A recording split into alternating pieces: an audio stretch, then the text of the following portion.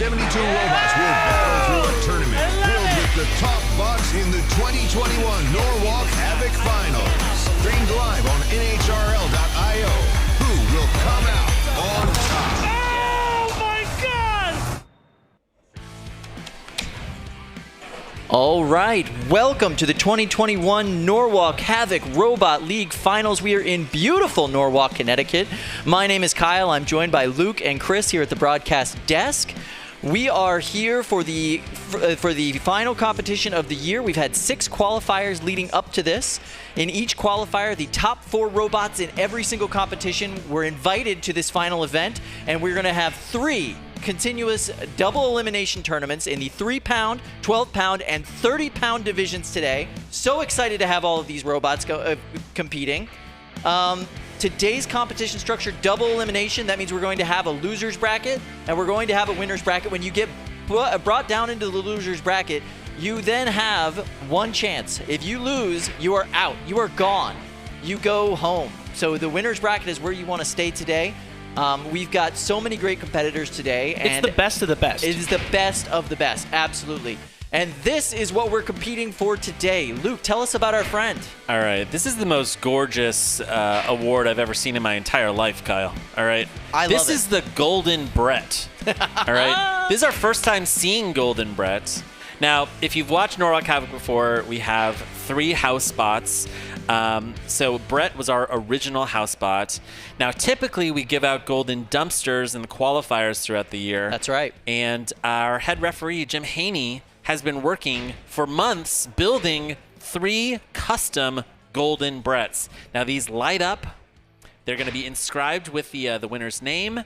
It is the ultimate prize in insect weight combat robotics today. And that's not all. Each competitor is going to be going home with a cash prize as well. In your normal competition, your competitors go home with a $1,000 cash prize for first place. Today, what are they getting, Chris? Depending on what weight class you're in, you're either leaving today with a prize of $10, $12, or $15,000. Additionally, there's another prize package for second place. 4,000, 4,000, and 5,000. Incredible. Wow. Yeah. Today we also have another addition to our team. We're going to have a pit reporter bringing stories to us throughout the day. So we're going to throw it over to Kate. Kate, welcome to the team. Thank you so much for being here at Norwalk Havoc with us. So glad to be here, and I think I'm surrounded by plenty of people who would like to take home that Golden Brett box home with them. I mean, the energy and the excitement here is felt. The people are excited about what they're bringing to the table today, and they know that the competitors are going to get heated up. Here's the thing. We have a 5th member of our team who's covering everything back at home from you guys in the community, and we can't wait to hear what you have to say all day long. Lindsay, what you've been hearing so far? A lot of very excited people. They have been in the lobby waiting virtually for hours. So they are here, they're ready, they're pumped up. So if you're not already in the YouTube live chat, come join us. There's a community waiting for you, and join the fun. But yeah, there's a lot of excitement and a lot of predictions about who's gonna win. So yeah, we'll see. But welcome, Kate. We're really excited to have you. All right. So today we're going to have, as we said, 3 separate tournaments. We're going to have the 3-pound, 12-pound, and 30-pound divisions. These are very stacked tournaments today. So, Chris, I'm going to throw it to you. What's a 3-pound competition or a 3-pound fight that you're looking forward to today? Wow. There's a few bots that I'm really looking forward to seeing. I think that Lynx is poised today to make its way through the bracket. We've really seen some explosive fights coming out of that bot this year. I think that's one to watch out for. Yeah. Of course, some of the silents are here in the house tonight. Silent Spring, Silent X, absolutely. The other one that I'm really excited about seeing is the born and bred Norwalk hero, Shreddit Bro. Yeah. That's going to be a fantastic run to see. They've worked so hard to get into this division, and I am very excited to see how well they do. Kyle, the Shreddit team has a heartbreaking corner of the bracket. All right. Yeah. Now, I'll kind of tee this up. All right. So Jackrabbit. Yep. Driven by Drew Davis, Pain Train team member Drew Davis, versus Blackbird, which is Anthony D'Ambrosio's robot. Right. And they're fighting one another right in the first round. Yeah. The winner of that has to go on to face Evan Arias and Shreddit Bro. Oh my goodness. I don't know if the gods who like kind of built the brackets here today like did this on purpose, but it is heartbreaking. The three of them are great friends, and Evan Arias may be eliminating two of his friends, kicking them down into the losers bracket basically immediately as soon as the day starts. That is very true. Now, I will say that Drew has Jack move also in the top of the bracket. They'll be facing Caldera at the beginning of the day. Ooh, and the winner of that match has to go on to face Silent Spring. Drew Davis has got a tough draw today. It doesn't matter where you look in the bracket today. Each quarter of the bracket looks like it's the finals in another qualifying event. Yeah. Let's take a look at the competition, some of the facts here today. If this is your first time watching Norwalk Havoc, welcome. Here's some tournament basics. We are going to be fighting in 3 weight classes today. Yep. The 3-pounders, those are beetle weights, and those are going to be fighting in our smaller cages. 12 pounds and 30 pounds are going to be fighting in the big box. Now, each one of these weight classes has its own brackets. It's a double elimination tournament for each one of these weight classes. You have to lose twice to be kicked out of the competition completely. Now, if you manage to survive in the losers bracket all the way through to the end of the night, you face the winner of the winners bracket for the Golden Brett. That's right. So it's basically last bot standing. Now, we've seen a lot of bots that go completely undefeated and they just go home with the golden dumpster, at these qualifiers. We've seen some Cinderella stories as well where somebody gets kicked down into the loser's bracket early, survives, fights, and then actually beats the winner of the winner's bracket twice. So some fight basics here. A win by a fight by knocking out an opponent or forcing them to tap out. Fights run for 3 minutes, until a knockout happens or a team taps out. What are some of the other rules that we're looking at here? If the match ends and both bots are still functioning, then it goes to a judge's decision. The judges then have to judge based on a category or 3 categories of aggression, control, and damage done to the other bots. And once they get through judging those 3 categories, they put in their judgment, and the winner of that judge's decision is the winner of the fight. There is no contesting it. It is what it is. There is also another very mysterious rule called the Brett rule, where if you happen, and this has happened once, to turn Brett or Bert or Fluffy off during your match, you not only win the match, you also win $1,000 for pulling off this really ridiculous feat. There is a giant switch on the back of each of those bots that if you are able to hit it, you win that match and you also win that $1,000 prize. Totally random and a fun little side project. Here we go. We've got Brett, we've got Fluffy, and we've got Bert. It's like the defensive line for a football team. Look at them. Absolutely. We've only seen Brett get turned off once. That is correct, yeah. It was bananas. And I hope and pray every single time that we go to one of these competitions that somebody turns him off again. Because it was amazing. Yeah, the people in the control booth did not know what to do. We really had to figure out what was the next step moving forward, just because we'd had so many competitions up to that point and it had never happened. Yeah. Where if it happens today in the finals, that is going to be bonkers. Yeah. Should we also talk about encores? Yeah. So if the audience calls for an encore, we can add 30 seconds to the match. Those are pretty rare. I feel like we haven't called more than 2 or 3 encores for the entire year. Yeah.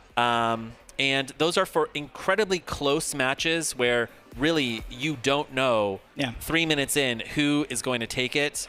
It looks like both of these robots are still fully functional. It's not for somebody who's been beating up their opponent for 3 minutes and we want to see it for another 30 seconds. Absolutely, yeah. It's those matches that are still going hard and going strong for the full 3 minutes, and you know you want to see more of that fight to hopefully have a definitive winner, or at least give the judges a little bit more data to base their decisions off of. Our judges will be joining us today via Zoom. So we'll be bringing them in to talk to them about their decisions when pertinent. Sometimes we're just going to get their decisions and move forward. And yeah, they're actually entering their full numbers into the bracket system today, which I'm excited about. There's our judges. Hello, guys. How are you? Oh, my goodness. Matt Spurk, I love the hat. That's awesome. So we've got Matt Spurk. All right. Can we hear Matt? Can we hear Peter and Jack? Yep. Oh my gosh, Matt. Matt, maybe you can introduce yourself. You're one of my favorite builders, like, of all time. Tell the audience who you are, where you're dialing in from today, where they've seen you before, etc. Tell us more about the hat. Yeah, so hi everyone. My name is Matt Spurk. I'm the team captain of Kraken BattleBot. And the hat is a Wally hat from one of the previous seasons that got knocked off. And I saw it sitting on the desk here. I thought it made a nice addition for today's championship matches. So Nice. I tossed it on top here. Matt Spurk, literal rocket engineer. Love it. Works at NASA. And you're going to be, I guess, hanging out with us for 12 hours. That's pretty great. That's pretty great. Yeah. I saw Peter. I saw Jack I'm looking Tweedy forward as to well. it. Super excited. Yeah. I'm really glad you're able to join us, especially for the finals. No pressure, Matt. No pressure. Yeah. Yeah, and then Peter? Can you hear us, Peter? Hey guys. Oh, Peter. Yeah, can you guys hear me? Yeah, Peter, absolutely. how do I pronounce your last name? Last name is Garnache. Garnache. Got it. Okay. Peter, you wrote like the book on beetle weights, right? Beetle weight design? Yeah, so when I was in college, I ran a combat robotics team at my school, and when I graduated, I was taking a lot of experience with me. So I decided to spend the summer writing down all of that experience. And so then I submitted it to Norwalk and was like, hey, I wrote this, throw it on your site. So if you're looking to build a beetle weight, go ahead and check out that guide. It has 30-something pages of information from my experience. Now, Peter, I stalked you on LinkedIn. It seems that you're an engineer at Hexbug. Is that right? Is that your current title? Yeah, All right. that is So current title, yep. here's my big question. When are we going to get a Kraken Hexbug? All right? Come on, Matt. We got to start lobbying, all right? It's a crusher. That's the my kids big question. The kids love it, okay? All right? I would love to see a crusher Hexbug. Yeah, me too. That would Yeah. be a lot of fun. That would Yeah. be a lot of fun. How about you, Jack Tweedy? Our Iron Man judge, you know? Yeah, Jack Tweedy joining us from across the pond. Jack Yeah. Tweedy, introduce yourself. Tell us who you are and where you're from. Yeah, I'm Jack Tweedy. You probably have seen me in the last 3 or 4 Norwalk streams looking mostly dead towards the end of it. I can't really compete with Matt or Peter in terms of qualification. I just make shiny things that don't work. Jack, we absolutely love your energy, because you probably went to bed at 5 a.m. in November, right? Yeah, it was about 5:30 a.m. Yeah, yeah. Oh, Jack is he is a trooper. yeah. Yeah, absolutely love Jack Tweedy. So yeah, those are our judges for today. We also have Andrew Rossell here in the building, and I think maybe Andrew might be swapping out with one of these judges later today. Yeah. Andrew is from Team Deep Six, and he flew out from California to come and judge in person today. Now, speaking of kind of long distances, we have builders from across North America who are going to be competing here today. Yep. We have lots of builders from California.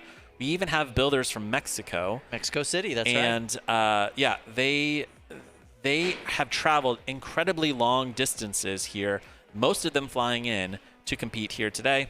And, for good reason. They want to take home the Golden Brett. And who doesn't?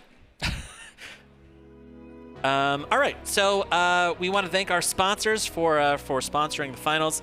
Let's kick it over to a commercial break.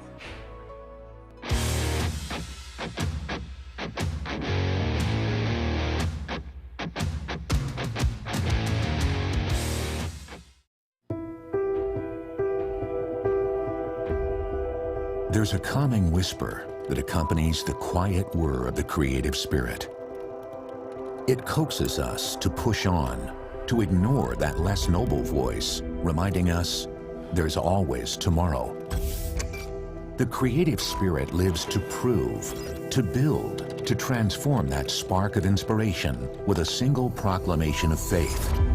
I know I can. We live in an age of innovation, driven by necessity and fueled by the persistent, who know that with just one more hour, another twist here, a piece of code there, things can be different.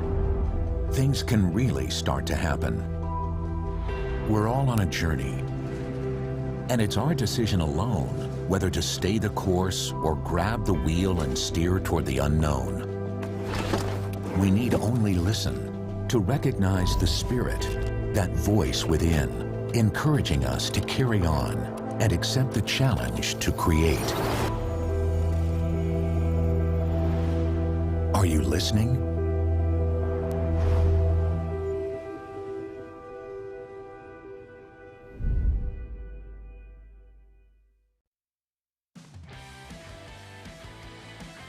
Special thanks to our sponsor, Mouser Electronics. Get all of your components fast from Mouser.com. Now, Mouser's one of our sponsors for the December finals. Thank you so much, Mouser. And we're going to be showing all of our other sponsors here shortly. They're also printed on the floors, so during every single match, you're going to be able to see who is supporting Norwalk this month around. Yeah, we might as well tell them about that now before the floors are completely destroyed by the end of the day. I was going to say, about an hour and a half in, that will be completely illegible, so that is what it is. Yeah. So other sponsors this month, Send Cut Send, Polaris, Argyle Materials, Mouser, which we just saw. So thank you very much, those four. All right, looks like we've got robots loading into the big box right now. Oh, yeah. Very excited about that. This is exciting. I see Matt Boris over there with Emulsifier. And Emulsifier is one of the scariest robots in the 30-pound field today. Very much so. While they're loading in, maybe we could talk a little bit about the 30-pound fields. One of the really interesting things about 30-pound robots is that the physics of a 30-pound robot scale up really well to a 250-pound robot. So if you're interested in building a heavyweight competing elsewhere on television, building a 30-pounder, bringing it here to Norwalk Havoc, and seeing if the design works is a really cost-effective way to get time on the sticks and to try out your geometry. So what we're seeing here is possibly previews of larger robots to come. So one of the cool things about tuning in today is you might be seeing some new meta designs being worked out in the 30-pound box. Some of the bots to watch in the 30-pound division today, we're going to see MegatRON from Jameson Go. It is an overhead saw attack bot, really well-driven, really cool machine. Emulsifier, who you said is loading into the box now, very powerful vertical spinner. We're also going to see Litterbox. Very excited about that. That's from the Yankaskis family. And Tryhard. Very similar design there. Very similar, yeah. Very similar. Also from the Yankaskis family. These are the bots to watch today. But we really do have top-notch competitors around this arena. I'm also really excited to see Dark Princess. That bot puts on a great show. It is a fire-breathing robot here at Norwalk Havoc. Fire is not only allowed and legal, it is encouraged as an active weapon, and it puts on some of the best fights. Kyle, let me queue up this next fight. Loading into the big box right now is Emulsifier versus Twister. Now this is winners bracket round 2. Twister got a bye in its first round because Charles Guan, and this robot is not Overhaul, is not here today. So Twister versus Emulsifier, I think it's going to be one of the most one-sided matches we're going to see today. Emulsifier is an absolute monster in the box. Yeah. This is a robot that's built by Bots FC, which builds Shatter on BattleBots. And it is that metal... Oh no, Twister is being loaded out of the box. Look at that pristine, beautiful floor. Kyle, what's going on with Twister? All right. Katie, I would love to get your thoughts, back there in the pits. Yeah, back here in the pits, Twister was telling me that they had something to prove here today. So this is obviously an interesting thing and a situation for them because last time they came around here, they had motor problems. Because of COVID, they couldn't get their accurate motor. And so this time around, they feel like they had all the materials. They're all the way out here from LA. And so right now, this is standoff, and this is definitely not how they were expecting this kick off. Yeah. Yeah, safeties are back in the bots now. They are heading out of the arena, so that fight is not going to happen at this moment. Yeah. I mean, looking at this matchup, though, Twister and Emulsifier, I don't know if I could choose a less opportune matchup if I was running a plastic robot. Yeah. Emulsifier. And I have run a plastic robot. Right, yeah. I mean, Emulsifier is absolutely punishing. That vertical disc is just a monster. It is a monster. It will cut through this box if we give it enough time. Oh, yeah. Yeah. And, we've got this great shot of the pits. We've got our Mexican team right there in the foreground. Hello. So, yeah, this is the start of the day. The pits are always very full at the start of the day. Yeah. People are getting their bots ready for their first fight of the day. And it is really all heads down. Yeah, the chaos at the beginning of the day of everybody trying to pass safety and operational inspections is over. Everybody is now desperately trying to get themselves together and get their configuration set up for their first matches. And the brackets have really been solidified now. We know who's here, who's not here, who's been eliminated already. So they know who they're facing next, and they're making the proper adjustments for those fights. Let's call out a couple builders that we can see. Here on the left side in the background, we see Evan Arias and Pain Train. He's wearing his complete Pain Train kit from BattleBots. And Evan is a homegrown, like, Norwalk Havoc stable. That's here. right. He's known for incredibly aggressive driving. His bot Shreddit Bro is a robot to be feared, absolutely in the Beetleweight class. And he's been grinding it out and practicing. He comes to basically every single competition. And that driving experience is really going to show in his performance today. There's probably a nearby sandwich named after him. I would not be surprised. The Evan Arias. One of the biggest struggles that Shreddit Bro really has is weapon reliability. One of the interesting things about Evan is he has no real change in strategy if that weapon goes down. He's still aggressive and still in your face no matter what. All right, we've got a shot here of the green room, and it looks like we're looking at CityBot. Wow. Katie, amazing. Yeah, no, CityBot here is amazing, and Alex, the builder behind this, is even more so.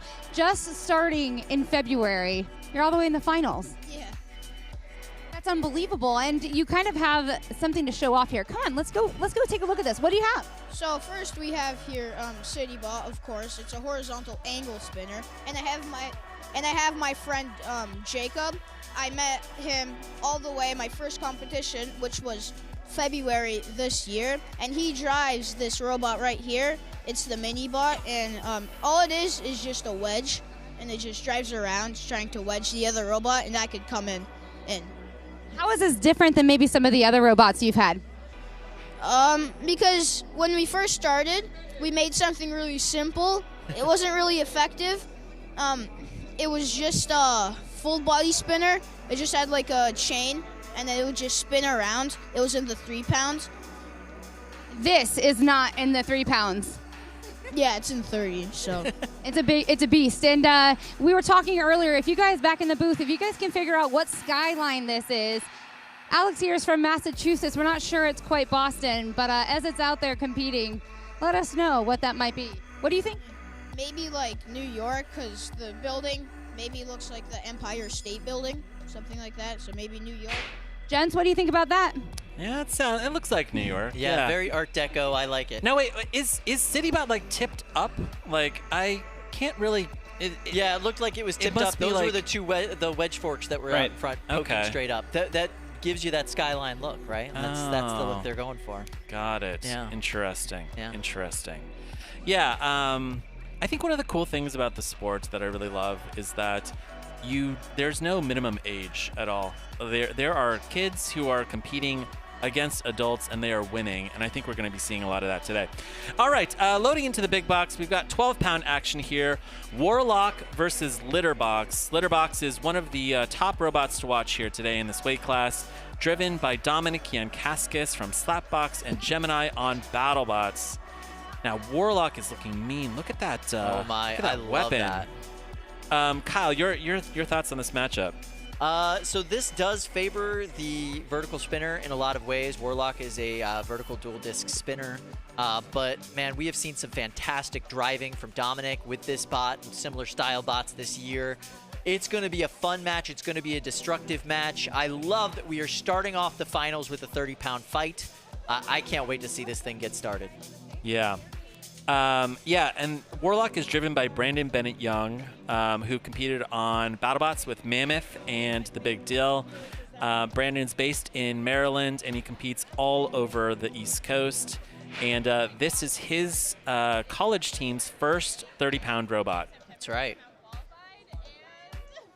We see Brandon at this competition every single time. He is here grinding it out and working hard and putting out really great content, really great robots. So I'm excited to see this fight. Two of the best builders here. There's no empty spaces in this bracket today. This is just all top-notch competitors. I cannot wait to see these guys get going.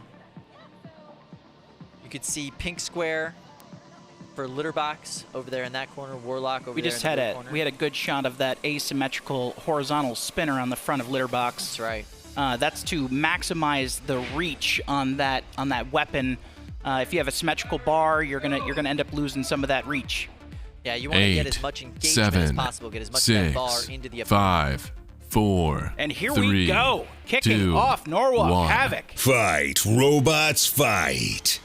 First match of the day. Dominic Yankaskis has crossed the box, taking it straight to Brandon, and there are wheels on the floor! Oh, that's not good. So that's obviously affecting the mobility of Warlock pretty significantly. Dominic has torn off the left wheel guards on Brandon's robot, Warlock, and he is coming in for the kill. It looks like the weapon on Warlock is dead. Yeah, it's got some mobility to it, but it is not working in any way at top capacity.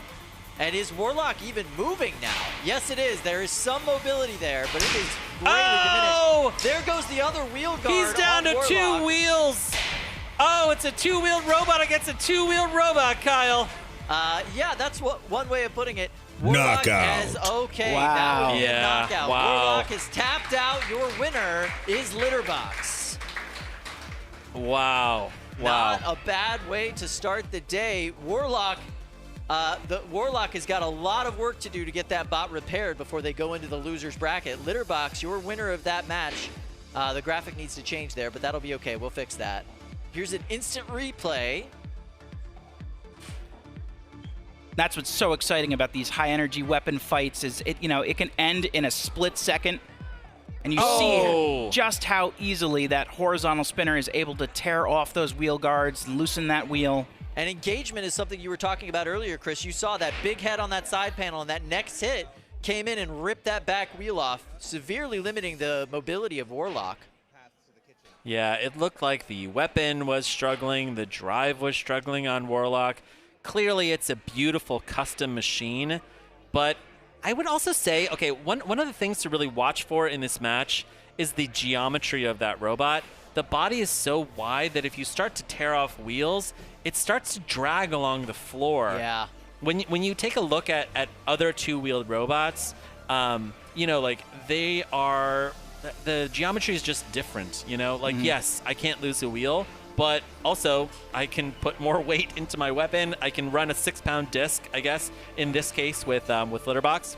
Also, a 2-wheel bot is able to kind of turn on a dime, while if you have a 4-wheel drive configuration like we just saw, like you actually need that wide wheelbase to help you turn if you have a 4-wheel drive. That's right, yeah. One of the advantages of a 4-wheel robot is you do have a little bit more control, you have a little bit more pushing power, which is especially important when you're trying to get that engagement with your weapon, just drive it as far into your opponent as humanly possible.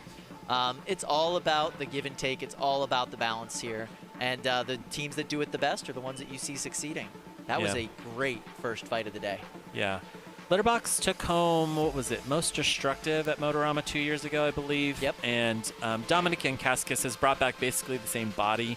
He did cut a new weapon disc this year because he was able to cut some weight out of the kind of the body of his robot. But this is a very basic design. It is very similar to Tombstone. It is a design that works. It is a design that just dumps a huge amount of kinetic energy into its opponent. and there's not a lot of finesse there. Like, it's going to smash you in the face, and it's going to survive. So, like, that's really kind of the key to success for Dominic and that robot. And it's the kind of design that demands you adapt to it. You know, if you go up against a bot with that much power and you don't have a front armor package that can handle those impacts, you're going to lose. You can design that in, you can work that into your design, but if you don't consider it, you are going to lose those fights. All right, let's kick it over to Katie, who is dialing in from the box. Yeah, where? Oh my gosh, it's MilkTank! MilkTank! They said MilkTank, MilkTank. I told you they liked you over there. That's right. Ashley just actually came running over here because these I'm hearing are glitter balloons, but what's the importance of them? Nothing other than glitter rules. Logically, right? All right, let's take it to the robot. It's called MilkTank. A lot of people talk about it because you guys bring a lot of energy and fun to the environment around here. How special is that? I think this is amazing. I can't believe how much we've learned because, again, we went into this knowing absolutely nothing. Nothing about, like, electricity, nothing about physics, nothing. I was talking to them. They were like, we got a general degree in, like, English. No, general studies. You know, but your journey starts back in March, really. Yeah, we showed up in March as just spectators, and we kind of like caught the bug, and we were like, oh, well, we can do this. Why not? So after March, we put our heads together, and we're like, let's go for it. And we competed in May, and we qualified in September, and here we are. It's incredibly special. Now, gentlemen, we were talking earlier about why this thing is called MilkTank. There's a Pokemon Go connection, but what is it? Yeah, so there's a cow Pokemon called MilkTank, and she absolutely loves cows. So when we decided to do this, she was like, can we make it a cow-themed robot? And I was like, absolutely! And we met playing Pokemon, so keeping the Pokemon theme was super fitting for what we're doing. Absolutely. So there you have it, guys. The rest of the story.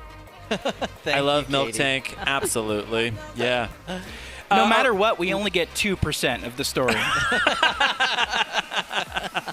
All right, loading into the big box today, we've got Twister and Emulsifier. Oh, great. And, yeah, so I guess Twister was able to figure out what was plaguing that robot earlier. And, I don't know. I think we're going to see a massacre here. I think you might be right. Yeah. You never know. We're going to see a murder. You never know. Yeah, you never know. Yeah, we have just so many people in the audience as well, and this is a fight to watch. Emulsifier. Look at this crowd, yeah. Emulsifier is absolutely one of the most devastating robots, and facing an undercutter. Look at that poor thing, Kyle. It almost looks like it has a face. It does, It yeah. does have and a the face face. looks a little bit scared. I might be reading into that, but it does look a little bit scared. Yeah. Now you can see these two mini bots that are going to be driving with Emulsifier. Those are driven by the other members of Team Bots FC. There you see them all together in their really awesome jerseys. Hey guys. There's Adam Wrigley, captain of Shatter. Wow. Love it. Love it. Royalty. Look at that Look at crowd. this audience. Oh my God, audience! Hey! If you happen to be in Norwalk, please come out and join us. We have a great time out here. We watch some great fights. We have some really great food trucks that come out for lunch. It's a really good time. Like it's one of the best times in Norwalk. You are going to be surprised at the number of decibels that Emulsifier puts out here. It is a very, very loud robot. And here we go. Let's hear some noise for 30-pound action. 1.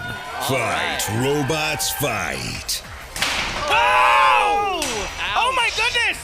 Oh, and Twister is already on its head. Emulsifier has pushed it up against the rails. Oh, that was graphic. And Twister is struggling to get traction inside of the box. Kyle, this is painful to watch. It is. It's good to see that Twister is no! All right, if you ever want to see the inside of a robot. Wow. Knockout. And that is a knockout. All Amazing. Right. Amazing. What you saw there was Twister, which is a bit of a garage build, up against Emulsifier, which is a just lean, mean no weight wasted fighting machine. It's a killer. It is a straight assassin. It is definitely one of the favorites to win in this competition. What was up with that jumping mini-bot, by the way? I mean, listen, Bots FC, they've brought remote-controlled robots from Target. Yeah. There must be some jumping RC car I love for it. sale That there. was a lot of fun. That was a lot of fun to watch. So yeah, Bots FC moves on in the winner's bracket. Kyle, it's heartbreaking. I can see At least the batteries are intact. Yeah. All right, Katie, what are your thoughts? What were my thoughts? That was like a bomb. That just exploded Emulsifier, as you guys said, lean, mean machine. And you did it. And you did it in a matter of seconds. Yeah, I mean, I really didn't want to go weapon on weapon at the end, but they didn't tap, so so we did. And it worked out for us. So. What's the game plan for today? Because we know that you guys really are bringing the equipment to want to win. Yeah, that's the game plan. Win, just go all out and do what we can and try to survive and get to the finish. There you go. Simple as that, guys. Get to the finish. Wow. Matt and team, killers. I love it. Yeah. Now, all right, do you think that Emulsifier is basically the bot to watch in the 30 pounds today? That is hard to say. Can he defeat the Yenkaskai? That's what I was saying. With bots like Tryhard, with MegatRON. MegatRON, yeah. I mean, it's stacked. Yeah. Today is stacked. It's not going to be easy for anyone. And it's not all about high kinetic energy weapons. You know, MegatRON takes on these very high-powered kinetic energy weapons all the time and wins. It's going to be a really interesting division in this 30 pounds. That's where you're going to see some of the biggest hits, some of the hardest hits. Not the fastest action, but definitely some of the hardest hits. All right, let's go over to our friend Lindsay, who's got something for us from the social media world. Hey, so that last match with Emulsifier completely lit up the chat, but I wanted to share some predictions that we have. Ooh. So this is from YouTube user Flipperbots Rule, and they say, which is a good name, and I agree. Sounds British. Sounds very British. I think Lynx for the Beetleweights, Disco for the Hobbyweights, and Yahoo for the Featherweights. Oh. Which is, I would say, maybe controversial. But then Christopher Cap says, for 30 pounds, I'm calling it right now, Emulsifier. And after that last match, I can see why. Yeah. Yeah, Chris, that's a pretty solid guess. Yeah. The thing that I really love about December, I'll tell you what. Like, Emulsifier showed up once, in an earlier qualifier, and it just ran through the entire field. Yahoo showed up in an earlier qualifier. They, kind of scored a controversial win over MegatRON. That's right. And went to the end. These robots, these huge kind of titans of this weight class, have not faced one another. No. Like, typically in the qualifiers, you see one or two just incredibly overpowered robots. You see a lot of matches like this one, Emulsifier versus Twister. And now we're going to see Emulsifier versus Yahoo, Emulsifier versus Disco. These are going to be huge, all-out slugfests. So, yeah. Some real dream matches that I think people have been looking forward to all year. I'm very excited about it. Yeah. Taking a look at their corner of the bracket, though, there is a very good chance that they face either Dragon Princess or RumHam. And Dragon Princess and RumHam are both really incredible robots. Dragon Princess has faced Emulsifier now several times. Yeah. And come out on top once, which is pretty great. We also have 2 super chats. Ooh, Lindsay, tell us about the super chats. All right, yeah. So the first super chat is from Jevin from World of Woodrow in the UK. He says, to all the builders, cast and crew, the very best of luck, and thank you for the shows we've had this year. Looking forward to the finals. And then we have a second super chat. This is from Jonathan Dixon, who says, this crowd better raise the roof when MilkTank racks up to the box, or there will be many sads. I don't think it is possible for this crowd not to cheer when MilkTank gets into the box. Everybody loves MilkTank. People love MilkTank. I've got the MilkTank sticker on my laptop. Nice. The sticker on the laptop is like this is prime real estate. Like you really have to you've got to earn it, you know? Yeah. I think after today I may add a Billy sticker. But I'm selective. I'm selective. Luke actually collects cash outside in front of Norwalk before the beginning of the event. That's exactly you want real right. estate on that laptop, you got to pay up. Yeah, MilkTank. I heard they're very wealthy. I heard 2/3 of the MilkTank robot build budget actually went into that sticker on your laptop. Right, yeah. I would say, this is a good time to talk about merch. So if you're in the audience here today, we have this brand new kind of merch store over there. We promised that we were going to eventually start selling merch online. I know how much you love the Billy stickers, the MilkTank stickers, the Brett stickers. We also have some really amazingly cool limited edition t-shirts as well.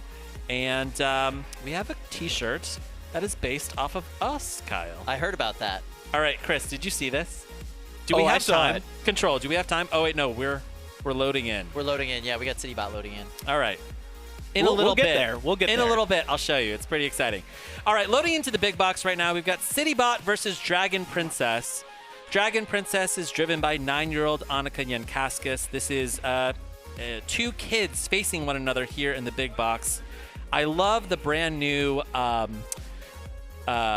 configuration on Dragon Princess. It's got this massive plow on the front, and we are about to see fire.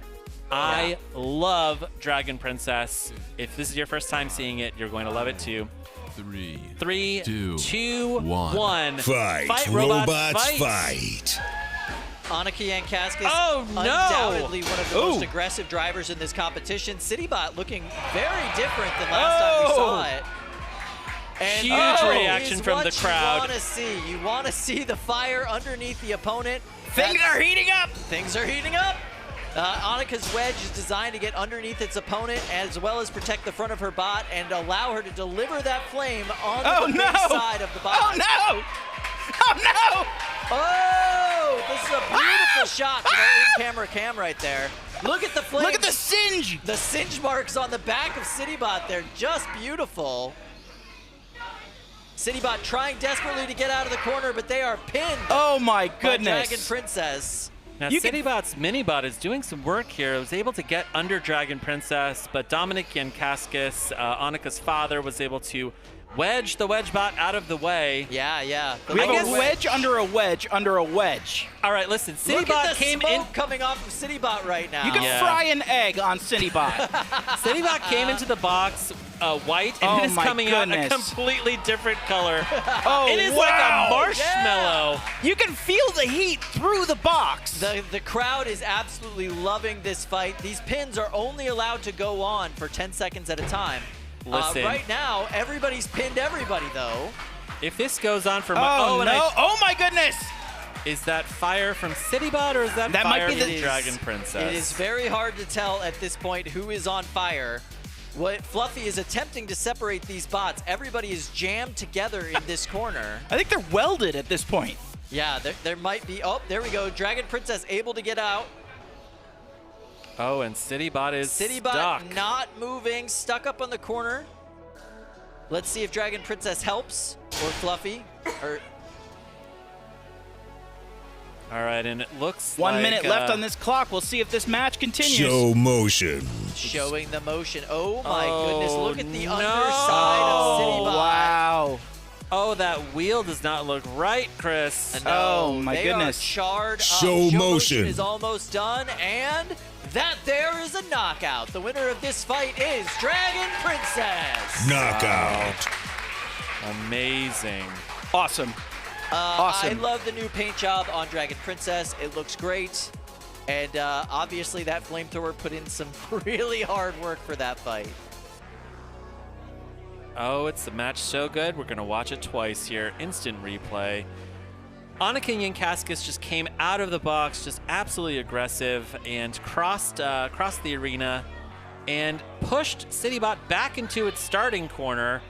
CityBot, like for CityBot, I mean, this match was very small. They lived inside of a probably 4x4 space here. and you can see this plastic body just being torched here like a marshmallow. And that's so interesting here at Norwalk. You know, with the weight classes that we have, people are always experimenting with new types of building materials. You see a lot of plastics, and so you know the efficacy of a flame weapon it just becomes so more prevalent here. And this is exactly what we want to see. Chris, I don't know if it is plastic. Now that I'm seeing that close shot, I wonder if it's like plywood. Just painted white? Is it wood? No. All right, this is a good question for Kate. Kate, can you find out if CityBot is made out of wood or plastic? Because it looks like it might be wood. Yeah. It looks like a IKEA cabinet, you guys. Is it just me? Like, come on. The whole thing is put together with just an Allen wrench. Wow. Right, just an Allen wrench. Yeah. Yeah. Wow. Just a devastating combo of that wedge that could lift a bot and then just dumps that heat into the core, mechanics of a bot. This is just insane. Here's the other thing I really like about CityBot. They have no bottom plate. None. So if you're able to get underneath it, like Dragon Princess, and you're able to torch it, like Dragon Princess, you can absolutely cook the inside of that robot. Okay. All right, Katie, I hear that you're here with Alex, the driver of CityBot. Here with Alex, the CityBot, and the big question is that made of wood? What material is that? It's PVC plastic. Oh. Okay, so what did you have to say to Dragon Princess? Because that was a pretty good battle there until she fired you. I would say we got toasted. Yeah. All right, so we got some early competitions firing going here. Thank you for your time. Let's go on down here this way. Come on, follow me. We got Dragon Princess down around the corner here. Annika, well done in that battle. For you, what was your strategy? Just to pin him and to flame him and just get him really pinned and then just flame him. And how well do you think you did at that? Very good. I'd say so. And the crowd was going wild that moment they saw that flame come out. How important is the flame to you in Dragon Princess? Very important. There you go. Simple as that, guys. The winner of this one. Oh, yeah. Annika Yankaskis, one of the best young drivers in this sport. We're going to see her also in the beetle weights today. Yeah. And, so she's driving 2 robots in 2 different weight classes. That family is a family to watch today. Annika Yankaskis is, part of a family that's running 7 robots that have qualified today. That is correct, Across all 3 weight classes. They are amazing. They're like the Partridge Family of mayhem, of robotic mayhem. Right. They arrive in a bus. Yeah, yeah. I'm sorry, Control, what was that? Oh, Lindsay. Okay, Lindsay. Let's go over to Lindsay. Hello, Lindsay. Hello, I've got another super chat. Good. All right.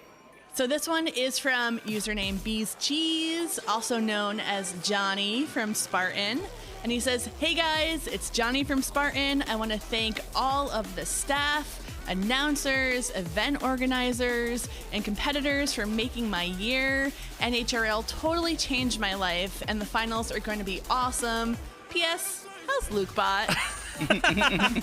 Johnny! Oh, thanks so much, man. I was just talking to Johnny on Discord like yesterday. Johnny is building me LukeBot t-shirts. So I'm going to be maybe getting that in February. It's very exciting. That's very exciting. So that means that there's a LukeBot t-shirt. Yeah. There's a Kyle t-shirt. True. Yeah. I guess I'm just yesterday's news. John Sliver. Now, all right, listen. The Kyle shirt it's also one of my shirts, okay? Like it is. I'm generating all the memes here. You really are, yeah. You really are. The most memeable. I don't even know why, because I'm a total dork. Like I don't do any of this for the memes, you know? But I don't know. It's something. All right. Oh my gosh, look, it's Plyohazard loading into the big box. That's right. Wow. They're going up against Polyester. Wow. Okay. Polyester of Team Ribot. Basically, it's a scaled-up version of some of their very successful beetle weight designs. And they work in tandem. Multibots work very, very well in this 30-pound division, I feel. Yeah. All right, okay. Plyohazard? That's not the Plyohazard that we saw earlier this year. And we knew that that would be the case. So Plyohazard was brought to the very first competition with 30-pound robots. He designed a bot out of plywood. This bot is obviously not made out of plywood. That is just a contact paper plywood coating on top of it. I don't know. It's a melty brain. It looks like a red oak with some shellac. 8. This is a melty brain 6. for Plyohazard. 5. 4. In fact, it looks 3, kind of like 2. 1. Fight, robots, fight. The first time we're going to see a melty brain spin up here at Norwalk. Look at that thing. A melty brain is a robot that the bot itself is the weapon. It spins, and by adjusting the torque on its drive system, it's able to kind of control its direction. The hits that a melty brain can put out are devastating because you have the full weight and power of the robot's drive system behind those hits. Basically, think about boxing when you do a full torque swing with your hips into the punches. That is what it is when you get hit by a melty brain spinner. Right now, though, it's stuck in a corner. Oh! Now, with Plyohazard stuck up against the rail, it is the geometry of this bot that is killing it. Whoa! Polyester capitalizing on the downtime from Plyohazard to work on its mini bot. Yeah. There's no rules that say that you can't pick on the mini bot while they're riding the larger bot. Good coordination here between the two robots. It really is. Polyester, and that is it. They have knocked it up against the wall. There is no Is it unsticks. stuck, Kyle? It looks stuck. And you only get one unstick from the house bots here. In this case, it's Fluffy. So Fluffy is not allowed to come help Plyohazard at this point. Polyester now taking a victory lap here. And Will it looks David like Jin they try and might kill be. the mini Yeah, bot? going after that mini bot. And it's now up to this mini bot to... Come on, no. David. Oh, the mini bot is stuck under the rail. Show motion. The big bot is up against, it's high-centered itself on the rail. This match is over. And this is not Project LiftOff squared. Show motion. It looks like it, Kyle. Just in case anybody's confused at home. That is a knockout. Wow. Amazing. Now, I want to talk a little bit about Polyester. Yeah. Now, Polyester is run by Team Ribot. Yep. These are a college team, you know. They are running multiple robots that they've qualified here today. These students all study engineering at WPI. Yep. And WPI fields incredible combat robots. And Polyester is a scaled-up version of their most successful Beetleweight designs. So Poly is a scaled-up version of David Jin's Polywog, and Esther is a scaled-up version of Silk.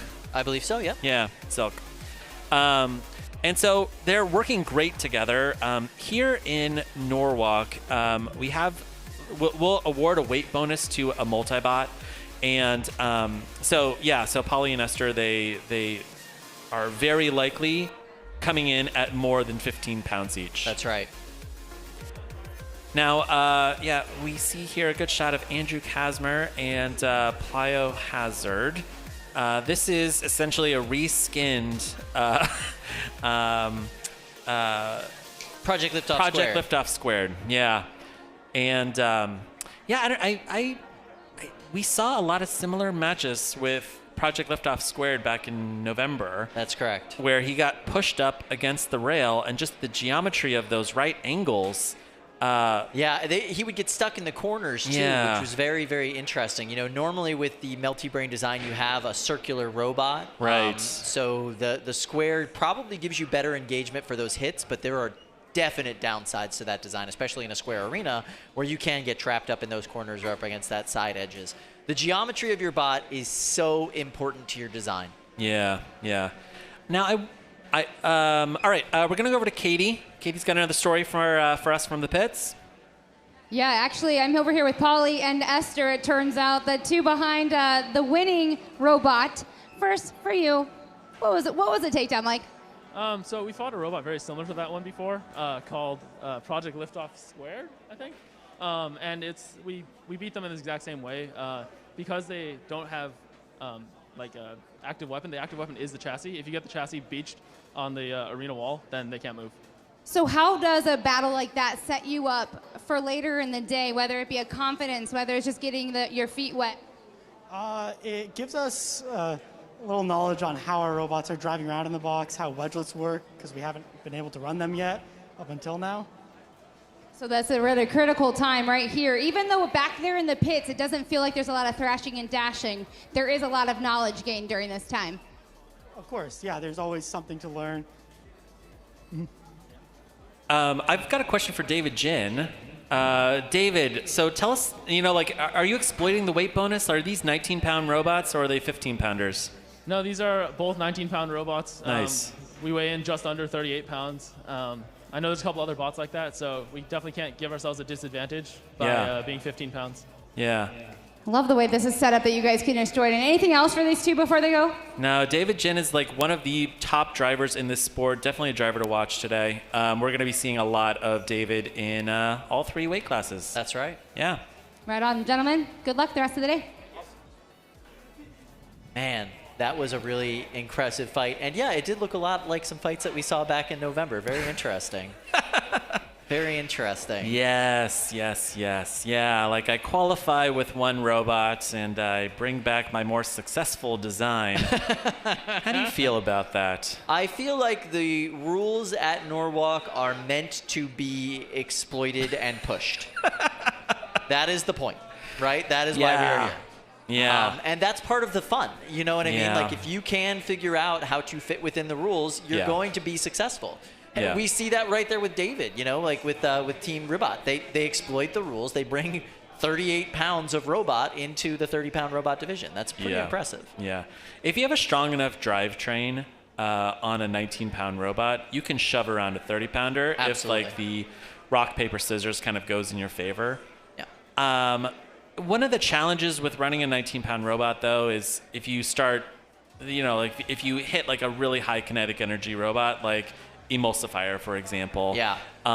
Getting hit by Emulsifier, you're gonna go rocketing into the arena walls. I think with Plyohazard, it was a little bit easier. All you got to really do is just stop that motion, push it into the corner that you really want to get it up against, and high center it in this case. Something that I think we're going to see from that team throughout the day today, though, is the coordinated efforts. That was some great tag team driving. Yeah. They really did a great job, both engaging with Plyohazard without damaging each other. That is the hardest thing to do when you're running a multi-bot, is not, subject your teammate to friendly fire. So that was really impressive from them. I think they're going to go far today. I'm really excited to see how they do. I'm kind of hoping we get a Hot Leaf Juice versus Polyester match at some point. That would be a lot of fun. All right, loading into the big box right now, I see Knockout versus Yahoo. Now, Knockout, fun fact, they are the only robot here today in the finals that is unranked. That's right. Knockout showed up here earlier in the year, and just by the luck of the bracket, was able to advance to the finals without fighting a single fight. Knockout is this red egg beater that we see here. This black drum spinner here is Yahoo. Now, Yahoo is a team that flew in today from Colorado, and Yahoo took home first place for their qualifying event. This is an absolutely destructive, punishing drum spinner against, essentially, an unproven robot in Knockout. Yeah. I don't know what to expect here because I've never seen Knockout fight before. No. Not here at Norwalk Havoc. Yahoo, by the way, looking fantastic. I mean, check out those wedges on the back. It's definitely got 2 ways to attack you and come at you. I love the design. It's looking great. Yeah, I have no idea what to think about Knockout. All right, we're going to go over to Lindsay in the YouTube live chat. Lindsay, what's going on? Yes, we have a question here from user Lord Garrick, and I believe that this stemmed from the Dragon Princess fight because they ask, is there a double layer of Lexan on this arena box? Yes, there is, Lord Garrick. Yes. The boxes come fully equipped with double layer of Lexan. They also have a negative pressure air control system inside of there, so any of the noxious fumes or flames that do come up in the box go away almost immediately. We also have a negative pressure system in the building itself, so we're actually moving air through here relatively quickly.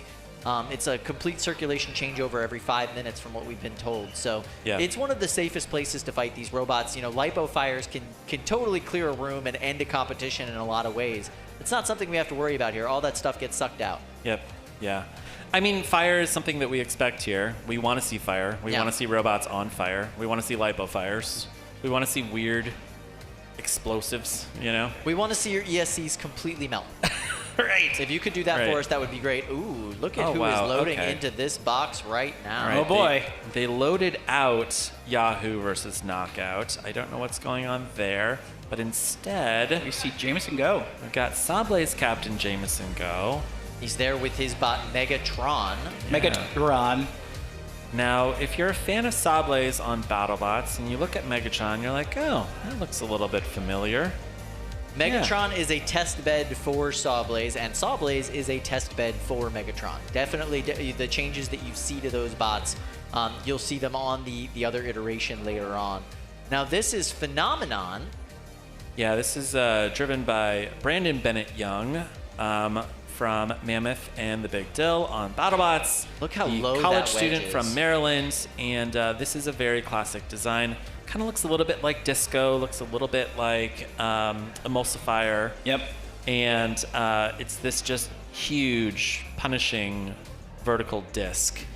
It is a simple design. It is a proven design. It's one of the most destructive designs that you can build in the 30-pound weight class because the geometry of this makes it pretty difficult. Now, if I was going to guess, I would say Jameson Go is probably going to try and use his long forks to try and get under Phenomenon. If you can tip Phenomenon back onto its back, he has a really, really good chance at winning. And you can see that wedge on Phenomenon designed to feed opponents up into that vertical disc while it's spinning at very, very high speeds. It's going to be a fun match. I do think that when it comes to the ground clearance game, those forks on MegatRON are going to give them a bit of an advantage, but we're going to have to see as this gets started. It's really going to come down to how closely you can shave those forks along the floor. Yeah. And if there's any gap between Phenomenon and the floor. 7. All right, we're going to kick this off. All right, big fight. Let's hear some noise. 3, 2, 1.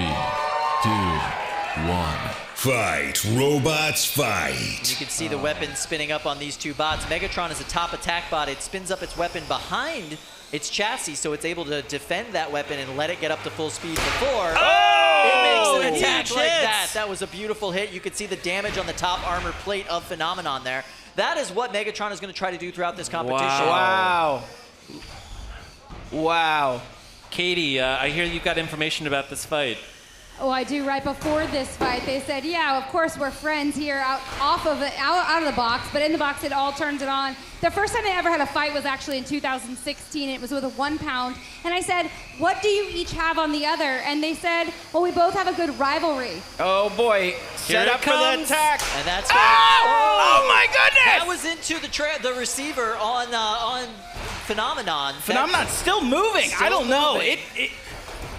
Look at that gouge. That was very impressive. The weapon on Phenomenon is dead. Oh my goodness. Yeah, not surprised, not surprised. At this point, you got to wonder if they would even want to tap out. This. Oh, I see some smoke. That is smoke coming out of Phenomenon. You just can't put enough top armor onto your bot to defend it from this attack from MegatRON. Look at that. Tap out. And there it is. There's Incredible. the tap out. Oh, man. Get a blanket on that thing. Wow. Oh, and that is a full-on lipo fire. Oh, let's get the camera back on that. Yeah, let's go live to the big box. That is a full-on lipo fire. Yeah, please. Oh, my goodness. Here we go. Oh, no.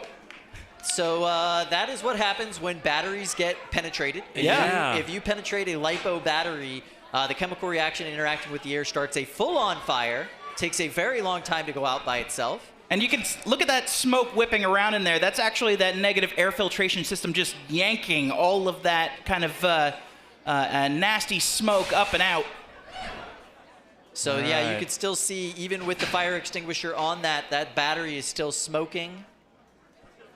You'll see they have a few tricks to get bots like this safely out of the arena. Sometimes they go into a a steel trash can with sand in them, and then it's safely carried outside through the pits. Yep.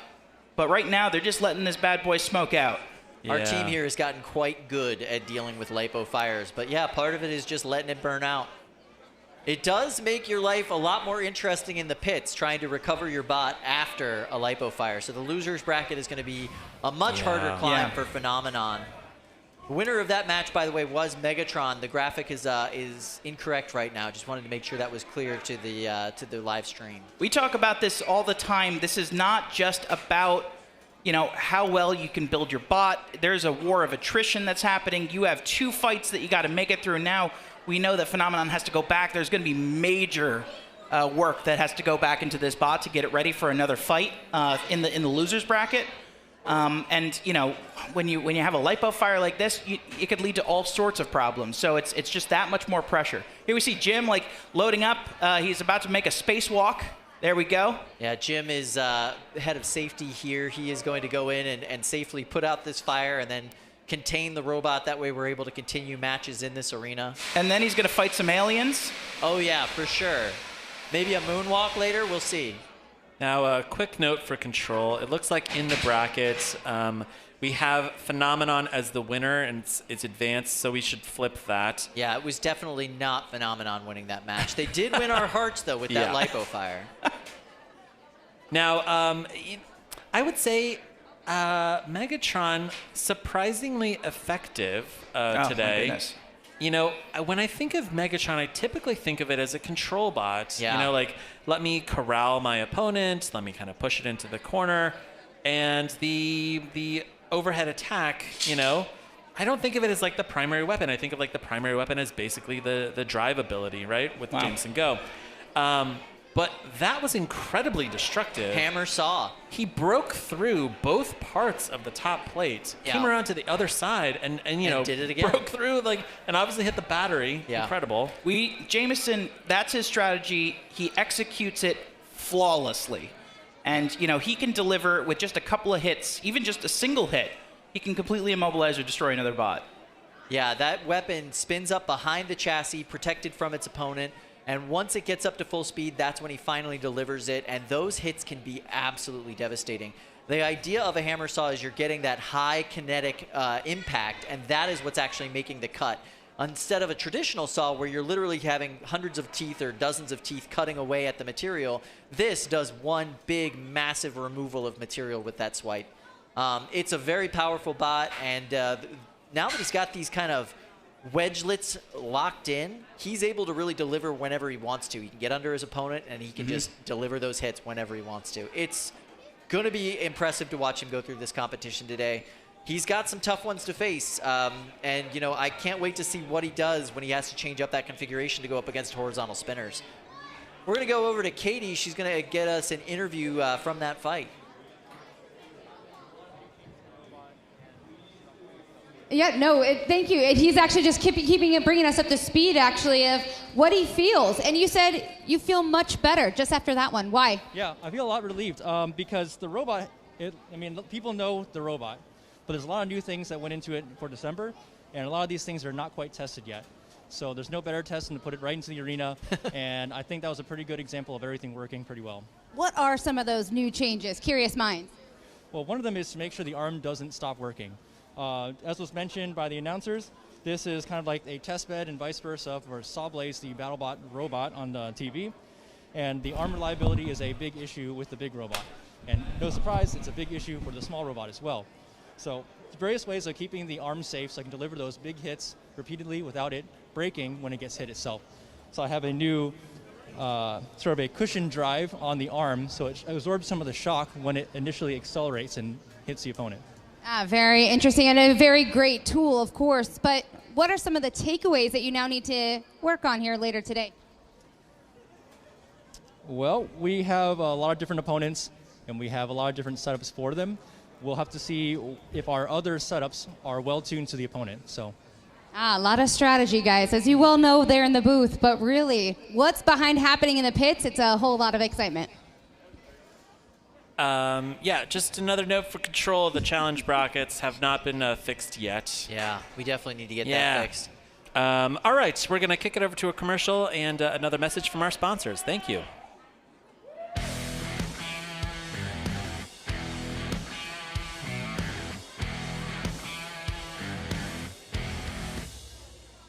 Polaris started when two brothers solved an old problem in a new way. Today, we're still a family of innovators.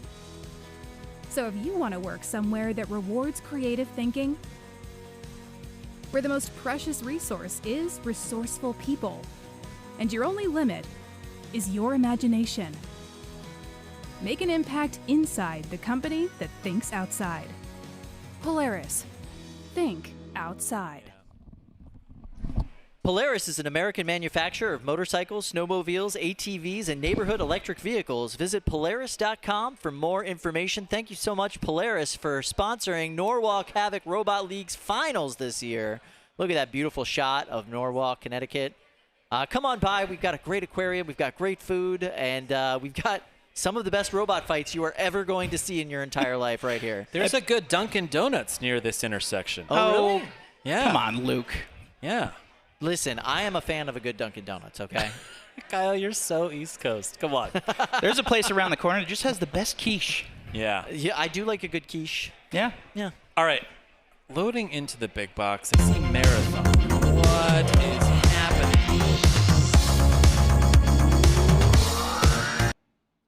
Marathon's going to be facing up against Stop Hitting Yourself. Oh. Oh, now Stop Hitting Yourself is one of my top robots to watch. It's there in the pink square. 7, We're getting right into it. 5 seconds. Let's do this. Built by 4, Dominic 3, Ginkaskis. 2, 1. Fight, robots, fight. Ooh. Wow. All right. So there is just something intoxicating about a spinner just firing up. Oh, that was that nasty. noise. It cuts right through you. A little bit of friendly fire from Stop Hitting Yourself. The Living horizontal right up to went and hit that vertical. Wow, listen to that Oh! drone on Marathon. Oh, no! And there goes one of the wheels on Stop You need Hitting those! Yourself. Marathon just working its way through these 18-pound robots. Stop Hitting Yourself's vertical is now on its head and being shoved around the box by Marathon. Oh, wow. Full on tap out. Marathon's weapon just devastating in that match. The crowd is going wild. Those hits were so impressive. That was some big damage that we saw to Stop Hitting Yourself. Never mind the friendly fire that they had early on in that match. Marathon, that weapon is something to watch in this competition. That was impressive. We're 20 feet away, and you feel that thing spin up through my feet in the floor, and we're standing on concrete. The entire building was vibrating from that thing's weapon. That was really impressive. I'm so excited to see how Marathon does. That's not a bot that I was looking for in this competition, but that was quite a showing. Yeah. I'm really interested in getting a close look at the wheels on Marathon. It looks like there's some kind of teeth or something that maybe provides them a little bit more traction on the plywood floors that we have here at Norwalk. Yeah, that was quite a lot of grip that they had. You saw that engagement was really impressive. Engagement is what we're talking about when bots are able to just drive that weapon into the opponent. You know, if you just hit your opponent and bounce off, you're really giving up a lot of kinetic energy. What you want to be able to do is take that weapon and just drive it into your opponent and keep going forward with it, which keeps that momentum in your direction. It's like in baseball, they tell you swing through the ball. In boxing, they tell you follow Swing through with through the the punch. punch. Exactly. It's the same here in robot combat. You know, you want to deliver the hit, and then you want to follow through with the hit. And that all comes down to your wheels and the traction that you're getting with your wheels, but it also comes down to the weapon geometry. You want to make sure that you have enough space between where your weapon hits that they're able to get into your bot before they make those big hits. That weapon on Marathon was just impressive. I mean, that was a fast match, but I can't wait to see what they're able to do throughout the day today. 30-pound action today has been fun. Oh, I love kicking this off with 30 pounds. It's just explosive and fun. All right, so that means that Marathon is going to go on to the next bracket. They're going to be facing the winner of Yahoo versus Knockout. Also looking forward to that fight. 30-pound bracket is shaping up. One of the fights that's going to be coming up in round 3, we're going to see MegatRON versus Tryhard. That's going to be a big test of Jamison Go's horizontal spinner configuration. You have to reconfigure the defensive package of your robot when you're facing horizontal spinners because they're able to deliver such massive hits. So MegatRON has a full front plow that it's able to put on when it's facing horizontals, and that really gives them the protection that they need to be able to deliver that saw, that hammer saw, on top of the opponent. Kyle, I just heard a wild stat from Stats. This was Marathon's first ever win at Norwalk Havoc. Oh my goodness. Yeah. Yeah. Again, stop hitting yourself. We said this at the beginning. The 30-pound division is so weird. You started early. You could really get in without winning or anything. All right, we're going to go over to 3-pound action here in Cage 1. Red Hawk versus Eruption, winner's bracket round 1. Our first beetleweight fight of the day. Red Hawk is this horizontal spinner in the blue corner, and Eruption is a absolutely punishing vertical disc spinner here in the pink corner. 4, 3. All right, let's hear some noise for kicking off the 3 pounds. Robots fight. 2 heavy hitters. Already, let's put some decoration on that floor. Oh! Ouch. Oh my Big goodness! Hit on Red Hawk, and Eruption is there pursuing. Yeah. Oh. That hit from Eruption wrecked the weapon on Red Hawk. You could see something dislodged. Red Hawk decided to go down to the loser's bracket rather than continue this fight. Probably a smart move. Red Hawk, well known for making their way through the loser's bracket and doing very, very well. So strategically speaking, not a bad choice for them. That was a great fight for Eruption. Eruption driven by Brian Voxel from Worcester, Massachusetts, Team WPI. And Eruption, one of the most effective robots here today. It looks like Eruption was able to clip one of the belts off of Red Hawk. That's right. And he got to claim that as a prize. Yeah, that is a fun little fact about robot combat. If you take something off of your opponent, very often they will give it to you as a trophy and a prize for winning that match. Just a good show of sportsmanship, and also just a fun little tradition.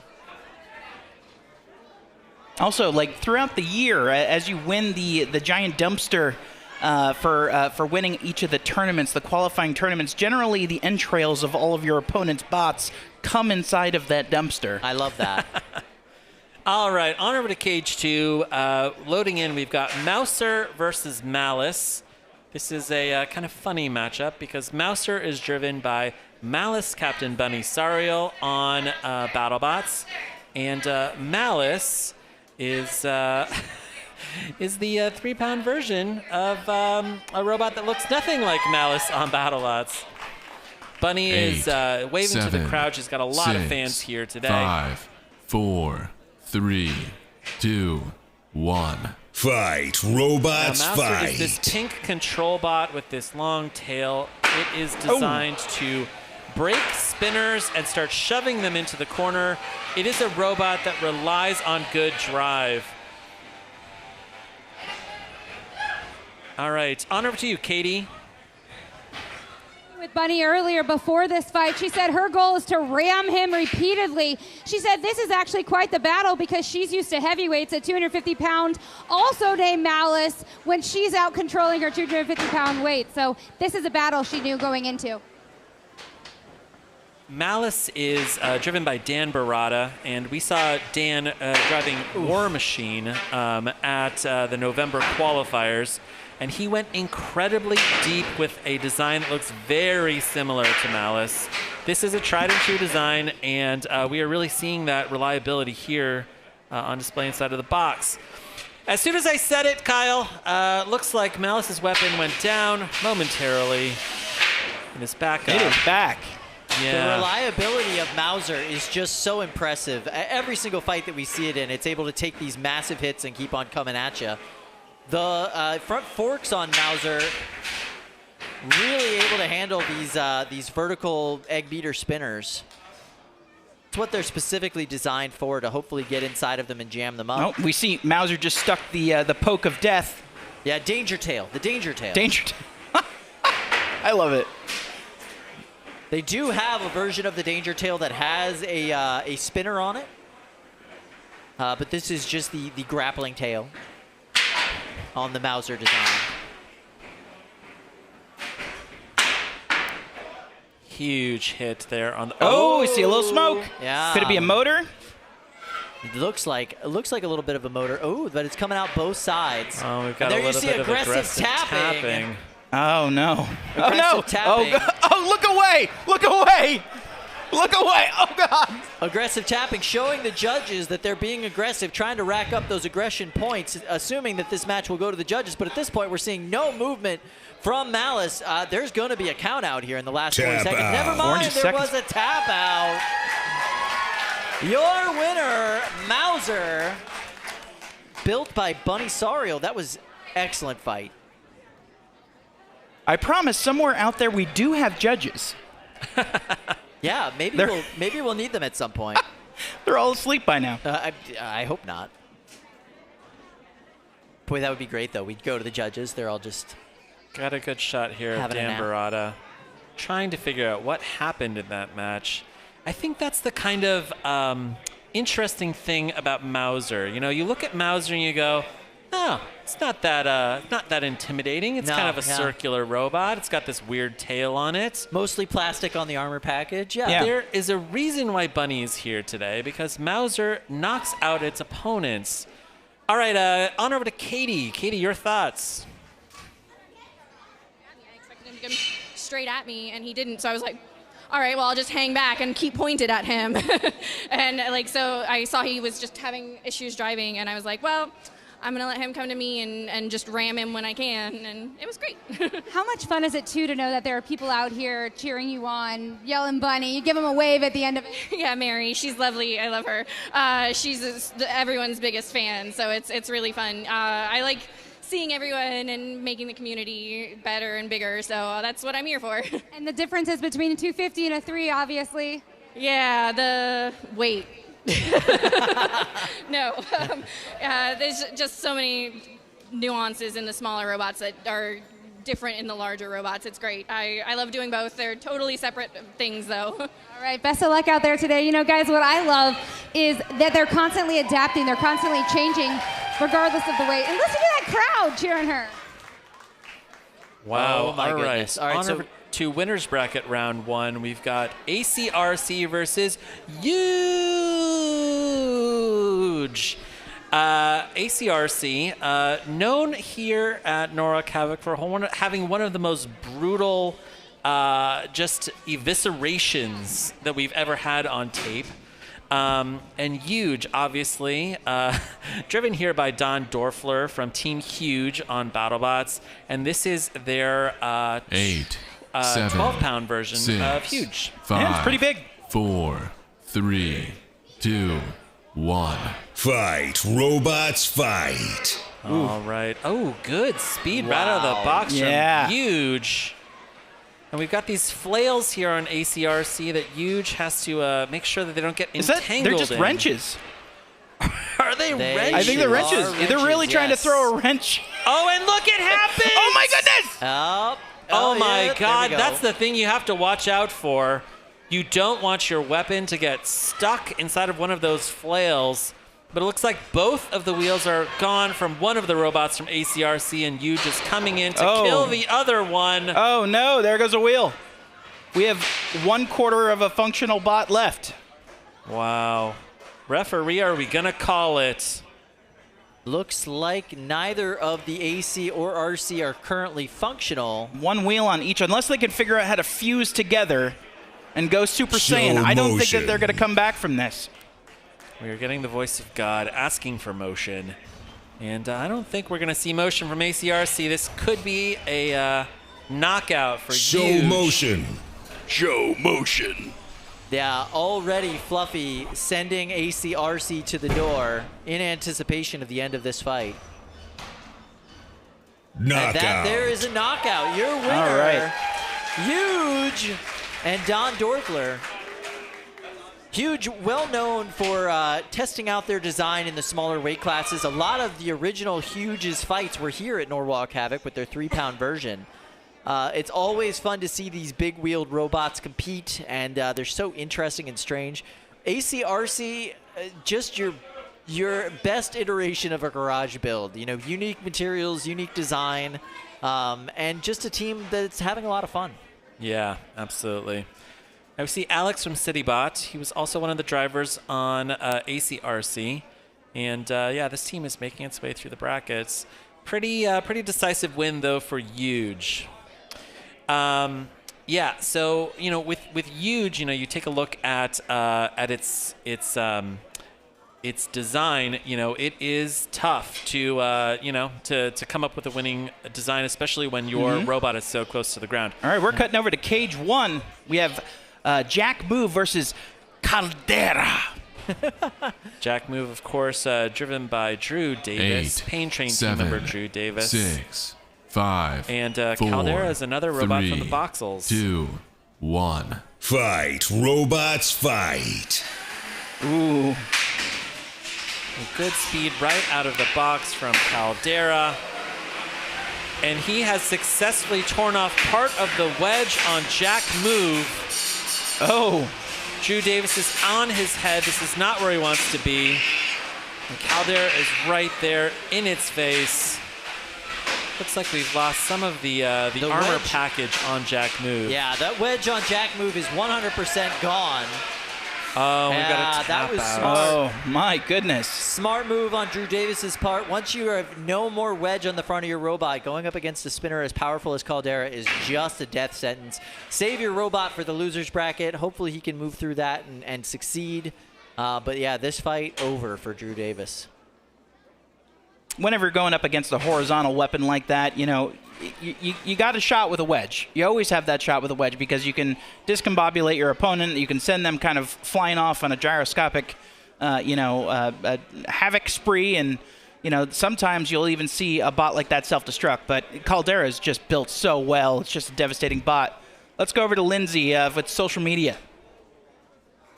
All right, we have 2 super chats. The first is from BattleBots and Combat Robotics superfan Mary Catherine Carr, who is in the audience with us here today.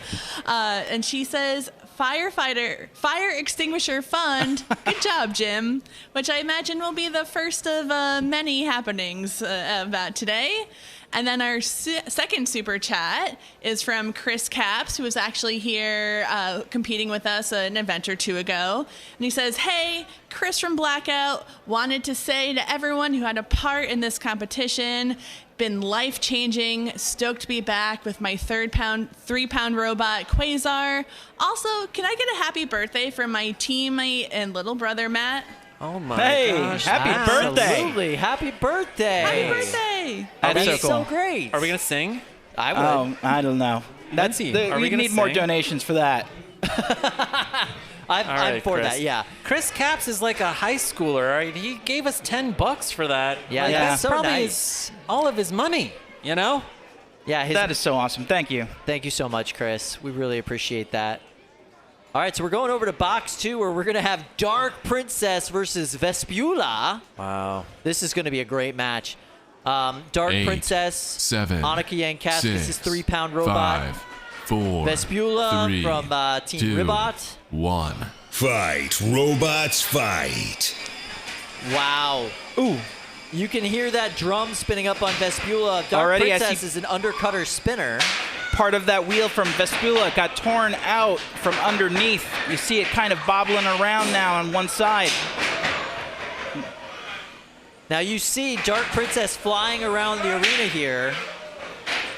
That is something that's pretty typical with this design. You'll see they're bouncing all over the place, but the reliability of this build will really show through. They're going to be able to bounce all around this box and come out and deliver even more hits.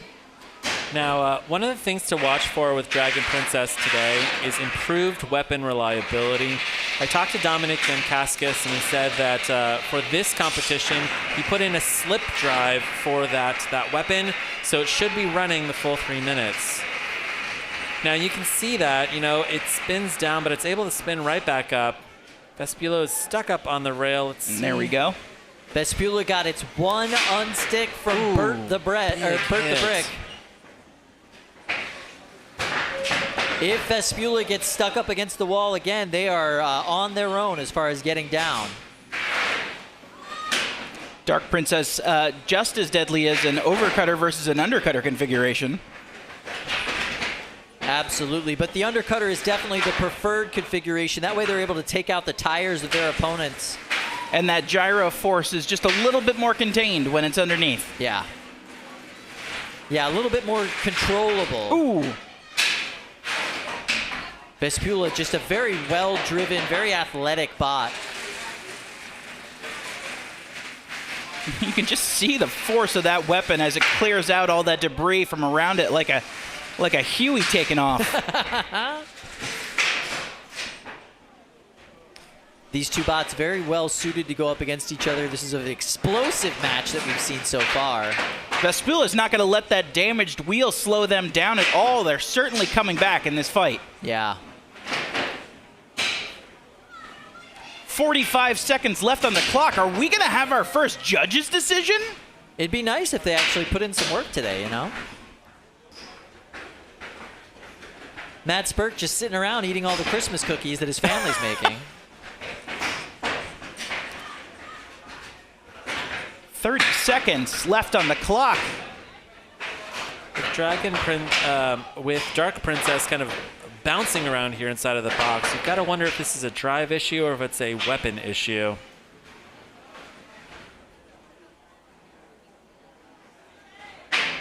Oh 10 seconds left on the clock.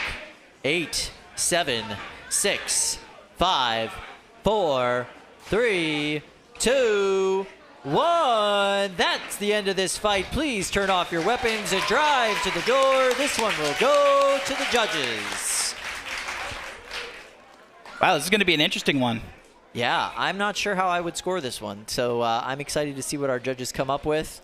We've got a new format for judging here today. So if you've watched previous Norwalk Havoc qualifiers, new today, the judges are going to be inputting their scores, and we're going to display all of the scores at the same time. That's right. So we will see a winner here shortly, and then we will deliberate. Hey, judge friends. We have judging across 3 criteria: damage, aggression, and control. The scores are starting to come in. Oh my gosh, it's split here. Aggression, okay. It looks like... Wow. Looks like Vespula may have taken it. All right. Wow. Yep. Unanimous. Unanimous judges' decision for Vespula. I would love to go to Matt Spurk. Matt, you know, it's your first time judging here at Norwalk Havoc. Your thoughts on that fight? Yeah, that was a fantastic fight. I thought early on, I thought Dark Princess had it. They were able to get Vespula up on the wall, and they were stuck there for a little bit. Really seemed the more aggressive of the two robots. But as the fight kind of went on, I really got to see Vespula kind of get back into that match, really showed aggression, really great control towards the second half. And at the very end of the match, it looked like Dark Princess's weapon was down. I couldn't tell. So that's why I gave them the edge in this match. Just the second half, they really came back hard, really fought for it. But great match to both competitors. It was fantastic to watch. Awesome. Annika Yankaskis from Dark Princess, one of our most aggressive drivers in this sport, being kicked down early into the loser's bracket, where she's going to have to survive and fight her way out to reach the finals. Not impossible to do. One of the best drivers here today in the field for the Beetleweights. All right, we're going to kick it over to the commercials. Thank you very much, sponsors. Good.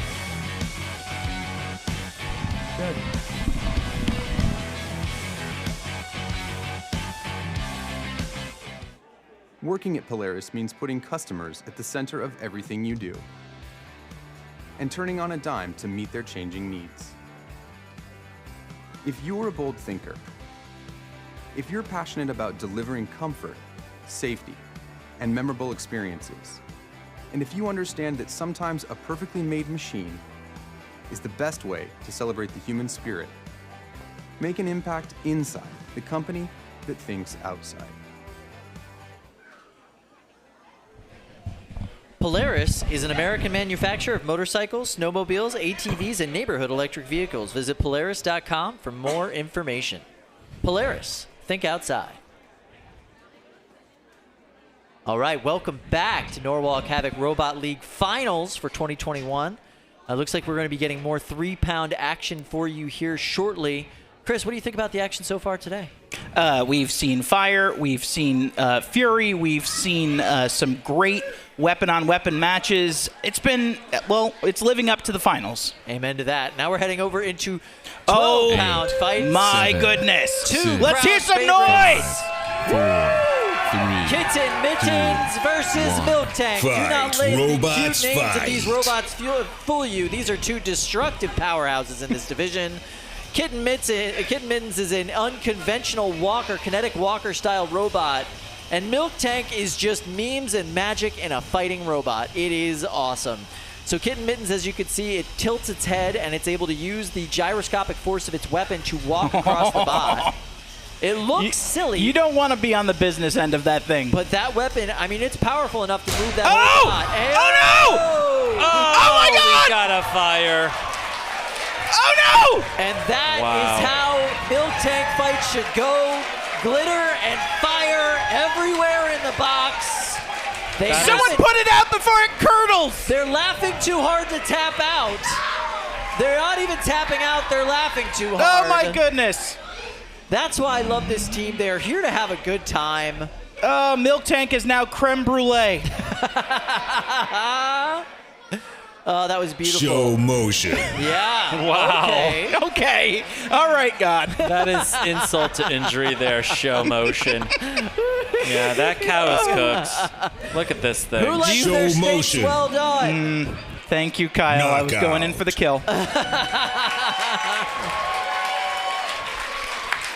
Round of applause. that Yes, was for great. MilkTank. One of the most beloved robots here today in the fields. Let's watch this instant replay. Now, one of the big things to watch for with Kitten Mittens is this incredibly heavy disc on this walker. I really love how menacing it looks as it's kind of very slowly coming across the box. And it's like serpentine the way that it will approach you. So it's hard to plan for like where that hit's going to come in. Yeah. Copperhead team member Luke Quintal builds Kitten Mittens, and he's had success with gyro walkers both at this weight class and at the Beatles. And you can see why. I mean, one hit KO. This is really the kind of energy that he's delivering here today. And oh my gosh, I love super slow motion. Oh, it's the best. Good mobility though today from MilkTank. I mean, like, look at this. A little bit of weapon-on-weapon action. We see those now, a close-up of those. Of those deadly udders that are jam-packed with sparkles and glitter. There goes the second glitter, and then that led to the fire. Wow. And I am looking right now at the team behind MilkTank. They are so overjoyed to be watching their bot get destroyed right now. Both of them are laughing a shot of them? hysterically. Wow. Love it. Just love it. Just love it. They're here to have a good time, and I got to tell you, it's a magic that they're in the finals to begin with, and I'm just so happy to have them here. Let's go over to Kate and see if we can get. The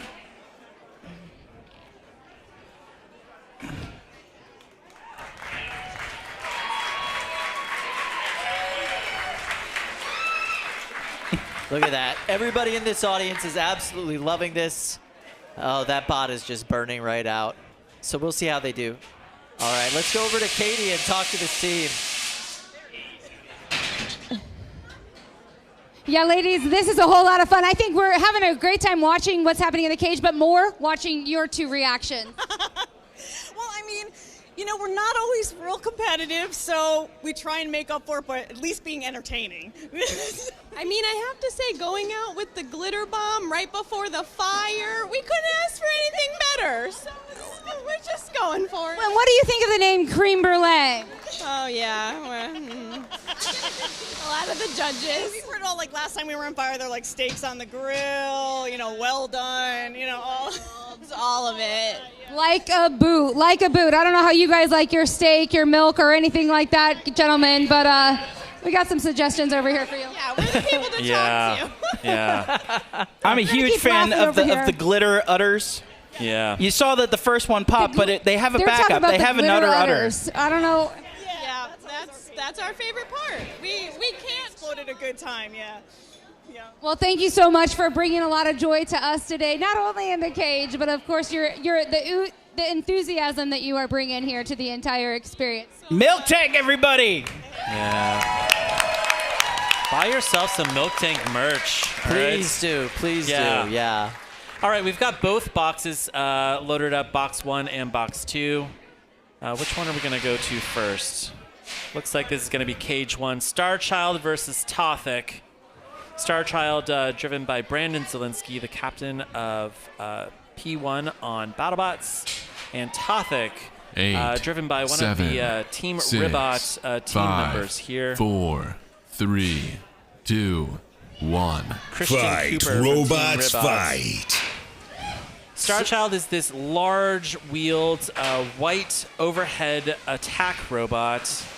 Incredibly popular because... Wow. Wow. So that's the interesting thing about the weapon blade on Starchild. It is so thin. It's actually built for 1-pound robot action. It actually cuts into the material on a lot of these larger bots and just sticks. All right, we're going to pause this match so we can go in there and separate these two robots. Tothik needs a toothpick. Yeah, so Tothik is also an overhead attack bot. It's a more traditional Saw-style robot. It's designed to use those long forks to get under its opponent, pin them against the wall, and come down with that saw. That is not the case with Starchild. They're not there to pin you. They are going to take their shots where they can, and obviously you can see that weapon does devastating damage, but unfortunately also gets a little sticky. One of the big improvements that we've seen on Starchild are these metal cleats. Yeah, so smart. These cleats are, it's fixing one of the big problems that we see with a big wheeled plastic robot, in that there isn't a lot of room on the wheel for traction. Now, we've seen people try to put bicycle tire, basically on these wheels, but these cleats are really, really very effective. All right, we've got cage side Katie. Let us know what you're seeing over there. Yeah, as you can see, right, if we kind of get inside this cage here, you can see that there's quite a lot of torque, a lot of bend, Can you bring us up to speed with what's actually happening? So I have essentially an ant weight spinning weapon on an arm, and so I can kind of cheat and whip into people really, really fast. And I can also hit the top of robots, which they're not usually armored against. So I get stuck in carbon fiber, and he has a carbon fiber top. So unfortunate. I was going to say it's unfortunate for sure. And is there any kind of repercussions to you for that? No, not now. So hopefully I don't get banned. That's on him. All right. One of the interesting things about the unstick rules here at Norwalk Havoc is if your bot gets damaged during the unstick, that's on you. That is not on the removal stream here. All right, we're going to restart this match here. No matter what condition your bot is in after they unstick you. And we are back. And you can see the weapons on both of these bots getting up to speed now. Tothik attempting to get some control over Starchild by going to the side of those wheels and pushing them around. Although we are not seeing that weapon spin.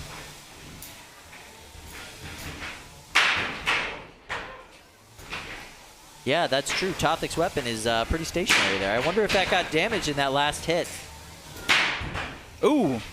Such an interesting pan design in the front there. It's at the end of long forks, so it's a little bit of the best of both worlds. Yeah, like a keep away stick. You really can keep your opponent at arm's length while you come down with that weapon on them.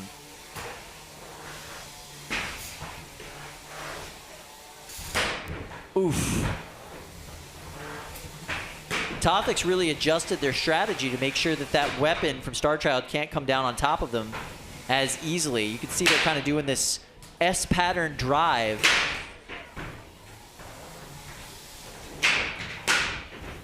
So they hit the wheels before they get into the center between the wheels. It's really effective. It's very, even with a little bit of the extra studs that are on those wheels, it's really hard to turn such a large wheel bot like that and track a small zippy little bot like you see from Tothik.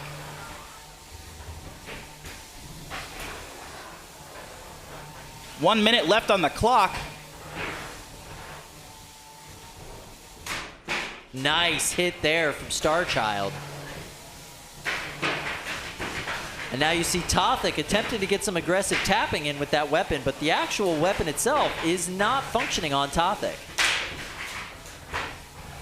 The spinner on that arm is not functional. The arm itself working just fine.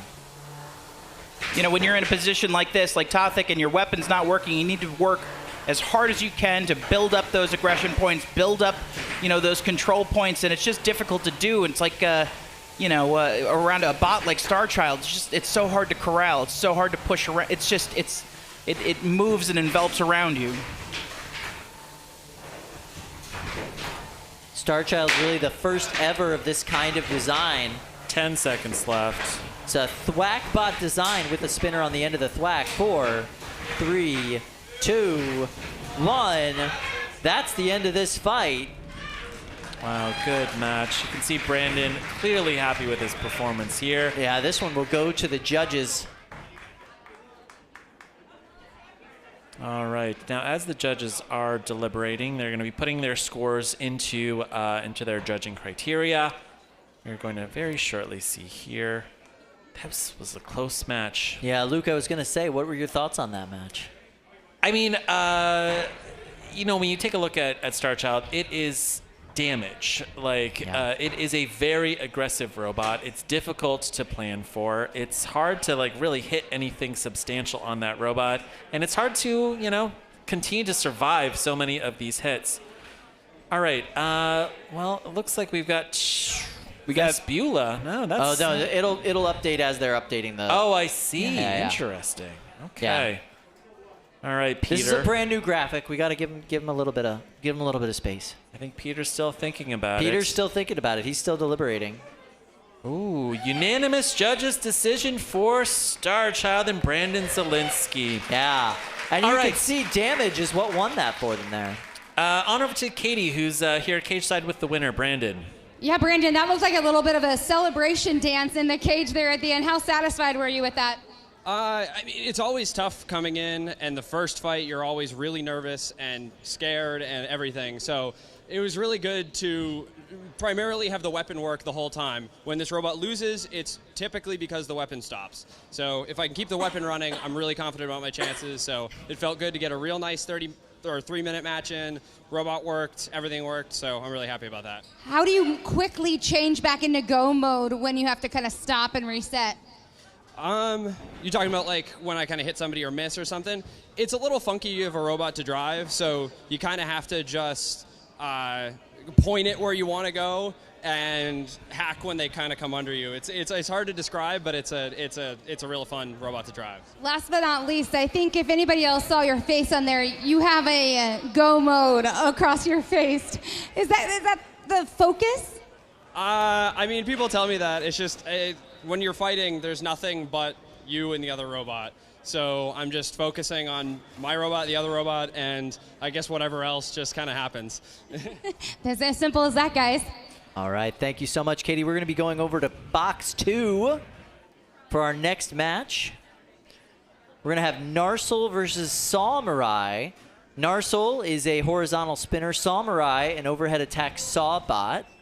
SawMurai often finds itself the only bot in the winner's bracket with a bunch of other high kinetic energy weapons.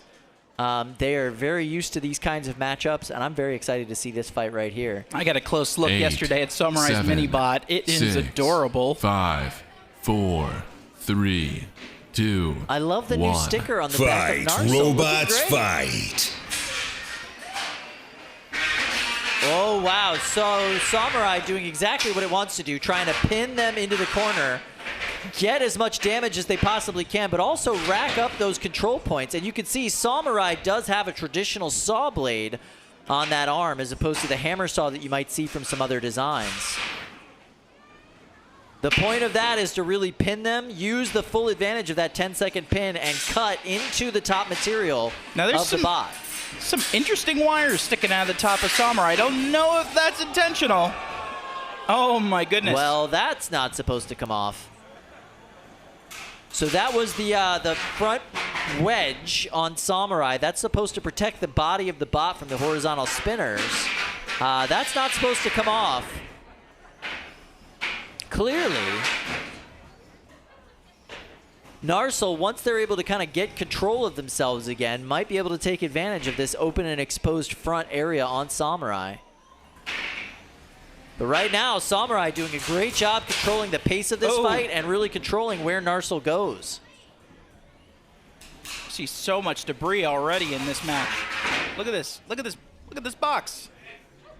Yeah, this box is full of wheels, full of wedges, full of pieces of SawMurai.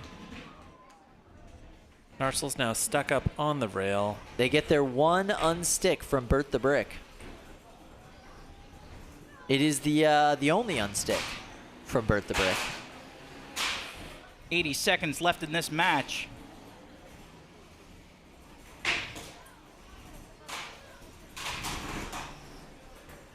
Wow, you saw that wheel roll away there. Is that from one of the mini-bots? I think so, yeah. Yeah, it looks like, the right side drive on SawMurai is bumping around inside of the floor. But it's still mostly there. Yeah, but you can see bits of wheel all over the place. You really don't want to high center yourself on one of these spare wheels. No, definitely not, especially when you're bouncing like that. And you don't have an unstick left. Yeah, that's all done now. Well, no, SawMurai still has an unstick. It's Narsil that's out of unsticks.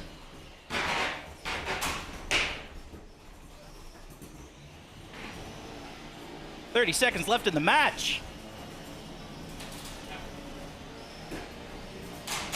It's interesting, with the weapon still going on Narsil, you'd really expect this fight to be over a lot sooner, but it looks like they're having some trouble with that left side of their drivetrain. Good pin from SawMurai, pushing Narsil into the corner. If this goes to the judges, this is going to be a really interesting one for them to call.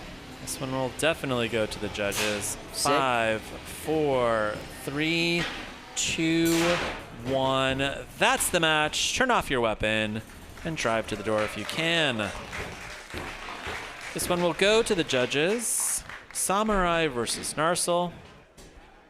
Chris, your thoughts on this fight? You know, it's difficult. Like we saw, there was an exchange early in the match. SawMurai's weapon seemed to have lost its potency during that exchange. Yeah. So now it's like, you know, what else can I do in the spheres of control and aggression to try to take this match? And that's just really difficult when there's another horizontal spinner that is working at full capacity. Now, they did get their one on stick, so you know there was maybe some argument there for control and aggression, but we'll see what the judges have to say. Yeah. SawMurai does such a great job of controlling the pace of the match. You know, like he is such a tactical driver. And, you know, we saw that Narsil lost one half of its drive halfway through that match and had a little bit less control. Now, you probably will lose control and damage points, you know, because you got half of your tire cut off, you know, if you were SawMurai. But I guess we're going to have to see who the judges think will win here.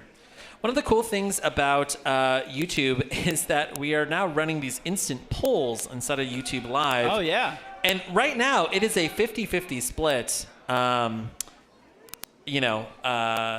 between SawMurai and Narsil. So with over 30 votes, too. That's interesting. Yeah. Wow. Yeah. Interesting. Okay. Oh, boy. Oh. Oh, wow. Oh, my. What is this? So this is the Lipo Shuffle. This is something common that you'll see in combat robotics, and we are now safely outside. Yeah. Looks like Brandon Zielinski has helped another one of these builders. Looks like there may have been a lipo fire in the pits. Good job, Brandon. Brandon has acted as a safety officer for this tournament before. Yeah. So he is more than happy to jump in and help out whenever needed. All right, Katie. What's going on out there? What'd you guys call that? That little bit of a shuffle? The Lipo Shuffle. Lipo Shuffle, yeah. It's still actually happening down here. Brandon, you just went from a bit of a high to Well, it's not my robot, at least. Yeah. That is rough. That's the worst thing you can see. What It's not your robot, but can you please, what happened? It's not your robot, but can you give us... No clue. It was just sitting there and went up. I don't know. If that doesn't show a little personality of Brian, I don't know, Brandon, I don't know what does. Yeah. In that way. Yeah, he's a man of action, Kate. Yeah, he jumps straight in and willing to help. And you know, it's It's crazy. Inside the box, you know, the smallest fraction of a piercing in one of those lipos might not expose itself right away, but after it sits in the pits for 5 minutes, a little bit more of that oxygen starts getting into the lipo, and boom, the next thing you know, you have a big fire on your hands. All right, looks like we're ready to reveal the scores from the judges. Ooh, I see. To be clear, they're judging the fight, not that cool lipo fire. All right. Oh, Wow. It's a split judge's decision in right. favor of SawMurai. Interesting. Interesting, yeah. Wow. This was a close one. And you know what? I think you can see that reflected in the live YouTube kind of chat poll as well. It was 50-50 in there as well. Totally makes sense. All right. I don't know if you can hear that. Looks like the fire alarm has just gone off. So yeah, let's go check in on the lipo fire back there in the pits. As you can see, the fire alarm is going off, but the lipo fire itself is safely outside now. Yeah, if you're here in the audience, we're safe. So yeah. I'm sure that we can expect a visit from South Norwalk's finest. Yeah, right. they tend to drop by and say hi during these things. we may be. We offer them food truck food. Getting, getting a visit. As from we the let a little bit of fire the smoke department. air out, we'll just go to commercial. All right. We'll see you in a bit.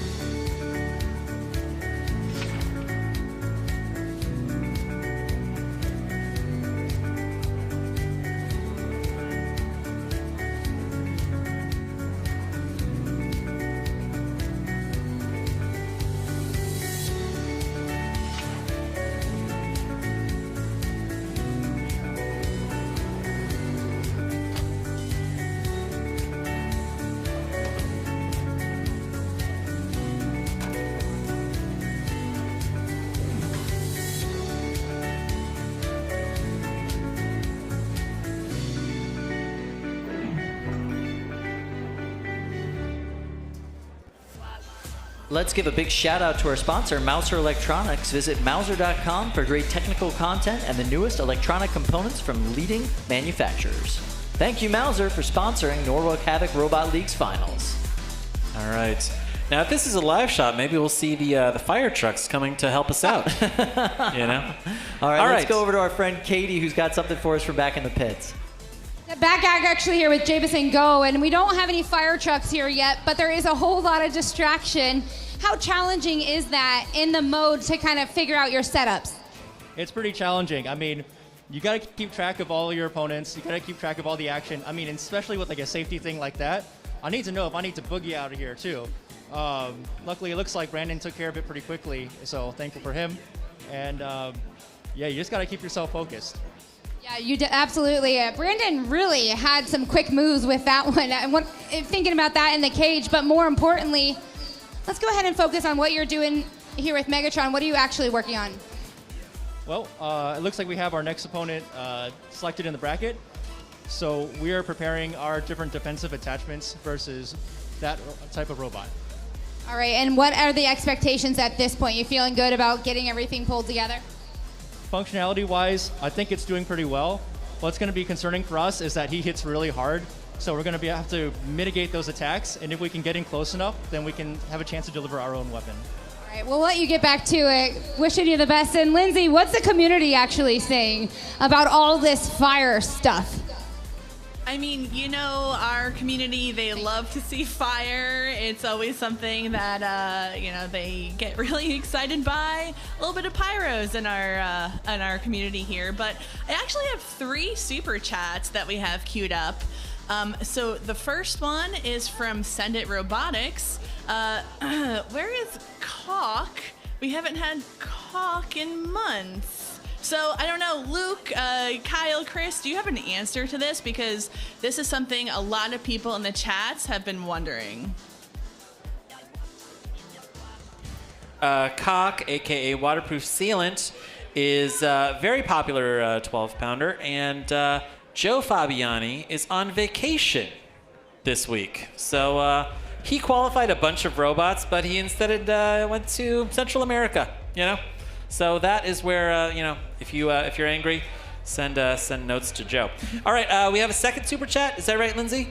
Yes, we have 2 also lined up. So one is from our very own Andrew Rossell. And he says, if you took a shot every time Starchild got stuck in its opponent. We die of alcohol poisoning for sure. Yeah, well played, we Andrew. don't recommend you do that. No. Yeah. And then the third one here is from Alex Pezza, who is a competitor. And he says, thank you to everyone at NHRL for making my rookie year in combat so memorable. Can't wait to be back for more. Much love from myself. Yes, chef. And be careful what you wish for, and a Merry Christmas. So thank you, Alex. Alex is the best. Nice. There we go. All right. Can't wait to see Alex return to the competition next year. All right, we've got robots loading into the box. Do we know which one we're going to go to next? Oh, yeah. I see. War Machine versus Silk. Oh, boy. Okay. Now, you know, when you take a look at War Machine, you decide for yourself whether you think that it looks a lot like Malice. We're now looking at Knockout and Yahoo. Oh, this is the big box. Yeah, this is over the big box. 7, 6. All right, 5, we're going to go to the big box here. So this match was teased a little bit earlier. Now we actually get to watch it. Robots, fight. This is the first fight we've ever seen from Knockout. Oh! These 2 bots not afraid to go weapon to weapon. So especially early on, it's a lot easier to spin up an egg beater than it is a drum, a dense drum. So you're going to see faster spin up time from Knockout. And these hits are beautiful. I can't believe it, but Knockout is winning here in its fight against Yahoo. Did you see the air that it got on Yahoo? Yeah, Knockout, as we said earlier, has not actually fought in Norwalk yet. They qualified just by going through a bunch of buys in their bracket early on in this series. And Yahoo actually got first in their competition where they qualified. So this is quite an upset. Like 50 seconds into this match, we've seen 2 huge hits. You can see Fluffy there helping to try and dislodge Yahoo. Yahoo is desperately trying to get itself off of the rail, and it is not succeeding. Oh, this is heartbreaking. It might be dying here in the corner. Oh, and here comes Knockout. Maybe Knockout can help. Wow. Oh! So they put them in the exact same predicament, but on the other wall of that corner now. Knockout, let's see if he can do it again. Oh! Oh no! Knockout on its head. And so you can see the competitors were motioning at each other there. Please hit me. Please help get me off the wall. That is something that the competitors really do like to communicate about here. Like, hey, do you want me to hit you? Do you want the damage? What do you want to do? Oh, what a reversal of fortune here for Knockout. They could have allowed Yahoo to die, but they didn't want to do that. They helped their opponent down off of the rail, and they are being killed here. Yeah. The weapon on Knockout is down.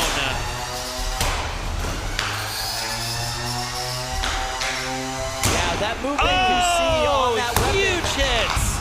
That movement you see on Knockout's weapon. Oh, there we go. Tap out from Knockout. But let's go ahead and give a round of applause to Knockout. That was an excellent rookie showing here at Norwalk Havoc Robot League. Heartbreaking. Great display of sportsmanship. You know, you don't really see that, especially here in the finals where it's like you got 2 shots, you know. If your opponent is on the rails and they're going out, you know, you usually don't see people being charitable with hits. Yeah, that was really impressive. All right, so we're going to go over to Cage 1 and 3-pound robot fighting action now. War Machine versus Silk.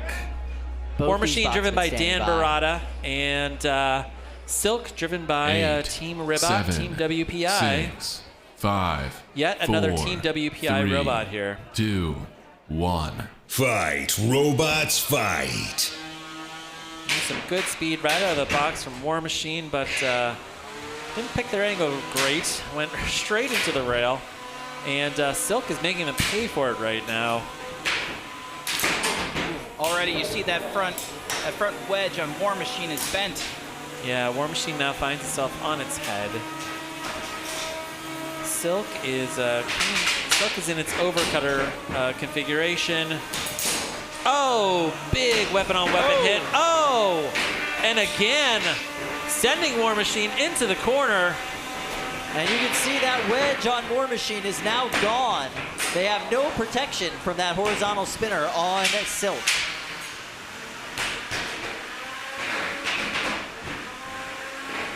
Yeah, the wedge is gone. It will not help you anymore, War Machine.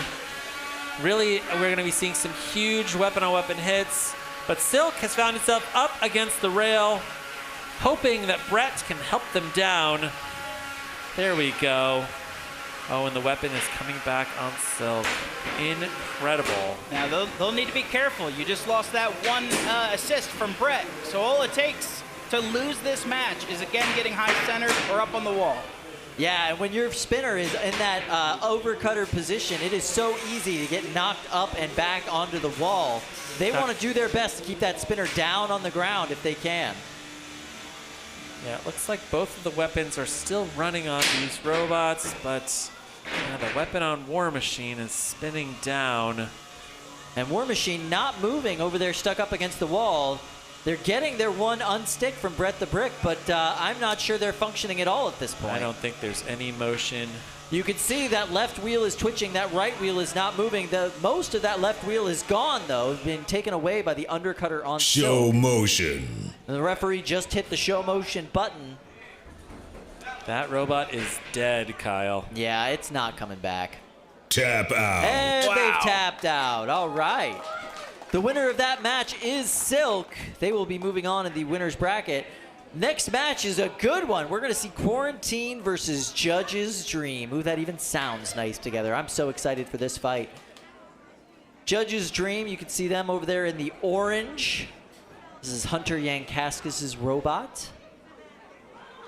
It is one of probably 3 copies that they have here today, and it is just a devastating egg beater machine spinner.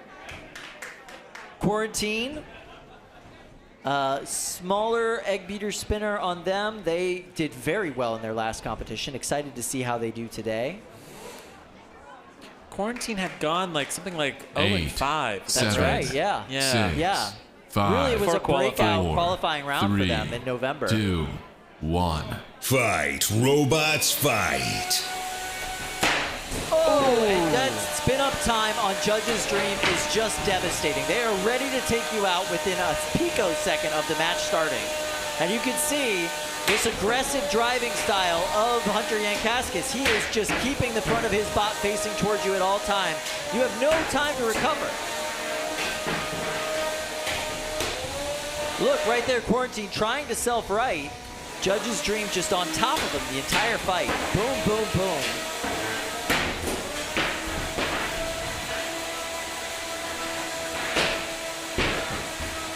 And bots like this, the way that they self-right is they have to run into the wall and use the power of their own weapon to flip themselves over. Oh. Judge's Dream is completely invertible. It works upside down, it works right side up. It's fine either way. It looks like the weapon on Judge's Dream might be down. Nope. Yeah, he just turned it off to protect it while he was flailing around like that. The reaction time on Hunter specifically is so good. He's really able to adapt on the fly. And Hunter is really trying to angle his robot to go weapon on weapon, but it looks like the weapon on Quarantine might be down now. I think it is down. Yeah, I think you're right. That's not where you want to be. 90 seconds left on the clock. No, especially not against a weapon as powerful as Judge's Dream. Judge's Dream, of course, named because he does not want these fights to ever go to the judges. He wants them to just sit back, relax, enjoy some Christmas cookies. Good pushing power, though, from Quarantine here. But really, with the back half of this match, it's going to come down to reliability for Hunter. Yeah. Can he avoid getting high-centered? Can he pick a couple of good moments? I mean, Quarantine is looking rough. One of its bunny ears is gone. Its weapon is down. It's inverted. It's on its head. And really, quarantine driver Jacob Saxon is doing everything he can to rack up control points if he can. Yeah. There you go, Hunter getting a little That's a great pin. At this point, Hunter has racked up all of the damage points that he wants to rack up, so he's showing some control and aggression points here.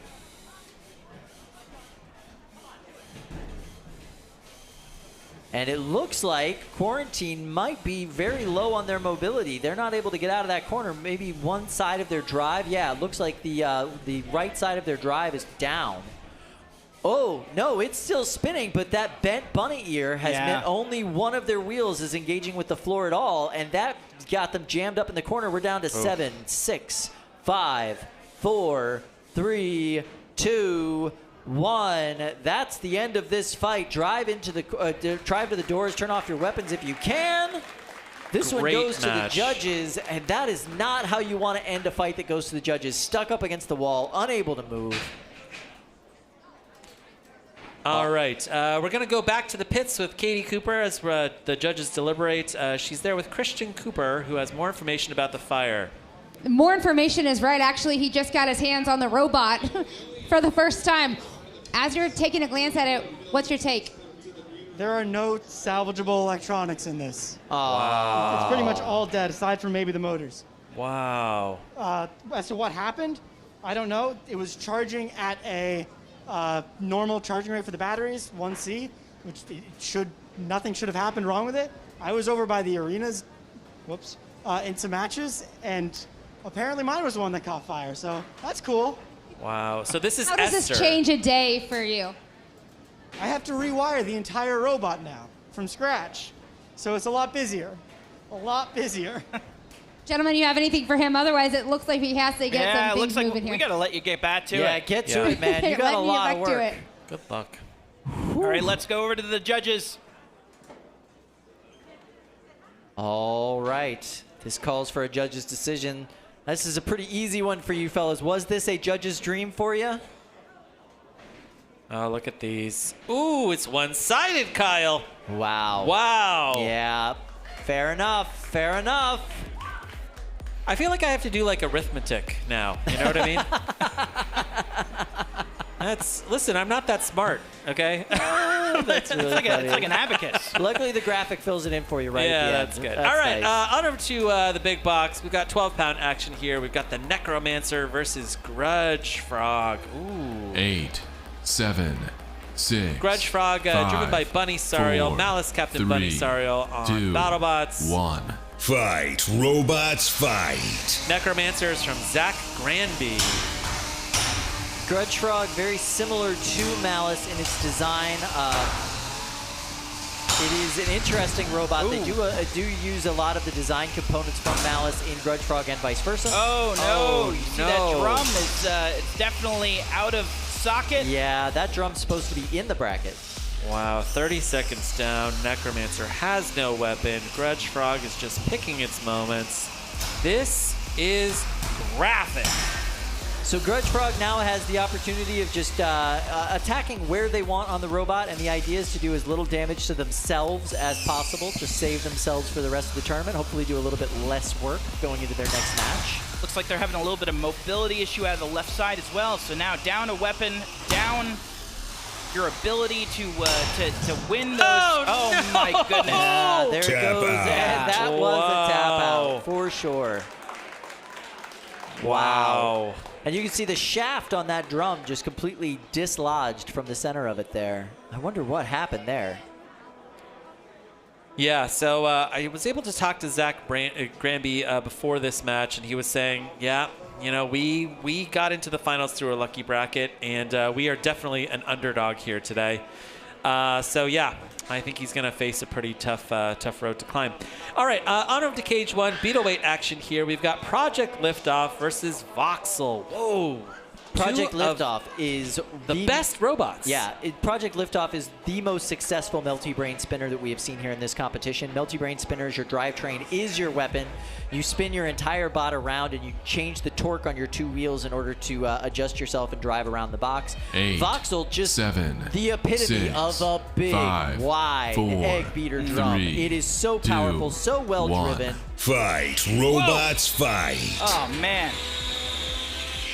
And that wedge bot for Project LiftOff doing exactly what it's supposed to do, giving Project LiftOff time to spin up. But it is all Voxel now. Voxel is coming in, taking these hits where it wants to. Look at that wedge bot they've got underneath them. Wow. And that pin is getting counted down now. They're allowed to pin for 10 seconds, but Voxel able to shake themselves loose. And now Project LiftOff is at full speed, and they are hockey pucking all around this arena. Oh, wow. This is why I watch this sport. Both these bots are so fun to watch. Absolutely. Now, the drivetrain you can see there on Project LiftOff is a cleat drivetrain, so you can see it grinds up the floor as it's moving. That gives them so much more purchase, so much more traction on the floor, and lets those hits really do a lot of damage. And right now, we are not seeing any movement at all from Voxel. Will Brett give them an unstick? And look at that drum. That looks a little off-center to me. Oh, I think Voxel is just wedged underneath the rail here. It's really hard to tell. I'm not seeing a lot of movement out of those wheels. No, and not the at all. Casmers are high-fiving.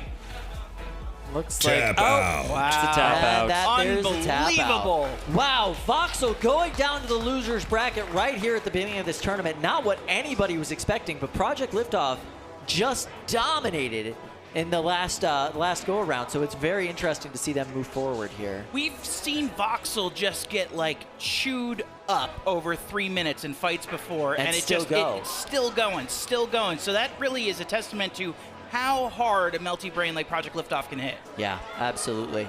Next match is going to be a good one. So we are seeing Team Shreddit versus Team Shreddit. Blackbird versus Jackrabbit. Blackbird is a very well-driven, very well-made egg beater spinner. Jackrabbit is a disc spinner. Both of these guys are from Team Shreddit. 8, Excited about this 7, match. Unfortunately, 6, the winner 5, of this match has to go on to 4, face Shreddit 3, Bro in the next 2, round. Also 1. Team Shreddit. Fight, obviously. robots, fight.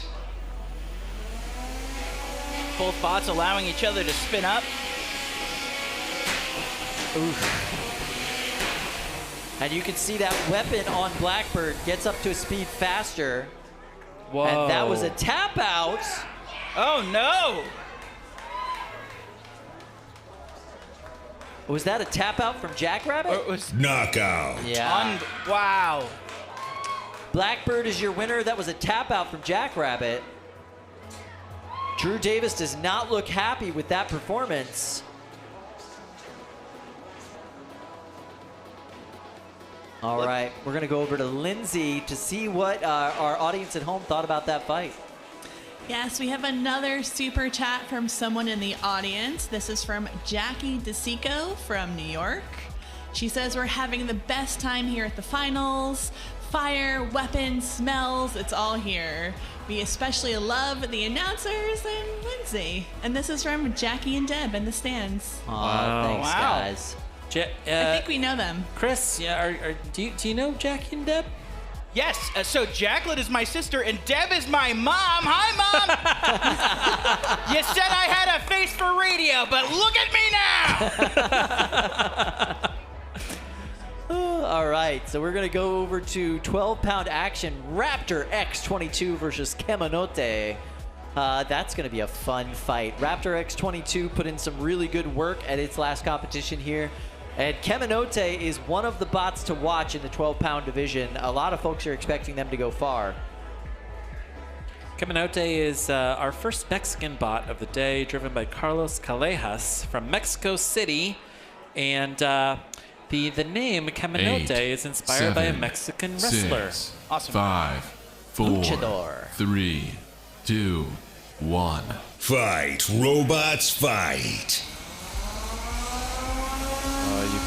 These two bots spinning up. Raptor X22's successfully gotten around to the back of Kemonote. It does look like these two robots are kind of spinning in the corner. A little tentative, not sure if they want to go fully weapon on weapon.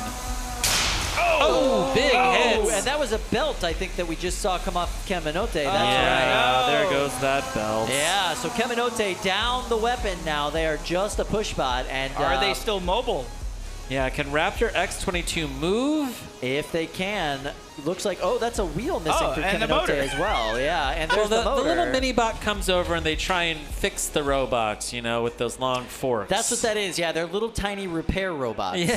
Yeah, exactly. So Raptor X22's weapon is working, but are they driving right now? Yeah, they were able to cross the box. I saw that, yeah. Yeah, this one looks like it's a knockout. There you go. Okay. All right.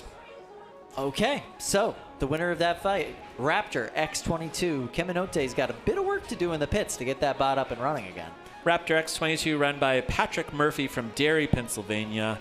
And Patrick was a college builder, built combat robots in college. And Raptor X22 is the first 12-pounder that he's built. Oh, my goodness. The face of death. The hat of death. Look at this. This is Billy. He doesn't want to tear you to pieces, but he will. Hi, guys. 8, Billy has seen some stuff, 6, and none of it's good. 5, Fully defined over there in the corner. Fully defined. Like, this is a bot we've seen iterated on and iterated on many times here in Norwalk Havoc. Did very well at its last competition. Such an interesting material the bot's chassis is made out of. It looks like a Jolly Rancher of death. These are two 3D printed plastic bots. That's right. So cool. One of the great things about Billy, one of the things I really love about Billy, is that this is a hub motor design.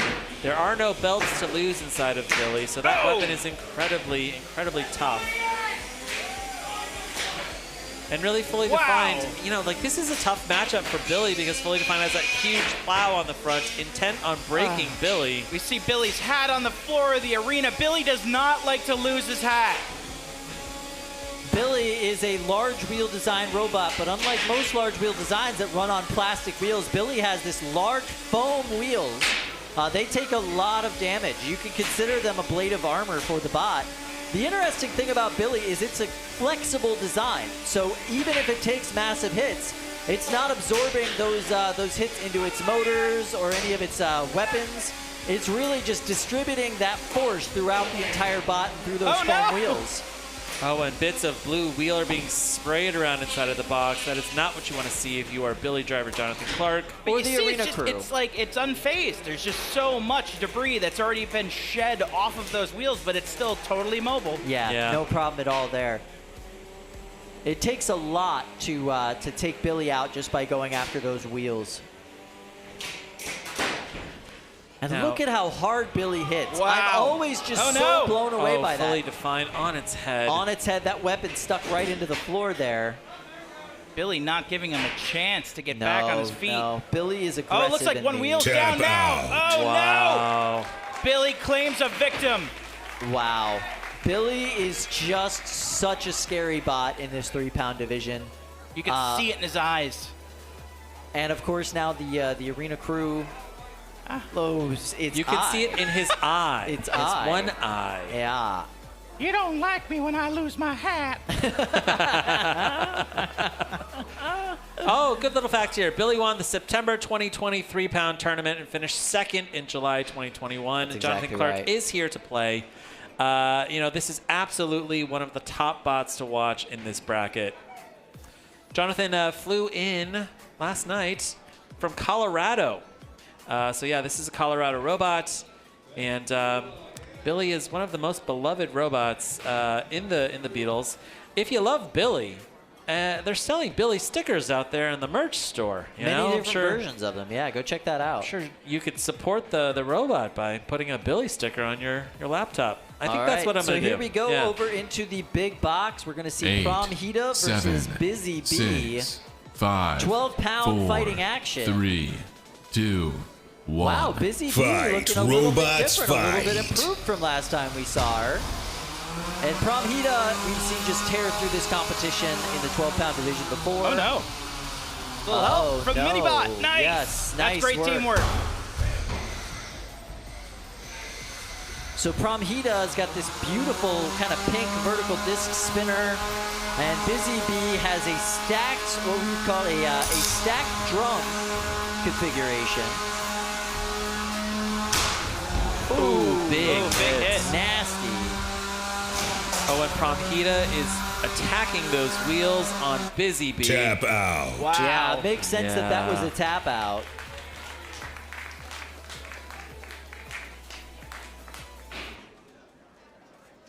Wow. All right. So Pramheda moving on in the 12-pound winners bracket. Busy Bee goes down to the losers bracket. Got a shot there of Pramheda, builder Zach Knight, and clearly happy with his performance. Now, Kyle, I feel like I think of Pramheda as like an all-black robot. This is like a white and pink version. Yeah, I kind of like the new color scheme. It's kind of nice. It makes them stand out from the crowd a little bit. Yeah, you know? Yeah. I like it. I like it. More hot pink robots, please. Yeah, please. We love brightly colored robots and robots with faces. So please just add any face you can to your robot. So yeah, Pramheda will be going on to face the winner of Huge. And whoever they face from Whittle by Whittle and Rip and Tear, which is going to be a really interesting part of that bracket. There is also going to be a 12-pound version of Bobby competing today. They're going to have a match against Demi Gorgon coming up soon. And yeah, 12-pound Bobby, pretty much the same thing as 3-pound Bobby. Yeah, you see very similar performance, very destructive matches, very very tough. You know, like that weapon on Billy and Bobby does not go down. Does not, no. And that is so crucial here. I think that's one of the cool things, you know, about, you know, the finals, is that, you know, reliability is something that we're going to see in every single one of these matches. All right, we're going to go back to the pits, and Katie, let's check in and see what you're checking out. Well, Milk Tooth right now is not creme brulee, not so much as coming back to life. And actually, she said it lost a couple batteries, but everything still works, and the motors are actually in pretty good shape. Meanwhile, a drive motor burnt up over here with Malice, but he said, on over this way, it's a work in progress. How challenging is progress? It's very challenging at the moment, yes. As we continue on, that's Malice. We're gonna make our way on over here to Brandon. We had talked earlier that you had a great battle, and again, progress now. Yeah, so at this point, Phenomenon's taken a bit of a beating, but the critical thing is none of the important stuff got set on fire. So like the batteries caught flames, but the weapon ESC was good, the drivetrain was still functional, and the robot's still able to be worked through it. So it's pretty good, pretty solid, I would say. All right, Phenomenon coming back to life. Meanwhile, we have Billy over here, who looked like he has one eye. This was happening in the pits. A little love for the little humans around here. Oh my gosh, it's Arya. I love it. And Lucas from Team Blackbird. What's up, you guys? Yeah, they're coming over to get their Billy swag. I love it. And Mom from Blackbird here. This is an experience. How different has this series changed in the time that you and the family have been a part of it? This is huge. I had no idea it was this big. This is the first time we've come here, so. And for you, how special is this experience? I know that you're here supporting your dad as well. It's really cool being here. Yeah. What is the most fun thing that you share with your dad? I think building robots. Nice. That makes sense. Thank you for sharing that. It's good to see you. And that was really cool to see that Billy was actually passing that along, especially after a good old solid losing of an eyeball. Yeah, wow. Someday I'd like to earn one of those Billy hats, you know? Yeah. Jonathan, print me an extra one. I'd love it. Yeah. All right, we've got robots loading into to the small boxes and the big boxes. Oh my gosh. My goodness. Kyle, Oh, it's so Silent excited. X versus Mauser. Silent X driven by Sawblaze, Captain Jameson Go. Mauser, of course, driven by Malice, Captain Bunny Sariel. Silent X, the experimental platform for Silent Spring. And Kyle, you were telling me, today that Silent X was one of your robots you wanted to see go super deep today. I absolutely want to see Silent X go super deep today. Silent X, it looks like, is running its shuffler configuration today. Very excited about that. Who is this that's working on Silent X though? All right, you're not going to believe this, Kyle. Oh my goodness. Okay, Jameson Go has qualified both Silent X and Silent Spring. And just by the unlucky kind of draw of the bracket, Silent Spring is loading into box 1, and Silent X is competing in box 2. Whoa. So for Silent X, Jameson has brought in one of his team members to drive that robot today, perhaps. Is that right? Are you? All right, yeah. You're not we've driving got, X at we've all got today. a different driver for Silent X. Jameson, is this kind of pinch driver? Is he pretty good? All right, he's good. Oh, he's good. Okay. 8. Oh, all right. 7. All right. 6. Jameson is saying 5, that his 4, driver on Silent X is 3, quite good, so we're gonna have to 2, see here. 1. Fight, robots, fight. All right. Oh wait, did I hear a weapon lock? Yeah, that weapon lock is Is still the weapon on lock still Silent inside X. of Silent X? Oh no! Oh, that is a heartbreaking mistake. Oh, so but what we're going to see now Mauser, is a lot of amazing aggressive luck. tapping. Yeah, from Mauser. Oh, Okay, Bunny, okay. I hear Bunny saying, let's pause the match, let's restart. Ooh, good sportsmanship, Good Bunny. sportsmanship Awesome. for Bunny. Bunny Awesome wants sportsmanship. yes, Goodness. round of applause for Bunny. Bunny wants good fights. Bunny wants a good showing. She does not want to win this because they did not take the weapon guard out. This is awesome. I'm so excited to see this. Oh my goodness. And so there you see our referee closing it. That is pure class. That was. All right, the clock is still running here. And the match is paused. Start Bunny's it. ready to go. She wants it. She says, 8, send it. 7, 6, 5, 4, 3, 2, 1. Fight, robots, fight. Oh, and we are really restarting this match Yeah, from the very that was- top. Bunny did not have to do that. There's nowhere in the rules that says that she had to do that. That was pure sportsmanship and class from her. Yeah. And, she very well may end up winning this fight anyway, but even if she doesn't, she definitely wins at the game of class. That was awesome. Yeah.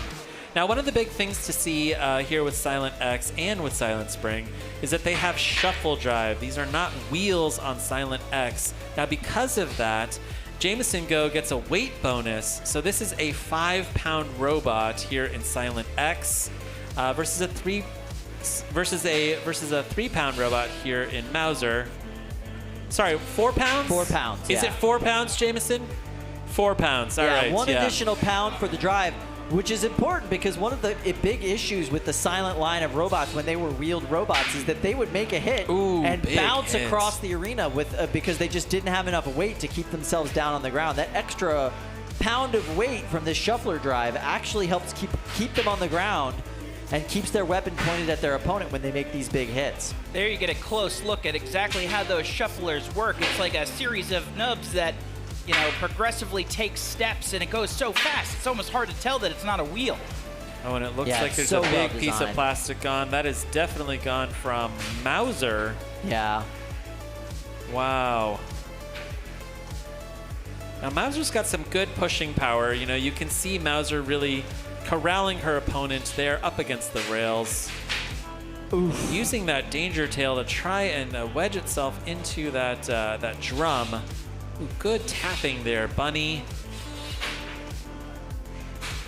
Really, with this design, Mauser has to break its opponent first, break the opponent's weapon before it can really go in and rack up all of those control points.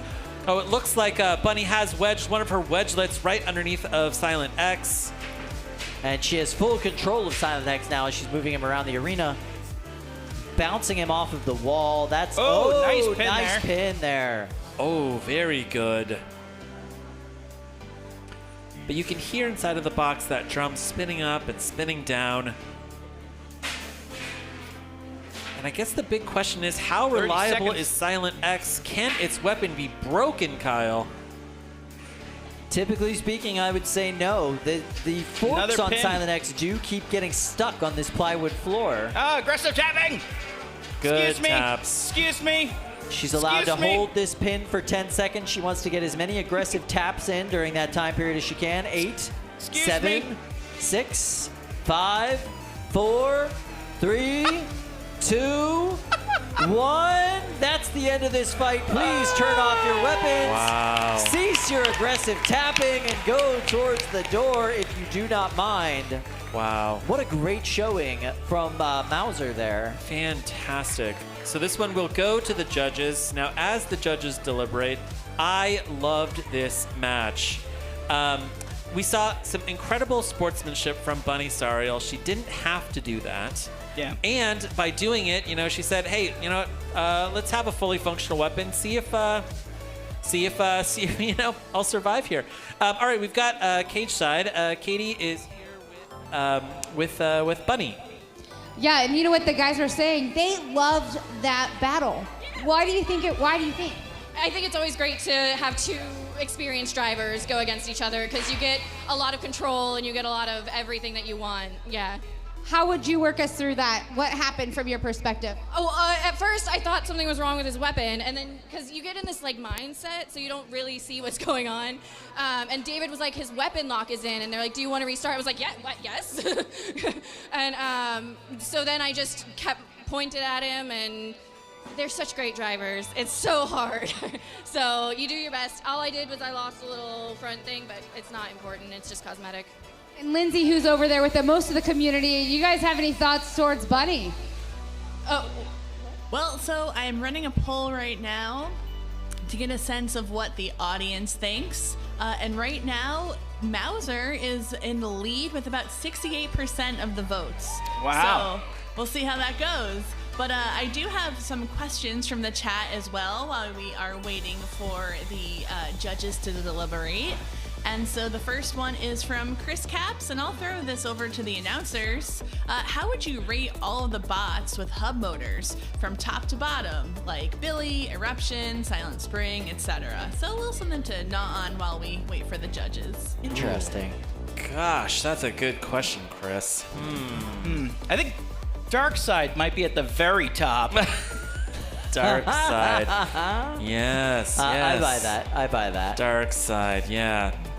Most feared robot, too dangerous to compete. That's what I heard. Right. Yeah, they were going to actually call off the finals if I made it. So we got a YouTube question. What's the best mini-bot in the competition? Ooh, that's Wait, a like tough here one. today or just in the competition in general? Yeah, I think if we're talking about in the competition in general, then that would be Bone Collector. Yeah, Bone Collector. Yeah. Yeah. But here today, what do you think? Here today, it's got to be Dominic Yankaskis running the mini-bot for Dragon Princess. Agreed. Yeah. That robot is incredible. These are two control bots. I think you're going to see some really incredible driving from Dominic and that miniature robot that he's running with his daughter. I agree 100%. So we're going to go to the judges and see who won that fight here pretty shortly. There we go. Oh, Kyle. I am on the edge of my seat. I know.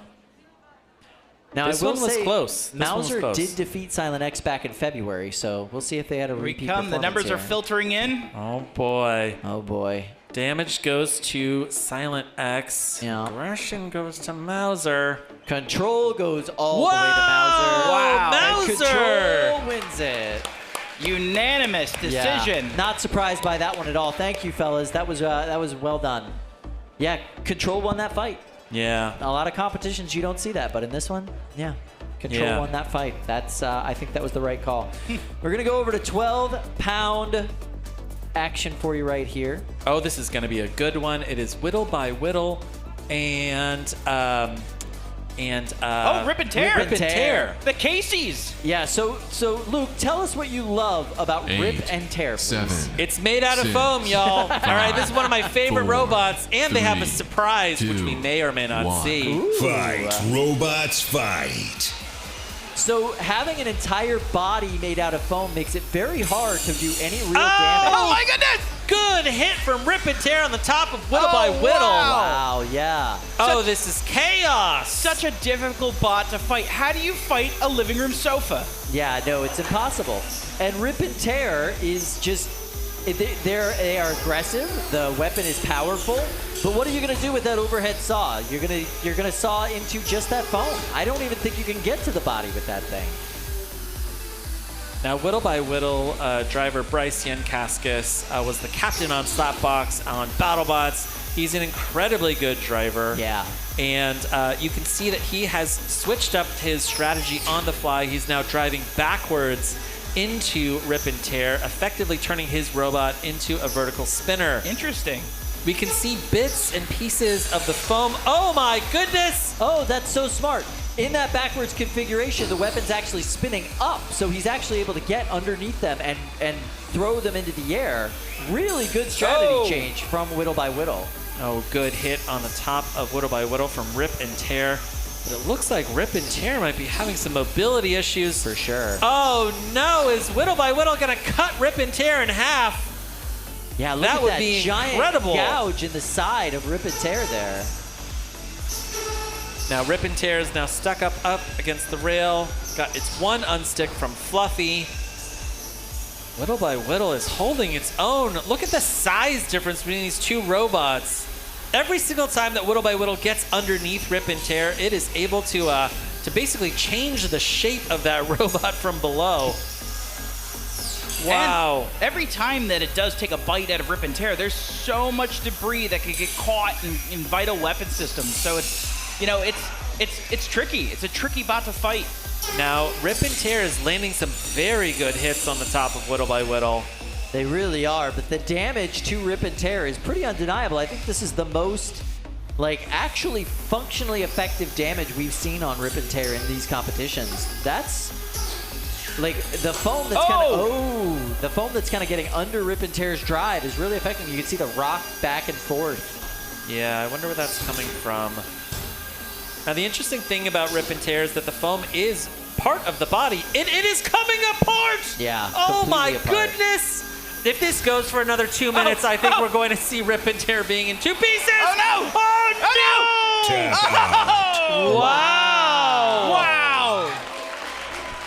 This crowd is going wild. Your winner, Whittle by Whittle, Rip and Tear in pieces in the arena right now. What a aptly named, couple of bots in this fight. Whittle by Whittle did just that, and Rip and Tear did just that. Oh my gosh, yeah, they just whittled away piece by piece until they were completely and totally taken apart, and at the last possible second got that tap out. Well done. Wow, look at this. Now, one of the things I really love about Rip and Tear is that it's an unconventional robot. It is difficult to plan for. Oh, I like this kind of Benny Hill style, yeah, sped up action here. But you see here on display the incredible driving of Bryce Yankaskis. He's so good. He was able to consistently get under Rip and Tear, which I think is really a pretty good strategy for this. In Rip and Tear's first outing here to Norwalk Havoc in November, it mostly faced horizontals, and it is designed to kill horizontals. Yeah. But this kind of very thin vertical disc is doing quite a good job here. Look at that. Oh, cut it in half. Yep, that's Holy the end smokes. of that. Wow. Look at that, all the exposed components inside of Rip and Tear there. Wow. Whew. Let's go check in on Katie real quick. See if she's with these competitors right now. Yeah, actually, Aaron right here, Silent X, who just went against Mouser. Sorry for that. That was very mousy of you, in fact. You left that weapon lock in. What happened with that lapse of judgment? So what happened is they initially had the matches start, then paused because they needed delay for some reason, and they had us power off all the robots to save batteries, and doing that power on, power off, and then power back on again just threw me off my groove. So weapon lock slipped my mind, unfortunately. How does one go from kind of losing their groove back into battle mode? I don't know. You just gotta take a deep breath and count to 10 and just kind of reset your brain a bit. Yeah. Not really much else you can do when the countdown clock timer is running and the match is about to start. So. Did you expect there to be a bit of a pause and have a fair match? Either way, I do very appreciate the team of Bunny and David of pausing the match and allowing me to take it out, because they totally didn't have to do that. All right, well, we'll let you get back to it. And as you guys know, Bunny won that. And actually, when she did win, there was a bit of applause back here as well. Builders here in the competition here today. All right, it looks like Cage 1 is ready to go. Is that where we're going to go next? I believe so. Yes, it is. All right, we've got Silent Spring, Jameson Go there versus Caldera. This is Glenn Voxel. 8, 7, Caldera. 6, and 5, Silent Spring is running a 3, drum configuration 2, again here too. 1. Interesting. Fight, robots, fight. Oh, wow. Now, I think we're going to see a pretty different driving style from Silent Spring, just because, obviously, Jameson is driving his own robot here. Jameson really wants Silent Spring to go deep in the brackets today. Oh! Big nasty. Hit. Oh! Silent Spring staying planted to the floor. Yeah, a drum versus a horizontal really favors the drum. You see an over-the-shoulder shot here of Glenn driving the orange robot, Caldera, and trying to come up with a solution here for Jameson Go. Oh, he successfully hit Jameson Go onto his head. Can Jameson gyro back? It's got to be a lot harder with that extra weight on the bot to gyro back into position. Yeah, good point, Kyle. I didn't really think about that. You know, an extra pound when you're talking about 3-pound robots is just a ton of weight. Now, Silent Spring is, of course, invertible. Oh, it's back on its feet. Here we go. Back on its feet, quite literally, you guys, because this is a walking robot. It's running on 8 feet. That's right. Now, it looks like the weapon on Silent Spring might be down. It also looks like the horizontal spinner on Caldera is a little askew. Oh, yeah, no. that is true. It definitely hit a portion of that drum that it did not want to, and it is completely off kilter now. It would be dangerous to spin that thing up. You could... Little puff of smoke, probably from a motor. Yeah, you want to keep that smoke inside the robot. Whenever the smoke starts coming out, that's when things stop working. Now, Jameson has shoved Glenn into the corner. It looks like the left side drive is just spinning there. Oh, and there we go. Tap out from Caldera. The winner of that match was Silent Spring. How often do you see a shuffler win by control at the end of a match? They were able to control Caldera and shove them into a wall. Yeah. So impressive. So fast. Like, that is the fastest shuffling mechanism I have ever seen. I am such a huge, huge fan of Silent Spring. Now you can see Glenn and Jameson taking a look at that weapon. It does look like the weapon is askew, Chris. It's very askew. Good vocabulary word there. Kids, if you're watching this with your parents, go and look up the word askew in the dictionary, you know? Expand your vocabulary. I have a bunch of words written down on my hands for today. Askew, yeah. Yeah, good, good. So Jameson Go, excellent inaugural performance that we saw from Silent Spring. That was great. We're going to be seeing them go deep into this competition, I think. He's been working very, very hard on that robot. Oh, yeah. Qualified with 3 robots for this competition, but right now we're going to go over to Cage 2. That's where the fights happen. I've heard that. Oh, my goodness. And here it is. Link's got a bye in the first round. They'll be facing Vespula now. Vespula won its last match. Fight, robots, Link's driven by Calvin Eba, and this is what you see from Link's. It is fast. It is vicious. That weapon is ridiculous, and it just sticks to this wood floor. It's got cleated wheels made out of titanium that actually dig into the floor as it's driving. So impressive. Oh, but Lynx is now stuck up on the corner. Can it gyro out without the assist? This is a great view of those cleated wheels right there. And Vespula just goes in for the hit. A little aggressive assist there from Vespula. Lynx stuck up on the wall again. Oh, but able to get themselves off. Thank goodness for four-wheel drive. Calvin Eba is known for his punishing, smothering drive style. If you give him a second, he will be back in your face. And especially with Lynx, with this kind of wood cleated, you know, these cleats that are designed for wooden floors, Lynx is absolutely destructive and chaotic. It is impossible to plan for. I mean, we are seeing it here. One of the things that just it cannot be understated with Lynx and Calvin Eba specifically is his reaction time. He's able to drive these 1-pound robots at incredibly high speeds, and when he translates that over into these 3-pound robots, I mean, it's like slow motion for him. He can move these robots so effectively.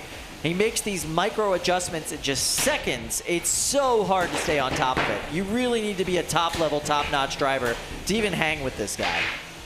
I mean, not only is that weapon hit so hard, but if you blink, that bot's hitting you at 30 miles an hour. It's incredible. Look at that shot. He just launched Vespula all the way across the arena, bounced him off of 2 walls, and it was over. He's on to the next thing. He's not even thinking about that anymore.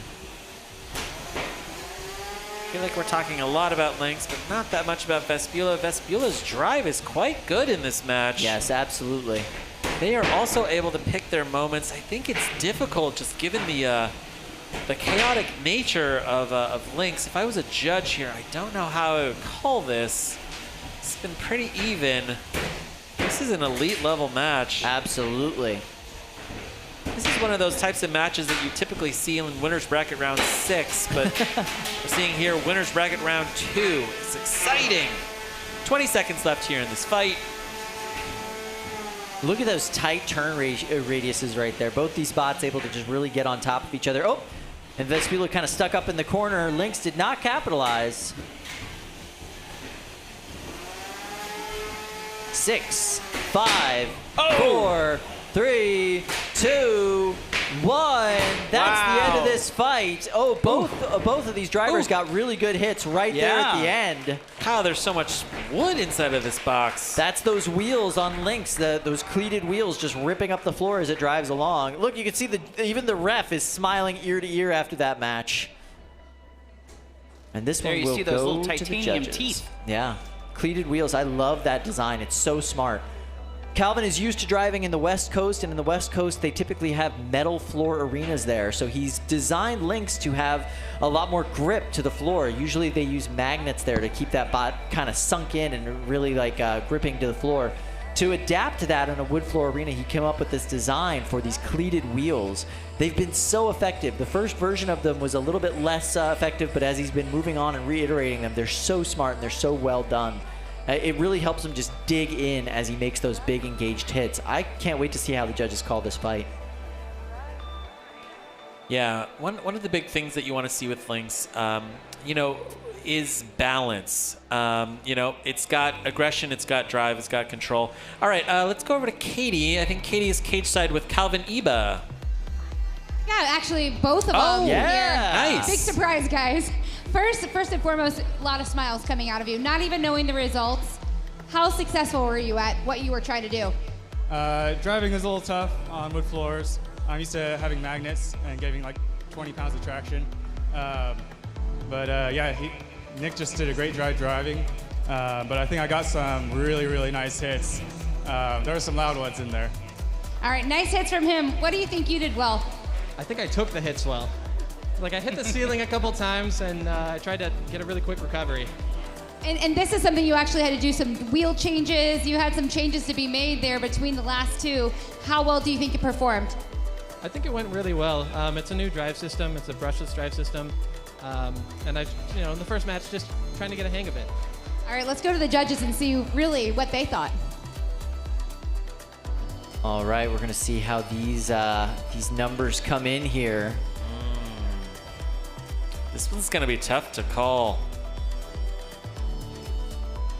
All right, Peter says that we've got some problems with the system. Uh-oh. Oh, okay. Oh. Okay. All right. Yeah. So the judges are going to put in their decision here. Do you need more time to deliberate, Matt? Look at Matt. Yeah, Matt's putting a lot of thought into that. Oh boy. I don't know. This new judging system, I'm loving it. Yeah, it's pretty great. This is great. And of course, Stone Cold Jack Tweedy over there, he puts in his votes right away. I didn't know that you could award half of a point. Turns out you can. Wow. It actually goes to the 12th decimal point. We really dial it in there. Uh-oh. Here we go.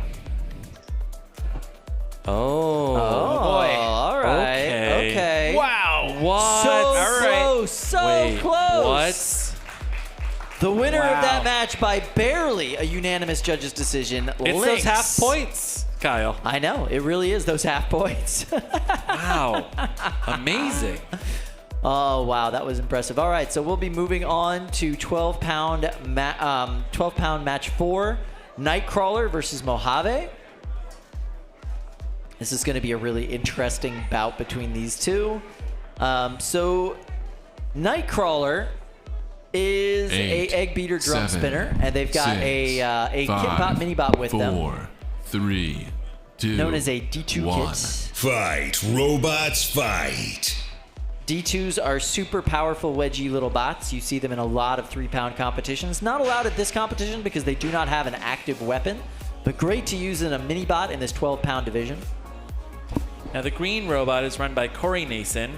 Now this is an homage to Copperhead, which I'm sure that Team Copperhead, which is here today in the competition, will no doubt appreciate. It's so pretty. It's like basically a perfect scaled down version of Copperhead. And, Corey was sending me videos, throughout the month of his drive tests inside of his house. And Mojave was just looking incredible. The drive on this robot's really improved a lot since it qualified. But look at that! Mojave is on its head. Now, one of the nice things about running a mini-bot is that you're able to give yourself an assist. Help yourself. Yeah, exactly. But it looks like the drive on Nightcrawler is crawling along. Oh, its mini-bot is trying to push itself. Oh, that's so nice. No! I don't know if I've ever seen that before, Kyle. Yeah, that's really adorable. Oh, that smoke just came out of Nightcrawler. That is not good. Look at how beautiful that drum is on Nightcrawler. So pretty, so well machined. Not helping them much right now as smoke is coming out of what looks like the weapon system, and that drive system is toast. Now, one of the funny things about the bracket is that Nightcrawler is run by Pete Covert from Team Copperhead, and he is facing a Copperhead clone in Mojave. This is fantastic. But now both robots dead. The only bot that seems to be moving the entire arena is a D2 kit. Oh, there we go. We got a little bit of motion from Mojave there. What are you talking about? That robot's dead, Kyle. It just spun. It just spun on its axis a little bit. Bro, yeah, see? I told you. I told you. All right, show motion is they're going. I don't know if you can call this actual motion though. From show motion. Mojave. Okay. What is happening here? This is an attempt from the minibot to make it look like Nightcrawler is moving. I would not call that actual motion. It's like when you have a dead car and your friend kind of pushes it to get you going down the hill or something. Yeah, absolutely. And Mojave would not have anything I would call controlled motion. Both of these bots are not really mobile right now. Show motion. Oh boy. This is going to go to a double knockout. I've never seen this before, Kyle. This is madness. What is happening? That minibot, this is not technically motion. And there we go. That is a double knockout. Is it a double knockout? I would say so. Look, neither of these things are moving. Knockout. Oh, I don't know. I'm very interested to see what the decision is on that. Because that... All right, I guess cage side referee. Who's the winner of this match? What? Does this go to the judges? Okay, this might be one of the most controversial decisions here in the finals. What? All right. Yeah. The anticipation is killing me. Who won this match, ref? And it looks like they are awarding it to Mojave. Okay. Thank God. All right. Interesting. Yeah. You can't have your minibot push you around and call that motion. Yeah, that's not a thing. No. It's not a thing. Wait, are we going to the judges? No, we're not. No. Okay. All right. Shreddit Bro versus Blackbird. This is the rest of the attrition for Team Shreddit right now. So Blackbird won their last fight, and they now have to face Shreddit Bro. These two bots have faced each other several times in the past. 8, 7, different 6, driving styles, but 5, very similar 4, robot designs. 3, 2, 1. Fight, robots, fight. So let's see how this goes. Shreddit Bro, driven by Evan Arias, one of the most aggressive drivers in any competition, and you can see that right here.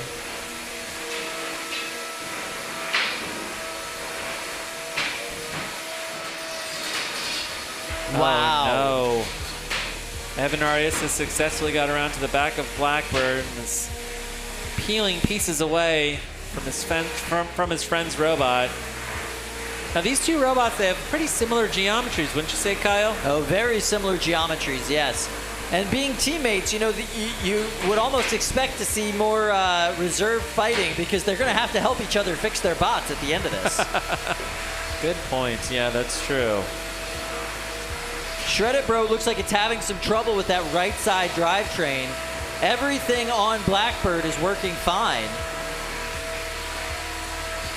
But yeah, look at that. The right side of the drive on Shreddit Bro really struggling there. Yeah, looks like something's locked up. And yeah, Evan, I'm not seeing that right side wheel turning at all. No, it's just a pivot point at this point. And you can see Anthony. They just are picking their shot. With Blackbird just taking it in, waiting until they get a good opportunity and not going weapon to weapon because they've lost every single one of those weapon to weapon encounters. Kyle, is this controlled motion? Hard to say. I am always of the case, or I always fall in line of no. Evan is stuck up against the rail. Here comes Brett. He gets one unstick from Brett. Interesting. Now, if I was Anthony, I would maybe hang back and just allow Shreddit Bro to die. Anthony has turned off his weapon on Shreddit Bro. I'm actually and the referee refuses to call it. Yeah, I'm not sure Blackbird's weapon is working. Oh, never mind. Blackbird's weapon is totally working. Kyle, you should have never doubted me. Look at this. Shreddit Bro is stuck. It's been stuck for like a minute. Come on. Wow. Yeah, this ref just letting this fight go on. I guess this ref really likes judges' decisions. 30 seconds left in this match. Because I would have called that show motion, what, a minute ago? Yeah, a minute and a half. Anthony, take a victory lap. Look he at already this. is. Look at this dance from Blackbird. Anthony D'Ambrosio. I'm not just supporting him because he brought us presents today. Yeah, we're going to have to open up those presents later. 5, 4, 3, 2, 1.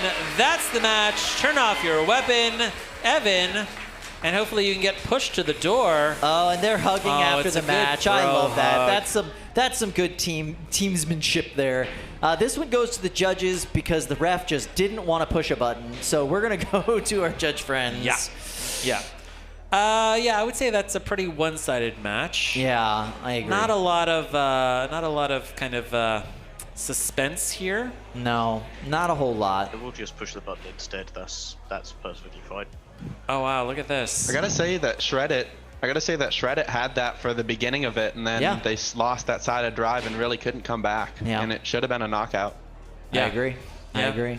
All right, 3 votes for Blackbird, which advances unanimous judges' decision here in the winner's bracket. Evan Arias is being kicked down into the loser's bracket after round 2, his first fight of the day. Heartbreaking.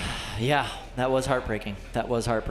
All right, so then we're going to have Shreddit Bro down in the loser's bracket. I am so sorry for everyone down in the loser's bracket that that's how you have to deal with. We already saw this match, didn't we? Lynx versus Vespula, yeah, we did. Yeah, all right, good. Just confirming, I didn't imagine that. But yeah, so Blackbird moving on into the winner's bracket, and I gotta say that was a bit of an upset. All right, we're gonna go over to Drunken Peasant versus Disco. Unfortunately, Brian, this is not Disco's image. This is Hot Leaf Juice. Ah, yes. But okay. 8, 7. Disco, 6, one of the 5, winningest robots 4, here on the East Coast, 3, has taken home something 2, like 6 or 7 1. first place finishes. Fight, robots, fight. Drunken Peasant, driven by Soul from Mexico City. This is our second Mexican robot here today. Disco is the vertical spinner here with a little bit of red accents. Yeah. Drunken Peasant is just bare metal. Drunken silver. Peasant has an excellent winning record on its of its own right. These are just very different looking robots. Drunken Peasant just out there looking like a tank. Disco really looking like just a well-designed sports car. One of the things that you're looking for, Don Dorfler and Disco, is really controlled driving. Don Dorfler, one of the team members on Team Huge, and really a very accomplished insect weight builder and driver here on the East Coast. Taking home first place finishes previously at Motorama and elsewhere. He's been running Disco, this design, for 5 years now. That's right. And been iterating. And amazingly, Soul and Drunken Peasant really holding their own. Well, Soul and Drunken Peasant also did really well at the last Motorama that they competed at, and they've done very well in this competition, obviously by qualifying.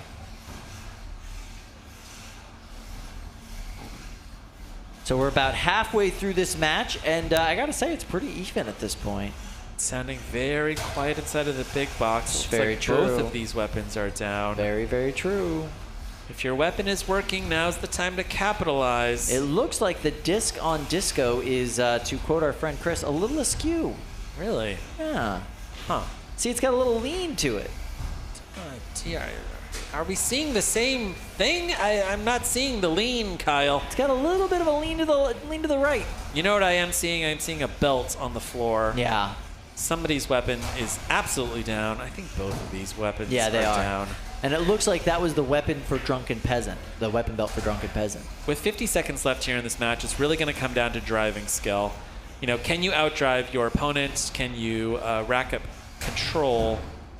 I really think that Drunken Peasant is doing pretty good here in the control department, Kyle. Yeah, not surprised by that at all. Soul's an excellent driver. That's a good pin from Disco. It was, yeah. Got those big grippy Coulson wheels there. 20 seconds left here. It looks like some of the back of Drunken Peasants being peeled away. You can kind of see that that black tape. It was a little bent up before the fight even started. I think that's old damage. It's just getting a little exacerbated. All right, 6, 5, 4, 3, 2, 1. That's the end of this fight. Please turn off your weapon motors and head to the door. Thank you guys so much. This one will go to the judges. Wow. That was a good match. That was quite a bit very closer technical match, yeah, than I thought it was going to be at the start of the match. Disco just has such a driving and build pedigree here on the East Coast, but Drunken Peasant really held their own in that match. Yeah. I think it may come down to control here. I think I'm going to be watching that control score really closely. And Drunken Peasant, fantastic driving. Yeah. Which was absolutely great. You know, when you think about Disco, you think about damage. You think about, you know, kind of these massive hits. We didn't see a lot of those. No. We didn't see Drunken Peasant getting kicked through the uprights, you know, or, you know, getting kicked across the arena. So yeah, I mean, like that kind of factor in Disco's performance is gone. So yeah, I think Control is going to take it. Interesting. Okay, we got over to the judges. Oh, and the scores are coming in. I'm looking at the YouTube poll, and it's very split. It was so close, honestly. Yeah, it Wow. was a very difficult one to call. Wow. For me, Disco, that last pin That last pin is what did it for you. Okay. All right. Fair enough. 2 votes for Disko, which advances. All right, let's check in with Katie. Well, the disappointment is on Soul's face. He said he thought it was his. Thoughts? It was mine. I attack a lot. I distracted by the echo. I attack a lot. I disable the weapon. I have more damage. I don't know what happened. I'm going to repair the weapon. I don't know what happened. It was working, so I had a lot to do. And this is one of those things that this isn't just a local guy. No, Mexico City, and you're representing. Have anything to say to anybody back home? Well, I want to try to win again. I don't know what I'm going to do here. I need to work a lot. Work a lot to represent here, but I think you're going to do a great job. Congratulations. I really like the cage banging, by the way, at the end of that. Yeah, because I thought I was going to win. I got a lot of hits. I think this only got hit by my weapon, so I don't know. Well, judges are judges. Hey, as these builders continue to work all day long, those who make this show possible, here, they're representing.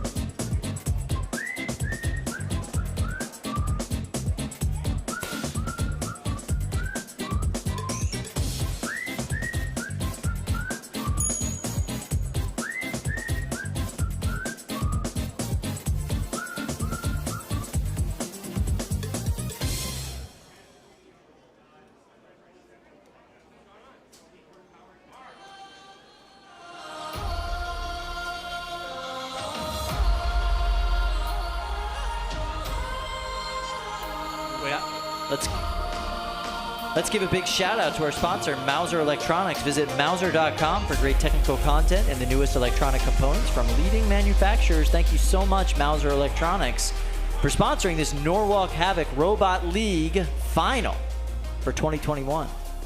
Got a great shot there of downtown Norwalk. That's within walking distance here. That's right. At the venue.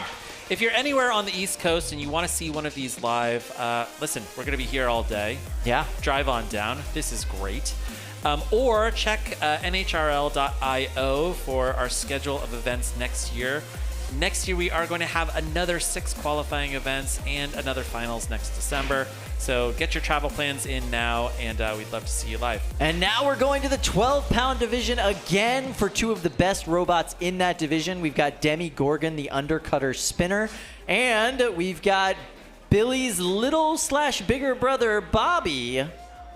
It is the 12-pound version of Billy. Very similar bot, very similar weapon type and style, but same hat. Same hat. They Kyle, did not the face on scale Bobby is that different. 8, yeah, he's kind of smirking 7, a little bit. He's got a little 6, smirk to I him. like the smirking 5, Bobby. 4, Yeah. 3, 2, 1. Fight, robots, fight. So that weapon already up to speed on Bobby. Demigorgon coming in. Obviously, Demigorgon the more aggressive, driven of the 2 bots. And Demigorgon running as an overcutter. Probably a smart move. You know, you can take those wheels out at a much higher angle. Yeah. Yeah, typically we've seen that overcutter configuration be Bobby and Billy's Achilles heel. And Brandon Bennett Young running Demigorgon absolutely knows that. But look at that. Bobby took out a big chunk of the left side wheel on Demigorgon. Oh, that is not good. Yeah. And now Bobby doing a great job of pinning Demigorgon into the corner. Not something you expect, a big-wheeled robot accomplishing a pin there. Yeah, Bobby successfully flipped Demigorgon over. It's now again an undercutter. Tap out. Yeah, that is a tap out. Pretty decisive win there Wow. for Jonathan Clark and Bobby. We were expecting a nice long match between 2 powerful bots, and instead we just got domination by Bobby in that round. There's really not that much to clean up in that arena either. Not what you expect in a Bobby fight. Yeah. All right, we're going to head over to Cage 2. That's where the fight's happening, Kyle. That's what I heard. Ooh, all right. So we've got Project LiftOff versus Starchild. Two very unique designs. Very effective designs. Project LiftOff actually got first in its qualifying round. Very powerful Melty Brain spinner. And Starchild, a overhead attack thwack bot? 6, Big so interesting. 4, 3, I think that the rock, paper, scissors 2, here will favor the Fight, Melty Brain, but we're gonna have robots, to fight. see. It depends on just how precise and surgical Brandon can be with that weapon on Starchild. If he's able to get that reach with it and hit Project LiftOff before Project LiftOff sends it flying. Oh, like that. And look at how the wheel is distorted on Starchild now. Oh, that wheel's not looking happy on Starchild. It's bending itself in. Oh, no. The structural integrity on that is completely gone. You see Starchild spinning in the corner there. They are not able to get any traction at all on that right side of their drive. Andrew Kazmer running Project LiftOff. That wheel is broken on Starchild. It's just cocked to the side. That is not good. And you can see on Project LiftOff, there are just 2 wheels. You could call them wheels. They're more like cleats that dig into the floor, and you can see the marks they make on the floor as it moves around. By adjusting the speed and torque on those 2 wheels is how they actually are able to control the direction of that bot as it moves around the arena. You can hear Project LiftOff spinning up. Oh, but that was a good hit from Brandon and Starchild. That was beautiful. Wow, what a nice kind of last-ditch effort there from Brandon.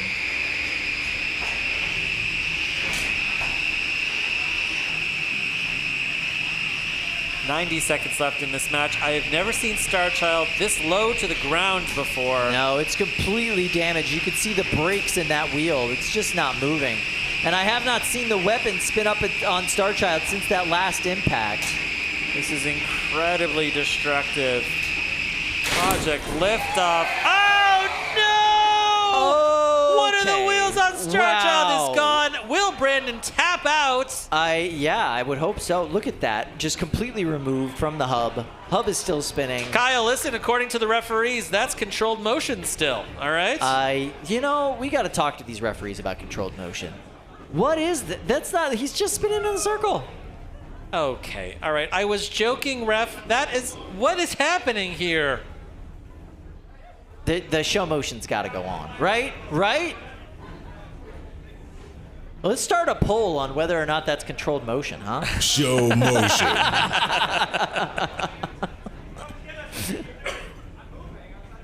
All right, Brandon Zielinski and Starchild, absolutely heartbreaking here. Yeah. Show motion. Project LiftOff spinning up just to make sure that the referee knows that it can still move. Knockout. This is a knockout. Oh, wow. man. Project LiftOff is your winner. Starchild going down into the loser's bracket. They have a lot of work to do on that bot. All right, so we're going to go over to Lindsay. She's got some interesting trivia for us. Yeah, I actually have a super chat. This is from Superdog Z2, who wants to know, do the house bots ever get destroyed in casualties? And how often do you have to fix or replace the house bots? So the house bots are big. They are heavy. These are AR 500 steel.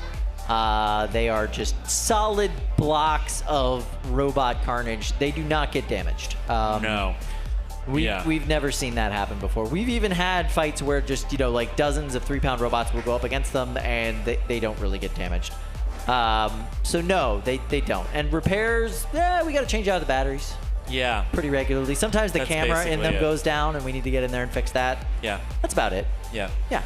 Good question, though. It was. All right. Looks like we've got loaded into box 1. Red Hawk versus Narsil. Box is locked. Drivers are ready to go. I don't see the graphic, though. Here we go. Red Hawk versus Narsil. Very similar designed bots. Losers bracket round 1. Both of these robots lost their first match of the day. One of these robots will be going home in 3 minutes or 7, less. 6, 5. Interesting. You 4, see Narsil starting 3, off the fight facing 2, backwards, 1. sending that back armor package Robots into Red Hawk. And both of these robots have very similar geometries. Yeah. And, they are both horizontal spinners. I think they probably both started life out as vector kits, would you say, Kyle? Perhaps? I don't believe that was the case for Narsil, but that definitely was the case for Red Hawk. Yeah. Either way, it's very similar kind of design. 2 wheels and a big, big old horizontal spinner. So this one's really going to come down to driving and picking your moments. Are you able to hit your opponent without going weapon on weapon too many times?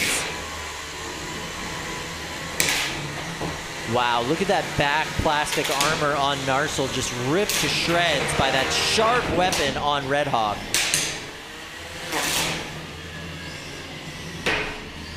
Red Hawk, one of the family teams here. Yep, driven by Josh Belanger from Brookline, New Hampshire. That's right. I would love to someday figure out how to say that last name correctly. Maybe I can chat with Josh at some point. I feel like I say it wrong every single time, Kyle. It's interesting. We were here for their first competition. Yeah, that's true. And you see that they have successfully peeled off the back armor of Narsil, and that back armor is looking sad. Narsil's lost one of its wheels, and Red Hawk is fully operational. Yeah. And Red Hawk is a bot that, you know, when they started, they were a kit bot, painted red, well driven, but this team has been here at almost every single competition, just grinding away, getting better and better, learning from the other competitors. And you can really see those improvements in their bot every single time. Now you can see as Narsil was kind of pirouetting up onto the side, Josh's dad telling Josh, like, hang back.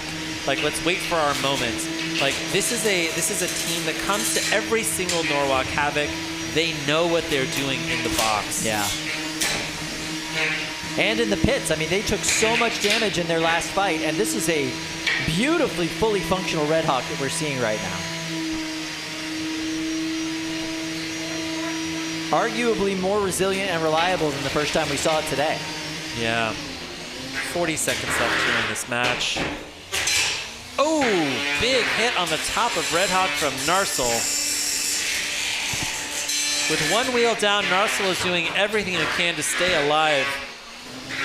Wow, and you can see all that paint peeled off of the top plate of Red Hawk there. Red Hawk's weapon is down. Red Hawk trying to get control of Narsil and push that weapon into the wall in the last 10 seconds of this fight. But it looks like the left side of Red Hawk's drive is all the way down. 4, 3, 2, 1. That's the end of this fight. Turn off your weapons and drive to the door if you can. See a good shot there of Josh from Red Hawk. And that was a really destructive match. It was. Now, we saw Red Hawk's weapon go down toward the end. Red Hawk had successfully peeled off that back armor plate and knocked out one of the wheels. Yeah. That's damage. So maybe damage is split. Who had more control? Red Hawk had more control probably for most of that fight. For sure. Yeah, aggression. Aggression goes to Narsil in my book. What are your thoughts, Kyle? I think you're absolutely right on that. I mean, especially towards the end of that fight, most of the damage was Narsil, and that aggression, you could really attribute mostly to him. It's a tough one. We're going to have to see what the judges say about that. Looks like we're going to have a Dragon Princess RumHam fight coming up in the 30-pound box after we go through this judge's decision. That'll be a fun one. RumHam is a bot we haven't seen yet today, and I think our audience is going to be very excited for that bot. They do some really good work and some big damage in the pit or in that box. But let's go over to the judges now and see what they had to say about that last fight. Yeah, I think if that fight went another 30 seconds, you might have had a different decision there because Red Hawk looked like they were about done. Yeah. And Narsil was still, didn't have full mobility, but they had some mobility. So I don't know. That was close. It was very close. It was really the last section in it for me that Narsil couldn't really bring back the rest of the fight. Yeah. Red Hawk just controlled the first lot of the fight, and then once they started to lose power, they kind of just sat there. But at that point, they had done enough to sway the decision. All right, so thank you, judges. Unanimous decision for Red Hawk. Narsil is going home. Red Hawk moves on in the losers bracket. This is really their bread and butter. Like, that's what Red Hawk does. They just own that losers bracket for so much of this tournament. Here we have a nice shot of the pits. The Bots FC boys showing off their jerseys. They've really got that that soccer boy aesthetic there. Football for our European fans. Hey, everybody in the audience. Got a great shot of the crowd. Hey, how are you guys today? So glad you could join us. Bunch of kids made their own signs here. I saw a sign that said, "We love fire." Was there a fire sign, I think? Yeah, right over there. I think we're going to see some fire in our next match. There's a good chance for that. There's a very good chance for that. En Fuego over there. En Fuego. That's great. I love it. Yeah, we've got Dragon Princess, the fire-breathing robot of Dragon Princess, versus RumHam. Oh, tell us a little bit about RumHam, Luke. RumHam is driven by Luke Quintal. He is a Copperhead team member, Luke Quintal. He flew in today here from Denver, Colorado to compete. And fun fact about RumHam, it has caught fire at every competition it's ever competed at. That's exactly right. So I am hoping that we see some fire here. Some intentional fire from Dragon Princess, maybe some unintentional fire from RumHam. 7, 6, 5, 4. Oh, this audience is hyped. We've got some RumHam fans out there. Robots, fight. Here we go. Wow, that was pretty impressive. So Dragon Princess went in for the box rush, is what we call that. Basically, where you try to get in and stop your opponent's weapon before it spins Here we up. go. Look at that. RumHam did a great job dodging that box rush, but they were not able to get their weapon up to speed. And now this control goes all to Dragon Princess. Now RumHam is really trying to get away from Dragon Princess and its mini-bots so that it can spin up that undercutter. But Dragon Princess running this heavy plow on the front is really designed to kill horizontals like RumHam. All right. Had a little accidental burst of the Encore graphic there. Not sure what that's about, but the clock is not there, so Control is keeping track of the time back in the booth for this match. And Dragon Princess loves fire, Kyle. Well, yeah, who doesn't? Dragon Princess down a wheel doesn't seem to be affecting their mobility very much, and you see the side guardrail of the arena explode as RumHam hits it at full speed with that weapon. And yeah, there we go. That's Huge what we like to see. Reaction from the audience. And RumHam officially on fire. RumHam is smoking. Oh no! And you see the wedge bot for Dragon Princess holding RumHam in place, helping with that pin so they can get even more fire into that chassis on RumHam. I'm not sure if it's the exterior of the bot burning from what Dragon Princess did to it, or if that motor on the weapon is burning. But that weapon is not fired up since that started, so hard to say there. The weapon on RumHam is down. Wow. All right. I just heard 1 cage minute side, remaining. 60 seconds remaining. Yep. In this fight. So we're going to have to keep an ear out for when the ref by the box counts us down, since we don't have it on the graphic now. RumHam's basically like turned into a control bot. They are a little bit faster, a little bit more maneuverable than Dragon Princess, but the geometry of that bot makes it very difficult for them to control Dragon Princess. Ooh, there we go. Nice pin there from RumHam. Slamming Dragon Princess into the wall several times. 20 seconds left in this fight. And there we go, Dragon Princess gets under RumHam there. They have taken over control. They're gonna move them back. They've pinned them up against Fluffy. They continue to slam them up against Fluffy, using Fluffy as the back wall there. They're allowed to hold that pin for 10 seconds, which isn't very much of this match. All right, and we've heard from Control. 3, 2, 1. That's the match. Drive to the door if you can. Round of applause. Wow. Incredible. All right, so this one will go to the judges. That's a kind of a tough call there. I'm not sure how that's going to go. Are you serious, Kyle? Yeah, I am. You think that's going to be a split decision? I don't think it's going to be a split decision. You think it's going to be But unanimous? I'll bet there will be some half points awarded. Okay. Jack Tweedy is he's exploiting a loophole in the system. You can't be giving half points out. All right? Why? There's no rule against half points. Because we have 5 points for a reason, so there are no split kind of point, awards. Fair enough. Fair enough. You either win a full point or you don't. Like, you can't do a half point. Come on. I mean, obviously you can because he's doing it.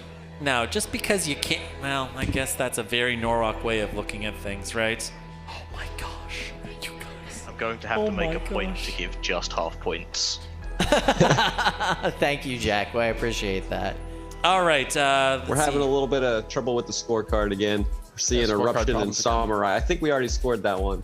You did, yeah, but I believe if you guys start filling out the scores, those will change. That's what happened last time. Now, Kyle. Eruption, SawMurai. Yeah. While we're deliberating, Hunter Youngkaskas has come over and given me Billy's hat. All right. I saw that. I'm going to put on my white glove here so that I don't mess up. Oh. And you just increased the value of that trophy 25-fold with that 3D printed hat. That's awesome. Yeah, exactly. Thank you, Hunter. We appreciate that. Prefacing a Michael Jackson impression. All right, I think the judges, the scores are in. Is it time for us to reveal who the winner of this match is? You'd never have guessed it. Oh boy. Here we go. Dragon Princess across the board.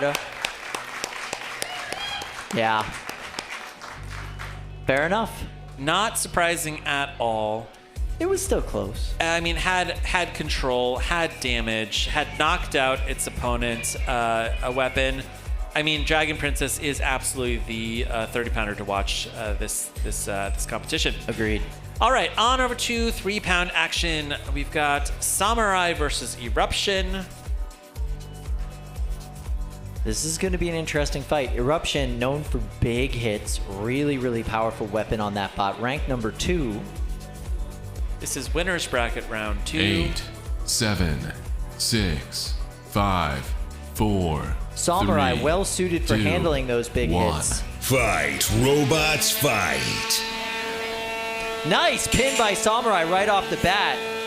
Driving their saw into the side and into the top of Eruption. Eruption able to escape. Ooh, nice hit there. You can see the power of that weapon of Eruption. Tap out. And there is a tap out. SawMurai did not want any more of that. All right, so Eruption is your winner of that fight. Fast match there, Kyle. Extremely fast match there. So we're going to go to a commercial break and thank our sponsors.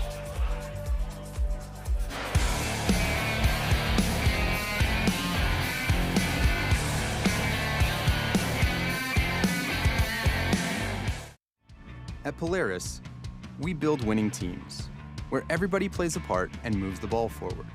So if you want to work with people who pick you up in defeat and lift you up in victory, who relentlessly challenge the industry, their peers, and themselves to be better, and constantly open doors to greater learning, collaboration, and success. Work inside the company that thinks outside. All right, we want to thank Polaris. Polaris is an American manufacturer of motorcycles, snowmobiles, ATVs, and neighborhood electric vehicles.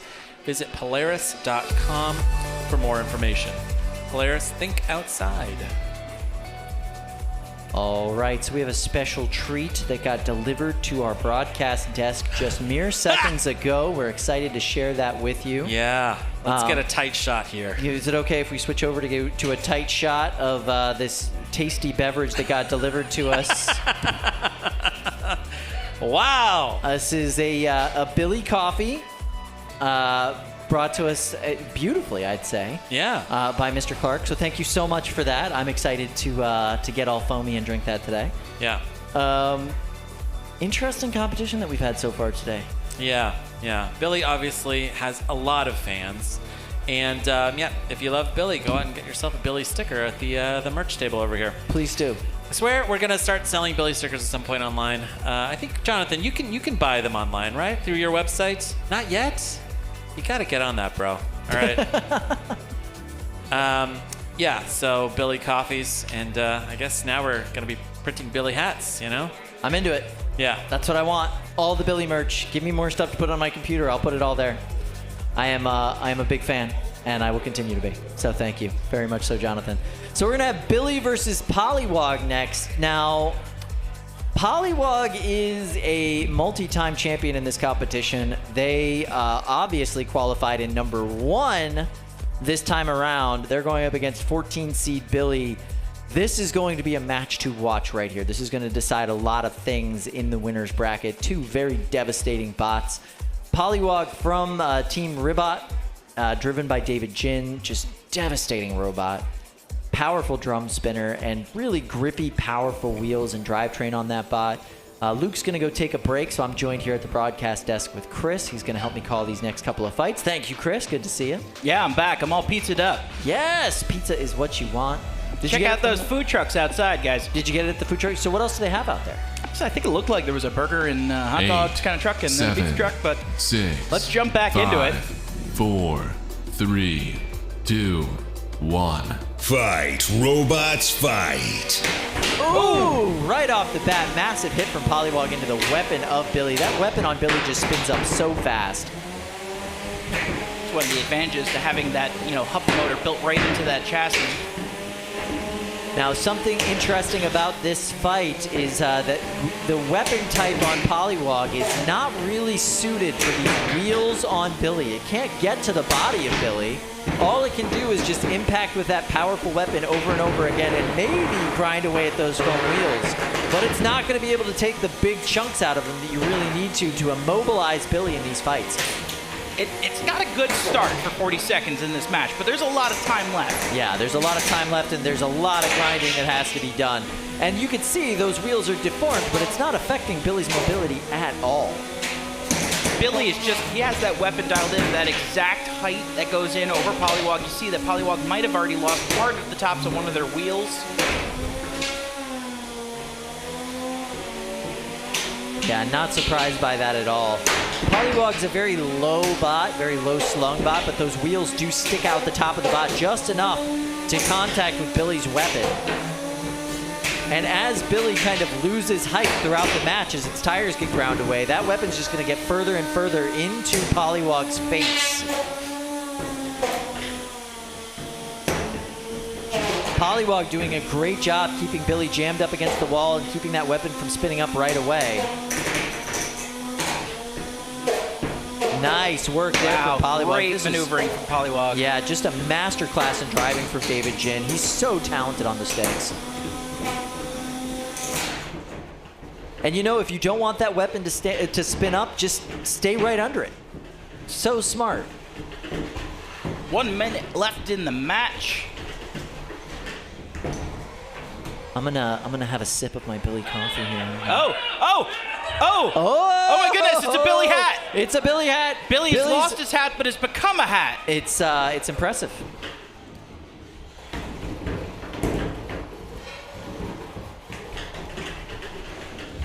Billy trying to get that weapon back up to speed. It might be down, though. We have not even seen it attempt to spin up since it became a hat in that last exchange. Billy's in a tough spot right now. We're not really a well-known control bot. No, very difficult to be a control bot with Billy. And we very rarely see that weapon go down.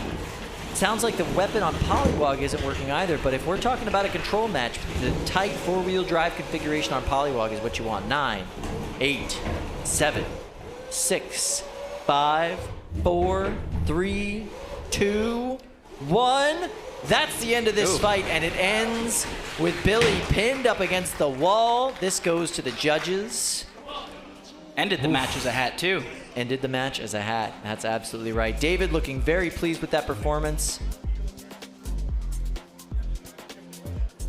So we're going to go to the judges and see what they have to say about that.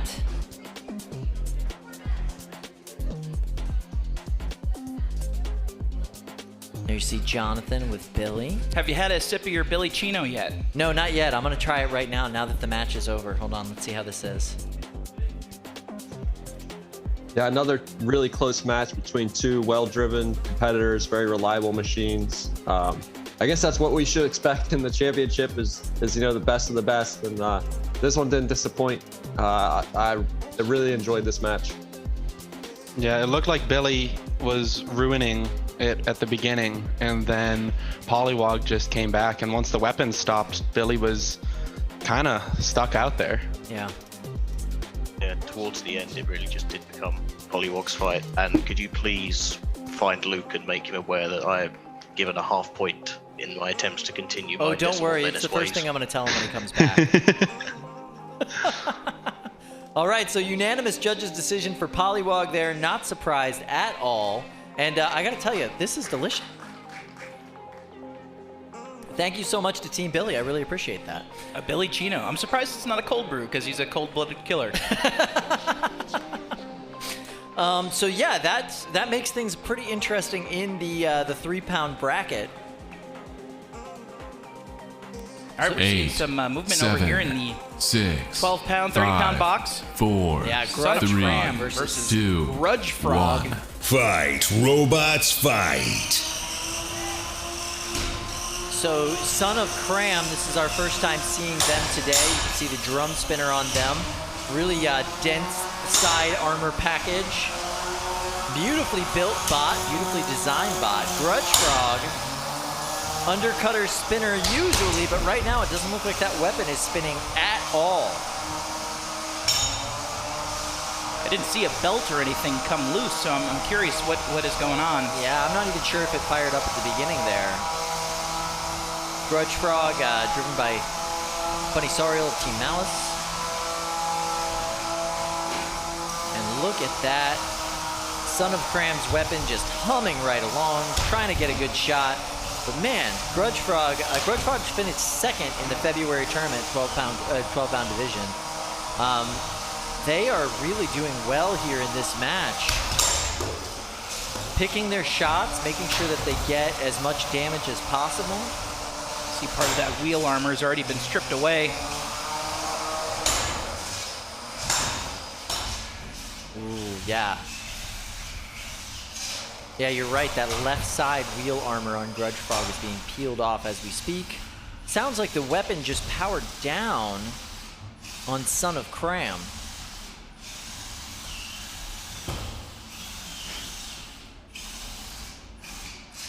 Excited to see what happens there.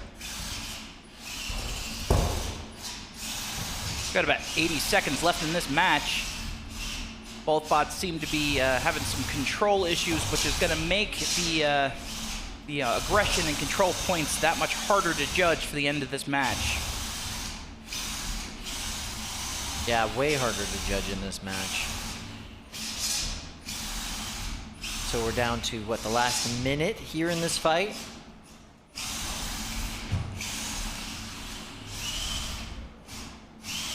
I guess that's controlled motion. Yeah, it's a debatable issue right now.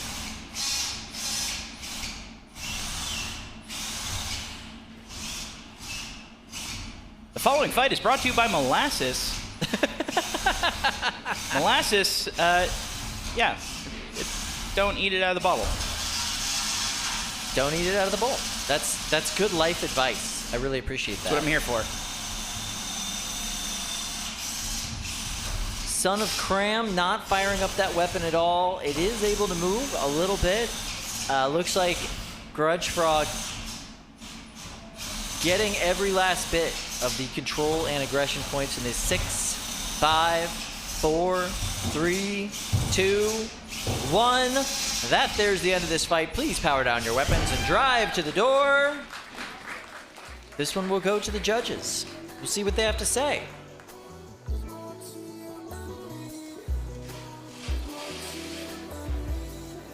Sad looking bots. Oh. Interesting.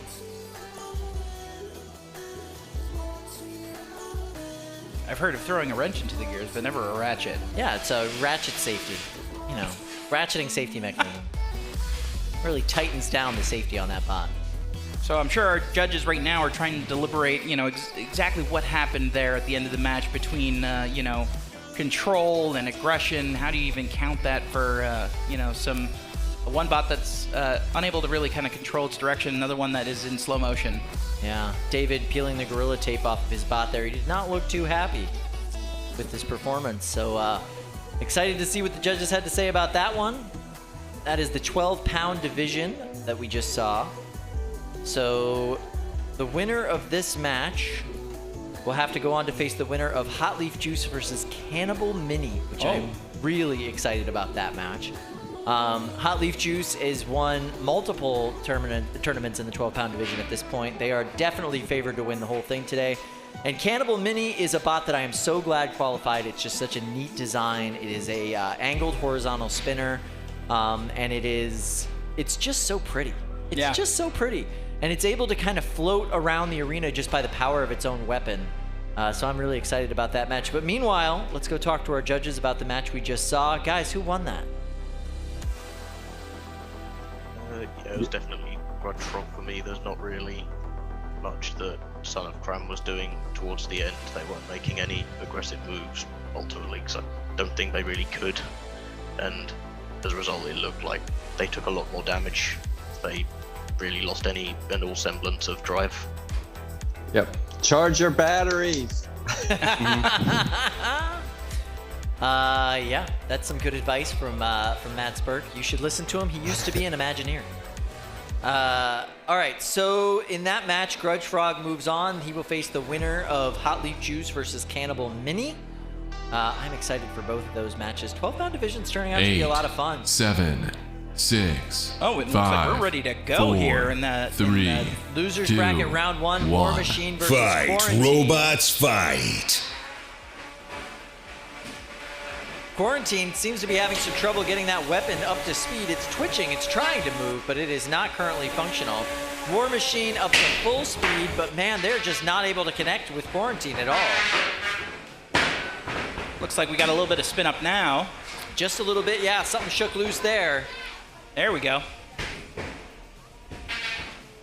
Quarantine did so much damage in its last tournament that it was in, and now we're starting to see a lot of similar performance right here. Ooh, good back and forth between these two robots. So aesthetically similar, the black and silver motifs on both of these bots. But man, that weapon on War Machine is doing most of the work right now.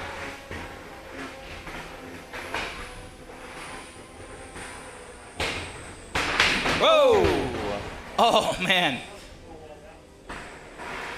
At this 3-pound weight class, it really does depend on who's up to a higher speed when you make contact, as to who's going to win that exchange. And right now, it is all War Machine.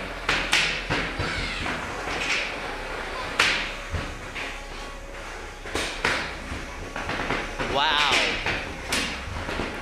See, one of those rabbit ears has snapped off on Quarantine. Yeah, same thing we saw to them in the fight that brought them down to the losers bracket, that rabbit ear getting snapped off. If they get inverted, that's severely going to inhibit their ability to move around. 2 rabbit ears and inverted is perfectly fine for Quarantine. 1 rabbit ear makes it very difficult. None of the wheels want to touch the ground. It makes it very hard to drive around. Beautiful. Weapon on Quarantine, very powerful as we saw earlier, and really just dazed War Machine there. They were just sitting there trying to figure out where they were. Is he perhaps high-centered on something, or maybe one of those wheels are pinched? Oh. Perhaps, yeah. Quarantine's going to have to capitalize on this. Oh, he's trying to get War Machine moving. A little bit of an unstick assist there from 35 Bert. seconds left in the match. Bert trying to be as gentle as possible in the unstick, but there's no movement that we're seeing right now from War Machine. Oh, a little bit from that right side of the drive. Show motion. There we go. We see the show motion. Got to see some if they can controlled get him out of the motion corner. there. If he's able to even crab walk out of that corner, Show then the motion. will Show turn off. motion. But unfortunately, he's not able to do that. Oh, no. This is a knockout in the last 4 Knockout. seconds of this match. The winner of this match is Quarantine. Don't call it a comeback, Kyle. Wow. All right, so Quarantine really looked scary for them for a bunch of that match, but they will be moving forward. So excellent work by that team. And War Machine will be going home for the day. There you see some Quarantine fans in the audience. Go, Jacob, go. Gotta love that. I love the fact that we have the sign-making station now. It really makes the audience a lot more fun. Yeah. All right, so that was 3-pound losers bracket round 1 action.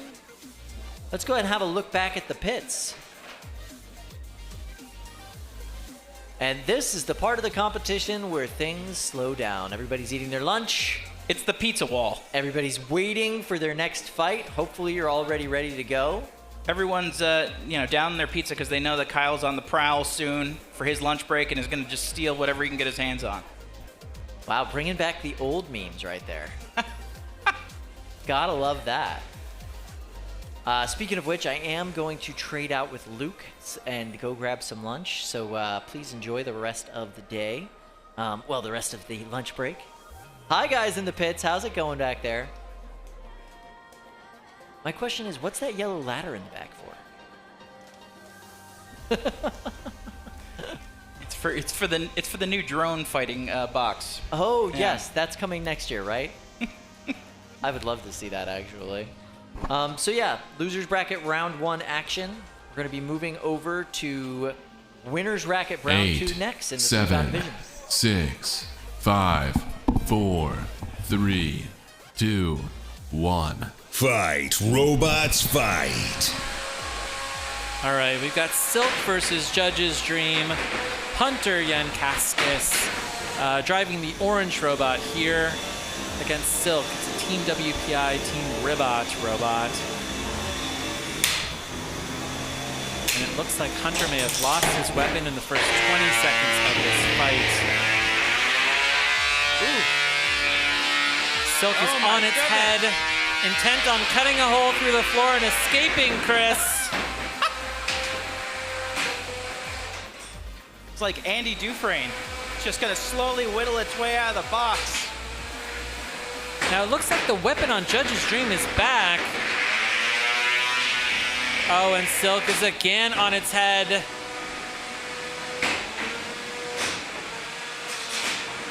Hunter Yankaskis has a lot of faith in his main weapon, and he is intent on going weapon to weapon, just face first straight into Silk. Popping Silk in the air. Versus an egg beater weapon like that, Silk is definitely at a disadvantage when it's inverted. But it seems to have corrected itself and is back in this fight. Silk run by Christian Cooper from WPI, who is now being shoved into the corner by an 11-year-old. That's the beauty of this sport, isn't it? Oh, wait, Hunter's just said he's 12. Did you have a birthday, Hunter? Oh my gosh, kids are always having birthdays. All right, he's 12. He's being shoved into the corner by a 12-year-old, you guys. That's different. I'm always shoved into corners by 12-year-olds. All right, that's a pretty good pin. Hunter can hold that pin for 10 seconds. I'm sure Christian would love to get out. Oh, you can just tell how happy Hunter is with his performance here. Look at this. The weapon on Silk is down. It's being pushed all around the box. 45 seconds left in the match.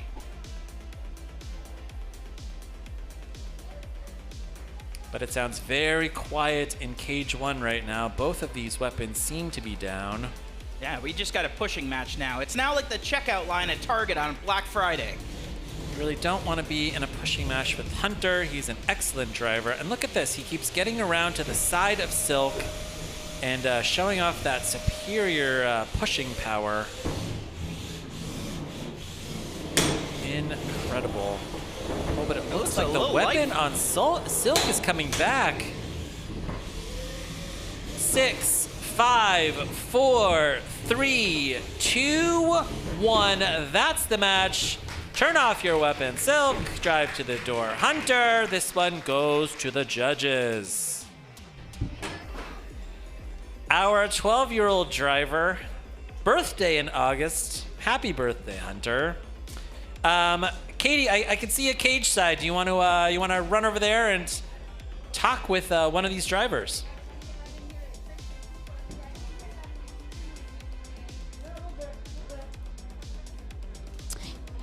Yeah, Christian Cooper over here, who's had an extremely busy day. One of the robots caught on fire. Now you're working it here in this cage. How would you describe it? I mean, it is what it is. That's kind of the nature of the sport. Things break. It's what they're for. I don't really know why my weapon was half working, but you know, got to figure that out. Add it to the list of things. Yeah, exactly. Where are you with the fire robot? It's being rewired right now. So, there. Well, here's the thing. People out there in the crowd, you see that? We want fire. People are looking to see that, so you gave them a show. Oh, I'm glad I could help. That one was for them, of course. Wishing you the best, Christian, and seeing what the judges have to say. Guys, who do you think won? Oh, it's a clear judges, dream, win here. It is just that. Listen, if these judges go the other way, I'm going to eat Matt Spurk's hat. Okay. All right, look at that. Unanimous judges' decision for Judge's Dream and Hunter Yunkaskis, who advances in the winner's bracket to winner's bracket round 3. Half points there just for you, Luke. Listen, Jack, okay, just because you can exploit the system doesn't mean you should, all right? You saw that all, that all came down to damage. Yeah. I would say that came down to control as well. You know, like at the back half of that match when both of those weapons went down, Hunter Yunkaskis is able to pick his angles inside of the box and really shove around Silk, which is incredible. All right, we're going to go over to the big box. A very exciting match here. Winner's bracket round 2. 6, Raptor X22 5, versus Kitten 4, Mittens. 3, 2, Ooh, both of these robots had great first 8, matches. 7, 6, Oh. 5, And the double 4, count in. 3, 2, 1. Fight, robots, Okay, fight. here we go. I guess we're starting in the middle of the box. Kitten Mittens, of course, this absolutely devastating gyro walker.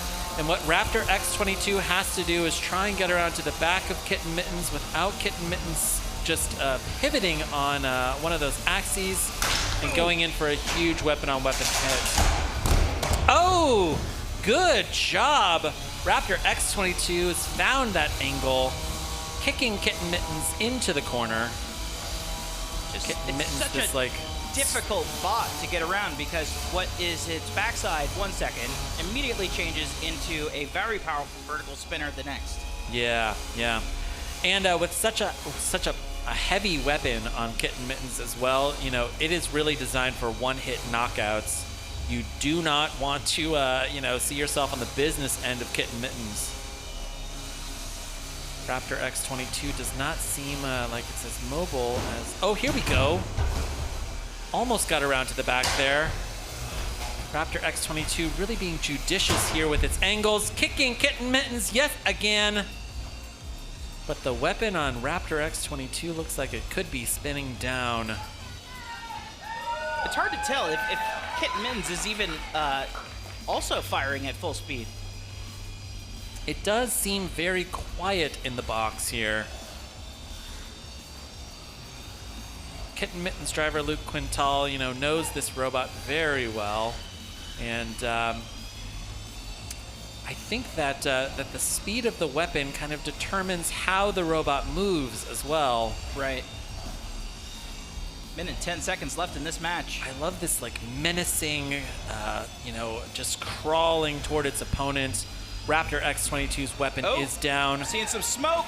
Oh Tap no! out. Oh no! Did somebody say they wanted fire, Chris?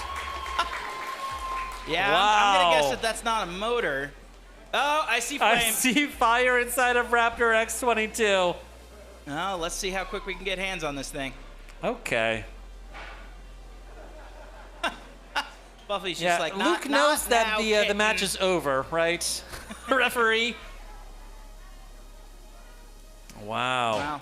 All right, right, well, the smoke's died down. Maybe it was just a flare-up, but we'll see. We'll see how they handle this situation. Winner there, Luke Quintal and Kitten Mittens. Round of applause for this unconventional walking robot.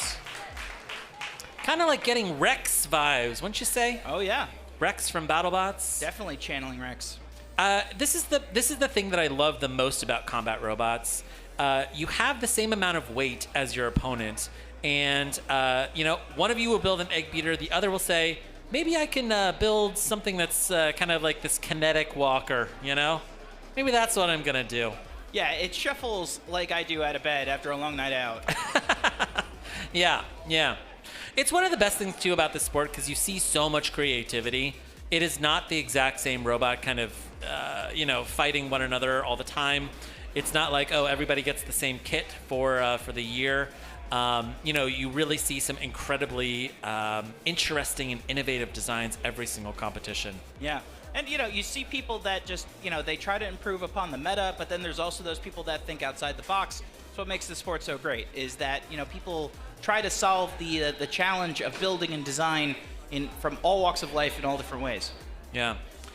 All right, I see loading into box 2. I see Shreddit over there. I see Team Shreddit. I think that this fight already happened, SawMurai versus Eruption. I think it's Shreddit versus somebody else. If I could see through Team Shreddit, maybe I could see who they're facing. Oh my goodness. Wow. It's Dark Princess, Annika Yankaskis. 8, 7, 6, 5. These are two BattleBots 4, drivers. 3. Annika Yankaskis 2, driving the mini-bot. Fight, robots, fight. She's got that stool so that she can get a better look inside of the box. Not quite tall enough. Shreddit Bro opening with a very aggressive posture. And yet again, we are seeing Dark Princess bouncing around inside of the box. I'm not sure what that's from. That's pretty unusual for this robot.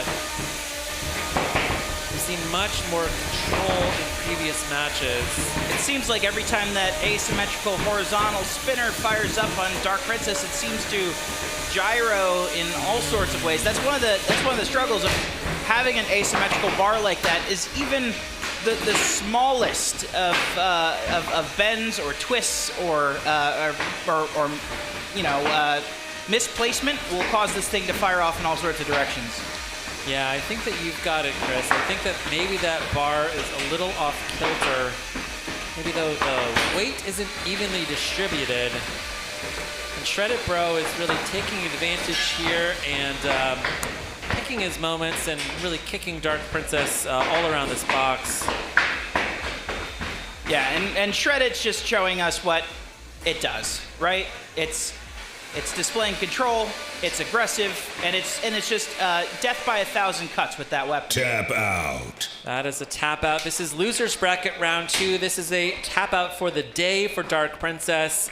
Evan, Arias, and Shreddit Bro advance here in the losers bracket. Short day for Dark Princess, which is one of everyone's favorite robots here. But looking forward to seeing Dark Princess again next year. All right. I've heard from Control that we're going to go to Cage 4. Is it Cage 3, Brian? Here we go. All right, we're going to go to Cage 3. We're going to go to the big box. We've got Whittle by Whittle and Huge. All right, well, that's what's coming next. We're going to go over to Cage 1 here. We're going to get another beetle fight. Okay, Jackrabbit versus Vespula. All right, we've got Drew Davis and Jackrabbit against Team Ribot, Team 8, WPI 7, with Vespula. 6, 5, 4, 3, 2, 1. Fight, robots, fight. Oh, quick, right out of the box from Vespula. And Jackrabbit has successfully kicked Vespula up onto the rails. I predict this is going to be a long match. These are two incredibly aggressive, incredibly durable robots.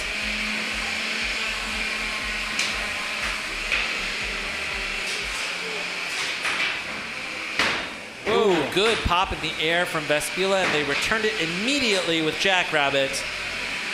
And it is a great matchup, too. Jackrabbit with a slight reach advantage, but Vespula with such a wide bar configuration that, stands better of a chance to hit on, those angle attacks. I love a wide drum, Chris. I mean, look at this. This is great. Yeah. I mean, that wide drum just gives you so much bite. And, one of the big things that I'm always watching for in a Drew Davis fight is Jackrabbit staying absolutely squared up against its opponent. Right. Keeping the business end toward Vespula. Jackrabbit now finds itself on its head, trying to violently self-right. Awesome maneuverability out of Vespula. But it looks like Drew Davis may have lost the weapon on Jackrabbit. You can still hear that hum inside of the box from Vespula. Vespula has tipped Jackrabbit up onto its head. Not content to allow Brett to save the robot. It's coming in for the kill. This is that classic WPI style of driving. Totally aggressive, loves a drum. And again, Jackrabbit finds itself on its side. See how Vespula doesn't even let Jackrabbit wait for the assist from the house bot. This is a great way to rack up those aggression points with the judges if it does go the full 3 minutes. You can see that twitch on Jackrabbit's weapon. That weapon is dead. The drive is dead. Vespula is celebrating. Referee, are we going to call it here with 40 seconds left? I don't think so. I don't know. No, yeah, Jackrabbit is stuck. Drew is getting counted out. Losers bracket round 2. Jackrabbit is going home. Knockout. Wow. Great driving match there. Drew Davis, one of my favorite drivers. He's still alive in the bracket elsewhere, I believe. I think he qualified 2 robots. And so Drew is, he grinds and he comes to every single one of these competitions and he's been getting great. All right, we're gonna go over to Katie. Katie, where are you? One of the most popular here today. In fact, you create a little fire and you create a little drama. You did with their Dragon Princess, it still is involved. You're still getting a chance to compete. What have you learned with Dark Princess even though that's not competing a little later? Well, just to attack and just give you a feel. And that's exactly what you do, and you can see that that's kind of the intention that you have each and every time you go to compete. Which of these competitors do you think is the most dangerous? Well, all of them, because they're all really good. And I see a lot of this time with you and your dad. How special is it to share those moments with him? Very special. And to have the whole family here, you have 7 robots, so you guys still have a whole lot more work to do. Best of luck out there. Thank you. All right, Lindsay, what's the community saying these days about what's happening here in these cages? They are so into it. They are very impressed by Vespula. There's been a lot of love in the comments and the community for them, so very excited to see where they go. But we have a question here from Team Testbot, a little bit of a cheeky one, I would say. So will Governor McCord go on record and speak out about the impact that the war on brushes has had on our most vulnerable control bot population? So I have a feeling that I know who asked this question, a very popular control bot driver. So maybe I can throw this over to you announcers for your, unofficial take. I mean, control bots have such an important place in this sport. I think if you are a casual viewer and you are tuning in for the first time, you don't necessarily want to see a control bot. You want to see fire, you want to see massive hits, you want to see eviscerations, you want to see somebody get cut in half. Control bots are kind of like the, thinking person's kind of, robots. Without control bots, it would just be an absolute it would be mayhem of glass cannons, right? Yeah. Everyone would bring in the biggest hitter possible.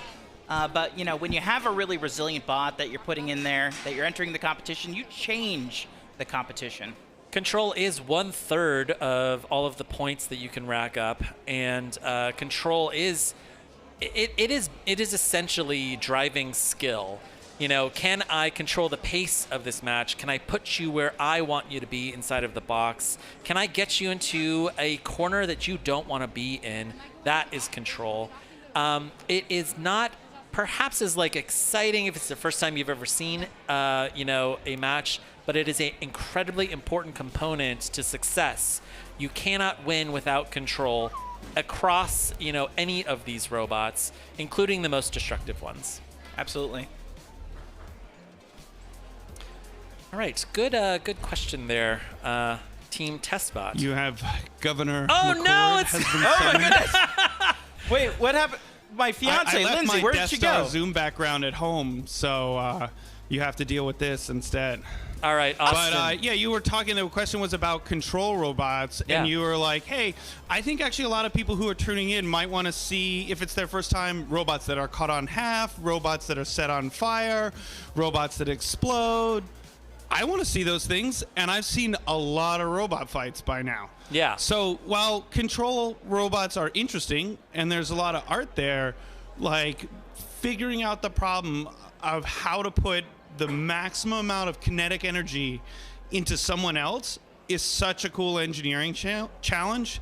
And you see it come through, and you watch robots like Starchild that pretty much seemed almost undefeatable get ripped apart today, and it's like a new design shows up. Or you look at the different kinds of wheels that are showing up on some of Jameson's Go's robots, which they're not wheels, they're feet. That stuff's amazing. And so setting the rules of this competition so that people keep pushing the limit, people keep designing and thinking up new stuff is really exciting. And like the part where you'll hear me get unhappy about is the fact that like it's Shreddit and the Bros, and there's a whole bunch of robots that look like that, and people are figuring out that those kinds of robots can be beaten. And like, again, I don't know, you see those and their left-hand drive dies every time, and it's just like, oh, cool. But I love the new stuff. Dragon Princess is amazing. Like Dominic's team there, they're the first to really reliably do fire. And you think about the first time that people showed up doing fire, and it was like a penguin that caught on fire that couldn't even move. Yeah. Now Dominic can like go around and literally cook other robots. Yeah. And so seeing that engineering keep changing and the design of the robots keep changing, that's really exciting. Yeah. One of the things I really like about Norwalk Havoc is that we have been very clear about our goal here, which is to become the most competitive insect weight home on the planet. You know, and you can see that from the start of this year to this point, we've already seen the competition like just ramp up. The types of designs that are coming here today are incredibly destructive, and that's because and that's awesome. Yeah. It's and this is really the home for competitive, you know, true competition combat robotics. And the fact that you see some of these experimental bots here in the finals shows that the standard can change, and it will change. Yeah. I mean, this is where I want to hold up my sign, where's Cock? Because that robot is a great example of something that everybody thought would never be successful and just absolutely demolished the robots that it fought against. All right, Governor McCord. I like this new title, Team Testbot. Yeah. Next time I'm coming in on the TVs behind you. The Great Overlord. Yeah. No, you've got to be like petting like a white cat or something, you know? Yeah, exactly. I'll work on it. Yeah, that's good. All right, thanks, Austin. Appreciate it. Thank you. Yeah, so you heard it straight from Austin. He wants more damage. He issued a decree. Yeah. No more control bots, Chris. All right, next year they're out. All right. I absolutely love this sport. I don't know what else to say. All right, we're going to go over to the big box. This is a 12-pound action, Whittle by Whittle versus Huge. Now, both of these robots, they won their first match of the day. This is winners bracket round 2. And we're going to see one of these robots get kicked down into the loser's bracket in 3 minutes or less. It looks like Whittle by Whittle is starting 8, in a reverse 7, formation. It's 6, actually going to go back first. 5, 4, They love it. 3, 2, 1. Fight, robots, fight. All right, Whittle by Whittle, driven by Brycian Cascus, the captain of Slapbox on BattleBots. Huge is run by Team Brutus. There's an awful lot of members of Team Brutus on Team Huge on BattleBots. These are two BattleBots builders here. That was a big hit, and it looked like it was maybe a hit on the body of Huge. Am I seeing a belt loose on Whittle by Whittle? Well, there's a belt on the ground. I don't see, yeah, it looks like sticking that out. saw blade is not powered, but the weapon on Huge is down as well. That'll And happen this in one- those types of exchanges. This one will come down to control here, it seems. Now, when you're facing a big wheeled robot like Huge, what you're trying to do really is what? Attack the wheels or attack the body? What would you say, Chris? Well, I mean, when you have a bot with an arm like Whittle by Whittle, you have a chance to reach up and attack, and you can attack from underneath. That's something that a bot like Huge is not necessarily prepared for. You know, it's keeping those vital components up off the ground, hoping that no other weapon gets to them. Yeah. I think one of the things here with Huge is we're seeing like kind of this older style of wheel. Cleats are really incredibly important for these plastic wheels. I think that if we see Huge again next year, it may be running Starchild-like cleats, because you can see it kind of spinning in this box. It looks like it's almost on ice skating or something. It's not getting the kind of traction that I think that this team would love to have. Brycian Cask is getting under Huge, and just trying to rack up as many control points as possible, trying to push Huge onto its side. Just not a lot you can do against a bot like Huge when you're trying to push it around. It's just, you get under it, but it's on top of you. The optics of it doesn't necessarily translate if you're being aggressive.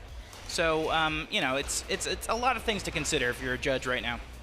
45 seconds left in this match. It's going to come down completely to control. Looks like damage is basically split. Aggression, I don't know. Aggression seems like it's maybe Whittle by Whittles.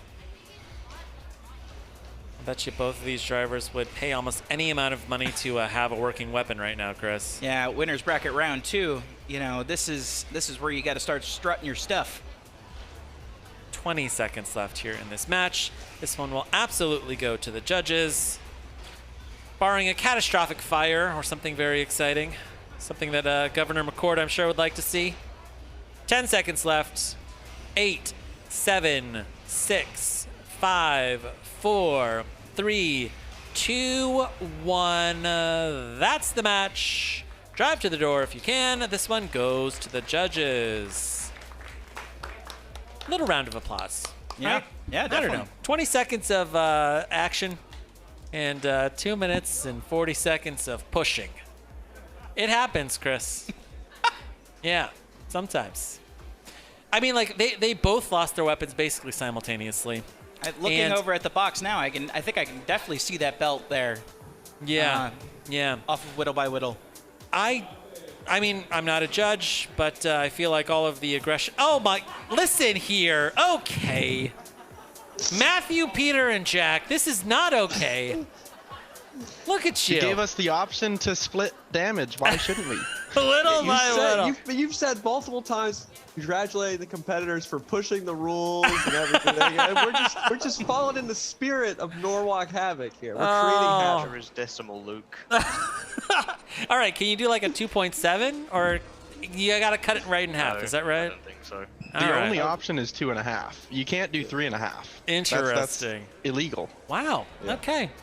Unanimous judges' decision for Whittle by Whittle, which advances in the winner's bracket, kicking Huge down into the loser's bracket. Okay, on to Cage 2. It looks like we've got Caldera versus Red Hawk, it looks like. Woo! 2 exciting horizontal 8, spinners. 7, 6, 5, Should be 4, fun. 3, 2, 1. Fight, robots, fight. This is loser's bracket round 2. One of these One of these robots will be going home. Good stat here on the screen. Caldera's last fight with Red Hawk. Caldera won by decision in September of 2021. Now, really with the horizontal versus the horizontal, you basically want to survive the weapon-on-weapon hit. This really comes down to reliability and how strong your belt is on that weapon. But it looks like the left side drive on Red Hawk might be pinched. Might be pinched. It's the right side drive. Yeah, and you can even see that that wheel guard there is a little chewed up. Looks like there's a piece of foam maybe caught down in there. Yes, that foam has high centered itself. It's pinched itself. Oh, that is heartbreaking. And will Caldera allow Red Hawk to die? Good sportsmanship not coming in here and just destroying the back of this robot. All right, we can hear cage side. The drivers are calling for motion. All right, it sounds like the Voxels want to see show motion here. They would love to protect their robot without losing it. Yeah, a lot of they are tournament just left, driving around. Interesting. Voxels, come on, you guys, let's go. All right, we haven't had any kind of engagement here in 45 seconds. Red Hawk trying to do anything to dislodge whatever's wedged in that wheel, but it's spent now about the last minute of this match at the center of the box. Show motion. There we go, we're hearing show motion. Finally got the show motion bar up here, and it looks like Red Hawk maybe getting counted out. Red Show Hawk, motion. Driven by Josh Belanger of Brookline, New Hampshire. This will be his final match of 2021. Want to thank Josh for an amazing season. He's come out to every single one of these competitions. This is his first time qualifying for the finals. He is one of our favorite drivers, and I feel like I saw one of Josh's earliest matches, maybe his first time out here at Norwalk when we were over at 50 Days Street. Oh, interesting. Yeah. Yeah, Red Hawk has really given us some great matches this year. Great season. Glad to see them here in the finals, and look forward to having them next year. All right. Got a shot here of Brian Voxel and Glenn Voxel taking a look. Father-son team. And their robot is essentially unscathed as they advance to losers bracket round 3. All right, on over to cage 3. Oh my goodness. Oh my goodness. It's Rip and Tear versus ACRC. Oh wow. This should be very interesting. It's hard to believe that these bots are in the same weight class. I don't think that ACRC weighs 12 pounds, Chris. 8. I think if you were to weigh 7, both of them, they'd come in at 6, like 8. 5, 4, 3, 2, 1. Fight, robots, fight. All right, here comes Rip and Tear. Ooh. The flails on ACRC are fully spun up. But I really don't know what they can do to get... Oh, no, and there's a wheel! Oh, no! Oh, they've lost their mobility. Oh, it's come through! Oh, no! Oh, Casey Jeremiason sinking his weapon straight into our ACRC. Oh, you can see him cutting through the body of that robot. It sounds like the dentist's office here. It's gnarly. Now, the first time they ran ACRC, that was a robot made out of wood. Yeah, balsa wood, as I Yeah, recall. you really don't want to... Oh, no! Oh, no! Oh, wow. Oh! Oh, desperately trying to get the bot to move. No response, though. Oh, the kids on ACRC, are any of their robots working? Oh, no. They're clearly thunderstruck. Show motion. Casey Jeremiason, I hope that you feel good about yourselves, all right? I cannot believe it. They're being counted out here. SawMurai final knockout. match of the season. Wow. Round of applause for ACRC. Yeah. And for Rip and Tear. One of my favorite things about Rip and Tear is that this is a husband and wife team, and they're both named Casey Jeremiason. That's right. Like, they met one another. And they were like, hey, you know, if we got married, it'd be kind of funny if we had the same last name, the same first name, you know? And it worked out pretty well for them. I got to say, I do feel bad that they just, dashed the hopes and dreams of 2 8-year-olds. So what are you going to do there? Yes. Yes. Yes. I don't think ACRC's won a match. Is that right? I believe that is correct, yes. In its career. But here. I will say that there is a noticeable improvement between the first version of ACRC and what we see today. All right. All right, we're going to kick it over to commercials, and we're going to take a quick sponsor break.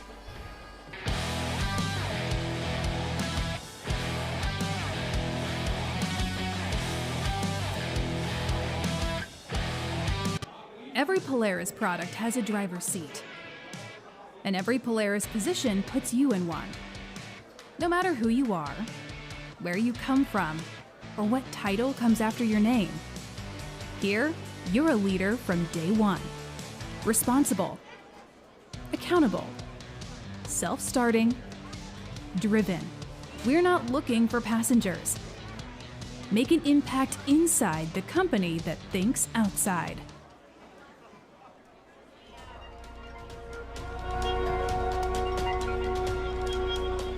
Polaris is an American manufacturer of motorcycles, snowmobiles, ATV, and neighborhood electric vehicles.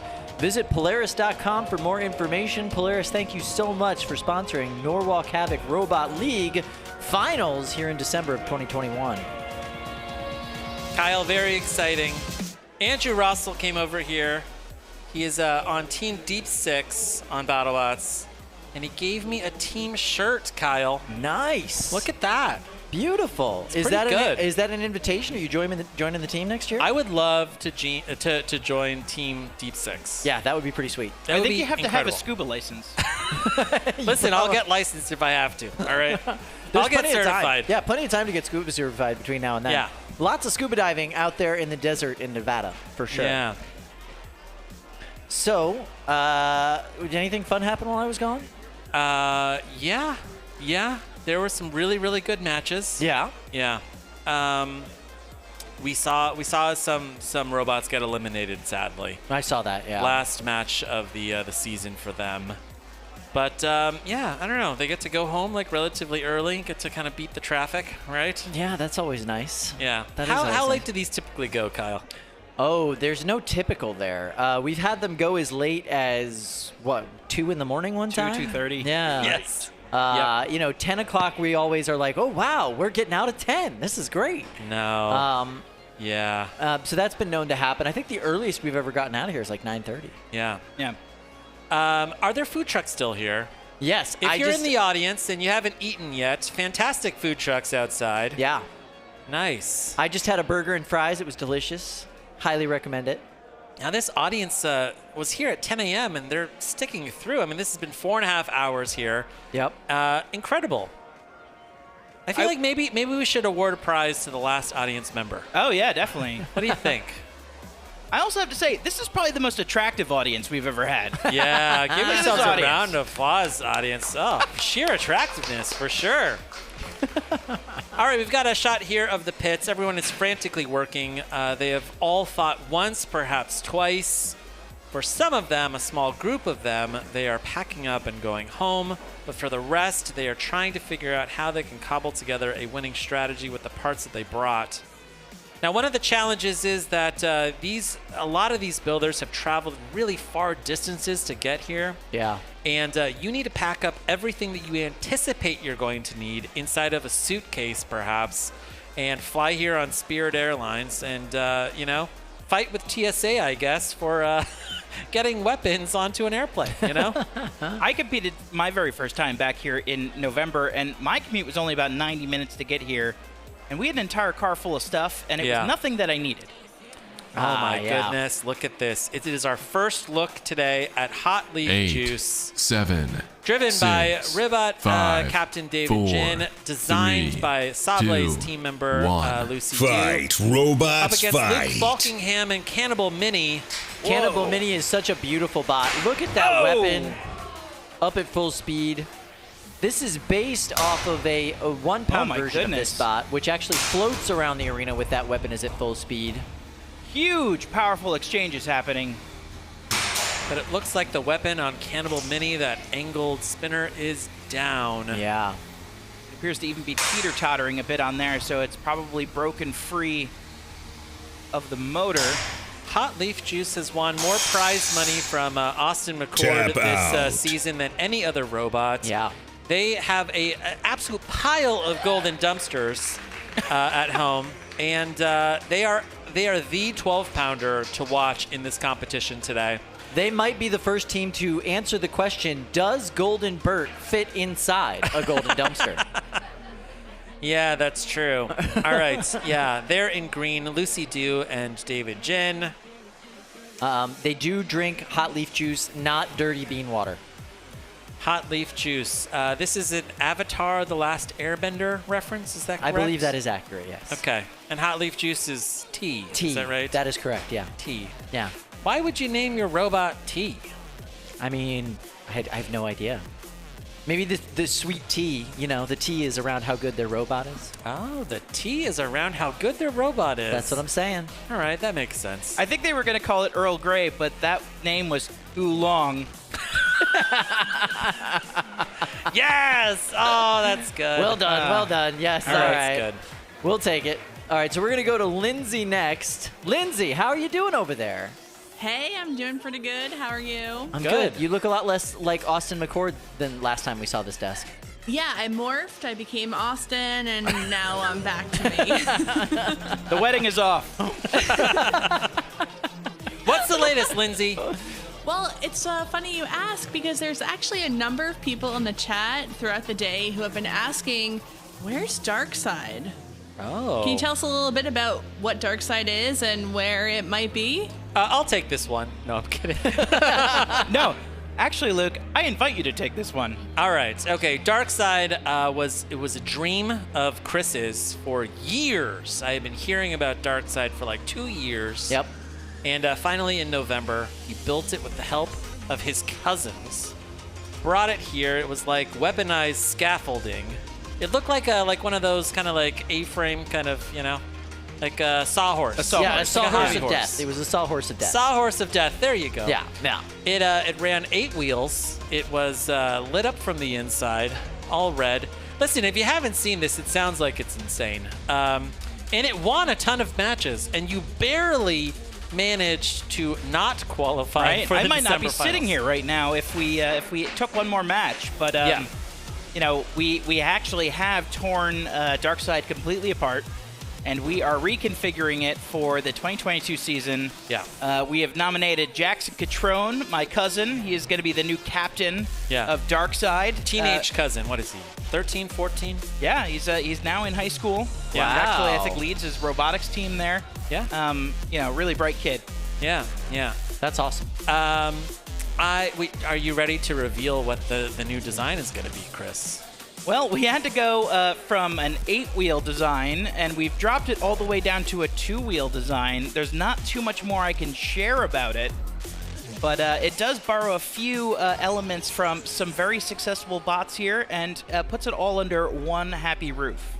All right, we're going to head over to Cage 2. We've got Voxel versus Tothik. Voxel's another one of these super wide egg beater drum spinners versus Tothik, a Team WPI robot, Team Ribot robot. I'd venture to guess Voxel is the widest egg beater drum in the 3-pound division. So that'd be a great 5, prediction. I think that's 4, probably accurate. 3, 2, 1. Fight, robots, fight. Tothik's got that kind of control bot, those extremely long forks from a control bot, and that overhead attack saw. But that saw is not powered up. No, is the saw running, Kyle? I'm not sure. We can see that the arm is functioning, but I'm not sure if the arm or the weapon is actually functioning. We might be stuck with aggressive tapping only at this point. And look, we've got some very similar looking foam in there. Wow. It is a foamy mini bot. Look at this aggressive tapping. You can see the damage on Voxel's bottom plate there from those aggressive taps from Tothik, aka Tothik.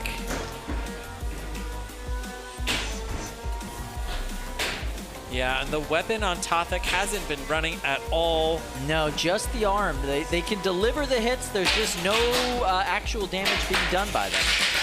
I will say that even though they're down a weapon, I have to give it up to the pluck of Tothik. Look at these they are aggressive not taps. afraid about going straight in and trying to rack up control points. They're scratching that bottom plate.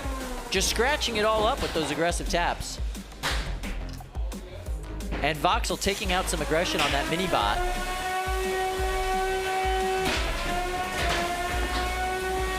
Now we see Voxel regaining some control of this fight, and finally they are right side up in this fight. This is the first time since the very beginning that they've been right side up, and now they're upside down again. Wow. If you're a fan of Voxel, they're selling Voxel shirts out at the merch table. It's a really cool design. Yeah, some great graphic design. I love it when a team goes that extra mile. This, of the 27 fights that Voxel has had this year, only 7 of them have gone to a judge's decision.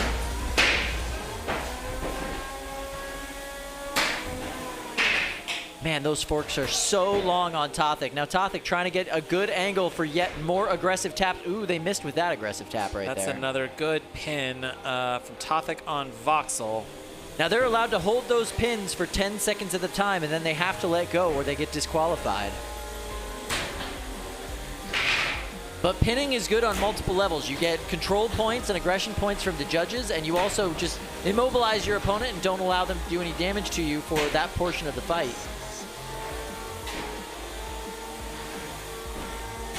15 seconds left here in this fight. Looks like this one will go to the judges. We're gonna have to update that stat, Gil. Out of 28 fights, 8 of them have gone to the judges, Kyle. 3, 2, 1. That's the match. Turn off your weapon, Voxel. Drive to the door. This one goes to the judges. Now that one was closer than I was anticipating, because we had fully operational weapon, fully operational drive, but not a lot of control from Voxel. And even though Tothik was down a weapon, it was able to shove its opponent around the box and really control where Voxel was going to be. It kept Voxel upside down almost that entire match. Yeah, yeah. So, all right. I wonder how the judges are going to take a look at this. All right, while they're deliberating, Katie's got something interesting. Let's kick it over to Katie.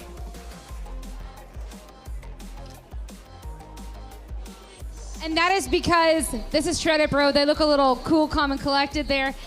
They say they're ready to go. They're ready to get back into it. They had a drive motor that was kind of acting up, and they have that all fixed. Meanwhile, City Pro here, or City Bolt here, you can see the remnants, but I want to point this thing out, guys. Here. Oh, wow.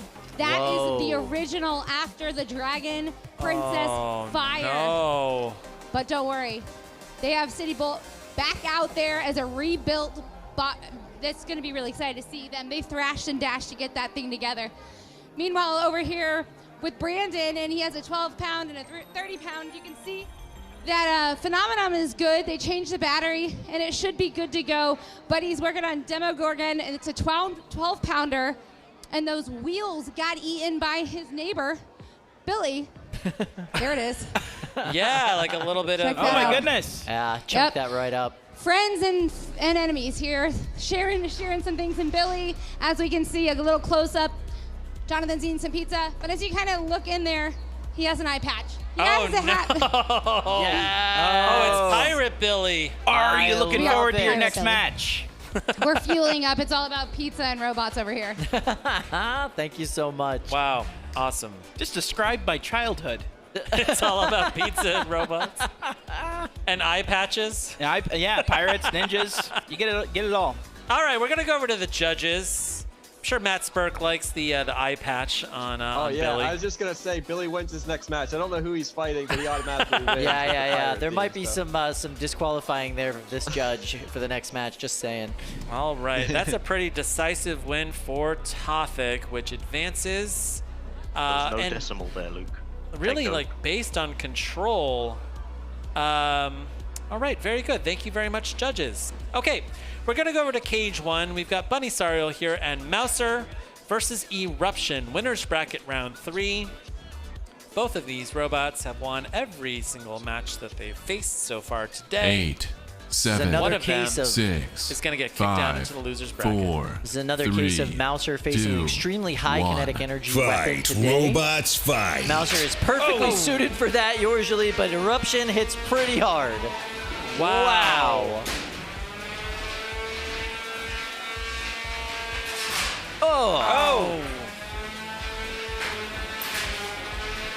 Bunny now And finds herself on her head and that danger tail underneath. Wow. Fast tap out. Oh yeah, fast tap out there. Probably a good move. A little bit more reach there with Eruption's kind of elongated spinner. That's really kind of hard to stave off if you're Mouser. Yeah, Eruption, such a devastating weapon. I mean, it's beaten itself in more fights with that weapon than it's been beaten, I feel like. Mouser is going to advance in the loser's bracket. Eruption stays alive in the winner's bracket. Eruption will advance to winner's bracket round 4. We will see Bunny again here shortly in the loser's bracket. Bunny giving a big thumbs up to the audience, and the audience really loving that match. It was so destructive. Gotta love that.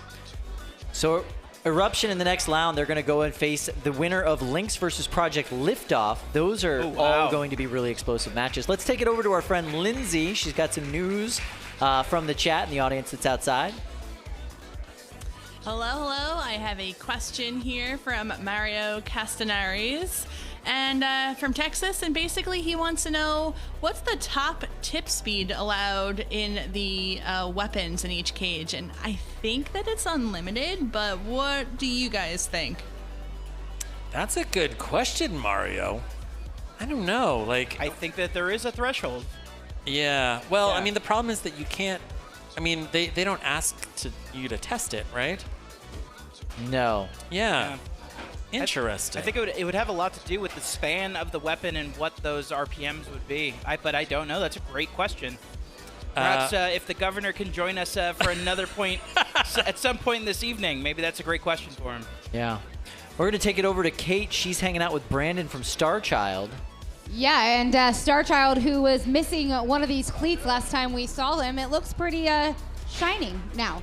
Yeah, so we brought 2 full spares, like 2 full robots, so that we knew that we'd be prepared. The tough thing here is that you are only guaranteed 20 minutes between your fights, so it's a situation where if you get really, really mulched like we did, you got to be able to just turn around and fight again. So we actually had a little bit more time, so we were able to do like a full wheel swap to our old chassis, but we had a full spare ready if we needed to fight like right then.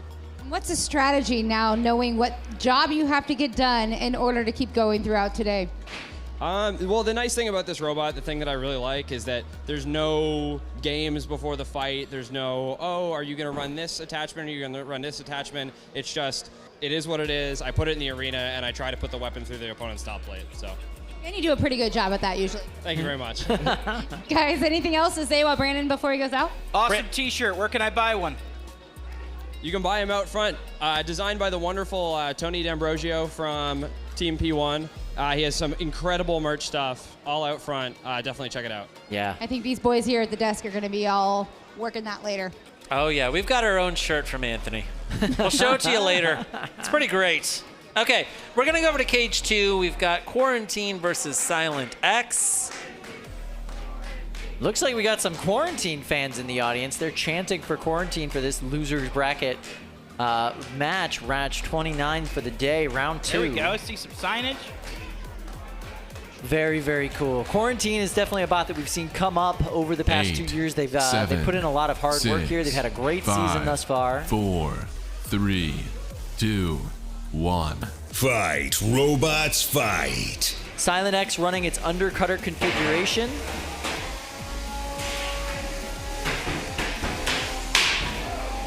Silent X truly modular in that 3-pound division. They're able to switch between a vertical spinner and a undercutter configuration. And they really pick and choose which weapon system they're going to use depending on their opponents. Quarantine appears to have snapped a rabbit ear. It's going to be a challenge if they get inverted again.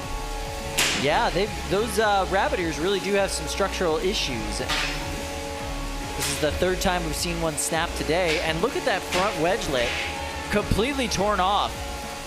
That weapon on Silent X is just so devastating. As long as Quarantine is still fully spun up, that is still a dangerous bot. Looks like they are having a lot of issues. Oh, wow, that was some classic Silent X right there, bouncing around in that corner of the arena. They are having some drive issues there on their left side. It looks like the entire wheel is missing off the front. I'd say so. That wheel is turned sideways. Silent X, of course, has no wheels. It's running on 8 tiny little feet. It is an invertible shuffler bot. Shuffling gives you an extra pound of weight in the 3-pound division. So Silent X has 4 pounds to most of its opponents only 3 pounds. It really does give them a big advantage. They're able to dish out these hits and still stay planted to the floor. And in this particular case, I'm not seeing any motion. There is a tap out from Quarantine. Silent X moves on in the loser's bracket. Quarantine will be going home, but they have had a fantastic season this year. And I am very excited to see this bot come back. Quarantine was such an interesting story this year, Kyle. You know, like they stormed onto the you know, like Final Four in November. And before that, they had not won a match here at Norwalk Havoc before. Absolutely. But they went super incredibly deep, and it's an incredibly well-built robot. Cannot wait to see their performance next year. Yeah, that's definitely going to be a bot to watch for next year. It's just such a solid design, and he knows what he needs to do to improve it. I can't wait to see it come back. Congratulations to that team. Thank you guys so much for coming out. We're going to go over to Katie real quick, check in with her. We may have some of the comfiest seats in the house. I'm here with Fully Defined. And you know what? You were the first person I talked to today, the first builder who really gave me an overview of what this is all about. How's your day been since then? Interesting. Billy decided to take some nice chunks out of me and break a weapon, so that was fun. And I'm up against a robot that is an interesting robot to fight. But I'm going to drive at it and see what happens. That's what you're here for, is to just make it happen. You also had said your material is way different than others, and that is because it's jelly and rolly, and what was it? I was saying gummy and yummy. It's the same material as a lot of other chassis. It's just I didn't have weight to make it very tough, so I printed it really light and with as big of air gaps as I could to see if I could keep people from getting to my more vulnerable bits. There you go, gummy and yummy. And then the other thing I thought was interesting is it's 13 inches because... I got told it was a bad idea, so I did it. And the guys, obviously, as you're hearing that, what would be the number you guys would pick if you guys could make one of these yourself? Oh, I don't know. I feel like as wide as possible, right? Wouldn't you say, Kyle? I agree, as wide as possible. I've got a question for you. You've got to go up against Starchild next. How do you feel your material is going to handle that tiny little thin blade? Is he going to get stuck in you a lot, or do you think he's just going to go right through it? I would be honored to get Starchild's weapon stuck in my top plate. But I'm hoping that these nice UHMW walls will take some of his energy out before he cuts my battery in half. Yeah. We'll find out. Well, good luck to you. We'll find out soon. Yeah, great luck, Ian. Good luck in your next match, and thanks very much, Kate. Yeah. All right, good. Looks like we are loading into the big box. I see CityBot in here. Is that Yahoo? Yeah, 30-pound action. Their fights are the best.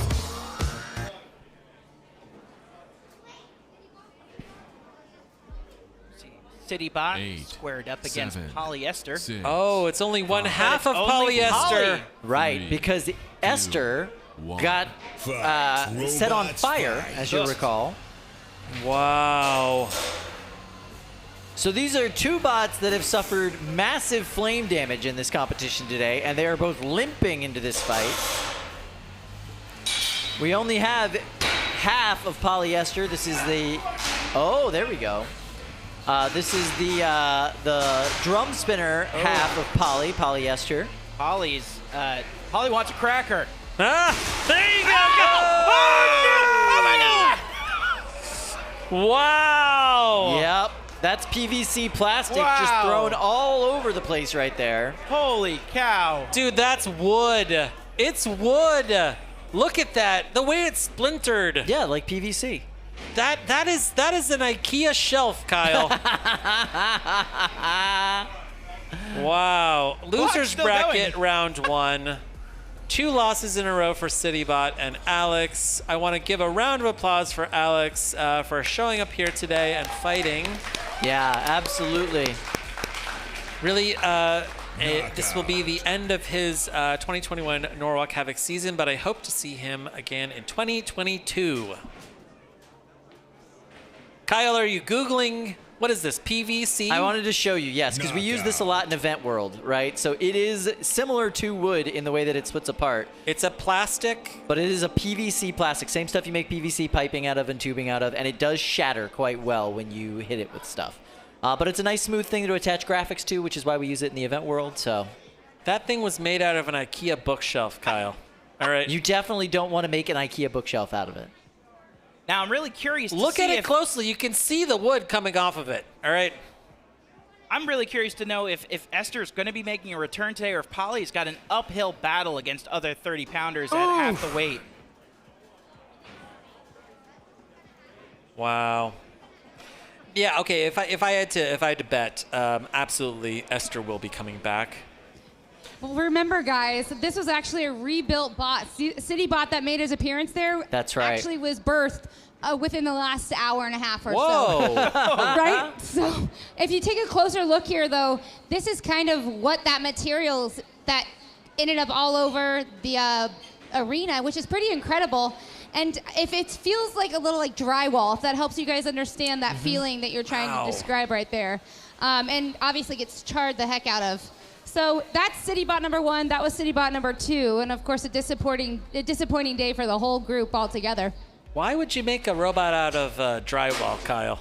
You wouldn't, but I could see why you would make it out of the PVC. It is very durable, and it CNCs very well. Like it's easy to machine. You think that was CNC'd, Kyle? No, but that was cut on a bandsaw. All right, that's probably true. Maybe they were going for an open floor plan. Yeah. All right. Well, listen. I mean, here's what I love about this competition. I mean, you can dream up a design, and you can bring it here, and you can test it. Yeah. In the case of CityBot, that was the same team that ran Eve in November and Baby Yoda. What was it supposed to be called? It was supposed to be called Baby Yoda, but they named it something else. I have no idea. Grogu? Maybe. But yeah, I mean, they all had that similar design, kind of this angled spinner. And I think that all 3 of those robots lost all of their matches. So maybe a rethinking of the design in 2022. Yeah, probably. Yeah. All right, so we're going to go see our friend Lindsay while we're waiting for the arena to get reset. How you doing, Lindsay? Hello. I have a super chat here from Pair Computers. And it's a nice compliment. They say the show is what BattleBots and Robot Wars needs to be. Can you get it on real TV? Big shout out to Bunny for being so supportive. Thank you all so much. So that was nice. Pair Computers, thank you. Yeah, good question. Can we get this on real TV? Do we want this to be on real TV, Kyle? Yeah, I don't know. Is the real TV model even sustainable anymore? I mean, all right, listen, here's the great thing about streaming live, right? Everyone can watch these matches live, and we have no idea what's going to happen. This is unedited. And if you are a fan from outside of the US, you can watch this at the exact same time that we are. Yep. And like see memes being birthed in real time, like see like these competitors go through this competition in real time. I think you'd lose some of that if we turn this into a television show. I think you're right. Yeah. I think you're totally right. Yeah. All right, so we're heading over into Cage 2. It's where the fights happen. I've heard that. 3-pound fights coming right up. We're going to see Project LiftOff versus Lynx. All right. So the goal of Lynx in this fight is to keep Project LiftOff from spinning up. 4. Let's see how that goes. I wonder if Lynx is going to start this match with a 100-mile-an-hour box rush. Oh my goodness! How did you know? How did you know that it was coming at you with a 100-mile-per-hour box rush? Oh! Oh! Wow! Oh! Whoa. My goodness! Project LiftOff has to desperately try to spin up. That's the only chance that it has. That screeching sound that you hear is the cleats on the bottom of Project LiftOff trying to gain traction on the floor to get it up to speed. Lynx has roofed Project LiftOff about 6 times in a row here. And there is more than 2.5 minutes left to go in this match. The last time these two fought was back in May, and Lynx won. Project LiftOff has vastly improved since then. And that high-pitched squeal, that screech, is what you want to hear from Project LiftOff. The higher that pitch gets, the more powerful that weapon is. That's the faster they are going. Calvin Yuba was able to self-right himself and, avoid another one of these big hits. This is going to be a huge exchange. Oh! Ping-ponging around inside of the box. Oh, my goodness. At this point in the competition, I can't believe either of these bots would go to the loser's bracket, but that's exactly what we're going to see happen right here in the next about minute and 30 seconds. Interesting anecdote. We're looking at the 2-3-pound bots that both have those titanium teeth as part of their wheel. That's true. That's very true. Yeah, this floor hates this match so much. Look at that. Look at the scrapes. I mean, you always know when Project LiftOff has been in the arena. The floor looks like modern art. That blinking red light is not a good sign. That looks ominous, Kyle. It means that it's angry, Kyle. I believe it means it's overheating, but yes. Look at that, and Lynx has split the body of Project LiftOff. You can see that huge gouge. Oh my goodness. Lynx is like, get out of my way, Bert. I need to get at him. Look at that gouge. Oh, that is not good. Yeah, back in September, Project LiftOff won.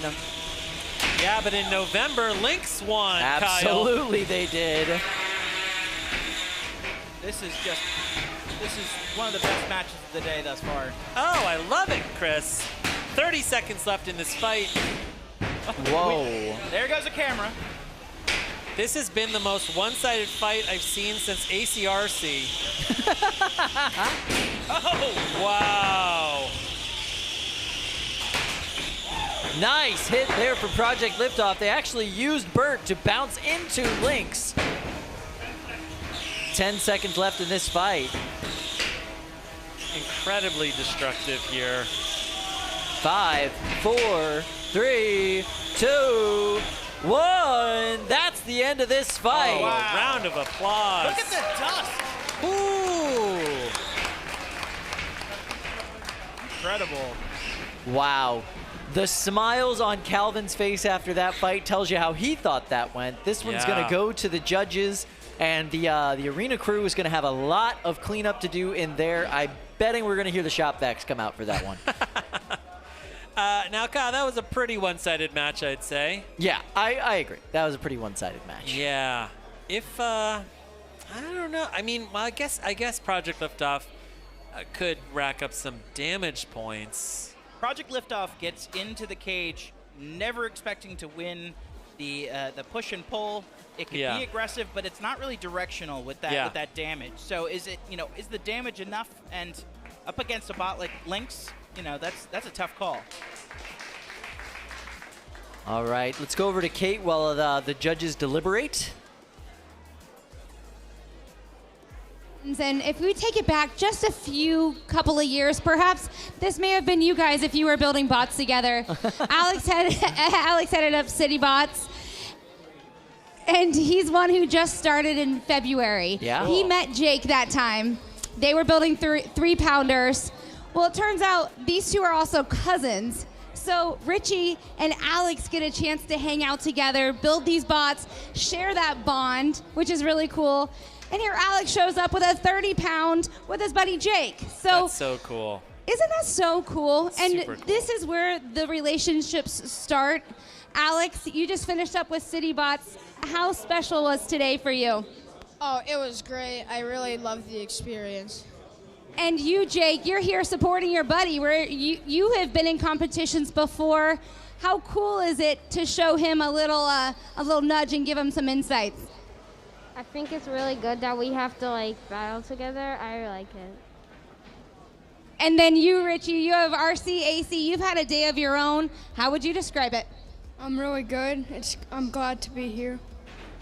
And guys, was this you three at any points in your life? I feel like you talking robots is really what would happen when you're off camera as well. They got 25 years on me. And Alex, I've been following you all season. This is so cool. Dude, I'm so proud of you. Yeah, it's really very cool. Do you have anything to say to those guys? Guys from above, the sky, the sound. Oh no, Alex, be nice to us. Can I have your guys' signature? Oh my God. Oh, Kyle, I have ascended. Yes. All right. Yes, we will get you that signature. Yeah, we will sign the burnt husk of your bot, buddy. Yeah, no how problem. about that? Yeah, that's perfect. More on that later. All right, cool. Oh, Alex and Richie. I love Jake. it. Those kids are the best. Fantastic. That's the heart. That's the beating heart of the sport. Chris, it took you 30-something years to finally build a robot. Look at these kids. I know. Before we do that, so impressive. It really is. Yeah. All right, so we're getting ready for 30-pound action, Yahoo versus Marathon. But first, we have to do the judge's decision for the last match. That should go relatively quickly. Let's head over to these fellas. How's it going, guys? Oh, it's been going great. Watching that match was amazing. It was a lot of fun, wasn't it? Oof. Yeah. Okay. I would Look like at to that. Wow, denote Matt, that's that a was really nice of 4.5 you. From me for damage, just for Luke. Thank you, Jack. I appreciate that. I think that this is probably I gotta give a hats off to Project LiftOff though, because I've seen heavyweight bots that could not have withstood the onslaught that Lynx just gave it, and it just kept running the whole match. It made it to a judge's decision. Amazing. Yep. Thank you very much, judges. All right, we're gonna go over to the 30-pound box. We've got Yahoo versus Marathon. Now these are two drum spinners. 8, and with similar 7, geometries, it's really 6, going to come down to toughness, 5, reliability, 4, and control. 3, 2, 1. Fight, robots, fight.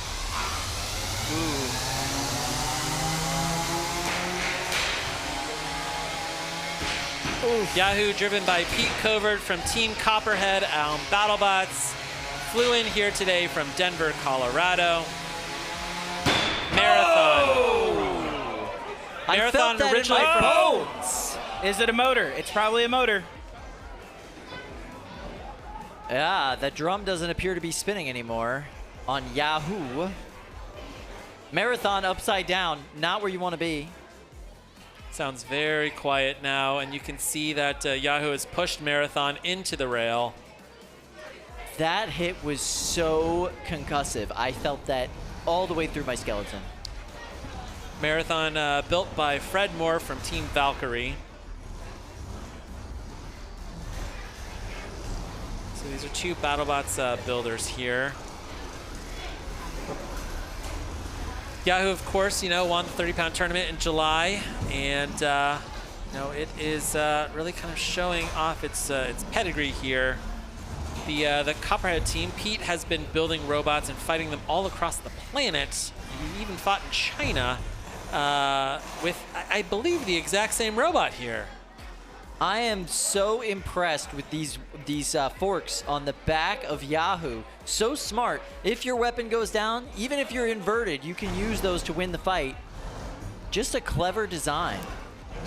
Great shot here of Fred wearing the Hawaiian shirts. I appreciate it, Fred. Yeah. I feel like we're rocking some similar designs here today. Fred's been in this competition many times in the past. He's even been a judge for us in the past. Yeah. Now, the really impressive thing here about Yahoo and Pete's driving is that Pete has just said, I'm going to go backwards for this entire rest of this match. Why Seeing not? how both of our weapons are down, I'm going to use these long forklets. And, Ooh, forklets. I like that. You like that? Yeah. Hey, it's canon now. All right, start using it. Forklets. And yeah, I'm gonna push Fred here into the corner. Fred and Marathon are really struggling. Yeah, there is no movement that we're seeing at all out of Marathon right now. Fred's kind of trying. Oh no. Show motion. There we go. I was wondering when that would be hit. We can see that Marathon is getting counted out here. Getting a little shrug here into the camera. And that is a knockout. Knockout. Woo. Knockout. Winner of that match is Yahoo. Man, the first 20 seconds of that match were just explosive. Yeah. It's like standing next to a twin-engine airplane. Yeah, or like a 20-gauge shotgun when it goes off. Kyle. Yes? They're here. They want their autographs. Oh my goodness. I love Come it. on. Oh, Alex. What? Oh my And he brought you a goodness. Sharpie. I love it. Oh my God. Wow. Let's see. We got some replay action here. Let's see if we can get a view of that hit. Oh, never mind. We're going to go back to this because this is cuter. Luke signing the bottom of the bot. One of the few white spots on the bot left. Here you go. Is that wood, by the way? Oh, this is drywall. No, that's just what the inside of it looks like. It's plastic. It's PVC. Wow. Oh my gosh, yes. What? Oh, this is like the best day of my entire life. Couple of stickers. Here.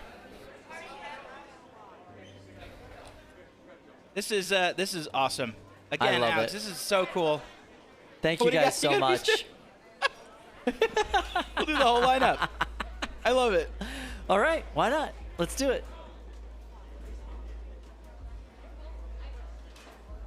Wow. Yeah, here. Sign the card. There Sure. you go. Listen, this has never happened to me ever in my life. No one wants my signature for anything. This is great. The last time I did this, I was in court.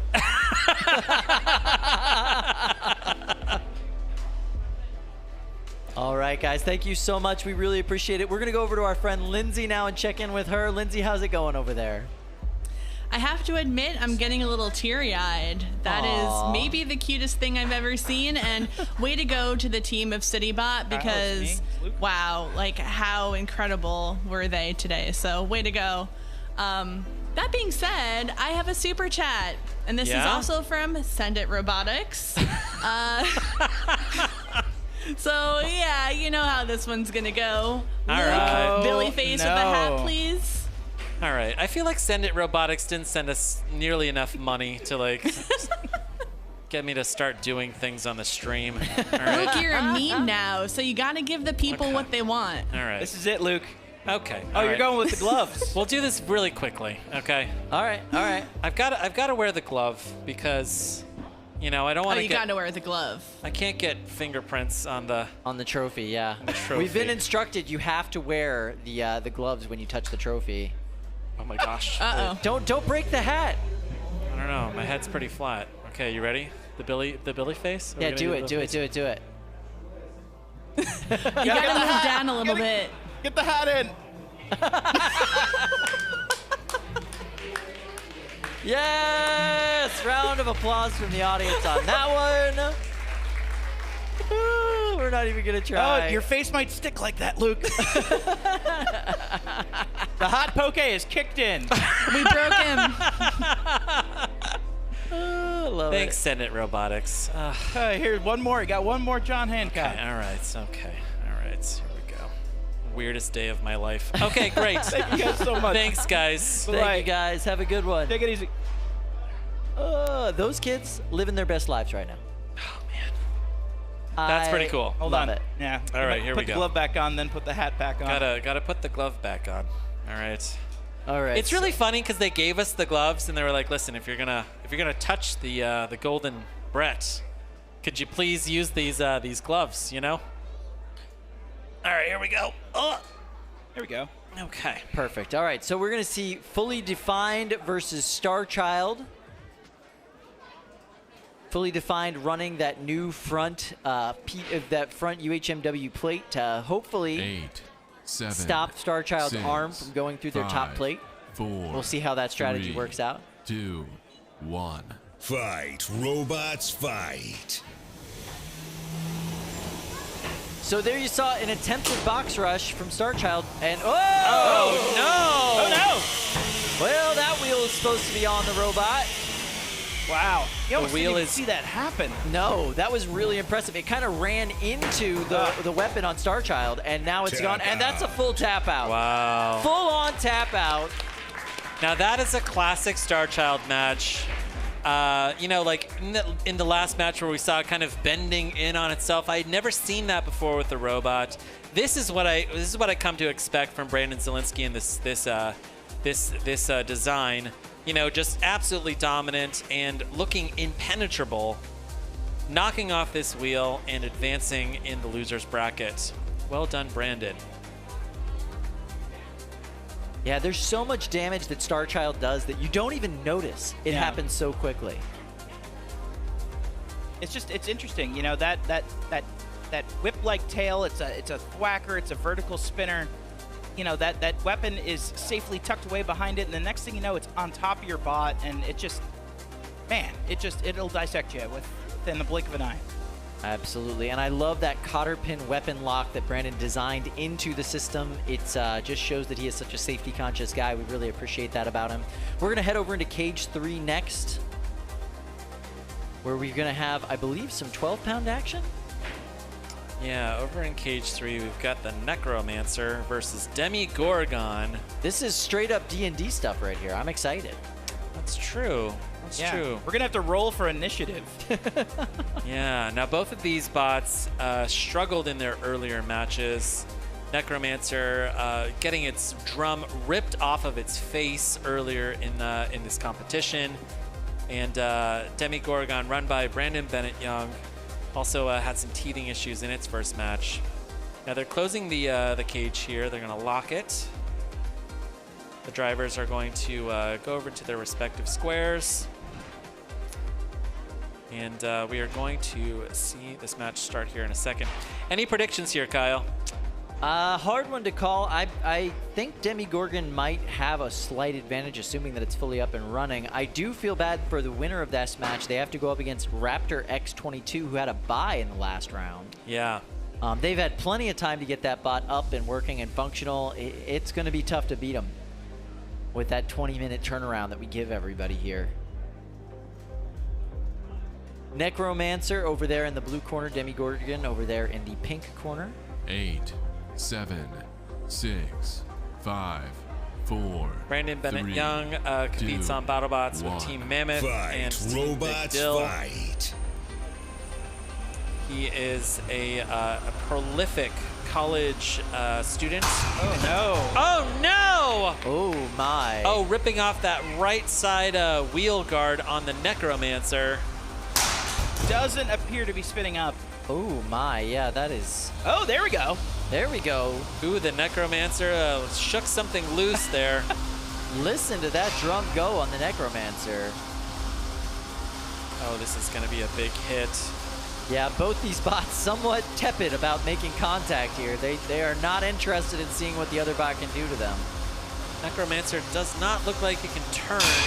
Oh, huge hit there. Yep. Wow, yeah, that left side drive on the Necromancer is gone.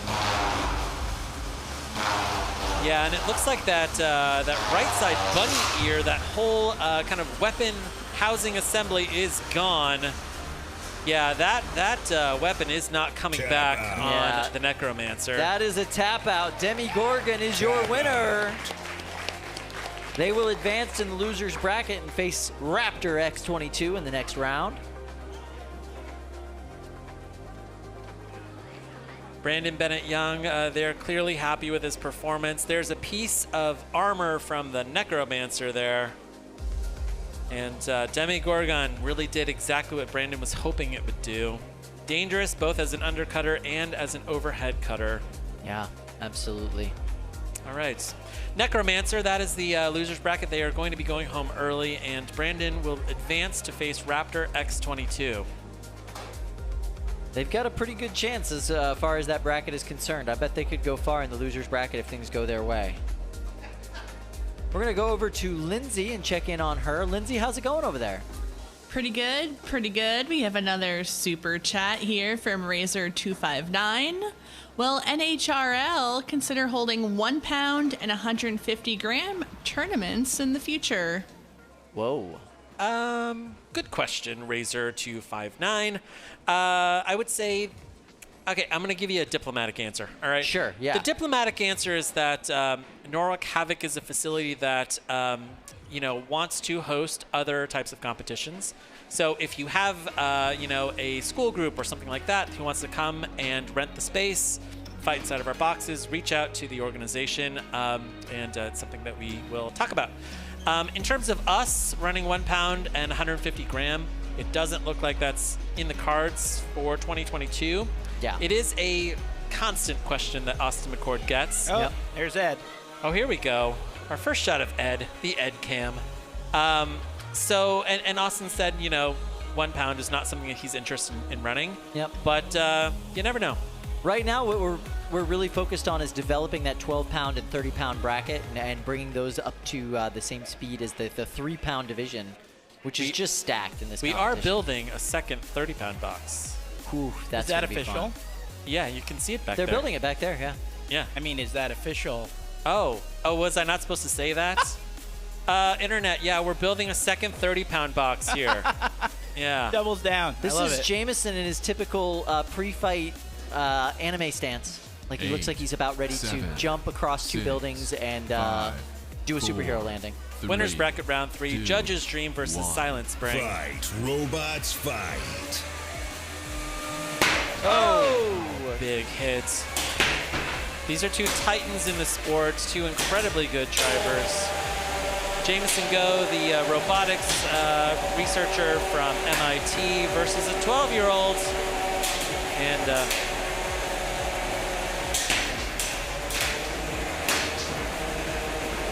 all right. Hey, Kate, how's it going? Well, Judge's dream didn't have quite a dream earlier. He actually had to put a new wheel in, bend the frame back, swap out the whole weapon assembly, and as he said before going into this, Jameson Go's robot never dies. No, so he it knows does the battle not. that he is up against here right now. And his weapon is currently down in this fight. Oh, huge hit there. That was a massive hit. Jameson, just such a precise driver. You can see there's really no wasted movements. You can see that right wheel on Judge's Dream getting peeled apart. Yeah. An intense first minute. Jameson Go successfully getting under Judge's Dream and chewing away at that right wheel. And without that mobility and without that weapon, those are really the 2 things that Hunter Youngkaskis relies on for his performance. And Silent Spring looks basically unscathed. This is just a dismantling of Hunter's robot right now. Ooh. Huge hit there. Beautiful driving here from Silent Spring. Judge's Dream just got a really hard draw in this particular match.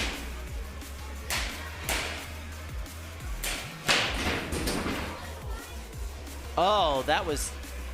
so you can see that drivetrain on the right side of Judge's Dream almost completely shredded. He's barely getting any purchase with that as he moves around. Makes it very hard to control any portion of this fight. Added to the fact that he's facing a bot with a full pound of weight.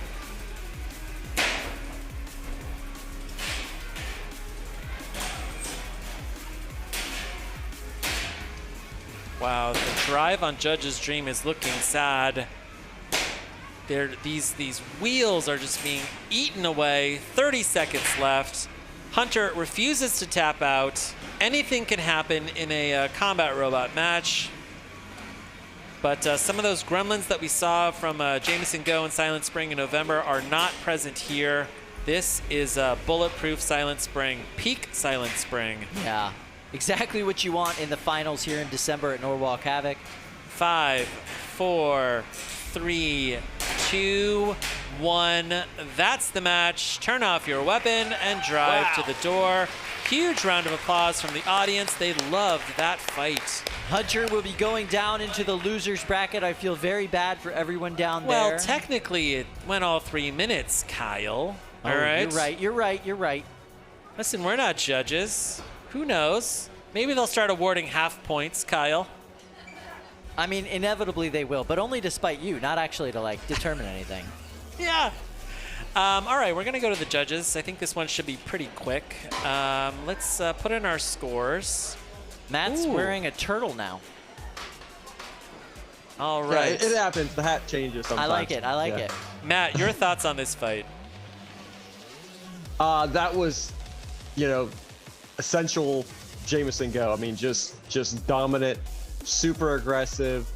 The weapon didn't stop. The drive was flawless, and just dismantled his opponent. But Judge's Dream did a great job of hanging in there. He ran the whole 3 minutes with like a little shred of a tire left, so he did a great job sticking in there. But it was a really a good match, but a dominant showing for Silent Spring. All right. All right, thank you very much, judges. All right, we're going to go over and check in with Katie. Well, another fan favorite over here, Andrew Davis. People love having you around here. Being a family man, starting this adventure only 3 years ago, but watching Jameson go, he's one of your buddies, but what have you learned from him that you can take into yours? Probably the biggest thing I learned is just to be in the opposite side of the bracket from him. I know whoever wins this match, I'm about to go up against Ryan with SawMurai. We get Silent X, so we're looking forward to that. I learned a lot, just making iterations, making little changes, and every time improve, just every time come back with a better bot. You told me earlier you actually had strategy for Jack move, and that was?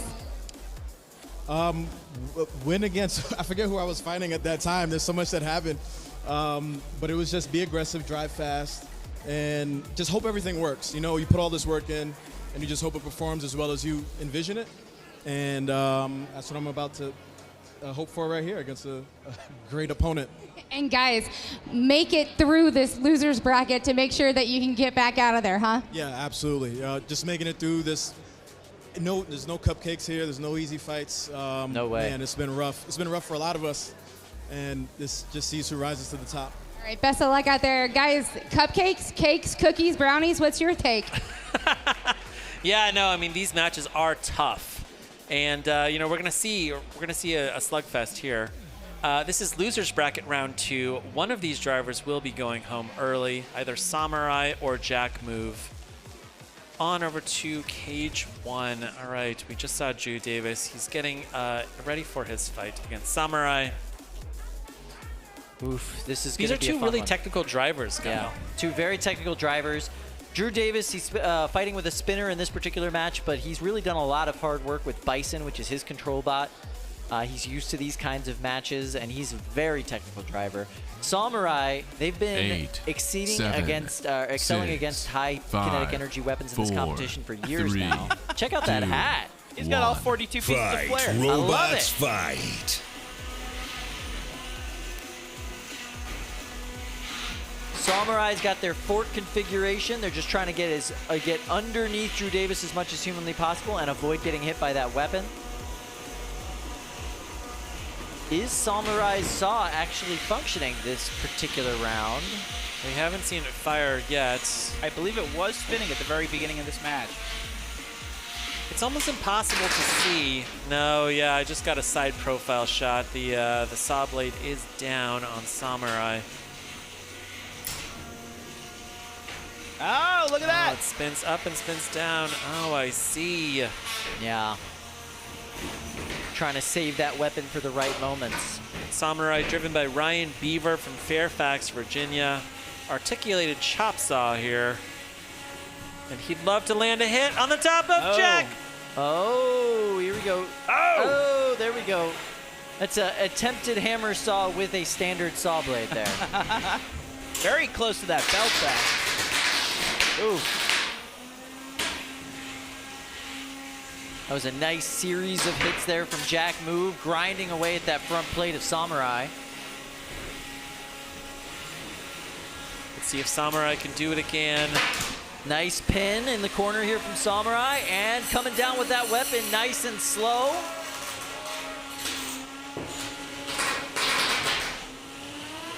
Kind of a reverse on that pin now, and the mini-bot getting in the action. Wow, SawMurai moving both bots over up against Brett. Saw Apprentice doing a great job helping wrangle. SawMurai would love to clip the belt on Jack Move and really win a decisive victory here. 60 seconds left in this fight. Jack Move on its head. And that bottom plate. You know, those pins, they keep adding up. Yeah, absolutely, especially if you're getting active weapon damage while they're happening. This is just telling the judges, I want to win this fight. Look at that, cutting into the wheel with that one. Nice move there from SawMurai. 30 seconds left here. You can see Drew Davis trying to get low, trying to see exactly what the problem is here. Is he high-centered? Is he stuck on a piece of wood? SawMurai already doing a victory dance as the show motion comes up. Ryan Beaver very happy with his performance in this fight. This is peak SawMurai. Knockout. And that's a knockout on Jack Move. Losers bracket round 2. Drew Davis will be packing up Jack Move. This will be its last fight of the season. But we know Drew. Drew's going to be back in the new year. One of our favorite drivers. Absolutely. And, you know, like, it's been a really, really good season for Jack Move. Yeah. Yeah, it was. Yeah, Drew's great. Excited to see what he brings back next year. And, yeah, congratulations to SawMurai. They'll be moving on in this bracket. That losers bracket in the 3-pound division still looks scary. Every single competition, I'm always blown away about who actually is down there. Don't forget, Shreddit Bro's down there right now. Now SawMurai has to advance to face Shreddit, to advance to face Silent X, and kind of interesting, you know, kind of the articulated saw, run by, you know, Team Sawblaze. That's right. You know? That's right.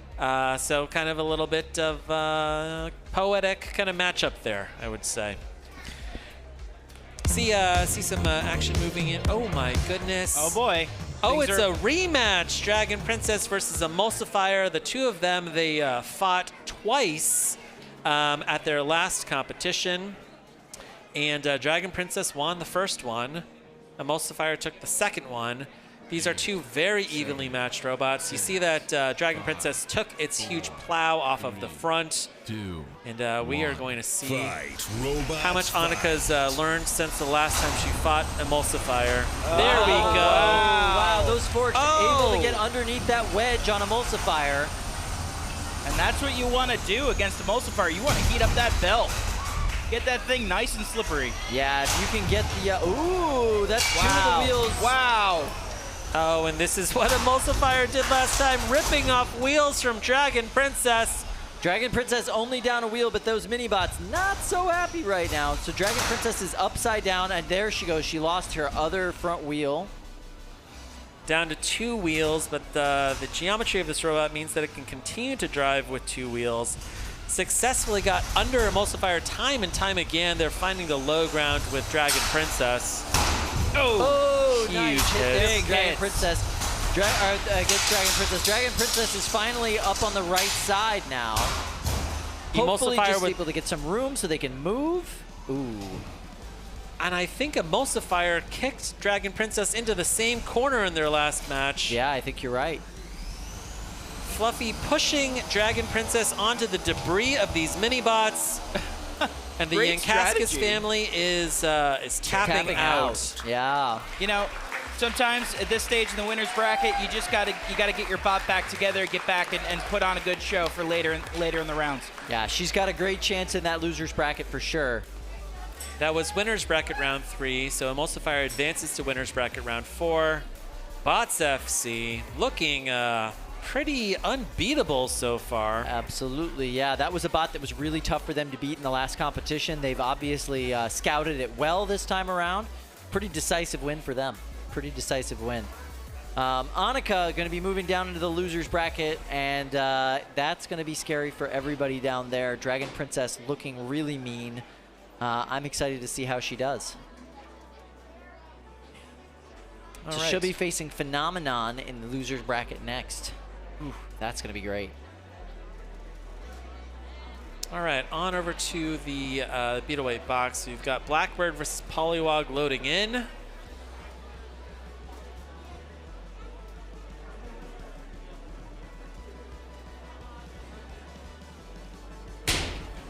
So we're loading into cage 1.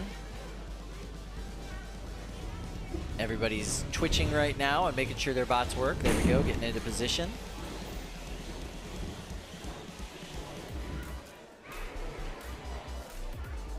Polywog showing off a little bit of that agility. Yeah, there's a reason they are ranked 8, number 1 in this 7, competition right now. 6, Polywog just a devastating 5, robot. 4, 3, Facing off against 2, Anthony D'Ambrosio from Team Fight, P1 on robots, BattleBots fight. this season. Oh, big pop in the air. Polywog on Blackbird. Polywog just so low to the ground, so fast. And that drum is just tightly compacted kinetic energy, delivering these massive hits. Anthony D'Ambrosio trying to get closer to the action here, cage side.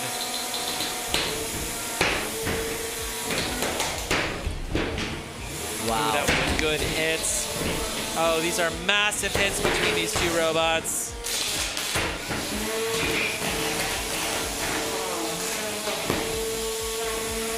Polywog wearing Blackbird as a hat. Oh, nice hit there from Polywog.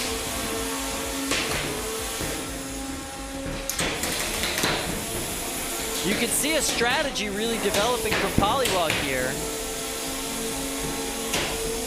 They stay directly on top of Blackbird, not giving them much space to move. And when Blackbird tries to turn around and get itself some space, Polywog comes in and hits that back plate. It's happened about 6 times so far in this match. Exactly right. They're not really giving Blackbird a chance to use that slight weapon reach advantage over Polywog. Polywog constantly on the 6 of Blackbird. Oh, big hit. That's kind of a perfect hit there for Polywog. Yeah. Now Blackbird had a few seconds. They've got their weapon up to full speed, and they are on the aggression. This is how quickly these matches can turn around, but can Anthony capitalize on that and keep the momentum going in his favor? And now he's kind of stuck in the corner with Polywog.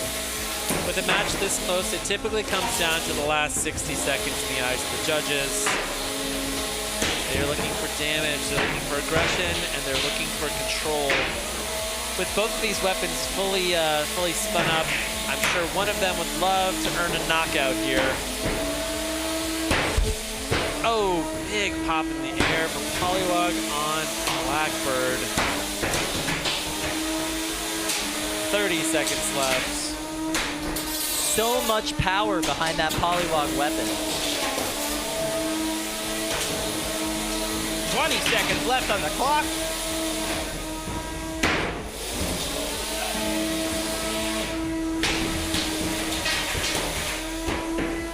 Topping Blackbird behind Brett. 7, 6, 5, 4, 3, 2, 1. That's the match. Turn off your weapons. Drive to the door. Blackbird ends on top of Polywog. And Polywog drives Blackbird to the door. Wow. Good hug there, Anthony and Aria. All right, your thoughts on this fight? Wow, that was really, really back and forth. It was. One of the things that I'm really looking for with Anthony D'Ambrosio is weapon reliability. I think that Anthony runs the most reliable out of all of his Shreddit teammates. You know, his robot is really built to an incredibly high standard. Yeah. It looks like we're going to go over to Katie, and she's got an interview here with David. Yeah, Polywog really showed up for that. Actually, both Blackbird and you guys, that was an incredible battle back and forth. The one thing they kept saying, though, for you was the power that you had. How would you define that? Well, I don't have the biggest weapon in the world, but it's pretty reliable, and I usually lean on the fact that the drum never stops spinning. As you saw there, it kept spinning the whole match. Everything seems more or less okay. Should be an okay repair. Why was that so fun for both of you? We always love when fights go 3 minutes. When both bots are working the entire time, it always makes the most sparks, and everyone likes to see that. All right, and lastly, what does he have as a competitor? What is he? His reliability. I mean, that's why we won 3 minutes. I don't actually know who won that match. We're waiting for the judges still, but it was still a really fun match. Yeah. All right, and that is a good segue over to the judges. What you got? Close match. We love when both of the bots are still kicking and screaming the whole 3 minutes.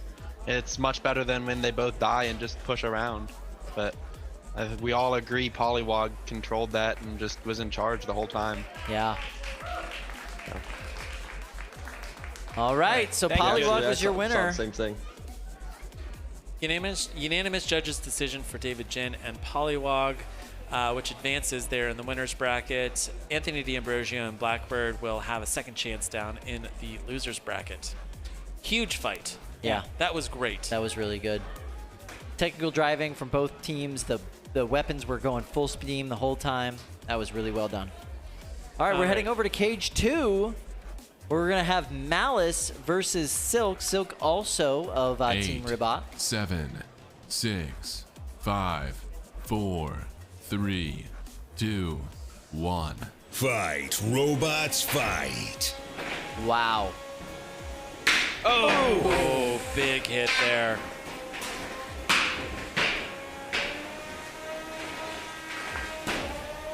Two bots not afraid to go weapon to weapon. Malice is now stuck up on the corner, and Silk very helpfully helped it down. Malice has that huge, wide drum. It seems like Silk is finding the low ground here in this match. You can see so Malice is on its head, and the weapon, the armor on the right-hand side of that robot is peeled away. Yeah. Yeah, and similarly, the armor on the right-hand side of Malice is also peeling off. Just flopping there in the wind.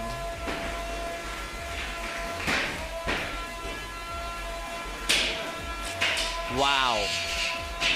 Oh, boy. Silk doing a great job keeping Malice stuck in that corner, basically bouncing them off of Bert the Brit. Oh, ooh, nice big hit there. About halfway through this match, both of these bots looking much worse for the wear. Malice just dragging along its armor. I think both of these robots are on their head, Kyle. Yeah. The big difference being that Silk, no problem being on its head. It is hitting straight into the middle of that egg beater drum on Malice. Malice is finally back on the right side. They flipped Silk over 2 or 3 times since then. We're now into the last minute of this fight. Yeah, everything seemed to stop on Silk there for a second. We got a little twitch there. Are they able to move? That would be quite the upset, in my opinion, on this one if they got counted out. Silk is moving a little bit. Oh, wow, awesome. There we go. Here we go. Yeah, just had to peel something loose there. Look at the wheels on Silk, just shredded there on that left side of the bot. 45 seconds left. Both bots very tired. Yeah, this is a rough fight. You can see just trying to get as much signal as you can. That's what they're doing over there. Last 30 seconds of this particular match. Weapon just fired up on Silk. Doesn't sound like they're getting it up to full speed, but they are able to fire it up and move around a little bit. Oh, that looks like it might have ended just then.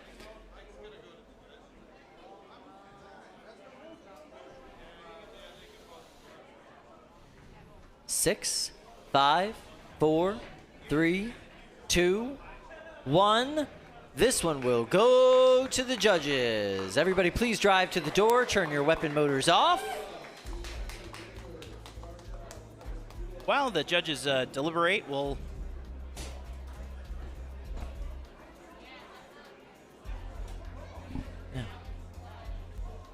So if you're just joining now, we're going to reiterate some of the basics of NHRL tournament. You know, what are the rules? What are the criteria? You know, what's happening here? All right, today we're fighting in 3 weight classes. We've got the beetle weights in the small boxes and 12 pounds and 30 pounds in the large box. Now, we're running actually 3 different tournaments here, tournament brackets. Each weight class has its own bracket. Now, you need to lose twice to be fully eliminated from the bracket. So you get kicked down into the loser's bracket, and if you lose one more time in the loser's bracket, you are going home. Yeah, so fights run for 3 minutes, and you either knock out your opponent, you force them to tap out, or it goes to the judges, and the judges declare you the winner. Yeah, we're running big house spots as well. That's another big question that we get around the house spots. Brett, Bert, and Fluffy, and they unstick robots that get stuck. So there you go. All right, we're going to get a good shot of the control room. Oh, yeah. Oh, here's some yourselves a round of applause. Here's some of the heroes that are not often seen. You can see them. We keep them all safely behind glass when you walk into the building. Yeah. But these are the folks that, you know, they're there in the kitchen. They're the ones whipping up the souffle. So thank you, guys. Yeah. If you're here in the audience today, you know, on your way out, be sure to peek inside of the control room through the glass and check it out. And here are our pit areas. And these are all of the teams that have still remained alive in the bracket so far today. They have all fought twice, maybe 3 times, and they are working diligently to get their robots back together and in fighting shape. All right. Ooh, we got a good shot here of Ed. It's the Ed cam and our tool shop. This is where you go if you have a problem with your robot, and Ed will help you out. We can cut all sorts of things here. We have a welding station. We got a Tormach machine, the whole thing. And the Ed cam is very popular. We have a shot of Lindsay running the live chat. Lindsay, I see that we have a couple of super chats. Have you seen those? Yes, I have them ready for you. So the first one is from our friend Ian, who's over in the UK. You, Luke, may know him as Lane. Okay, Kyle started that. It wasn't me. I know how to read. Lane. Right. Okay. But yeah, since the international travel to the U.S. is now allowed and will hopefully continue in the future, do you expect more UK entries for NHRL in 2022? Great question, Lane. Love it. Yeah, bring them on over. I'm part of a secret Facebook group, Kyle. Secret Facebook group. Of British builders. Yeah, British ones. Who are conspiring together to come across the pond and compete here. And just bring a whole bunch of, like, wedge-shaped flipper bots? No, they have, like, amazing robots, like, over there. They do. Beetle weights are, like, huge in the UK. Yep. And I mean, like, we have so many British viewers who watch the live stream. They watch this and they think, you know what? I want to try. I want to see if I can win a golden dumpster, maybe even a golden Brett.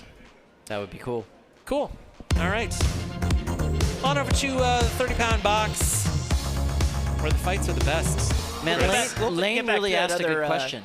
Yeah, we'll get back to that other super chat in just a bit, but here we are. We're loaded up in the 30-pound box. RumHam and Plyohazard ready to go. 5 seconds. 4. Let's hear some noise. 2. Woo! 1. Fight. This is not Project LiftOff squared. Kyle, the amount of shade in your voice, it's palpable. Oh. All right. Wow, you can see the sawdust just running away from Plyohazard. Oh, I feel unsafe. Oh my goodness. Oh. Oh, look at that. It's leaving a trail where it goes. Yeah, just like its little brother. Oh my goodness. Project LiftOff. Oh, I have goosebumps. I have never seen a Melty Brain run from another bot before. This is interesting, but they're trying to get up to full speed so they can actually do some damage. That front plate on RumHam is actually quite dense. Wow, look at that undercutter go to work. Luke Quintal with RumHam has successfully pushed Plyohazard into the corner. This is exactly what you want to do with this weird square-shaped Melty Brain. What you have to do is you have to stay on top of Plyohazard, make sure that you don't give him space to spin up. A spinning Melty Brain is a dangerous Melty Brain, Kyle. Absolutely. Words to live by. Now, just to be clear, that is not real plywood on Plyohazard. That is a contact paper decal.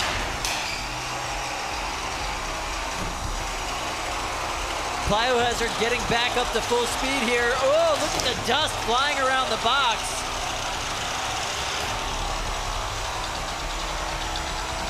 Wow. RumHam doing a great job using that side of its wedge to, or the side of its front plate to keep Plyohazard off balance. If you can keep Plyohazard wobbling, they cannot steer themselves. Look at all that damage being done to the floor and the dust that Plyohazard is kicking up. If they stay in one place too long, they're just going to drill straight down through that furniture-grade plywood into the floor. They keep going, they're just going to end up on King of Bots. King of Bots is a Chinese robot fighting competition for those of us at home that don't follow every little nuance of the sport. We're down to the last 30 seconds of this match. RumHam upside down. Plyohazard up against the rail. Our box is suffering, Kyle. Wow. Oddly enough, they have left the sponsorship decals alone pretty well, so we still know who sponsored these fights. Right, that's great. A first. Yeah, it's nice. I would not want to run forks in this box for the rest of the day, that's for sure. No. 6, 5, 4, 3, 2, 1. That's the match. Turn off your weapons. I cannot wait to see what the judges have to say about this one. Wow. And they are going to have to do a lot of work in that arena. How you guys doing? Yes. We've been better. Yeah, it was hard. This is hard. Yeah, so let's see. Let's take a look at it. Damage. Who would you say dealt the most damage? Not damage to the floor, by the way. Damage to the other robot. I was just going to say, are we counting damage to the arena? Does that count? If that was the case, then Plyohazard would win every single time. Yeah. No, I personally I would have to give that to RumHam, but that's a hard one to say. Where was the damage, though? Their undercutter got under them 3 times. Yeah, but did they do any functional damage? They cut into the body? The drive damaged towards the end of the fight, so. Yeah, that was the big thing, was RumHam lost half of their drive. Yeah. Oh, wow. Silk. Oh, here we go. All right, unanimous judges' decision for RumHam. By a nose. 2.5 in there for you, Luke. Oh, I really appreciate that they are hitting those .5s just for you. There we go. All right, on over to Katie. In that time in the day where there's a little bit more energy, a little bit of anxiety here in the pits. You can see Lynx here is really trying to thrash a little bit and actually diagnose an issue. The weapon isn't spinning as freely as they want it to. He is in the winner's bracket, and you can see there's a little smile on his face. He's not too disappointed right now. Moving on over to Bunny, you can see that she started just to do a little bit of work, but she actually says she's pretty comfortable with where her bots are. There's no thrash, there's no worries here. Eruption broke the weapon, but everything now is in good shape.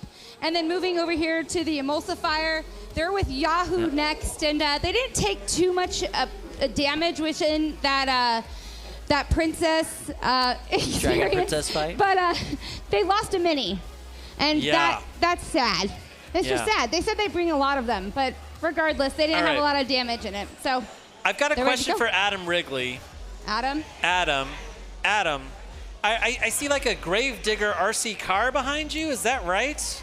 That's a Shatter Digger. It is clearly labeled. Yeah, there is no copyright infringement. It's a unique product. Yeah. Yeah, unique. Look at those big foamy I was hoping it was wheels. going to be intermission, and we were going to have a show over here with that too. So Yeah. Interesting. I wonder where that might come into play. I'm intrigued, Adam. that's what's happening over here, guys, in the pits. Thank All right. you. Thanks, Katie. I would up on my suggestion last time. They got to put a marshmallow at the end of stick bot if they're ever going Yeah. to go up against another flame bot like that. Yeah. Missed I agree. opportunity. Okay, massive marshmallow, just mini bot. Edible mini bot. Any bot marshmallow? That Yeah. You could do that. Yeah. Yeah. The winner of the last match was RumHam XXX. Before that, it was Silk. Oh Yes. yeah, in the 3 pounds. Ah, I see. All right, I'm hearing it over there. Okay, yeah. So the judges had 2 decisions in a row. It was Silk and then RumHam. Yeah. Correct. Okay. We apologize for that. All right, as you can see here, they have multiple people cleaning out the big box. Oh my goodness. Yeah. And brooms and this vacuums. might take a little while. It's going to take a minute, yeah. So we're going to go over to Beetleweight action. We're going to go to Cage 1. We've got Vespula versus Starchild.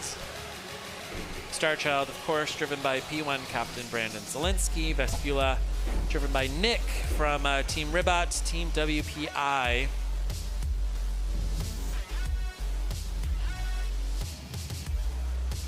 Box is all Eight, locked up. They look like they're ready to go. 6. Got the big wheeled 5, spinner of Starchild 3, and 2, 1. vertical spinner of Robots Vespula. fight. Oh, wow. Nice little dance there at the beginning of the fight from Starchild as they were trying to get around and get towards Vespula. Vespula is such a fast and tight, compact little bot. It's going to be hard for Starchild to get a good hit on them. You're really going to have to time that whacking vertical spinner. Wow, that was impressive.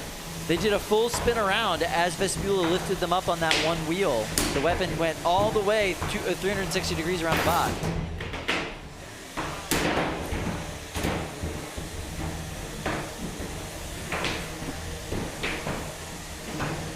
Vespula doing a great job keeping to the side of Starchild, not I giving think I them see an a opportunity belt for that on weapon. Starchild. I think you might be right. Yeah, the weapon belt is hanging off there a little bit. Oh no. Brandon said it earlier.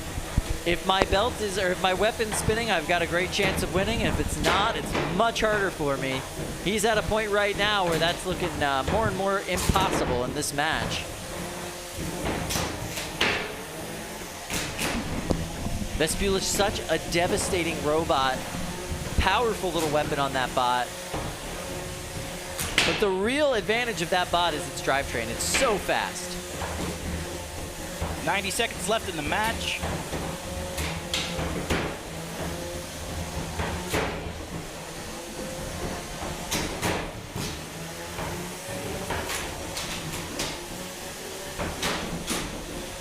I'm sure that the teeth on that egg beater drum of Vespula is chewing away somewhat on the wheels of Starchild. It's just not enough though to really show a lot of visible damage. No, that is the big advantage of these big wheeled robots. There's just nothing to hit. Yeah, and then when you do hit, sometimes it just moves out of the way. Yeah, it just bounces away. Just bounces away on you.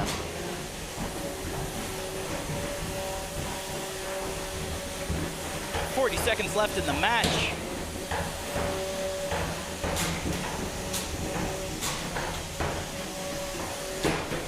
Wow. Nice little pop from Vespula there. And it seems as though they've really got Starchild's number at this point in the match. They know how to get to those sides, pop those wheels up, give Starchild a little bit of air. Right. All right, 9, 8, 7, 6, 5, 4, 3, 2, 1. That's the end of this fight. This one will go to the judges. Brandon showing that his bot is still driving and functional. having a great time. And he's giving a little push over there. Letting Brett know that that's not really his box.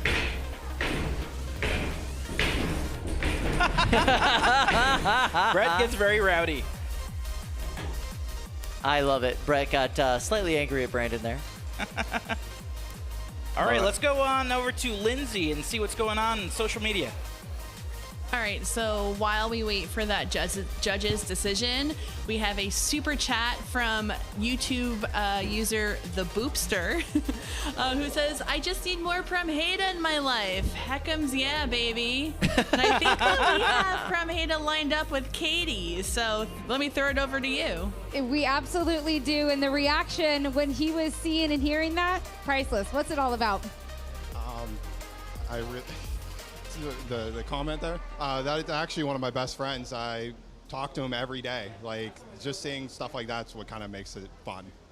How special is it to know that those kinds of people are out supporting you here today? So there's certain people that I just like know that they're my biggest fans, and like at this point, like I do it to put on a show for them. Like I enjoy what I do, but it's more a show for them anymore.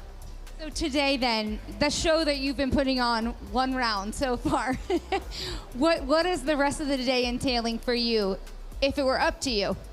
A lot of nervousness to see what happens between Bobby and Kittenmans. That's terrifying as a builder, just saying, to know that that's going to happen. And then if everything works out perfectly on the other side of the bracket, to fight the man who kind of trained me.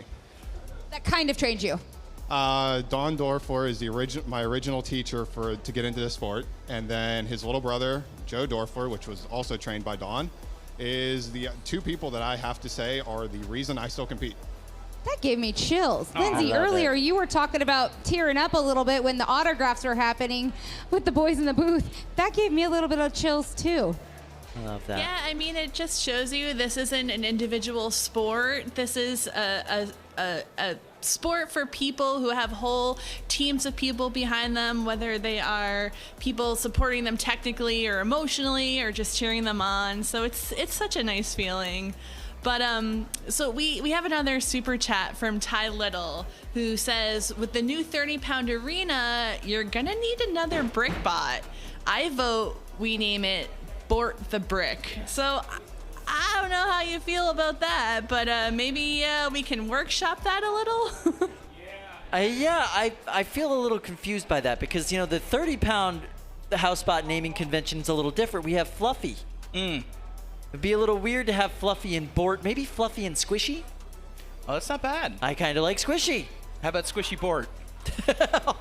That sounds like bad Russian food. All right, we're here with the judges, and leading off here we have Matt Spurk here is wearing another hat. He's got an octopus today. All right. I love it. These things happen.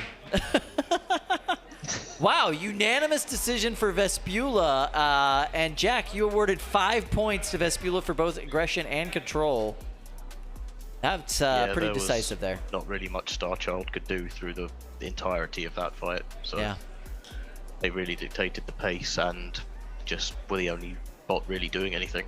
And Vespula did exactly what they planned on. Yeah, absolutely. Yeah, all right, their speed of Vespula Starchild just couldn't compete. He couldn't get the hammer down fast enough before Vespula was in and away. Definitely. All right, judges, thank you so much. We're gonna head over into box 2 where we're gonna have Tothik versus Billy. Captain Billy, that's right. Pirate Billy versus Tothik here. And let's hope this one does not have to go to a judge's decision because I'm going to petition to have Matt recuse himself for pirate bias. Yeah, pirate bias, but it happens. It happens. 3, 2, 1. Fight, robots, fight. Billy's got that weapon up to speed already. Ooh. Oh, nice hit there. Tothik really controlling the pace of this fight. Keeping Billy pushed up against the wall pretty well there.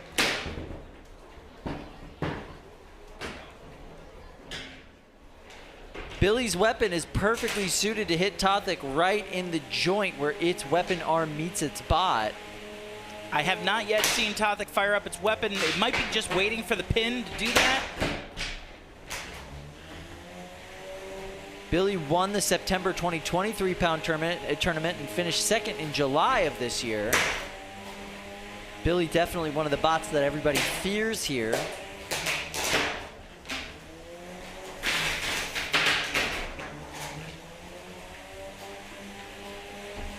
Billy really just trying to get away from Tothik so he can get that weapon up to full speed before it turns around to engage him. Tothik doing a great job controlling the pace of this fight. We've seen a lot of really impressive displays from Tothik in the past. I gotta say, this is one of their more dominant performances as far as a control bot goes. We're certainly seeing control and aggression here. We have yet to see the weapon really do any damage. Aggressive tapping aside. Aggressive tapping. That's a start. Yeah, with those overhead attack bots, you want the aggressive tapping, but you generally want that weapon spinning up at full speed while it happens. Yep.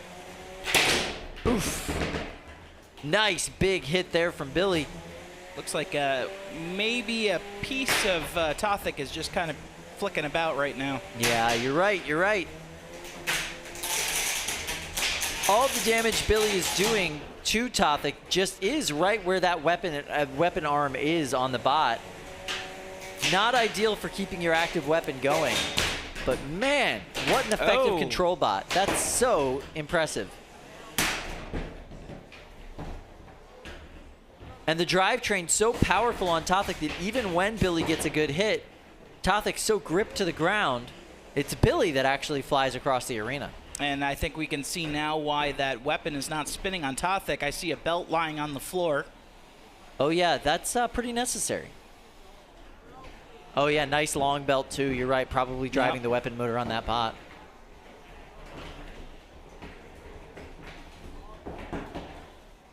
Wow. 15 seconds left.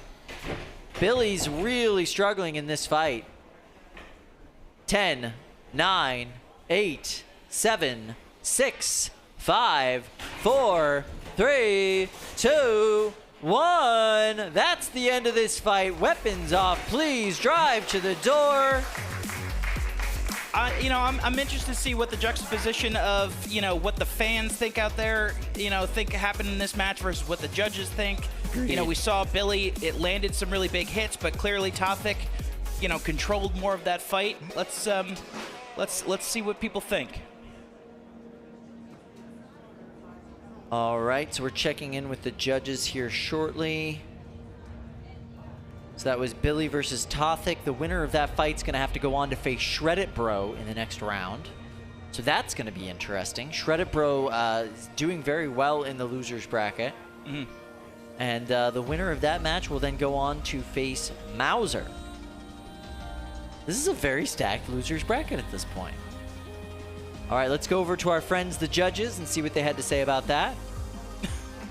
Oh no, the bias is showing, Matt. Jack Tweedy splitting the damage. Yeah, makes sense. All right, so we got Tothik, and Tothik. All right, a clean sweep for Tothik.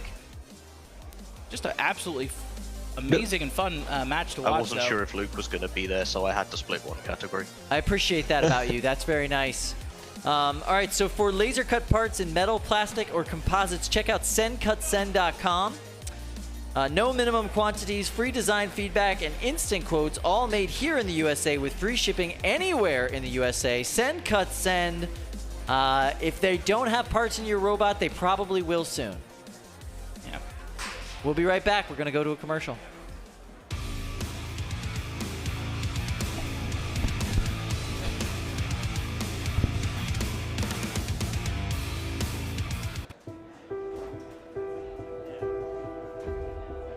There's a calming whisper that accompanies the quiet whir of the creative spirit. It coaxes us to push on, to ignore that less noble voice, reminding us there's always tomorrow. The creative spirit lives to prove, to build, to transform that spark of inspiration with a single proclamation of faith. I know I can. We live in an age of innovation, driven by necessity and fueled by the persistent, who know that with just one more hour, Another twist here, a piece of code there. Things can be different. Things can really start to happen. We're all on a journey. And it's our decision alone whether to stay the course or grab the wheel and steer toward the unknown. We need only listen to recognize the spirit, that voice within, encouraging us to carry on and accept the challenge to create. Are you listening?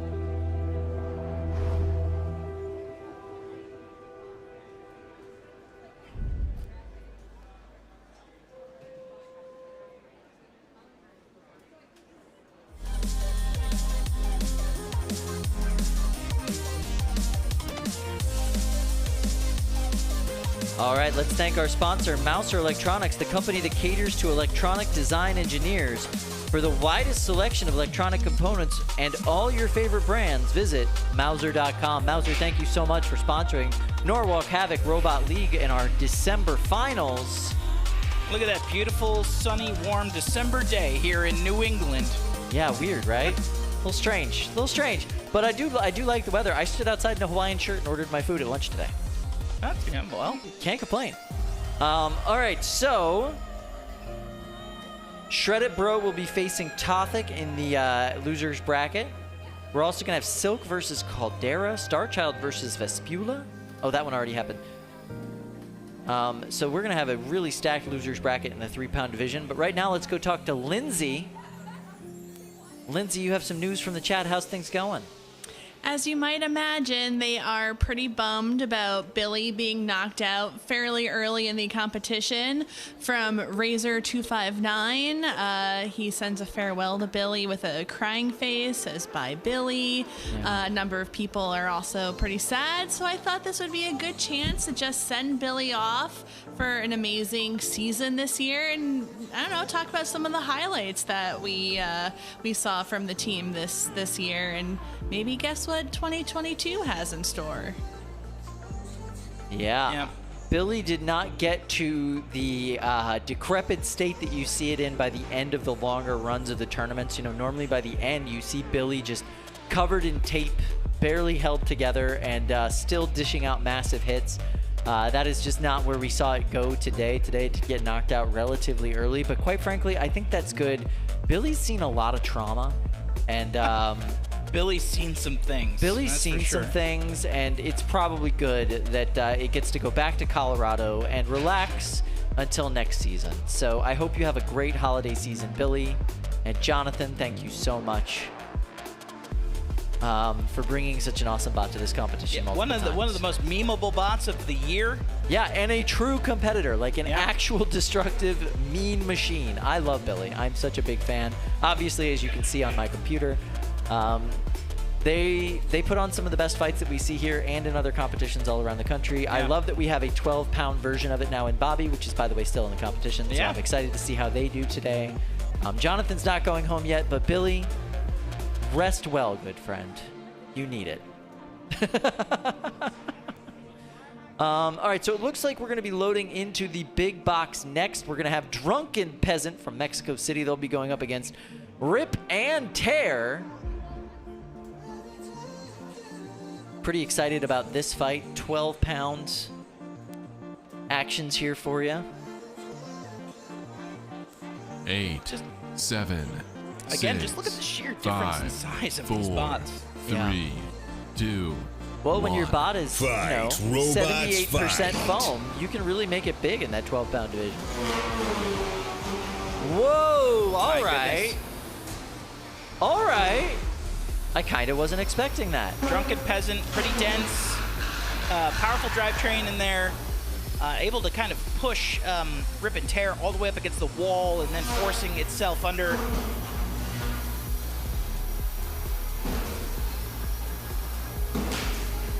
Wow.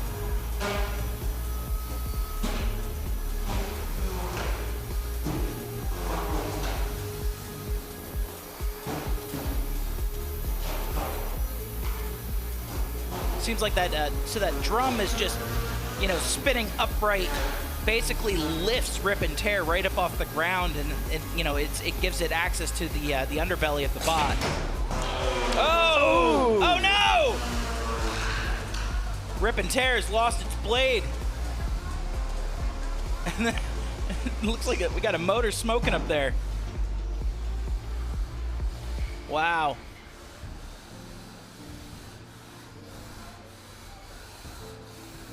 Minute 45 seconds left on the clock. We're just gonna, now we got a shove and match, it looks like, because I'm not seeing a lot of spinning at a Drunken Peasant. Wow. And what do you shove on this giant foam bot? It's just so hard to say. Right.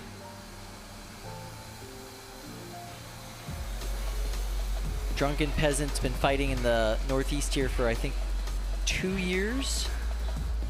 They got second place in Motorama back in 2020. They've come to this competition now 3 times. And yeah, no weapon at all left on Rip and Tear. Rip and Tear, instead of going with the aggressive tapping, are now going with the gentle tapping attack method. Yeah, just, have a little tap.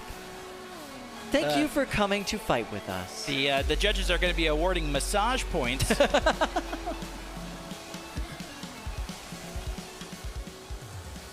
And all right, got a pin. That pin is lasting quite some time in the corner here. Are you bots able to get out? Yeah, there you go. Drunken Peasant. Is Drunken Peasant moving? I'm not sure at this point.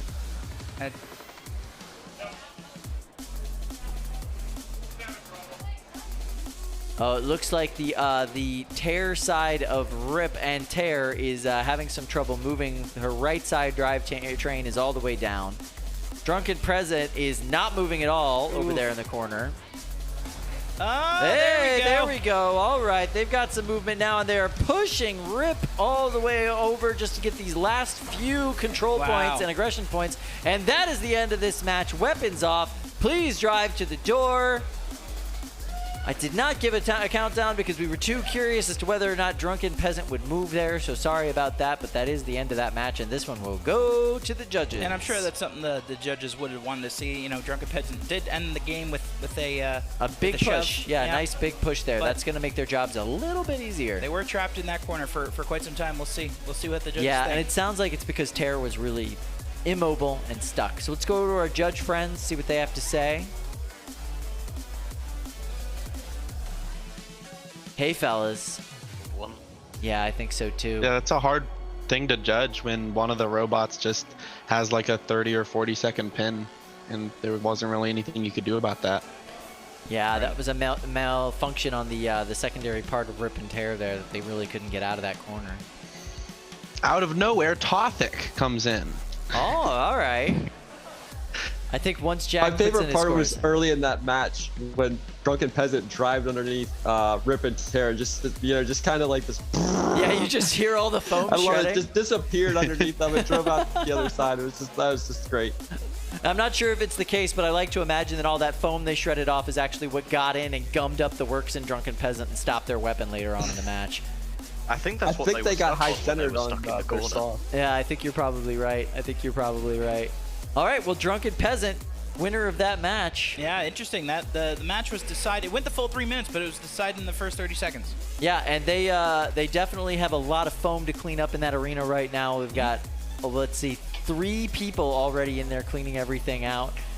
Pretty much every time Rip and Tear gets into the arena, it is a massive mess to clean up.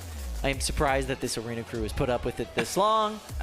They said, Rip and Tear, the team behind them, said right off the bat that they figured they were going to get banned and they were not going to be allowed to bring this foamy bot back. But so far it's allowed.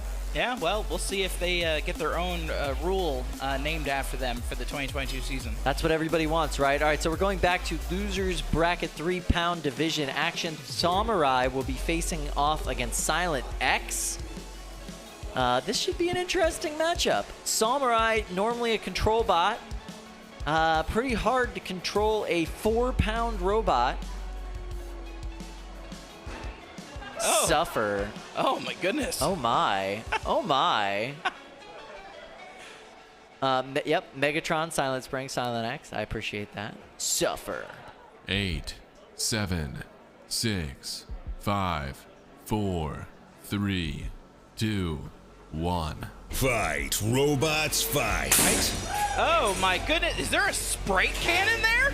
I'm not sure about that, but SawMurai attempted the box rush, and they were thanked for their box rush by losing their front wedge. It's gone now. Oh, and now the mini-bot is in several pieces. No. So this is just a slow dismantling of the SawMurai team by Silent X. Silent and X, you're right. Of course, There is a Sprite cannon there. Silent X, of course, just obeying its own thirst. Yeah, bringing back the early 2000s, late 90s Sprite references there. I appreciate that. You know, I say put more debris in the arenas. Why not? I like the fact that the Sprite cans in there getting bounced around. I don't think that they're going to get the 5-cent deposit return on that. Probably not. No, not at all. So you can see Silent X just taking its time, taking the hits where it wants them. The wheels starting to come apart on SawMurai right now, and just decorating the floor of this box with foam. That front wedge on SawMurai was meant to keep them safe from this undercutter attack, because their wheels are very susceptible to getting shredded apart by an undercutter, just based on the geometry of the bot as well as the fact that their wheels are foam.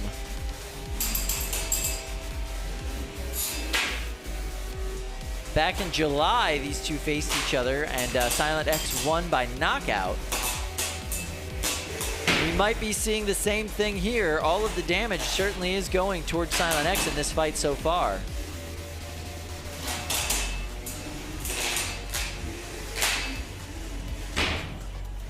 Wow. Yeah, SawMurai kind of able to move. They've got most of the left side of their wheels left, the right side of their wheels pretty much down to the hub. I think I actually know why SawMurai included a crushable can of Sprite on the back of its mini-bot. Do you know why, Kyle? I have no idea why. They included a crushable can of Sprite on the back of their mini-bot because they knew if they would lose, it would be soda pressing. Oh. That was awful, and I loved it. Thank you so much for bringing that to my life. Yeah. I think we all needed it. And you can see Bert just chilling in the corner. He's fine with all the destruction going on around him. He's not worried. SawMurai looking a little worse for wear. A little. It's literally limping. 3, 2, 1. That's the end of this fight. Please turn off your weapons and make your way to the door if you can. SawMurai looking a little drunk out there. This one will go to the judges. And you see Jameson cheering on his driver that he brought on to run Silent X for this particular tournament. Since Jameson has to run so many bots, it makes sense that he's going to subcontract some of that driving out. All right, guys, what were your thoughts on that match? That was a great match. It was awesome watching SawMurai stay alive and kind of just keep coming back for more, but Silent X drove the whole fight and was dishing out the hits the whole time. Yeah, it was extremely one-sided, but it's also very rare to see something last that long with anything from the Silent series. Yeah, amen to that. I agree. But I have a favor for the contestants. Could we get back to the early fights where none of them went to the judges' decision? We've had like some really tough decisions recently, and I need a nap. It's getting late, so. All right, we'll see what we can do. The decimals back if we get too many more. I appreciate that, Jack. Yeah, you can complain about sleep all you want, Matt, but you got nothing on Jack. All right, so we're going to thank one of our sponsors here. So Argyle Materials, keep 3D printing green and lower your shipping cost. Refill and reuse your OEM 3D printing cassettes and canisters with Argyle 3D printing materials. Visit argylematerials.com for more information. Argyle Materials, thank you so much for sponsoring Norwalk Havoc Robot League and our December finals. Another sponsor that you're going to see a lot of their parts in our box here at this competition today. And yeah, so we're going to be heading over into the big box here shortly. Oh boy. Box 3 for some 12-pound action. It's home of the big fights. It really is. It really is. We've had some really good ones in there today. Nightcrawler versus Ugee. You can just see the devastation on that floor. Yeah, it's very 8, unhappy, especially 7, after that last fight in there. It's like modern art. 5, 4, 3, 2, 1. Fight, robots, fight. Huge getting up to full speed. Nightcrawler, ooh.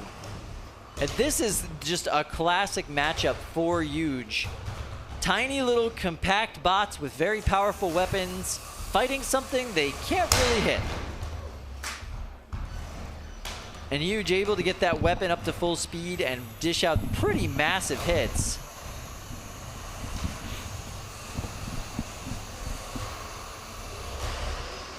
You can see so much of the strategy with driving a big wheel bot like Ugee is the dog fighting, if you will, the driving in a circle to try to get the right angle on your opponent and get those bigger hits on them.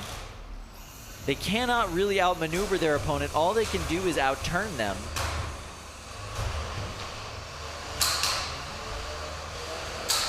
Like glancing blows. And you can see how they just kind of glide across the arena. It looks like they're on ice. The way Ugee has to glide around. They don't have a whole lot of traction with those wheels. And that's a tap out. Winner of this match, Ugee. I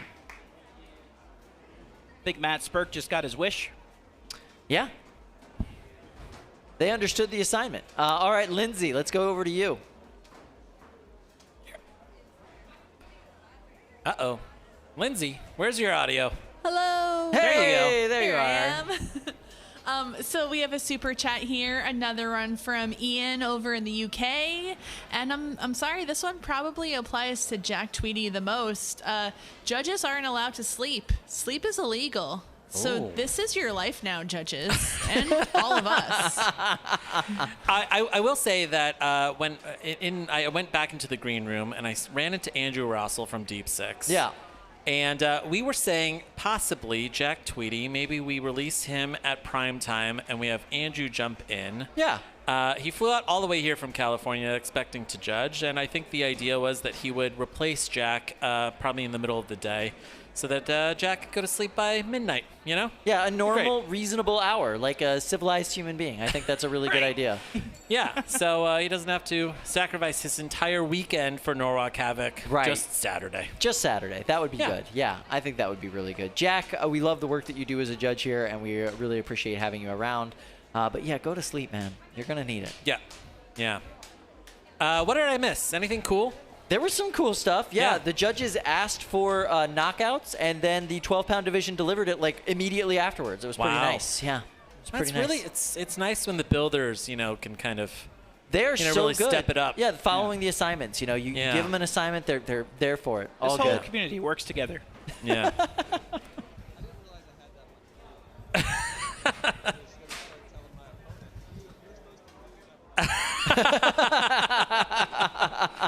Matt Spurk wins the giant nut next year at BattleBots because he just told everybody to lose. Yeah, yeah.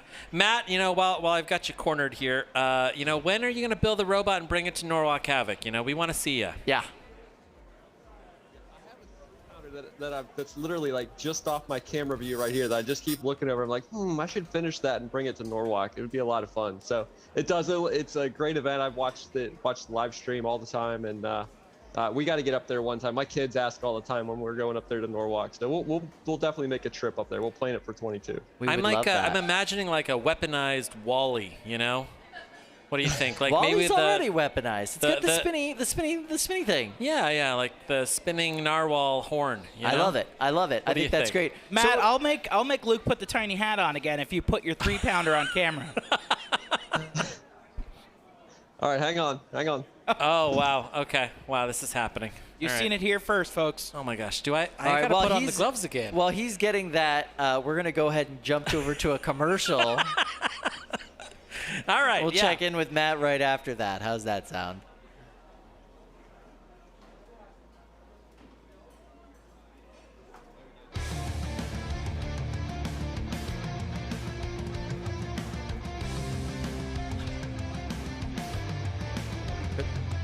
Working at Polaris means putting customers at the center of everything you do and turning on a dime to meet their changing needs. If you're a bold thinker, if you're passionate about delivering comfort, safety, and memorable experiences, and if you understand that sometimes a perfectly made machine is the best way to celebrate the human spirit, make an impact inside the company that thinks outside.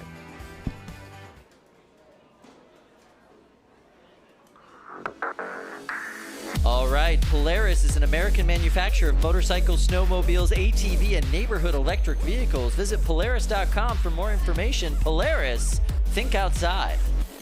All right, so I've got to wear the hat, and then Matt Spurk is going to show us his beetle weight. Is that correct? That's what I heard. That's what I heard. Is that what the... Okay, I've got the hat on. Here we go. Oh, you look great. Thanks. Appreciate it. It really fits you well. Oh, my gosh. All right. Don't lose it. Don't Where's lose the Matt? hat. I want to see your beetle weight, Matt. Matt, don't show the beetle weight now. Don't do it.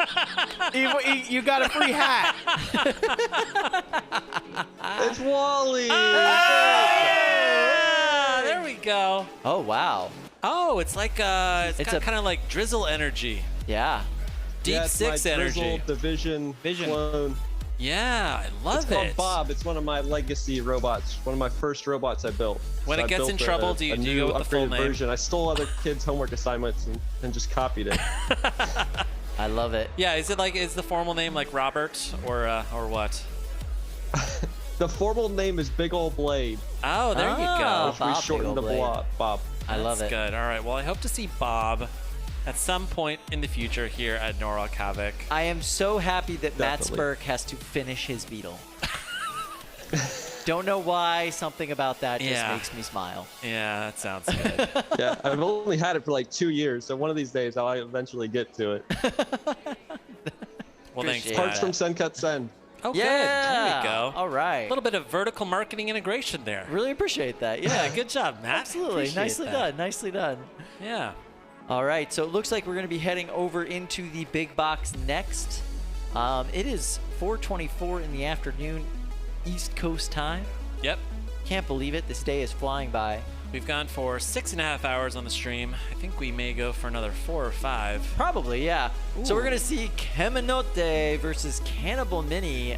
This is going to be a fun 8, fight. 7, 6, 5, 4, 3, 2, 1. Fight, robots, fight.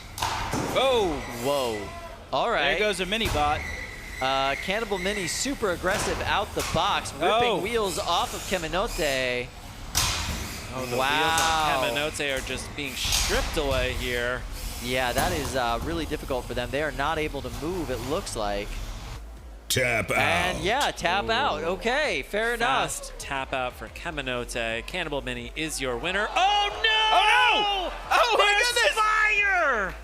Cannibal Mini Oh, no!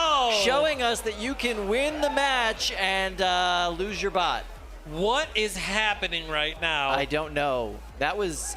It's not... Was that even a lipo fire? I don't think that was a lipo fire. That looked like an ESC fire to me. Does this thing run on, like, unleaded? That's really funny. That was wild. I'd never seen anything like that. Yeah. Yeah, the fire looked different. Yeah, it looked like a little ESC fire to me. Wow. This was going to be a fast match. I was going to say, wow, Cannibal Mini looks like you could just take it right back and put it straight back into the box. Apparently, no. No. They're going to have to do a little bit of work to figure out, A, what caused that, and B, fix all those charred pieces inside. Oh, I see more smoke. They're going to have Don't to... know if that fire's fully out. No, this is going to go in the can as they bring it out of the box. They're going to put in that fire safety can. We can see Luke Falkingham there, Elk Robotics, wearing the black and white and pink windbreakers there. Yeah, Boy, that maybe, team maybe looking very wait concerned. for 60 seconds or so, just in case that robot's real hot. Who knows? Yeah, there you See if go. they're going to go into a Oh can no! with this. Oh, don't pick it up there. Okay. Oh, that's a very. Oh no! Oh boy! There we go. There we go. Just put it in the box. Put it in there. Yep. Oh, that's a small can. Oh my. Okay. Luke is turning off the robot, and they are wheeling this fiery robot out of the box. Still won, but caught fire. Yeah. Won the match. Maybe lost the pot. We'll see how that goes. Yeah, that's true. fun. That's fun. Good times. When I was back in the pits earlier, it didn't look like Luke Falkingham had a second version of Cannibal Mini, so. No, he's been working very hard on this one. I follow him on the Instagram, and he's been putting a lot of work in getting this thing ready for this competition, so. All right, so Katie is on the move. Let's go talk to her and see what she's up to in the back there. She's out there with Cannibal Mini. Yeah, Kyle, you talk about standing out here in a Hawaiian shirt, and it's starting to cool off as we're now getting a feel for what's outside with Luke here. What's going on here? We got to figure that out right now. We were spinning afterwards. I feel like something might have been rubbing the motor cans for the drive and just lit up on fire, maybe a cable or something. We got to open it up and figure it out. And luckily, we're still in the tournament. We got spare parts, so hopefully we can get it up and running again. A scale of 1 to 10, how much did that surprise you? Oh, 10. I was waiting to win the fight. That was we're in or we're out. So we won the fight. We're celebrating. I'm just making the robot spin. All of a sudden, flames shooting out the back. That's the last thing I expected. So. Well, congratulations for making it through. Lindsay, you talked earlier that people really like this fire around here. What are they saying now? I mean, as soon as that happened, it was fire emojis all over the chat. People are like, where did that come from? How did that happen? So it seems like Luke is maybe just as surprised as the rest of us. We have a question here from YouTube. Does Norwalk have an application system, or is it basically just run what you bring and make sure it has an active weapon? We've seen so many bots today from so many different teams. Like, how do you get here in the first place? Not necessarily the finals, but to Norwalk. So there is open registration here at Norwalk Havoc. You can bring whatever you can get in as long as you get there at the registration. Registration is first come, first serve. You do have to have an active weapon. The active weapon definition is a little bit more loose here than it is at some other competitions. So melty brains are allowed, flamethrowers are allowed as active weapons. Which, quite frankly, I think is great. You know, that allows for more design uniqueness and iteration. So, basically, it's bring what you can and, start hitting refresh on the browser as soon as registration opens for the competition you want to get into. Yeah. If you're interested in signing up, go and check out NHRL.io, and you'll see our complete schedule of competitions in 2022 and instructions on how to apply. We would love to see you here. And now we're going to go to a word from our sponsors.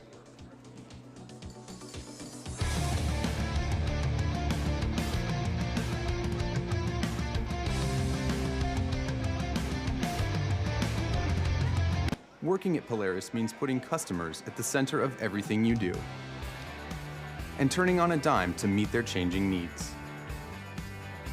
If you're a bold thinker, if you're passionate about delivering comfort, safety, and memorable experiences, and if you understand that sometimes a perfectly made machine is the best way to celebrate the human spirit, make an impact inside the company that thinks outside.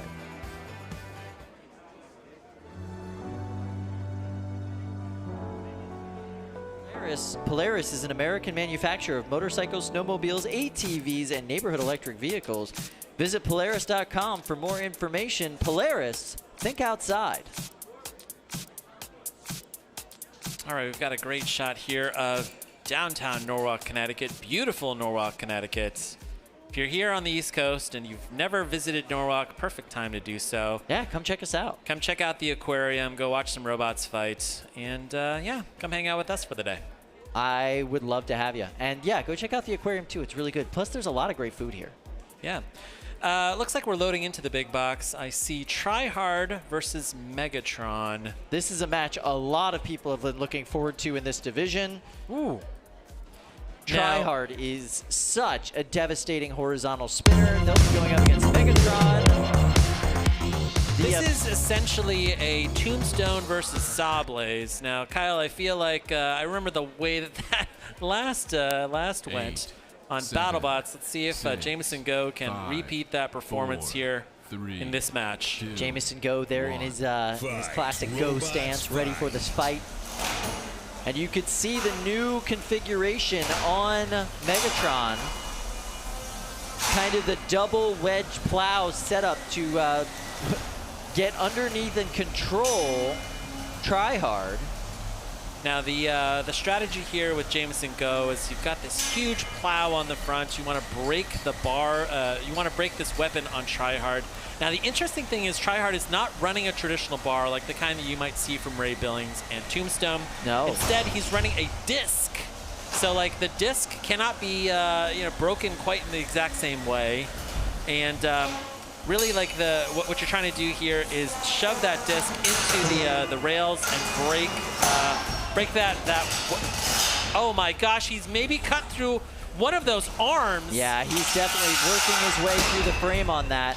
Now you can see the disc is more of a grinding, cutting tool. It's really meant to do that kind of damage a lot more than a bar, which is supposed to do big impact damage. Jameson Go has cut through one of those arms. Wow, I'm getting like Son of Waiachi vibes here from this fight. Yeah, that does look pretty much severed there. He successfully got around to the side of Dominic Yankaskis and Tryhard. He got a great pin against the wall there, but Dominic able to use the wall to his advantage to get away from Jameson Go. Let's see if Jameson can land another hit right in that exact same spot. Jameson really angling for the right hit here. He does not want that arm to come down on top of the disc, so he's got to be very careful where he takes these shots. And with a bot with wheels as big as Tryhard, they really do get a lot of purchase. They're able to get out of a lot of situations, so pinning them is very difficult. Oh, this is an incredibly punishing match here. These are two extremely dangerous robots. Can Jameson Go do it? Yeah, 50 seconds left. Oh, I want to see more of this fight, Kyle. Had MegatRON actually fired the weapon there when he had the opportunity, he would have gone right into the disc because Dominic just spun to the left at the last second. You've got to be so careful when you've got an armed weapon. Dominic Yankaskis now finds himself on his side. Jameson Go absolutely planted to the floor. This unrelenting driving style that has become characteristic of Jameson's robots. See if he can land one more big hit. 15 seconds Nice, left. right on the wheel. Beautiful hit there from MegatRON. In the last 10, 9, 8, 7, 6, 5, 4, 3, 2, 1. That's the end of this fight. Please turn off your weapons and head to the door. Wow. This one will go to the judges. Jameson Go, Dominic Yankaskis. You could just see the stress leaving Jameson's body after that fight. That was intense. Now this looks like one of the shattered cameras that Tryhard took out. Yeah, right there in the corner. Dominic, I hate to tell you this, but if and when you win the finals here today, we're gonna have to take that out of your winnings. That camera's about $600, Dominic. Just FYI. Incredible fight. Kyle, your thoughts? You know, if you were a judge, we're not a judge. We're not a judge, no. But as far as I'm concerned, that is all Jameson Go and MegatRON. He had the full control. The damage, you know, you could really split that down the middle, but the aggression would have to go to him, and the control would have to go to him. And I mean, wow, look at the damage on that camera. Look at that. I'll tell you why I love this match. Both of these weapons went the full 3 minutes. Both of these drive systems went the full 3 minutes. Yeah. And it came down to Jameson Go's ability to corral his opponent and really control the pace of the match. I think that most, if not all, of the control points have to go to Jameson Go. Yep. The damage points, maybe splits. You can split that, yeah. Tryhard was able to rip off those wings from the plow of Jameson's robot. Yeah, I think we are going to see a unanimous decision for MegatRON. Judges, anybody here feel very strongly about this match and want to weigh in? Yeah, we needed 3 more minutes of it. I know, right?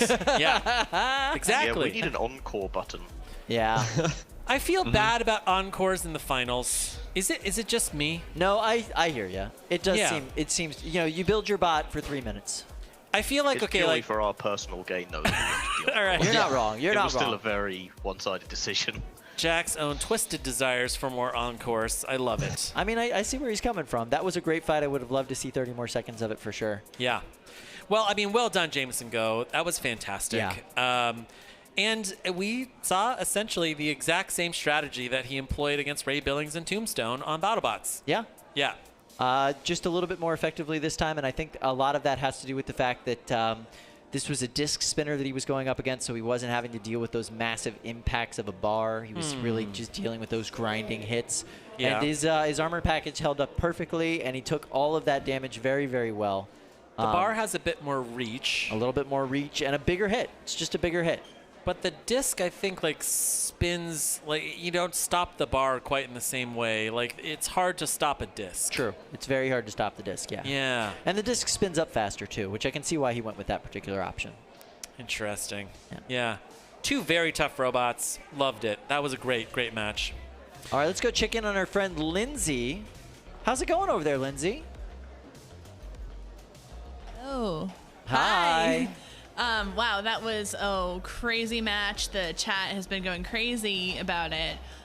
But there's another topic of conversation going on in the chat right now that I think, could use a little attention. And it's around the idea of spending caps and how to balance, money and budget when it comes to this sport and at what point is it no longer inclusive or accessible? So yeah, this question from Graham the Goat, thoughts on spending caps? A very intelligent question from a goat. I love that. Graham, all right. It's the perennial question, right? It Should we tell people like, okay, you can only spend up to $100,000 for your robot or something like that? I say no. I say no. Yeah. I feel like the limiting factor for combat robotics should be physics. Because, in theory, I mean, we've seen this so many times with just the nature of the sport. There is no true meta design. There's a design that wins most of the time. Yeah, right? for a while. It's Bite Force right now, right? It's something that looks kind of like Lynx. It's, something that looks like Shreddit Bro. But there is a robot that kills that other robot, right? And like your limiting factor should be physics rather than cost, because I mean, in theory, like you want to essentially build the best robots possible. You don't want to tell them like, don't build the best robot that you have access to, right? That's right. And it's not a true correlation between cost and performance. We see lots of very expensive robots that do terrible in the box. Yep. Because the driver is terrible. They don't have a lot of experience. The build quality is not great. It's not purely correlated with performance. Yeah, and a lot of the costs that you have, especially in those more expensive bots, are people throwing money at the problem instead of planning, designing, thinking it out very, very strategically, because you do save a lot of money when you come at that very strategically. Yeah. I mean, you look to it like, say, Jameson Go, for example. He's a great example of this. He has access to the MIT maker space. That's right. He works at MIT. He studied at MIT. He studies additive engineering, so like he studies 3D printing.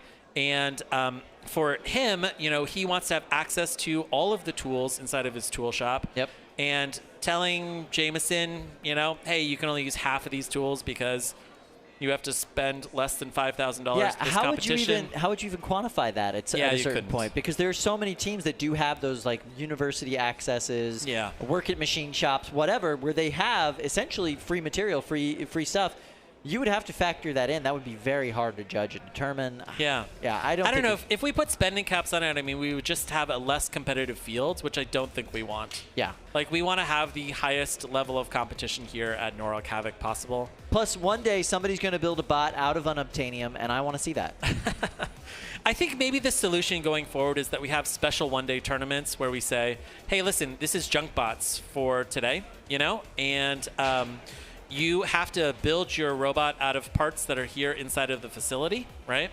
Or, here's $500, and you have $500 to play with. And yeah, and we kind of award a winner that way. Jim Haney has brought over the shattered Sony 4K camera. Look at this. This is like a perfect shot right into the lens here of this Sony camera.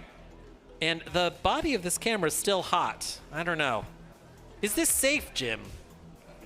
I'm not sure if this is safe. It might not be. It might not be. Yeah, but I mean, that is a perfect hit right there. Yeah, And that's lovely. yeah, I don't know. I guess we're gonna have to go back into the back room and see if we have another one of these. I just got a note from our guru of statistics. That was the first loss Tryhard has had at Norwalk. Really? Yeah, like ever in the history of their competing here. Wow. All right, so we're gonna have Disco fighting Mojave next.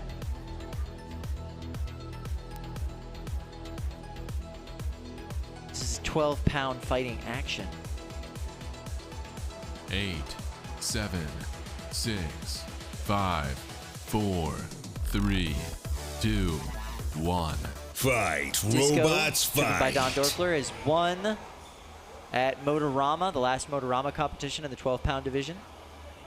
They actually ended up beating Drunken Peasant in that fight. Drunken Peasant getting second in that competition. And right now, they are somewhat stuck. They're going to get their one unstick. Ooh, that was such a gentle unstick from Fluffy. It was. Fluffy is so gentle today. Good job, whoever's driving Fluffy. I like this Smee-inspired long boy mini box there. I'm fairly certain it's not Smee-inspired. I think that is actually a Smee Smeedle kit. What? I'm pretty sure. Whoa. Okay. Oh, you're right. Yeah, it's a Smeedle kit. Interesting.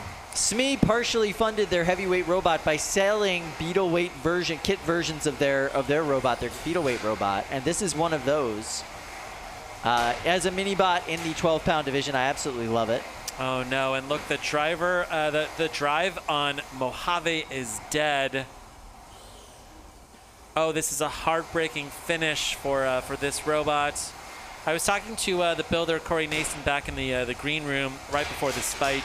He was saying that he had brought 2 versions of Mojave to the competition. And he was hoping that this version that we're seeing right here on our screens, was going to have better drive, but it looks like it is still sluggish. Yeah, really struggling in this matchup. Disco just mobile as ever, and that weapon doing really nice work. Seems like the weapons are spinning down here. Disco's weapon is down, and I think Disco may be waiting for the count out here. This is winner's bracket round 3. Corey Nason will have one more shot at figuring out the drive today. This is a Copperhead-inspired robot, and facing Disco from huge team member Don Dorfler. Oh, I see. Fluffy just gave Mojave a tiny little tap, but Disco is back into in Mojave's face, flipping Mojave onto its head. Oh, and it's done the thing, Kyle. Yeah, that bot's not moving, and they've already had their one unstick from Fluffy. Oh, no. So that means in just a few seconds we're going to see the show motion. Show motion. Yep, there it is. Kyle, you called for it, and it happened. Look at amazing. that. It's amazing when that happens. I feel like Matt Spurk. It's not only that they're doing the thing, but like their back plate has come off, and Yeah, they've completely show high-centered motion. themselves. Yeah, being held on by a screw there. All right, and that is a knockout. So the winner of that match was Disco. Wow. Mojave going down into the loser's bracket of the 12-pound division. Got a shot here of Corey Nason taking a look at his robot. Ooh, that is rotten luck for Corey. Yeah, it really is. All right, let's go to our friend Katie. Katie, what's going on with you? Well, hey guys, I'm just trying to figure out what's happening here in the pits, and Blackbird is actually doing a full rebuild. If we go a little closer here, the weapon actually broke in half and bent. What? That wall. Whoa. Yeah, right? Check that out. That wall is demolished when he was in a battle with Polywog, but as he said, that reliability, the inside, it's good to go, and the spirit is still there, if you will. Meanwhile, over here with Marathon, he said it's the best it's ever been. He's actually putting it together. Taking it back a few months, this is a bot that actually was collecting dust in his basement. It hasn't been used or worked on since July, so he pulled it out, and today, he's hoping it's going to take a win here at some point here throughout the rest of the day. And over here we have Christian, who is still working on Silk. This one and a few others are really causing a long day for Christian Cooper and the rest of the Polyester team. But he's pulled in some of the recruitments, and it seems like it's now back in. I hope it's working. We're going to see. Hopefully, fingers crossed. It looks good on the outside. Christian, like you've got 2 colored wheels there. Yeah. I hope. I mean, like, basically, went in to test it before fighting Caldera. The weapon ESC decided it didn't want to work, so the weapon didn't spin. So we had to resolder it. Nick helped me out with that, and now maybe it's going to work again. So. And you're bringing colors of the rainbow with a couple of different colors of wheels there. Well, they started out as the same color, but the floor didn't want that to be the case. Hey, sometimes it all has a different mind of its own, huh? I guess so. Guys, Christian may be having one of the longest days of anybody here He really as he keeps navigating fire, smoke, mechanicals, etc. So we'll see how it goes for him the rest of the day. Christian is a trooper. Awesome. Good work. And he's having a really hard day, and he's been winning. Yeah. Yeah. I mean, like. That's true. You know, I'm eager to see Esther get back into the box. Me too, yeah. Yeah, I'm very eager. I mean, Poly's obviously done just fine by themselves thus far, but they're going to need that back up here pretty soon. In that shot, I didn't see Esther on the table, which is a little concerning. Or is it good? Does it mean that they're done? They fixed it. Oh, like maybe Esther's in the green room. Yeah, like they're ready to go with Esther. They just really are trying to get Silk up and running, which... Interesting. So we're going to do a little introduction to our house bot friends. So we've got Brett, the original house bot. Brett actually used to be made out of cinder blocks, and he's been upgraded to this beautiful steel configuration. After that, we got our friend Bert, who is the house bot for the second bot. He's a little happier than Brett, but also a little bit more aggressive in the box. And then for our big box, we have Fluffy, who completely and totally throws the naming convention out the window. We're not quite sure about that, but I will say of these bots, he is the gentlest. If you watch him unstick bots in the arena, he is very gentle about how he does that. We love these bots. They are just absolute tanks. They put in a lot of good work for us, and the crew here does a great job driving them.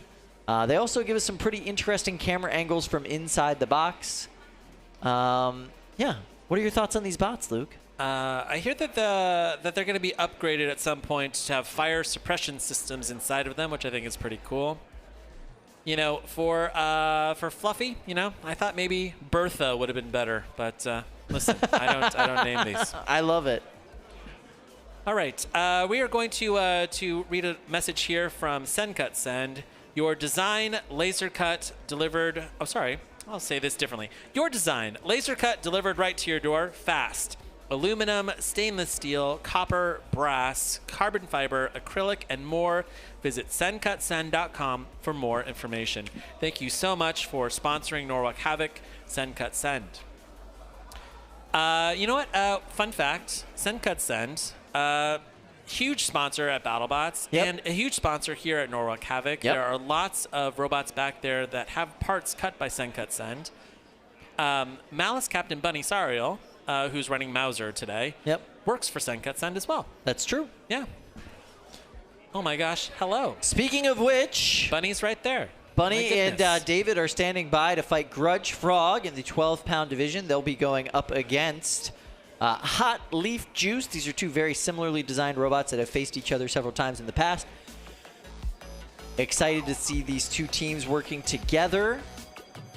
Hot Leaf Juice, 8, very much the 6, winningest 12-pound robot here at Norwalk 4, Havoc. And let's see 3, if Grudge Frog 2, can find a weakness 1. here in this very overpowered design. Yeah, absolutely. Another Battle of the Davids. A Battle of the Davids. That's yes, right. Good point. Yeah. Hot Leaf Juice driven by Ribot Captain David Jin, while Grudge Frog is driven by Malice team member David Liaw. Both very talented David drivers. And now we get to see who's the best one. They are some of the top Davids in this sport, I'll tell you that. I agree, yeah. Of all of the Davids, these guys are right up there. Yeah.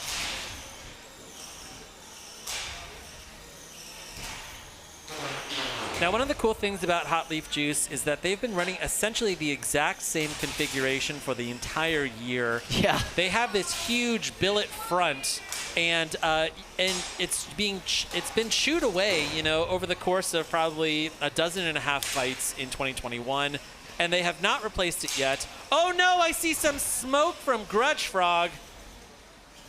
Does that look like maybe smoke from a weapon belt, Kyle? It does, yeah. That looks like some friction smoke. It doesn't look like motor smoke or battery smoke or ESC smoke, so I do think they've got some weapon grindage there. That's not necessarily a bad thing, just something to keep an eye on. And yeah, you could see in that shot there the billet on the front of Hot Leaf Juice. All of the damage that it's taken throughout the entire year. Lucy said there's no reason to replace it yet. They're just going to keep going. It's the workhorse of that bot. And it looks like the weapon on Grudge Frog is down. What has happened here? Oh no, they got stuck in the wall. Hot Leaf Juice got their weapon stuck in that side panel. So they got their one unstick from Fluffy. And like I said, gentle, very gentle unsticking. Fluffy is a surgeon. You wouldn't think it, you know, given the size of that house robot. Now, right now, Hot Leaf Juice is on its head, and so it's really not a lot that it can chop at with Grudge Frog. Grudge Frog really has to capitalize here, but Grudge Frog has no weapon with 45 seconds left. Yeah, and if Hot Leaf Juice is able to get itself back on its right side, it will be able to do a fair amount of damage, especially to the wheels of Grudge Frog. But right now, they're just kind of grinding that weapon over top of Grudge Frog. Not able to do a lot of damage. You can hear Bunny in the background. She's very enthusiastic about this fight. There's very few things Bunny is... Oh, big hit. Oh, no, and Grudge Frog has accidentally hit Hot Leaf Juice back onto its wheels. Not where you want it to be in the last 12 seconds of this fight. Let's see if they can capitalize.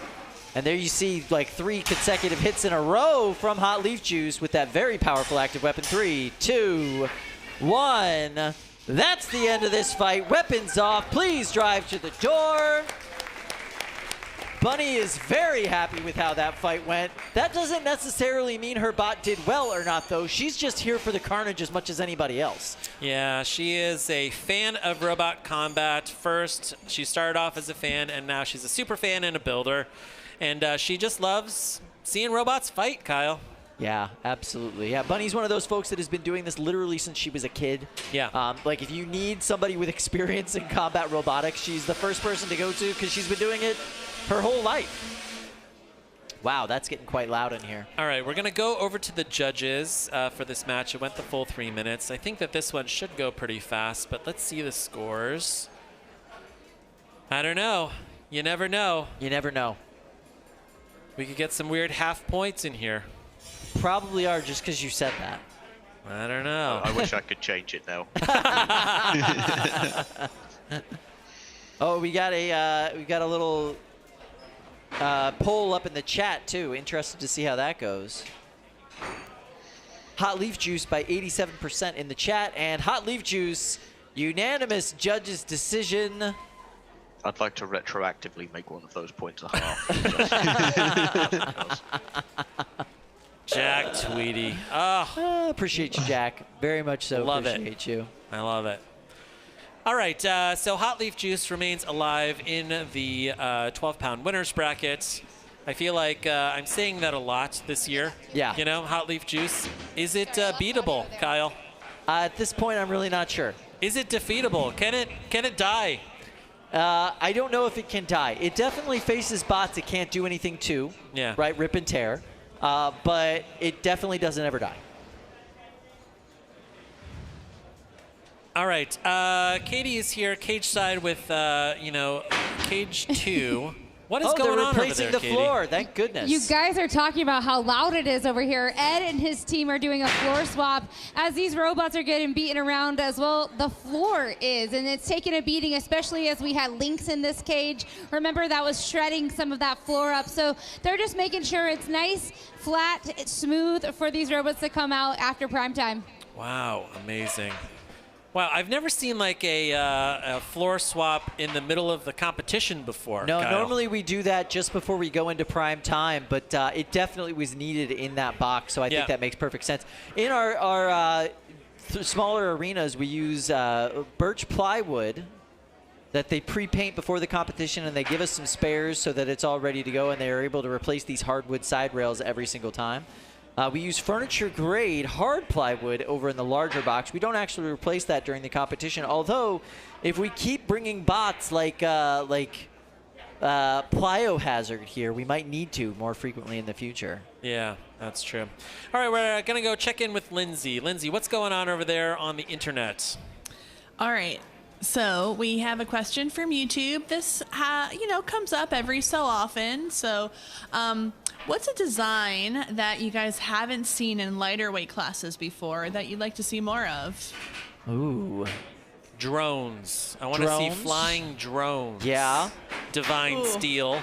I would like to see, especially in the 3-pound division, more flail bots. I'm a big fan of the multi-brain flail bots. Flipper bots. I want to see more flipper bots. Yes. We only have like 1, maybe 2 flipper bots in the Beetles. Yeah. Oh, crushers. Crushers. Beetle crushers would be awesome. More flamethrowers in the Beetles. Yep, more flamethrowers. We had like 1 successful flamethrower, that came in November. I'd love to see a lot more fire in the Beetles. Yeah, I mean, always more fire, right? I do feel like a crusher bot would be really cool. There are some really cool, there's a cool Korean crusher bot that competed in BuggleBots a few years ago that I'd love to see come out. Yeah. I think crushers are something that's doable. It's really hard to do, especially a pneumatic style flipper in that weight class, just because that's a lot of components to fit into just 3 pounds. All right, we're going to go over to cage 1. Loaded in, we've got Caldera versus Silk. This is a WPI versus WPI match. Silk driven by Christian Cooper and Caldera driven by Brian Voxel. Both of them students at WPI studying engineering. These are friends. This is losers bracket round 3. One of these friends is going home 7, early. 6, 5, 4, 3, 2, 1. Fight, robots, fight. All right, correction. So this is run by Brian Voxel's dad, Glenn Voxel. That's right. These robots built by the Voxels. And he's this obviously robot. paying for a WPI education, so there's that. Right, I suppose. All right, it looks like these 2 robots are stuck. We are going to pause this match to go in there and unstick them. We need to get the special crowbar. The unsticking crowbar, Kyle. Yeah, the safety bar, if you will. One of the things I found so interesting about this match is these bots were loading in. I noticed they just chucked the mini bot in. Yeah. Literally just like threw it across the arena. Yeah. So mini bots, a few teams decide to run those. You get a little weight bonus for running a mini bot. Mini bots can serve several different purposes. You could have a mini bot that is a wedge. That the purpose of it is to get underneath of its opponent and hold it in place. You could have mini bots that are active weapon mini bots. Maybe they have a lifter on them. Maybe they have a flamethrower on them. Or in this particular case, this is what you would call a distraction mini-bot. They don't really have an active weapon. They don't really have a wedge, but they do have big old foamy wheels, and they're going to get all up in your face and hopefully distract you from your opponent. But really what you're counting on them for is that weight bonus. Yeah, you always love to have a little bit of extra weight inside of the box. That's right. All right, we're going to restart this match here, and it is back on. 20 seconds in, we had to unstick these 2 robots, and it looks like the right side armor on those 2 brand new blue wheels on Silk is looking tired, ripped away in the first 20 seconds of this match.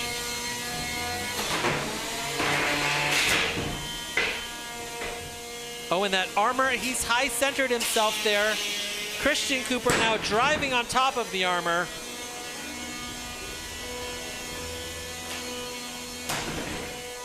Incredible. That armor is now impeding Silk, like flinging itself right in front of the weapon. It looks like Silk has lost one of its wheels. It is down to 3 wheels now.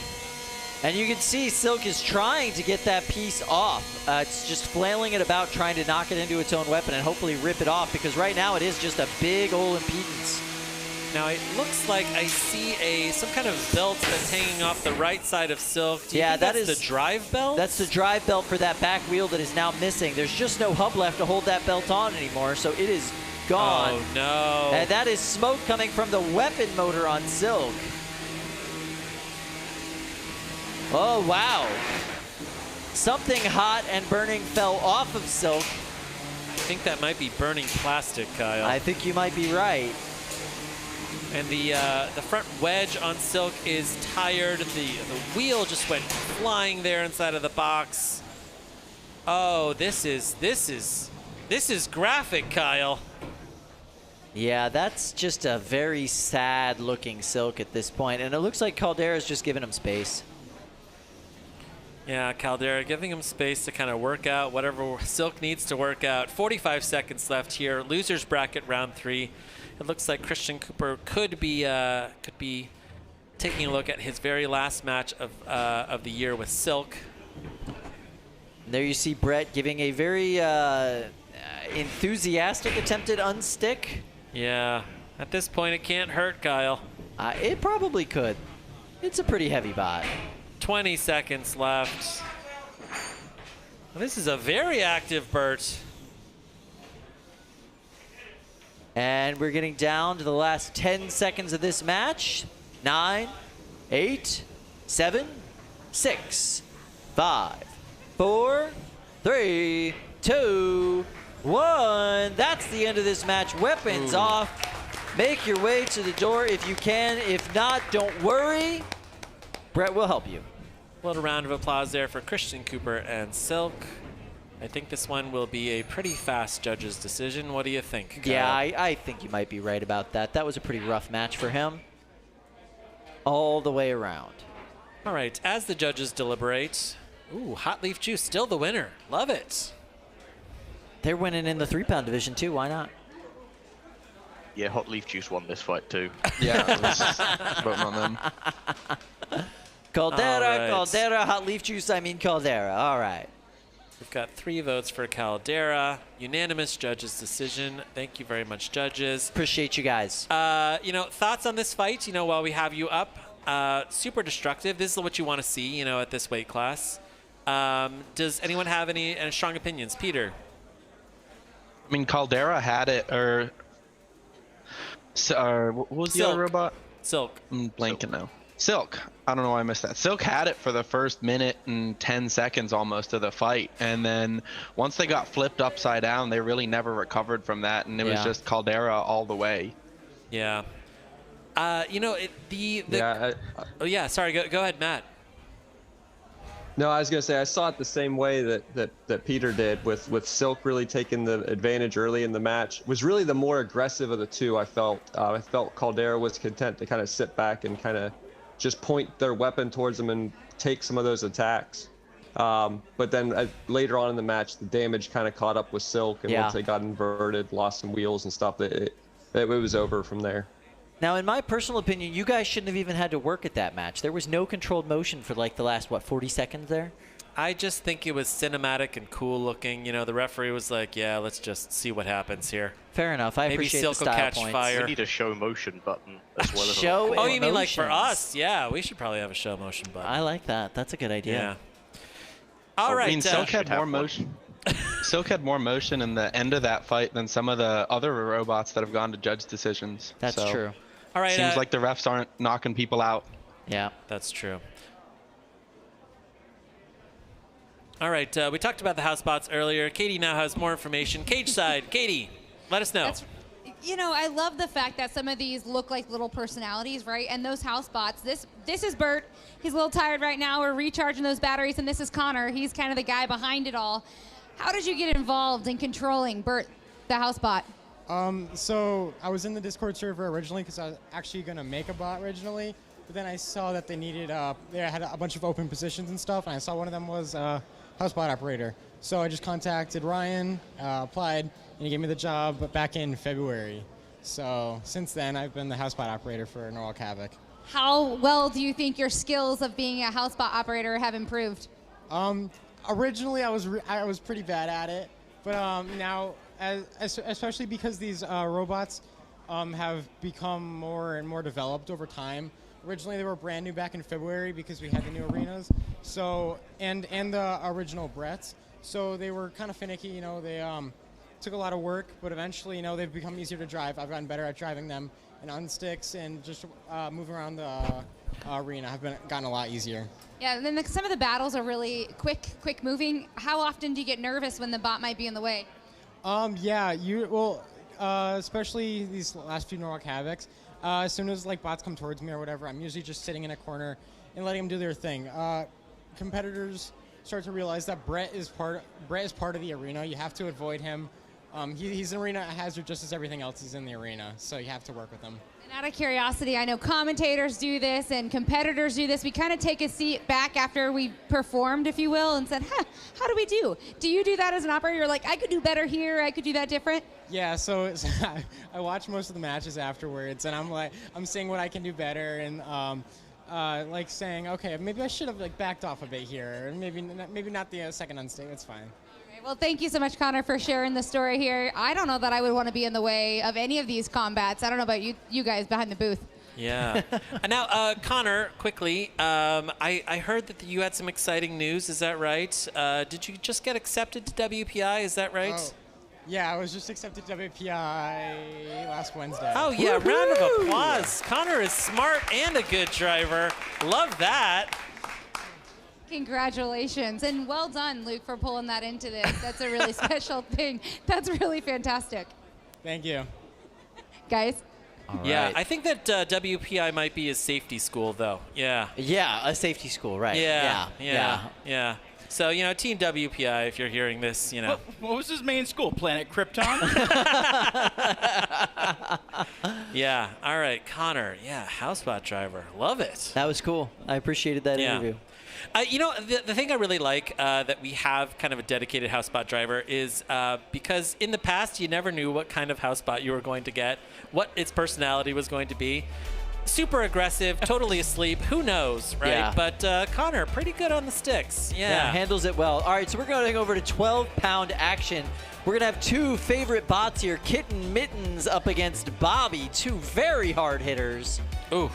This is going to be a super destructive match. Somebody is going home in pieces, I am sure. Hard one to call. Man, look at that floor. Just wrecked. Kitten Mittens is a kinetic walker, so that means that it uses the actual kinetic energy, the gyroscopic forces of its weapon to walk around the arena. Bobby is a big wheeled horizontal robots spinner. Fight. And it's got big foamy wheels. It is very similar to a 3-pound Billy run by the same driver and team. Oh, it looks like they haven't exited their squares. Are the drivers talking to one another? Cage managers, what is going on? Looks like we had a little false start going on there. So we're waiting until the weapons spin down. Interesting. Are we going to open up this box? 7. Nope. There we go. 6, There we go. It was just a false start. 5, They wanted to make sure everybody 4, started at their starting 3, squares. 2, 1. Fight. So Kitten Robots Mittens, you'll see it fight. kind of slithering. People have described it across the arena. That's how it moves around. It actually turns its head and uses the kinetic energy of that weapon to lift up each side of the bot. Bobby just trying to get around.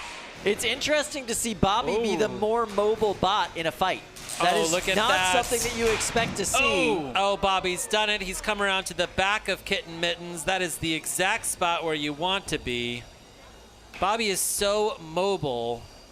Bobby driver Jonathan Clark really is able to pick his moments here in this fight. And these robots find themselves on opposite sides of the box. And you can see Bobby making his way to the back of Kitten Mittens. Oh, big hit. You saw that black piece of plastic go spraying off. Oh, but Kitten Mittens is on top of Bobby. Kitten Mittens, one of the few bots with a weapon tall enough to actually damage Bobby's main body. Are Bobby's eyes gone, Kyle? Bobby's eyes are glazed over. It's like a great white shark. So you can see the feet that Kitten Mittens relies on for its mobility have been completely ripped off on that right-hand side. They still have a little bit of that left side or that right side left. Kitten Mittens went straight into the floor and kicked itself into the corner. Bobby is coming in here for, oh no, and one of the arms on Bobby is gone. Yeah, those arms are super important to Bobby's mobility. That's what keeps the weapon from hitting the ground. Yeah, now you can see it's actually tipping forward as he moves forward. And you can hear that dit sound as the weapon hits the floor as he moves. It loses a lot of kinetic energy every time you do. Look at those wires coming out of Kitten Mittens there. Oh, that's not good. Kitten Mittens is on its head, and it is unable to self-right. Oh, my goodness. Tap out from Kitten Mittens. Big Your match. winner is Bobby. I don't think we have ever seen Kitten Mittens dominated quite so much as it was in this match. That was very impressive work from Jonathan Clark and Bobby. They move on into winner's bracket round 4. Kitten Mittens has got a lot of work to do before they go down to the loser's bracket. Let's watch that again. Oh, so good. Let's watch it twice. Love it. Now, one of the big things that you're watching for in Kitten Mittens is being able to stay squared up with your opponent. Now, one of the challenges is that Kitten Mittens delivers these one-hit knockouts, but with Bobby, you know, with that hub motor design, with so much of the important, you know, bits inside of the body of Bobby, it is very difficult to knock Bobby out. Bobby is also incredibly mobile inside of the box. You know, its big foamy wheels, they're able to get Bobby into any corner of the arena that it wants to be. And we saw that multiple times getting around to the back of Luke Quintal's robot and at one point even knocking it on its head. Now here we've got a little commemorative hat from Bobby there on the floor. And at some point, Luke rips off the eyes of Bobby. Oh, there goes one eye. This is... It's upsetting. It's upsetting, Kyle. Wow, this looks like the zombie Bobby just feeding on the souls of its opponents. You know, but you know, like seeing all this black plastic on the floor. See that was the one hit where Luke really dug into the floor there. Yeah, look at that exposed side there on Kitten Mittens. You see all the wires that are just kind of there for the taking. That was the match. This was the moment in the match where Bobby lost his front arm. Yeah, this would be the first bit of like non-cosmetic damage on Bobby in this match, really. As we advance here, Bobby, to winner's bracket round 4, is Bobby essentially the 12-pounder to watch? Are we going to see a rematch of Bobby and Hot Leaf Juice, perhaps? You know, Quite your possibly. predictions? Yeah, I'd say a Bobby Hot Leaf Juice competition is pretty likely at this point. Yeah, it's pretty likely at this point. Interesting. All right, Bobby advances. So let's see. Bobby is going to be facing Pramheda next in winner's bracket round 4. Let's go back into the pits. Katie is talking with Bobby builder Jonathan Clark. More importantly, we're showing off Bobby here and what Bobby doesn't have anymore. Oh, no. Yeah, he's missing his hat, and I think he's blind now. He lost his stabilizer arm here. And I guess there's a little damage over here, too, so I'll have to look into that. At first, I wasn't sure how it went into Zombie Bobby, but now I get it. There's literally like a hole within the eyeball that the black eye comes out. That was an incredible battle. What did he have on you throughout it, even though you took it away? He's got a really powerful weapon, so you really don't want to get hit by that if you can avoid it. So I was trying to go around the sides of him a bunch of times and kind of get him to go off balance there and stuff, but he did roll over the top of me or something and hit me a few places. So. And some people might know this. I don't. Why Billy? Why Bobby? Is there anybody in your life named Billy and Bobby? No, it's just kind of Billy was like a meme name. Yep. And then Bobby is another B name, so I just went with that. Mad respect. I can understand that. Okay, wishing you the best in the rehab here, and we'll see you back out there. Thank you. Guys? Wow, look at how damaged Bobby looks. Night of the Living Bobby. Night of the Living Bobby. I love that. Now, the cool thing about Jonathan Clark is he brings like multiple copies of his robots. I wonder if this is a robot that he will run in his next round. He's got some space. He doesn't have to, you know? What do you think? Save the fresh copy of Bobby for later in the competition? I would. Yeah? Yeah. I would definitely. That's pretty repairable. He's facing Pramheda, though. You know, that's a pretty tough robot. It's a pretty tough robot. Now, you know, they're on opposite sides of the bracket, but Hot Leaf Juice, all they have to do is defeat Disco, and we will see a Bobby Hot Leaf Juice match. Oh, that's all. Just Disco, you know, the winner of the last Motorama. That's not that big of a deal at all. Let's see. The rock, paper, scissors of it. We've got an undercutter in Hot Leaf Juice. That's right. And a big old chonky vertical disc in Disco. That's right. How does that shake out, the rock, paper, scissors, in your mind? I'd say pretty well, especially considering that front plow on Disco is very, very dense. It's very well built. It's taken a lot of great hits today. So I'd say it works out pretty well for Disco. Interesting. Okay. All right, we're going to go to a message from our sponsors here. Kyle, I can read it. Go for it. This is from Send Cut Send.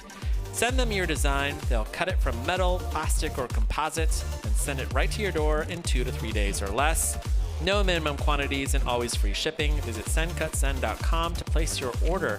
You know, Chris, you were a Send Cut Send customer. So I mean, I use Send Cut Send to build some parts for Darkside, and let me tell you, you don't even have to send them a file. They have a tool right on their website that you can use to actually design pieces.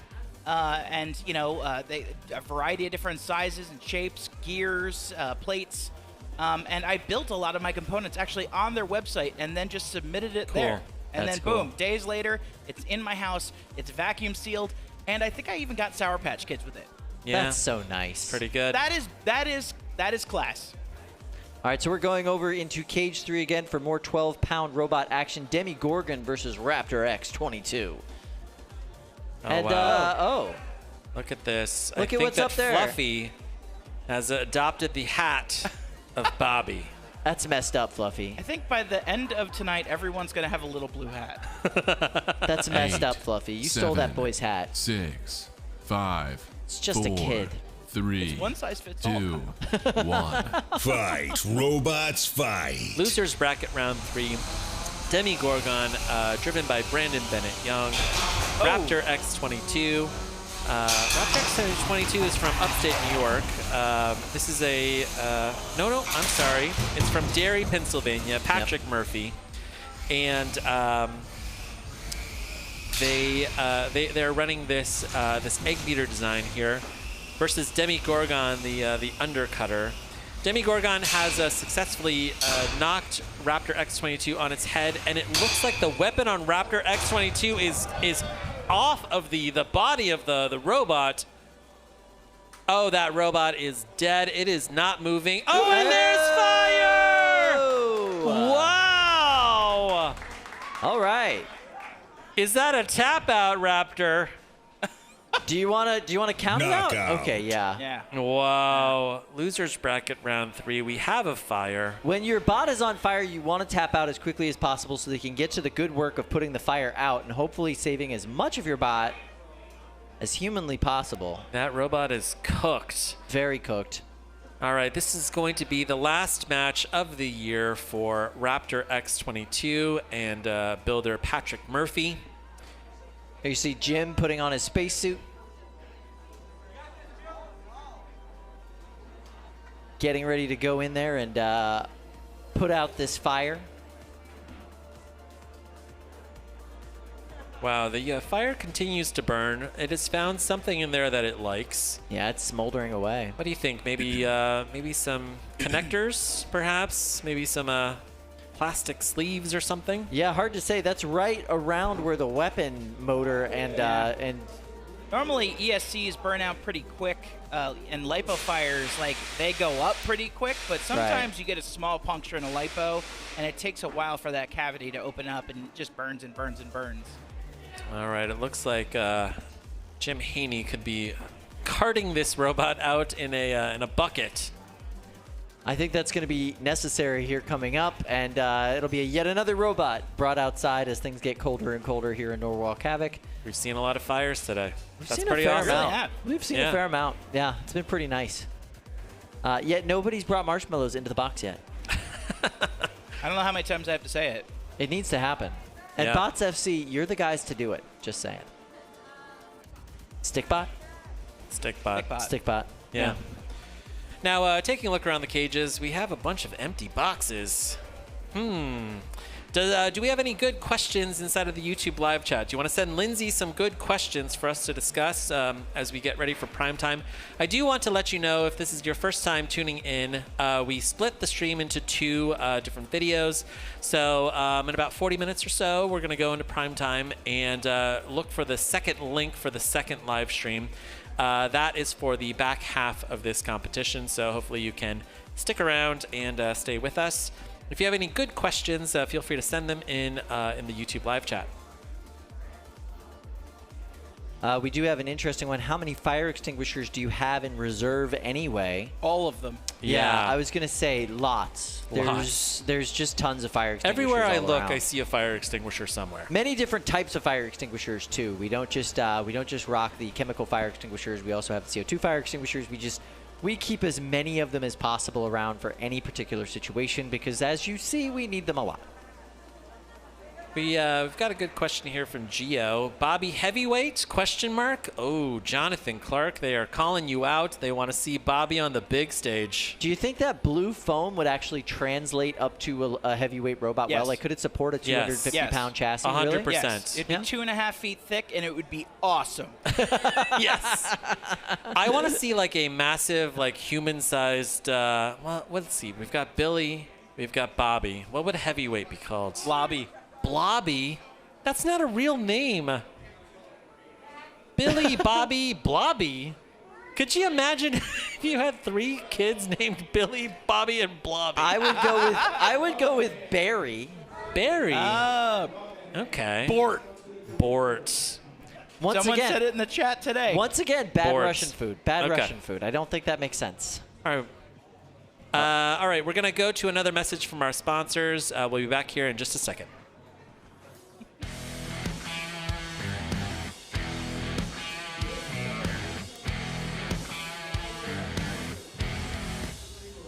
Every Polaris product has a driver's seat, and every Polaris position puts you in one. No matter who you are, where you come from, or what title comes after your name, here, you're a leader from day one. Responsible, accountable, self-starting, driven. We're not looking for passengers. Make an impact inside the company that thinks outside.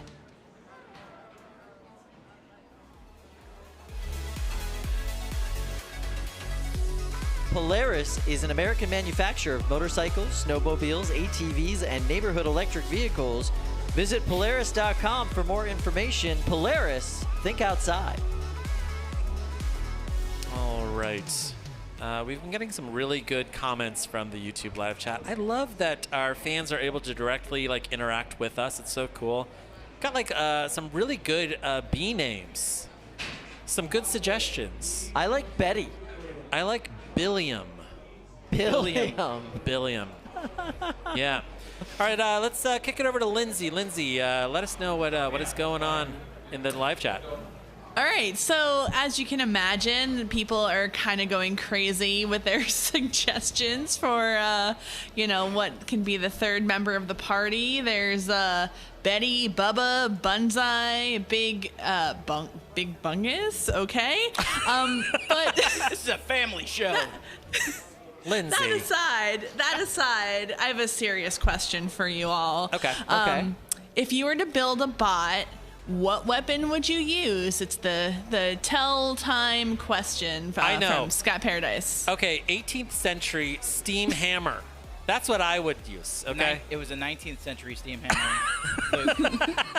Why are you making his technology older than it actually is? Yeah, What's going on? that's what I would do. Yeah, I just think it's pretty good. I like that one. Chris, can you please explain to us what a 19th century steam hammer is? So, have you ever seen Dumbo, the movie Dumbo? Yes. And there's like, you know, 6 guys with big mallets, and they're driving in the giant circus tent stakes into the ground. Yes. Well, some crazy person in the 1800s is like, oh, I'm going to hook a steam engine up to a hammer on a flywheel. Yeah. And now I only need to push around a wheelbarrow that has this motor on it. And lo and behold, there's one person now driving it in. So machines have been replacing people for a very, very long time. And I borrowed some of that design, put a little bit of modern-day hub motor into it, and you saw that it was 25% effective. Yeah, definitely. 25% of the was time, great. it worked every time. Yeah, it really did. Yeah. Yeah. How about you, Kyle? I am a big fan of the grappling robots. I would want a robot that could pick you up and slam you down. That's my favorite style of robot. You don't really see a lot of it in the 3-pound division, but that is the kind of bot that I would want to see, and that's the kind of bot I would want to build. If I was going to build any kind of robot, let's see. I think I would go with something really out of the box. Probably like a white 2-wheeled FingerTech egg beater bar. I was going to say, and you would just pay somebody else. Scaled up to 250 Shade. pounds. Oh, my God. Kyle. Wow. All right. Okay, listen. All right, 2 things. 1, okay. Yes, I am currently commissioning a championship robot from Team Shreddit. Okay? Yeah, I think commissioning, multiple champions. foisting the responsibility No, on. no, no. They offered. They love me, okay? They came forward. They said, would you like to have a Shreddit clone? And I said, yes, of course, I do. Now, someday, maybe they're going to turn it into a product. Maybe everyone can buy a Shreddit clone. Yeah. That'd be kind of cool. But I'm going to get one in the next couple of months. So you're an early adapter of the Shreddit line of kitbots. Yes, an early adopter. Adopter, yes. But he might adapt it. He might adapt. That's true. Yeah. Okay, I see loaded into the big box. We've got Busy Bee versus Huge. It looks like the box is locked. And let's see if these competitors are ready to go. Man, Busy Bee looks cool. It's just a cool design. Yeah. Yeah. Really is. Busy Bee had some updates, you know, since the last time that we took photographs of it. And we've got here Zoe 8, Lambert from 7, Southern Maryland running 6, Busy Bee. 5, That's right. She 4, runs a first 3, robotics team 2, there in Maryland. 1. Fight, Facing off robots, against fight. Now this is actually like a dream matchup for someone like a Huge here because it's the exact right height. You know, it looks like that they're kind of kicking that blade though instead of coming down on top, which is interesting. Yeah. Maybe there's a little bit more than meets the eye to Busy Bee's top armor. Ooh, big hit on the top of Busy Bee from Huge. Busy Bee runs what you would call a stacked disc drum spinner. Kyle, what is that? Bunch of individual discs stacked together into a big drum. Allows you to basically cost-effectively build a really big, powerful drum without carving it out of one solid piece of metal. And it sounds like Zoe's robot is slowly spinning down. Huge may have successfully defeated that. Yeah, look Busy at that Bee. belt. It looks a little loosey-goosey. Yeah, that belt's not moving. It's not in its pulley either there. Fluffy is coming in to see if it can shove Busy Bee back into the center of the box. But it does look like that weapon is dead. It's spinning, but the belt is not inside of its channel. It wants to be in that channel. Oh no! Oh, big hit on Show the top motion. of Busy Bee's mini bot. Yeah, worker bee, I would call that, right? Show motion. Will we see any motion? We can see a good shot there. Of Show Zoe motion. Lambert. This is very likely her And- last match of 2021 at Norwalk Havoc. Being counted out, 1, and that is a knockout. All right, Busy Bee knocked out of this competition. They get to go home a little bit early. Huge is your winner. Huge is your winner from Team Brutus, captained by Don Dorfler from Team Huge, of course. Zoe Lambert was a rookie combat robotics builder who came earlier this year, came 2, potentially 3 Norwalks ago. Yep. And her robots really have very quickly accelerated, like into the finals. Like the build quality is getting better and better. I really think that Zoe Lambert has a golden dumpster in her future. And I'm really looking forward to seeing what she does next in the 2022 season. One of the cool things, too, about Zoe Lambert is that she built a custom, limited edition pack of playing cards, essentially, baseball cards for all of the competitors here today. She made a total of 50 or something like that, some small number. Wow. And they are for sale here at the merch table. But, they very well may have sold out already. So, if you got a copy of it, hold on to it. These are the new Pokemon cards, and in 20 years from now, they're going to be collector's items. All right, we're going to go check in with Katie. Well, you can see Son of Cram here trying to get some work done, but this has been a 3 to 4 hour endeavor for him. It looked like it was kind of driving extremely slow or driving through mud, and he said there was actually a problem with the voltage, and the last 3 to 4 hours he has been spending time to find a way to remove all that friction in the weapon. He says now it's buttery smooth and it's ready to go, and he's excited to, you can see that smile there. He's ready to go and he's ready for another battle. Meanwhile, over here, Cannibal Mini, last time we saw them, they were running outside trying to put out a fire. It turns out that when they were spinning around, the battery slid into the motor. All the electronics are now fine. What really it was, they just had to pop a battery back in, and they said they're really good to go. They did mention, though, that that's the only battery they have, so if it does happen again, they're not in good shape. And right beyond that is Grudge Frog. You can see that he's still, if you say, wrenching a little bit on this thing. He said the gears wore down. He is replacing them, but besides those gears, he too feels like he is ready to go in the next round, guys. Interesting. Interesting fact about Grudge Frog, those gears are actually plastic. They're TPU. It's something that they were experimenting at this weight class to see if they could move that over into their heavyweight. The nice part about those gears is they do have some flex and some give to them, so they're able to slip in and out when they make big hits. When you have a gear drive weapon, one of the biggest things you have to worry about is those gears getting out of shape. So making those gears out of a flexible plastic. Did you miss the dead body there in the pits? What? Yeah. I did, yeah. You didn't see that in the pits? I didn't Can we go see back that. to the pits? I don't know if we can. Look at this. There's a dead body right there in the foreground. Oh my God! Wow. It's just a robot builder trying to take a nap. Is that a real? Oh, it is a real person. Yeah, that's a real person. Oh my goodness. Listen, the robot builders can sleep anywhere. We knew this about them. They have magical abilities. Who is to sleep this? literally anywhere. See, I would guess this is Charles Guan, but clearly he's not here today. Everyone be really quiet, and we'll all sneak out of the building and turn the lights off. All right, let's go and check in with Lindsay. Is that... Hello, Lindsay. All right, I'm going to be very, very quiet and not wake him up. We actually have a question from Mark Robson, which I think is my favorite question of all time. Are we supposed to choose weapons which are technically feasible, effective in combat, or just fun? Yes. Yes. The answer is yes. Yes. Yeah. Yeah. I feel like the best kind of mix of that is Billy and Bobby.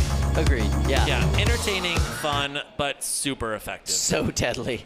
All right, so we're going over into the big box for 30-pound robot combat action. We're going to see Twister finally. It's been a while. How's it going, Twister? And they'll be facing RumHam in losers bracket round 2. 3, 2. Twister had a lot of rebuilding to do after their last fight. We'll see how well they did. And RumHam. Oh no. They're a little unstable out there. They got both bots appear to be a little unstable. They got some weeble to their wobble. There you go, Twister getting up to speed. RumHam, not so much. Twister's having a little difficulty with getting traction.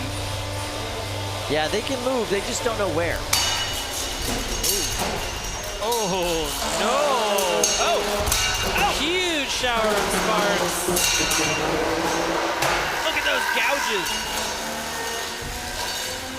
Twister is now up on the rail. And Fluffy is right there, ready to help. Oh, this is a good pin. There is nothing that Twister can do. RumHam is just racking up control points here. Let's see if we can send in Fluffy to help Twister out. Oh no, there's smoke from Twister! Yeah, Might have just been a motor. Still moving. Now it looks like the left side drive of Twister could be locked up here. Another big shower of sparks. And RumHam is dominating in this fight, pushing Twister wherever it wants it to go. Twister's now crossed the box with the help of RumHam. Twister does still have an active weapon though, so let's not make any predictions yet. Twister is failing to get the kind of traction in the box that you really need, and RumHam is capitalizing here and scoring control points. Twister has that nice flat space on the back of their robot, and they have really lived up to the meme of, well, why don't you just put a bolt there so you don't get stuck on that place? I'm sure that Bunny Sariel would love the design, Kyle. It's very smart. 60 seconds left here in this fight. All right, this is another good pin from RumHam on Twister. Looks like Twister's weapon is stopped now. Hard to spin it up when it's stuck up against the wall there. These are all, these control points are all going to RumHam here. I don't think Twister has been in control of this match at any point today. No, they probably do get some damage points, but that's about it. I suppose so, because the weapon on RumHam is now down. I guess you can give that to Twister. 17 seconds left. This one will very likely go to the judges. It looks like RumHam is not able to get Twister up onto the rail like it'd like to. 8, 7, Oh, and 6, RumHam does fire up its 5, 4, and 3, sends itself flying. 2, 1. That's the end of the match. Turn off your weapon, Luke So RumHam just wanted to show us that their weapon was still working. Right, right. Big round of applause for the driver of Twister. And high fives all around between these two builders. This one will go to the judges. Twister versus RumHam. Chris, your thoughts on this fight? Yeah, I mean, RumHam certainly used every advantage it could to capitalize on getting those pins. That's what stuck with me. That's what was memorable. Twister, of course, was able to fire their weapon the whole time, but we did see RumHam at the end just telling the judges, hey, look, my weapon does still work. Yeah, So, it's just completely out of balance and dangerous to run. Yeah. Matt Spurk's votes are in. All 5 control points going to RumHam. And this is very clearly a decisive RumHam win. I couldn't set damage back to 2.5. Did they made the mistake of changing it? Oh, there we go. All right, RumHam advances. This is a pretty one-sided match. This is our last time seeing Twister for the 2021 season. Yep. Looking forward to seeing this builder again in 2022. All right. All right, we're going to go over to Cage 1. This is going to be a good one. This is Losers Bracket Round 3. This is a do-or-die moment here for Shreddit Bro and Evan Arias and Tothik. Tothik run by Christian Cooper from Team Ribot. Do I see Christian over there? I do. Here we go. 5, 2 great 4, bots. This is going to be sad to see one of them go. Yeah, 2 very different styles of bot. Both incredibly well driven, and they really rely on that good driving. It looks like Tothik has reconfigured their arm to have a hammerhead on it. That's smart. If you're going to be an aggressively tapping bot, you may as well optimize for that. Tothik is really scoring a lot of control here early in this match.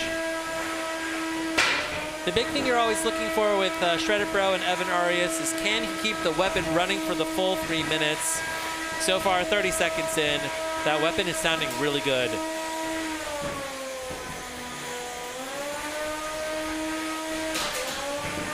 Nice. Tothik's doing a great job of getting underneath Shreddit Bro. And, wielding arguably the most deadly hammer in all of combat robotics. Yeah, most certainly at the 3-pound weight class. Oosh. Tothik is intent on breaking Evan Arias' egg beater. Just running so fast that you can barely see it. Really doing a great job with those forks, running like tight turns, constantly scooping Shreddit. One thing I really appreciate about Tothik is they're not afraid to throw that hammer. Even if they're in a situation where it might hit that weapon and damage their weapon, they're willing to do it. They want to get those damage points. They want the judge to see that they're putting in the work. I don't know what you're talking about, Kyle. All of the hammer bots I know are just going full send every single time. Oosh. That was a beta joke, everyone. Yeah. All right. Huge hit from Shreddit Bro on Tothik, and Shreddit Bro's been running for 2 minutes. This is the kind of reliability that we want to see from Evan. Oh! Wow. Was that part of the wheel on Tothik? Yes, it was. Oh, wow. Tothik got needs launched. to really capitalize on this right now. Tothik has been dominating.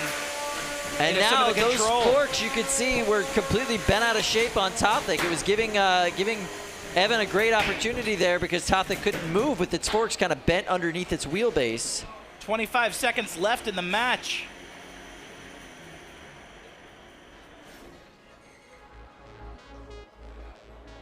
So what's going on here? It looks like both these bots are stuck. 16 seconds left in this fight. Are we going to pause the match, or are we going to let the No, clock there run we go. out? They got unstuck. Is Shreddit moving? No, Shreddit is not moving, but it is too late for them goodness. to get counted out. But yeah, they completely lost. And that's the end of the match. There it is. Turn off your weapons and get pushed to the door, I guess. Yeah, looks like they're going to have Evan to. Arias. Now, Evan Arias No, did... Tothik too. Neither of these bots are mobile right now. Whoa. All right. Oh, my. Neither of these bots are mobile. Neither of these bots' weapons are working. The judges have their work cut out for them on this one. The gentle touch of Connor and the house bots, all right? Nice job, Connor. Pretty good. All right, we are going to go check out the test cage here back in the pits as we wait for the judges to deliberate.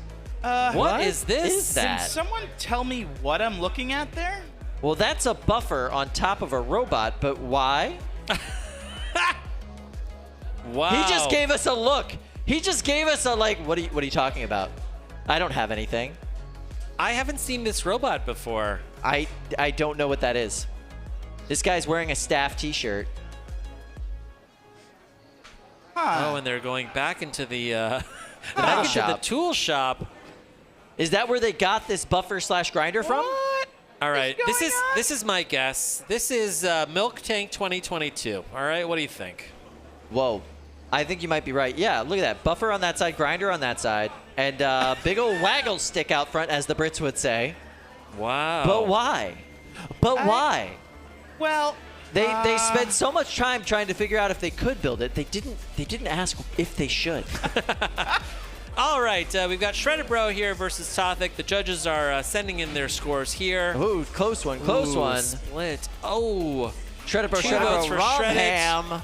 Jack Tweedy is desperately trying to find how he can figure out how to do a half point here. Oh, it's a unanimous judge's decision for Shreddit. Wow. All right. I'm sure that was not a hard one. Matt, No, that was impossible. Yeah. Yeah, give us less of those decisions. Give us more knockouts, please. More knockouts. Okay. Yeah, if you could cut like the last minute out of the fight, it'd be a whole lot easier. All right, we're gonna go to 2-minute matches, I guess, going forward. Yeah, is there an Jack wants them. anti-encore? Yeah. We can. Yeah, 2 minutes with 2 encores. That's fine. No big deal. Yeah. All right, so we're going to have Litterbox going up against Other Disko. Other Disko is, of course, the 30-pound version of Disco. It's a powerful bot. And Litterbox was really torn through the competition earlier this year. Really excited to see how this works out for these two. Winners bracket round 3, 30-pound action. 6, 5, 4, 3, 2, 1. Fight, robots, fight. Oh! Big hit. Disco really using those wedges to its Tap advantage, out. and now Oh we my have goodness. a tap out right off the bat. Other Disco is your winner. Dominic Yankaska says, you know what? I got another one of these in this division. Wow. I'm just going to wait because that frame, I mean, look at that. Kyle, is the frame broken? Yeah, It is. completely broken. Wow. Clean cut. Likely could have gone on, but why bother, right? Save your bot. Other Disco run here by Don Dorfler with Team Brutus. Team Huge on BattleBots. And Other Disco, definitely a robot to watch. I mean, this robot is absolutely dialed in. Don's been running this design now for the last 5 years. He really knows the intricacies of this robot. Don, we really got Saturday Night Fever over here. Do you think he can hear us inside of the box, Chris? Probably not with his head in there, no. He is, he's dialed in. Look at him. Yeah. Man of focus. I love it. Yeah, normally when we have him behind the judge's desk, he's a little sillier, a little bit more jovial. It's fun to see him really focused and serious in this competition. Yeah. He's dialed in then too, you know. Yeah. Oh yeah. Yeah. Let's go. Yeah, let's Yeah. go back to you know the workshop and see what the heck that thing was. All right, so Kate, what are we looking at? You guys, I have no idea what we're looking at, in fact, and I'm asking everybody in this room to help me better understand what this is that we're looking at. To use in the workshop. Okay, this is Ed. Earlier, if you were with us, Ed was crawling under and changing box floors, and the guy who basically oversees everything out this side in the arena. You can tell me what this is. I do crazy things, and I'm scared of this. So we've decided that it's going to go in the cage. Who's deciding this? What is this really all about? We made the decision. We are not here. This is not our robot. But I do know that it has a minion name of some sort and it operates as a minion. It's a buffing wheel. Okay. Cleaned up, and we need to buff the little scratches out of Fluffy. I'll be honest, I have no idea what is being talked about with this. Fluffy is the 300-pound robot, camera robot in the big cage. Fluffy keeps the piece in the big cage. And if not? It's got scratches. Because people have been very nasty to Fluffy there. So we think we should buff the scratches out. And what would be better than a buffing wheel? But we don't want to go in there because both of them sometimes have a very bad day and bad attitudes. And this is not really, it's like every once in a while it kind of gets a little bad and wiggles a little. We'll just go with that. Perhaps we all leave the building before this is done. This will only go in the test cage or in the big cage. And the word balance does not exist. So here you go, guys. That's what it was. I'm so glad that, Ed, you were here to help me out because it looks a little strange. Buffy for Fluffy. Buffy for Fluffy. Yep. I love it. Also, I love the fact that the weapon is held on by zip ties. This is the worst idea we've ever had. I don't know. Who built this? We We've have had some some pretty terrible bad ideas ideas. here in Norwalk. Okay, I just heard over the radio. We Ed have said no they idea. have no idea, yeah. The robot just showed up. What is it? I don't That know. is okay. All right, that's not okay. You it's- can't just bring your random robots here. You can't bring strays home. And just expect that Ed's gonna work on the robot or something. Come on, all right. It was in a basket wrapped in a blanket. All right, I see loading into the big box. We've got Cannibal Mini, which just survived a fire, versus Son of Cram, David Small, which looks like the drive is much better than it was in its first fight. All right, the box is locked, and we're going to go to this fight here in just a second. Something to keep an eye on for this fight. Cannibal Mini's driver told us in that last segment that he was in, they only have one set of batteries. Yeah. So if another fire erupts inside that box or inside that bot, that could be it for them. And that Are would these be custom batteries? I mean, we've got 50 million batteries here. I'm sure someone would help out Luke Falkingham. Luke's a nice guy. People would probably help him out. Yeah. Luke just yelled at us that he's going to be really careful. Careful and combat robotics really go together really You can well. always just run an extension cord to it for the final match, right? Is that a thing? That's true. I think so. It's like Evangelion, right? Like that's how they did it. 6, 5, 4. All right. 3, 2, 1. Fight, robots, Robots fight. Oh, and Son no. of Cram has crossed the box. Uh-oh. I see. steps into, Fluffy said this match did not actually start yet. The timer is not happening, so please go back to your respective squares until we get that figured out. Looks like we're going to reset this match here. Nice work, Fluffy. That was some quick work. Got a fan of Fluffy. Yeah. In the audience. Here. Fluffy. Oh my gosh, there's a With Fluffy a Fluffy sign. sign. I love it. Wow. What? Okay. Oh my gosh. I really 8, want that sign. 7, That is 6, great. I'll literally 5, put it on my wall. 4, That's great. 3, 2, 1. Fight. Robots fight. And it sounds like we are officially starting this match now. Look at the weapon on Cannibal Mini.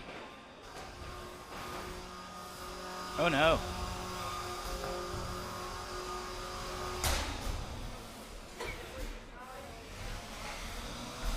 Winner fights Whittle by Whittle. The loser is eliminated. And right now, Cannibal Mini stuck on their head, trying to self-right with that self-righting stick. They're back up and running. David Small and Son of Cram just trying to stay as on top of them as humanly possible. Son of Cram moving a lot better than it was last time that we saw it.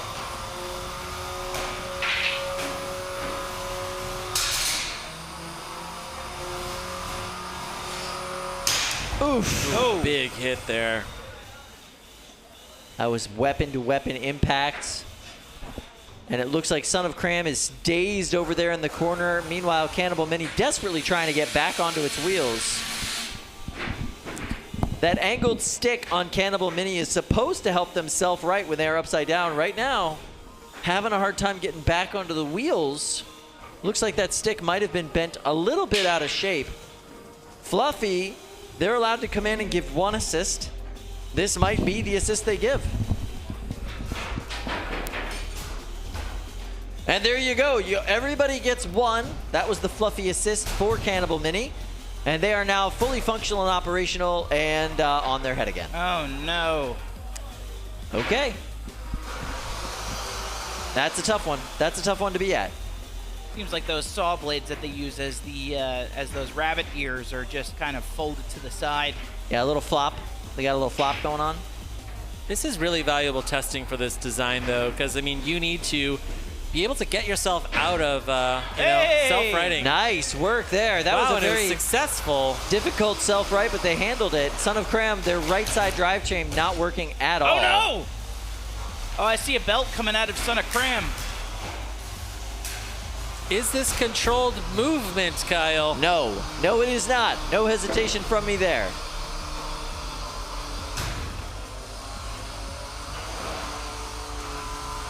Oh, nice. Big hit. 30 seconds left on the clock. Nice job. Cannibal Mini really does have that self-righting dialed in now. I don't know if this is motion here, Kyle. I don't think it is. But judges don't push buttons around here. It is what it is. So we're just going to watch this fight till the end, and then the judges will get to tell us who won anyway. Wow. Okay.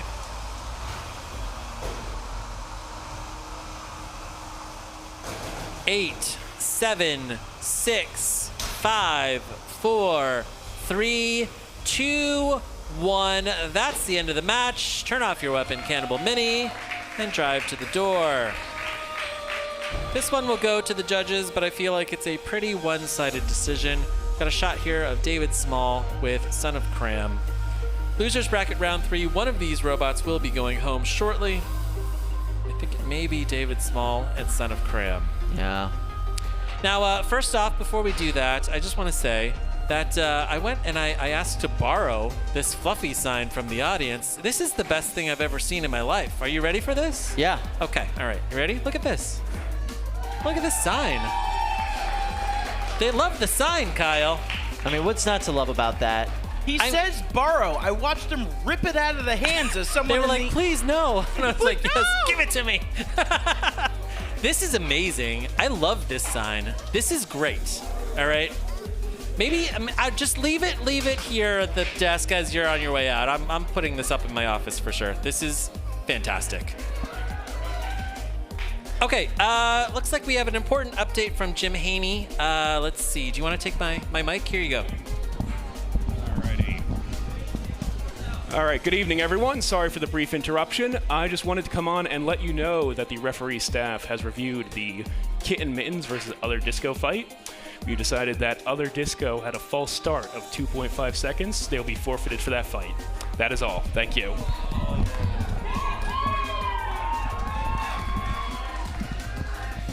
Whoa.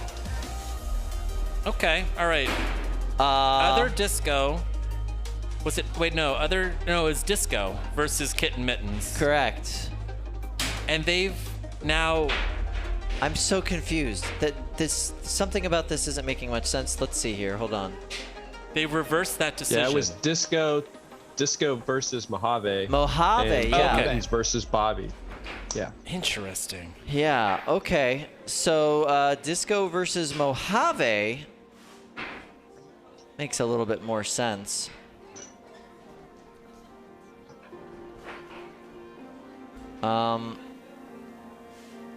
Yeah, so interesting. So, yeah, Kitten Mittens wasn't involved in that, just to be clear.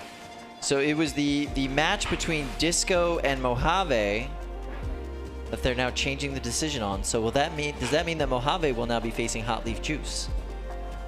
Wow. Huh. Okay. All right, while we figure that out, let's go check out some of our Norwalk Havoc tournament basics here. If this is your first time tuning in, if you have found us somehow on YouTube and you are delighted, this is what's going on. We are fighting in 3 weight classes today: the Beetle weights, the 3-pounders, the 12-pounders, and the 30-pounders. Now, we are running 3 separate tournaments. Each weight class obviously has its own bracket, and we are giving away $50,000 in cash by the end of the night. First place winners will go home $10,000 for the 3-pounders, $12,000 for the 12-pounders, and $15,000 for the 30-pounders. Runners up, second place, $4,000, $4,000, and $5,000. Now, these are 3-minute matches, and the matches end by either tap out, by knockout, or by judge's decision.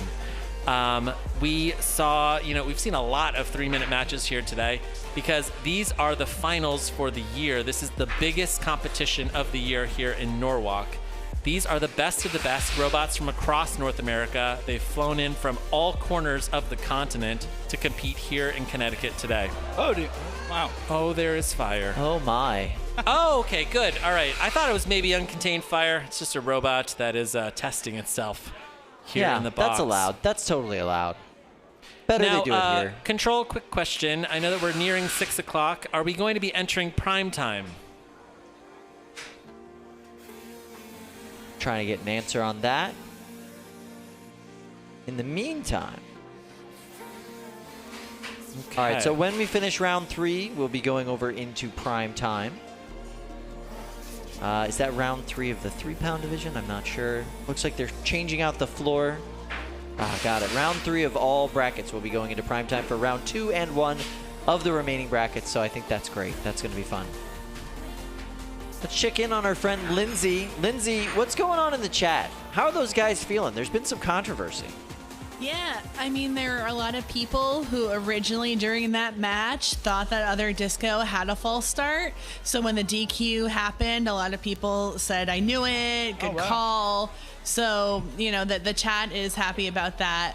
But we have another super chat. Oh. And this is from YouTube user Flurb McGurb. Okay. I don't know if this is who we caught napping in the pits earlier, but he said, how y'all gonna film a man just trying to take a nap? Wow. Yeah. I blame Luke.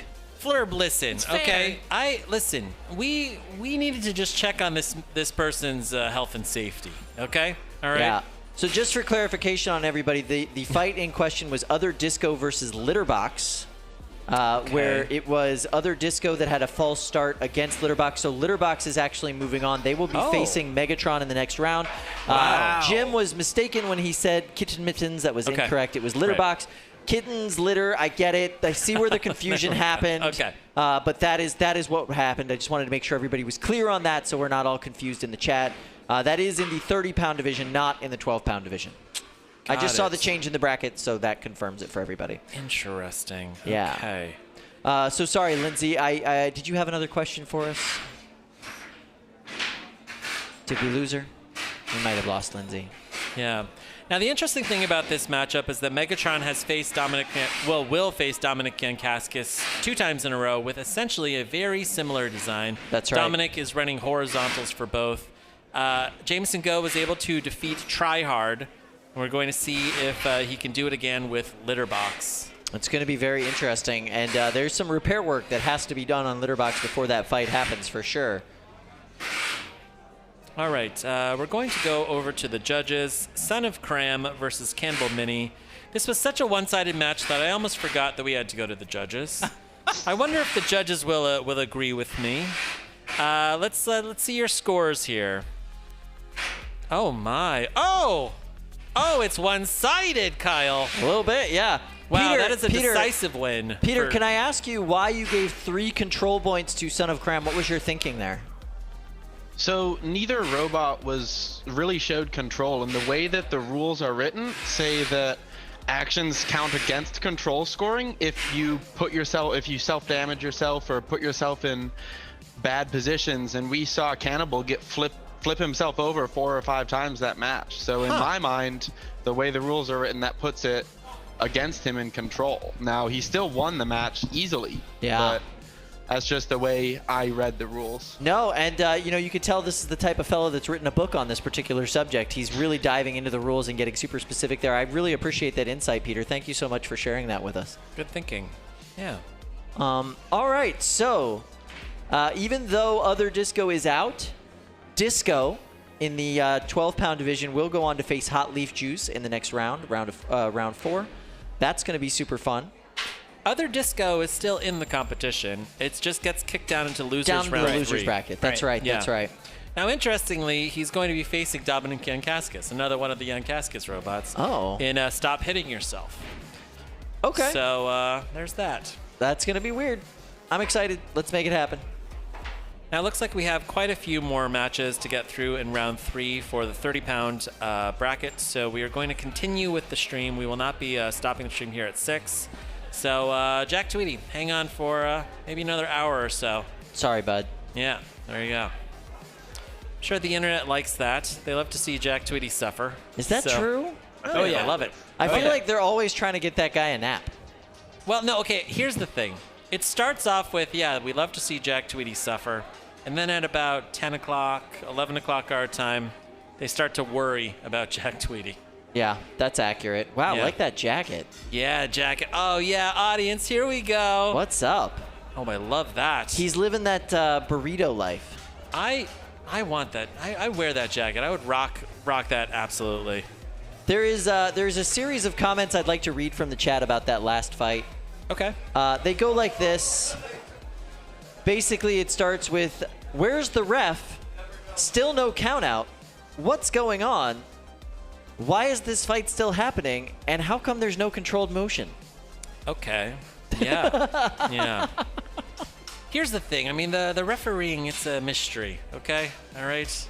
It's a one part of the competition we haven't fully explored yet here as announcers. That's true. The guy napping in the pits was the ref in that fight. That's another comment that we had. Oh, wow. Oh, my Wow. goodness. All right. You know what? I'm of the opinion that if either robot can show any motion at all, they're still in, right? If they've got a wheel that's twitching or moving and you can't kill them, you're not trying hard enough. You know, go in and finish them off. If you're moving, you know, you're telling your opponent, I want to be hit. I'm still in this. I'm ready to fight. And your opponent has an obligation then to win the match. That is very I think generous, that- Matt. Yeah, I like that. Okay. Well, what a day we've had thus far, and what a year we've had thus what far. a year. I think we could take a quick look at some of the highlights of the 2021 season. Roll some of that footage. Let's see if Darkseid makes it, Chris. And all of these engagements, X-ray back every single hit, upside down, trying to move a whip. This year's robot fighting out robot crossbow, big weapon on crossbow, 2-wheel drive robot, going up against Shreddit Lettuce, Googly Eyes, obviously, gets up to speed. Blackadder takes space with that weapon. Fully up to speed. By the way, it appears as though it is left there. It's not the Belgian. Oh, that weapon on Red Hawk. My. There we go. And armor packages really are complementary to each other, or what is going on? An 8, 7, 6. We've got a little bit longer weapon reach. Whoa, Lambo.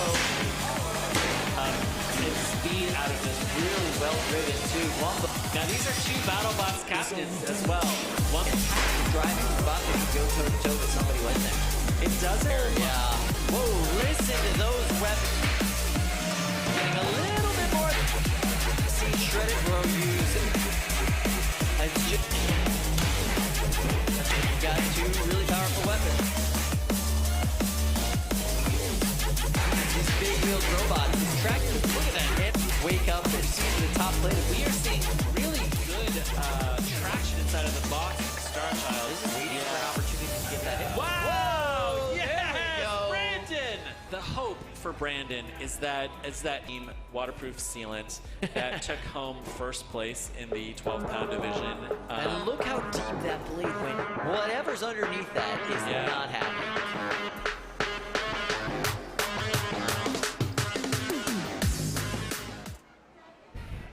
Get custom laser cut parts fast, instant quotes, free rush production, and free shipping. Check out sendcutsend.com. Send, if their parts aren't already in your robot, their parts have probably already destroyed your robot. I want to say a very, very quick thank you to Zachary from Brooklyn for the fluffy artwork here. I get to go home with this. I'm very excited about it.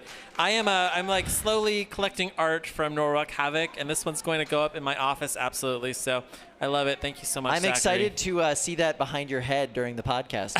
So. Right, yes. And Zachary's like the Banksy of combat robotics artwork. Oh, yeah. Listen, this thing is going to be worth a fortune in the future, okay?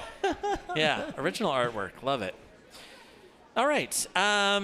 Do we have some time here, Control? Because I have an idea. What's your idea? Okay. All right. Blackbird Captain Anthony D'Ambrosio. I see where you're coming with this. Dropped us off a couple of Christmas gifts. And if we have just a little bit of time, I don't know what's inside of these things. Yeah.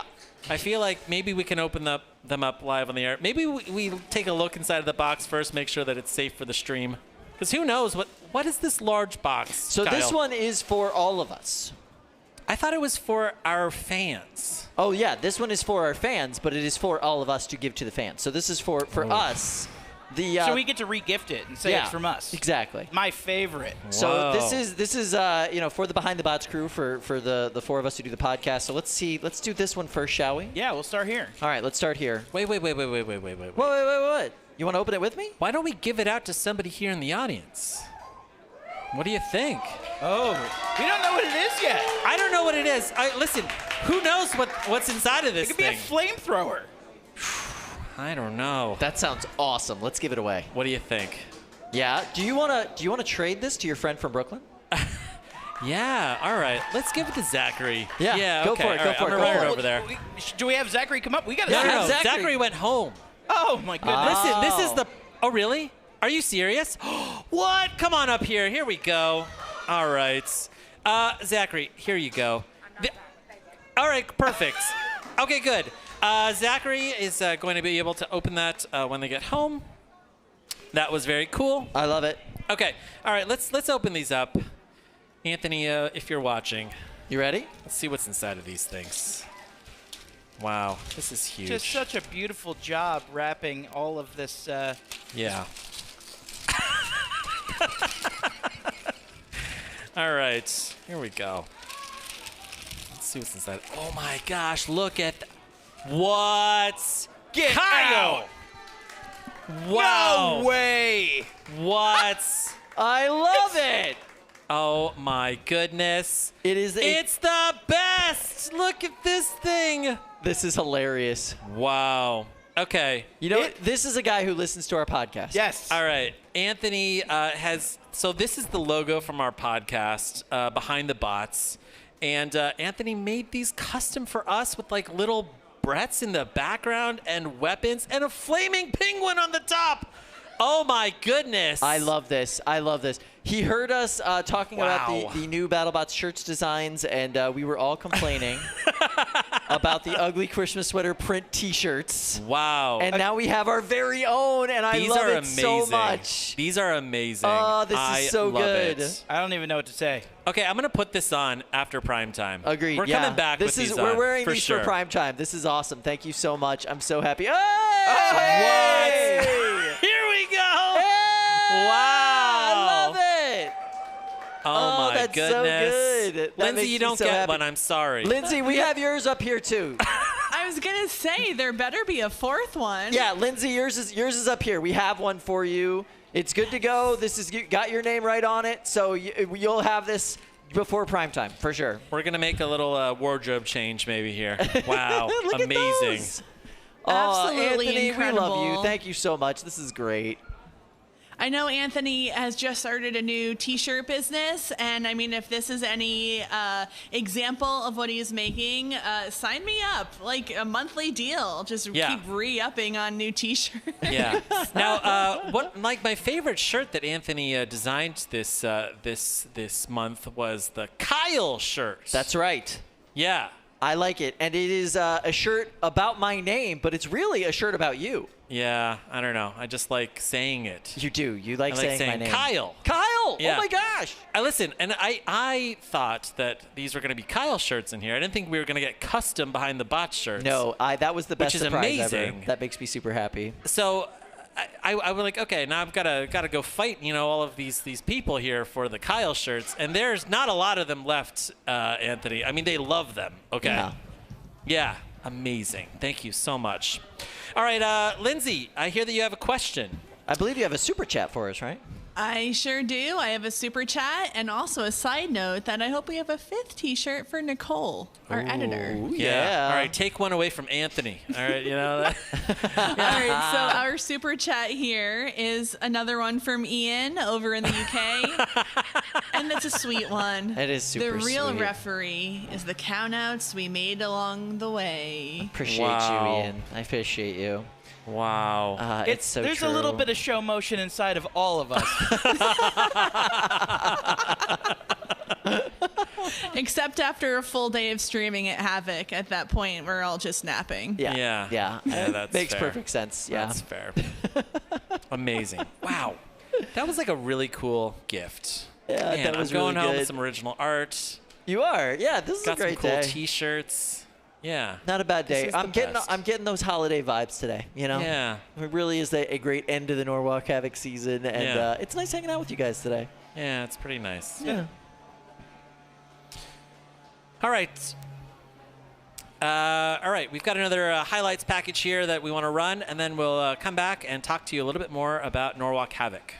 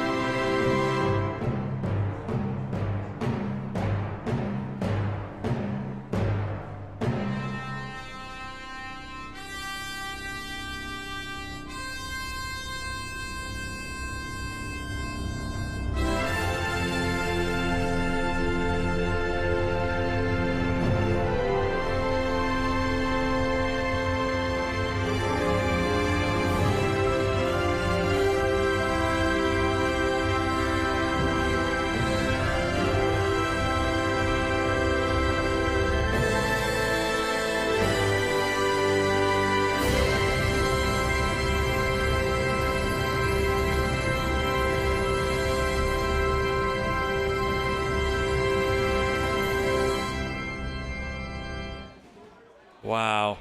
Kyle, that highlight reel just gives me so much joy. Yeah, I that was can't really even good. tell you. We've had so many amazing matches this year. Just this year. So many memorable moments. It is like, I don't know, it's just very wholesome right now, Yeah. just to kind of reflect on all of the cool stuff that we saw this year. So real quickly, before we move away from Anthony D'Ambrosio and his awesome T-shirts designs, this one's right here, right out there. If you want to go buy it, it's a shirt about with my name on it, but really it's about you, Luke, and I love it. I absolutely love it. So go check that out. Yeah, and I think it's great that Anthony's getting into the T-shirt business. He's crushing it so far. Every single design that he brought here today, straight fire. All right, Yeah, listen, I want to buy agreed. the entire line. Agreed. Yeah, so check out Anthony's line of T-shirts here, all limited edition, and they're all great. So, fantastic. Yeah, absolutely. So we are loading bots over into the 30-pound arena. It looks like we're going to have a little bit more fire for you guys. I know how much this fan base loves their fire, and we're going to make that happen for you. And Fuego, we see the sign out there in the audience. So it looks like what we're loading in right now is... Instead of fanning the flames, we're going to flames the fans? Is that a thing? That's good, Chris. That was pretty good. That was pretty good. Yeah. So we're going to have Dragon Princess. They'll be facing off against Phenomenon. Which every time I say their name, it makes me want to say do afterwards. I don't know why.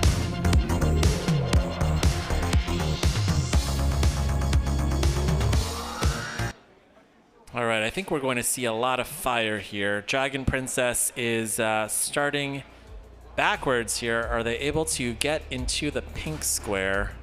Yeah, or are they going to interesting. start backwards, Kyle? I'm not sure. That's an interesting question.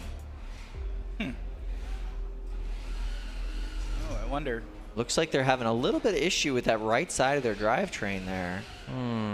Yeah, Dominic's working on it, trying to get it going for him. He's got a disappointed look on his face. Looks like he's maybe not getting traction. Is there Yeah, something? like the maybe- frame's a little bent. Yeah, that'll happen. Okay, all right. Pointing in the right direction in the pink square, Dragon Princess, driven by Annika Yankaskis. The Minibot, driven by her father, Dominic Yankaskis, facing off against Phenomenon. Phenomenon, driven by Brandon Bennett Young from Mammoth and the Big Dill on BattleBots. Of course, the Yankaskis family ran Slapbox on BattleBots. Ooh, I see some fire! There it is, there it is. This is Minibot Losers goes Bracket flying. round 3. This is a do or die moment for both of these robots. For Phenomenon or Dragon Princess, their season will end in the next 3 minutes.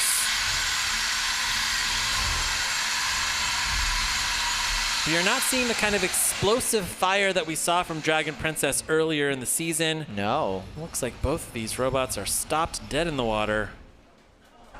Knockout. Wow. Yeah. Big knockout for Phenomenon on Dragon Princess. I want to give a round of applause to Annika Yankaskis and Dominic for putting on some of the most entertaining fights of the entire season with Dragon Princess. In any weight class, quite frankly. That bot has been phenomenal to watch. And yeah, they've done great work. I cannot wait to see them come back next year with Dragon Princess. And I can't wait to see what improvements they make on the bot.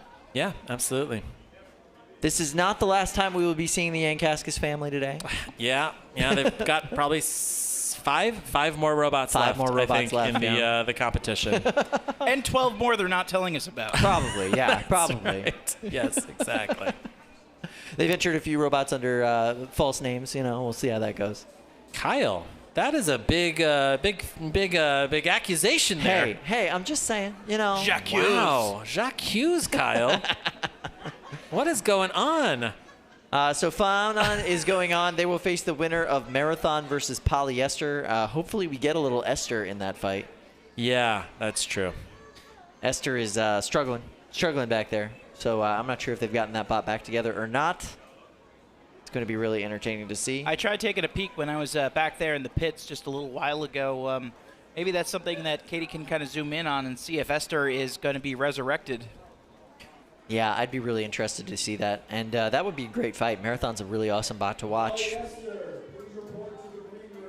And we actually just heard an announcement that Polyester needs to report to the green room. So we'll be finding this out very shortly. Yeah. Very, very shortly. So how much do you think the Billy Hat increases the value of this trophy, just out of curiosity? Well, let's see. The trophy is made out of solid gold, isn't it, Kyle? I think so. Right. Yeah. So look at that fan in the audience there holding up a sign. Oh, look, it's an I Love Brett sign. Aw, sparks and stuff. I love sparks and stuff. Oh, and Fuego. There we go. Here we go. Oh, that's a good one. All right. That's nice. I like that. Red square one, blue square one. Fantastic. And now we've got all 3 house bots there. I love Brett in the back there with the Voxel shirt. Very cool. Very, very cool. Yeah. I'm going to say that the poster making station, my one and only contribution to Norwalk Havoc. It was a good one. It was a solid I contribution. suggested it, two competitions ago. Yeah. People love it. Okay, don't. No, that's This not. is exactly stop what he it. wanted. Yeah, he was Just fishing. Okay, all right. Yeah, the he was posters fishing were for great. the applause. Okay. And you gave it to him. I appreciate that. No, Thank you. Yeah. I suggested fire extinguishers, so.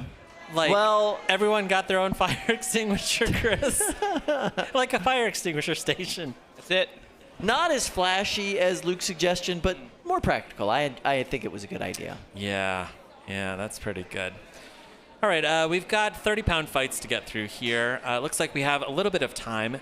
If you have any good questions inside of the YouTube live chat, feel free to send them to us. Also, we have our roving reporter, Katie Osborne, out there in the pits. If you have questions for Katie, maybe a robot question that she can ask one of the builders back there, feel free to send it to us in the YouTube live chat. Lindsay will find it, and she'll flag it for us. Lindsay, any good questions that you've got? I guess queued up? Curious, perhaps?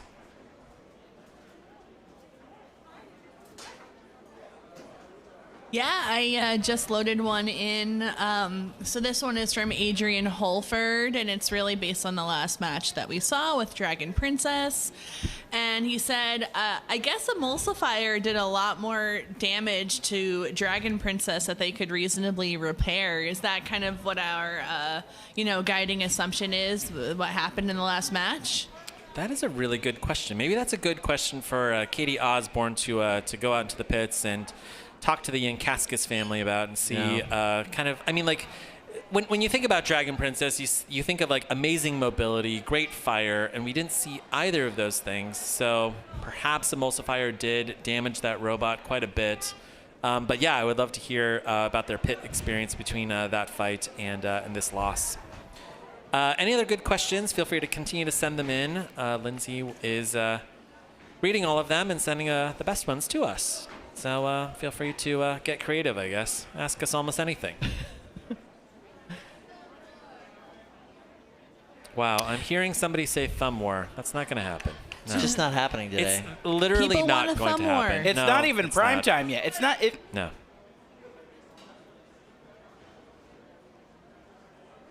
Okay. All right. This hour of Norwalk Havoc action is brought to you by Argyle Materials. Argyle Materials provides an alternative choice and excellent value to OEM materials for your Stratasys 3D printers. Argyle Materials provides a direct plug-and-play refill alternative to OEM materials for your machine. No modifications or recalibrations of your machine are required. The supplied EEPROM ensures that Argyle Materials products will run seamlessly on your Uprint, Dimension, and Fortis machines. Visit argylematerials.com for more information. Thank you so much, Argyle, for sponsoring this hour of Norwalk Havoc. I really appreciate Argyle Materials. We are loading some bots, it looks like, over into the 30-pound arena. I see Polly. I don't see Esther. Yeah. Interesting. And they're going to be facing a full 30-pound marathon. Yeah. 19-pound robot versus a 30-pound Wow. robot. Can you imagine a David and Goliath story, like going far into the finals? Oh my goodness! A wild Esther appears. Hello, What? hello. Wow. Okay, I feel like it's a David and Goliath that just flipped the other way, Chris. Yeah, for Well, sure. two Davids. All right, as we're loading into the box, we're going to kick it over to Katie in the pits, who's with Dominic Yankaskis. Yeah, we're answering questions here. I know that there were some pending. And Dominic, what's going on? It has been one busy day for you and the fam. No, it was literally, we had to change one motor and we crossed the wires, and so one was spinning backwards, and you wouldn't think one motor out of 3 would cause that kind of problem, but it is what it is. So. Now, earlier today, you were saying it's been busy. You have 7 robots that you're trying to manage here today. What were some of the things that you've learned that you still have tonight to look forward to? Don't run so many robots. You know, we just didn't have enough prep time, and my kids do the best they can, but we just have too many bots, too many spares, and running out of time. How special is it to share these moments with the whole family? There's at least 3 kids here that you guys have, and it's something that not everybody gets a chance to do. It means a lot to me. You know, we sacrifice all kinds of stuff to do this, and I wanted it to be a learning experience for the kids from the beginning, and it's kind of blown up to something well beyond what we thought it was going to be in the beginning, but I don't know. It's not always been easy, but we try to make the best of it. So.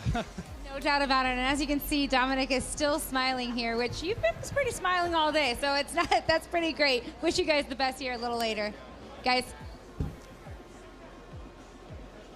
Thank you very much. Can you hear me? Oh, there we go. I love the Yankaskus story. The entire family is fantastic, and it feels like they may be a victim of their own success. They are so good that they qualified too many robots here. Yeah. But we still have 5 out of the 7 still alive in the brackets, and the Yankaskus family is continuing to fight, which is really great. All right, loaded into the big box, we've got Polyester versus Marathon. We saw Poly, and surprise, Esther is now back up to speed. And it looks like Esther is quite mobile in the box. Yeah, it is a fully functional robot. Look at that thing moving around. I feel like this is like the second Death Star here. You know, we thought it was coming in here as a lame bot that was only going to have half of its power, but in all actuality, this is a fully functional battle station. I hope they covered up the exhaust ports. Yeah, they better. 5, 4. Good reference 3, there, Kyle. I 2, like it.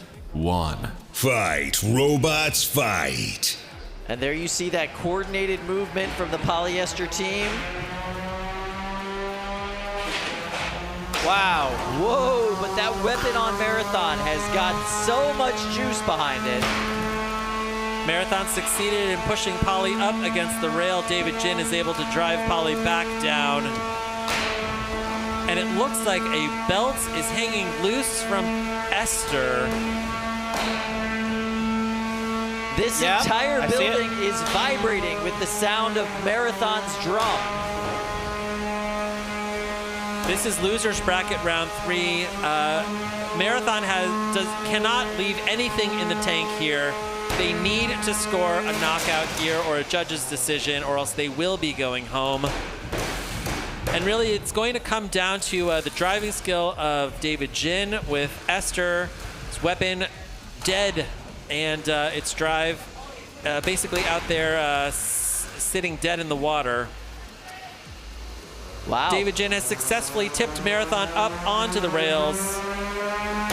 Oh, big nice hits. Work there with David Jin. He really angled himself to make sure he could capitalize on that hit as Marathon came down off the rails. Fluffy still wearing Bobby's hat, as you can see. Oh, it is this punishing drive style from David Jin, not allowing Fred Moore to get out of this corner at all. And really, he is driving this like a 30-pound robot, even though that robot's only 19 pounds, shoving around a much heavier opponent.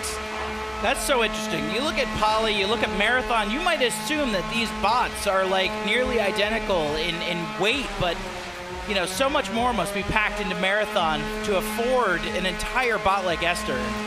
We can see Poly stripping off that bicycle tire off of Marathon. And on the right-hand side, you can see that Fred is losing part of that traction on his wheel. Amazingly, this 19-pound robot in Poly is shoving around Marathon.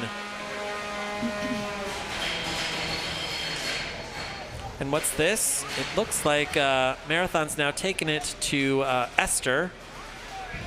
And Poly in a turn of events, looks like it may have lost part of its drive. Yeah, that left side of its drive looks completely dead. Wow. Wow. With 15 seconds left. We can hear the driver saying, hold him, hold him, hold him. 7, 6, 5, 4, 3, 2, 1. That's the match. Turn off your weapon. Marathon. Everyone drive to the door. Super destructive. That fight ended with Marathon stuck up on the wall and both Polly and Esther fully functional and moving around. Well, their drive was fully functional. They did not have any weapons there. Polly's drive wasn't fully functional. Oh, you're right. The right side was dead on that. Yeah. Everybody was a little worse for the wear. Interesting. Okay. This one will go to the judges. This one could be tough to judge. It's a hot mess. It was a hot mess. We saw Esther lose its weapon basically immediately. Polly was doing a great job controlling the pace of that match, repeatedly putting Marathon up against the rail. However, Marathon was able to kill Polly's drive. Yep. And really dominated the last 30 seconds of that fight. This is one of those decisions where I'm like, I am so glad that I don't work as a judge. Yeah. Because this is one of those things that would haunt me, you know? All right, as the judges are deliberating, let's go and take a live shot here of the pits. It looks like our dead body has moved. So there in the foreground, it is whoever was sleeping woke up. Well, that's good. All right, we've got a good shot here of the tool shop and the Ed Cam, and he's got Buffy over there. Is that what we're naming it? Yes. Kyle. There's shoes on it. Are those Crocs on the front of Buffy? What? They're some kind of slip-on. I'm not exactly sure if they're Crocs. Well, why, Kyle? Why? Because they're light and comfortable, Luke. Listen, you didn't say fashionable, so they're most assuredly tacky, but they're light and comfortable. In the Venn diagram of life, does it have to look good, or could it just be light and comfortable? Yeah, maybe. Oh, this interesting. Is we're over here in the yoga box. Yeah, this looks like a little bit of abdominal muscle, practice here for Soul. Soul just trying to loosen things up on the bot, make sure everything's functioning. How you doing, Soul? Hey! I think he's gonna go into squats now. Yeah, there you go. Soul testing drunken peasants there inside of the big test box. Yeah, please, please. Kate, yeah. Let's ask Soul what.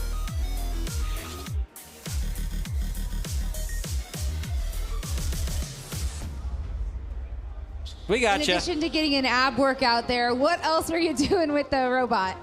The wheels are like too sticky. I using like anti-slippery for belts, so they are too sticky when you apply that thing. So I need like a little bit of dirt so that it can be sticky.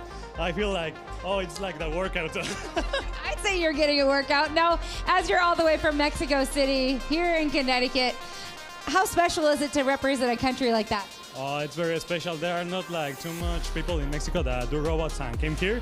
My friend is the only one that I think is coming here. So maybe like I coming here make more people come for more from Mexico with more robots and another ideas to more international teams also that can go here. Well, we wish you the best here as you continue to represent guys ab workout. Next time around, I don't know, you three up there, but until that time, Lindsay, one thing I was just thinking as we're talking about some international flair, the flair that you and I have, are we wearing the same jacket? Out of curiosity? Katie, I can't actually hear you. I'm so sorry, but I did see you motion to your black denim jacket. So yeah, we're twinning a little bit. Nice. I like the 90s kind of style that we've got going on Yeah, today. I appreciate it as well. Yeah. Oh, here's a question from Anthony. Oh, you yeah, guys we think have quite Warlock a will few finally see a questions, flying so- bot? Wait, Lindsay, do you want to read it for us? Sure. This one's from Anthony. When do you guys think Norwalk will finally see a flying bot? I mean, we get this question a lot. Do we have an answer? 2022. I'm going to say it. Yeah. We're going to see it next year. Absolutely. A problem you have with the flying bot is obviously the weight. You know what I mean? Like, you gotta make sure you're within the weight. No. Listen, we can do a light drone. It can be a mini bot. It'll be great. Okay? But why? Because Sub-Zero Captain Logan Davis is coming here, and his dad's going to build a miniature flamethrower bot. I love it. Okay, all right, we're going to go over the judges. judges. Yeah. We're going to find out who won that fight. Guys, I'm so sorry that you have to call this fight. That's just terrible. But thank you so much for putting in the work. Whoa. Wow. Okay. Interesting. Very close, but interesting.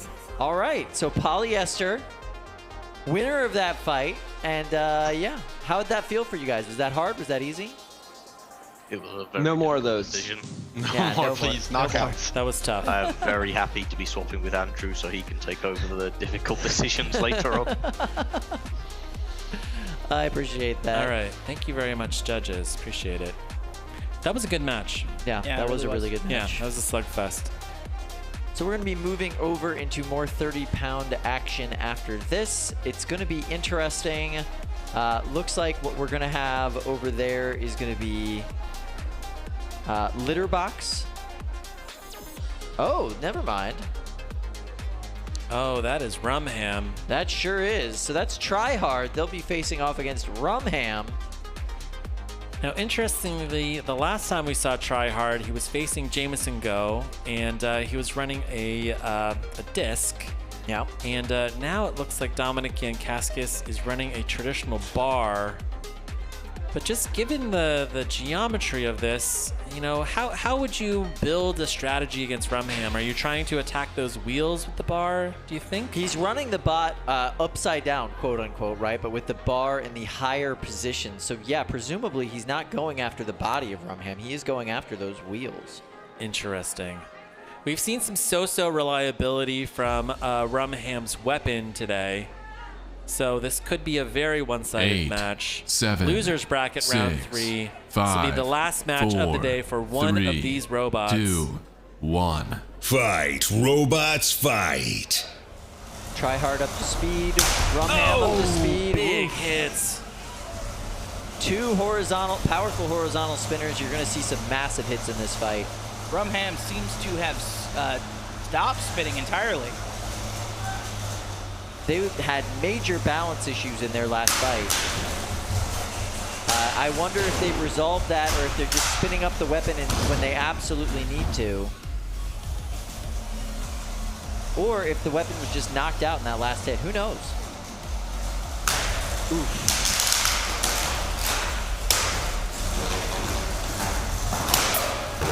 Nice job from RumHam there, acting as a wedge, shoving Tryhard onto its side.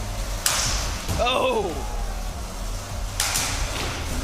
And you can see that armor just peeling away on RumHam on that right side there. See that part of that tire has been taken and like deflapped off the right wheel of RumHam. Deflapped, I like that. Deflapped? Yeah. That's Chris's second big vocabulary word of the day. I'm loving it. I think I made that one up. I'm pretty sure you did. But I like it. I'm going to use it. It's canon now. Oh, wow. And there goes that wheel. Wow. Yeah, this is just a slow dismantling of RumHam at this point. 90 seconds left here in this fight. Tap out. Oh, I heard tap out, tap out, tap out. Yeah, that's what you yell when you can't think hard enough to find the button and you just desperately want this fight to stop so you can salvage some piece of your robot. This is losers bracket round 3. RumHam XXX will be going home early. RumHam built by Luke Quintal from Team Copperhead. He flew out here from Denver, and he runs Sunny Robotics. You can see there on the shirt. And Luke Quintal, one of my favorite builders of all time. Yeah. And yeah, super cool dude. And not just because we share a name, Kyle. Not just because. Also, the other team that's here from Colorado, right? We've got him and we've got Jonathan Clark. Yeah. So it's nice to have the Colorado contingent represented here at the finals. And yeah, not a huge combat robotics scene in Colorado, but the bots that we see coming out of there are all pretty quality bots. I think they've got a pretty healthy local scene, right? Like around the Team Copperhead folks. Yeah.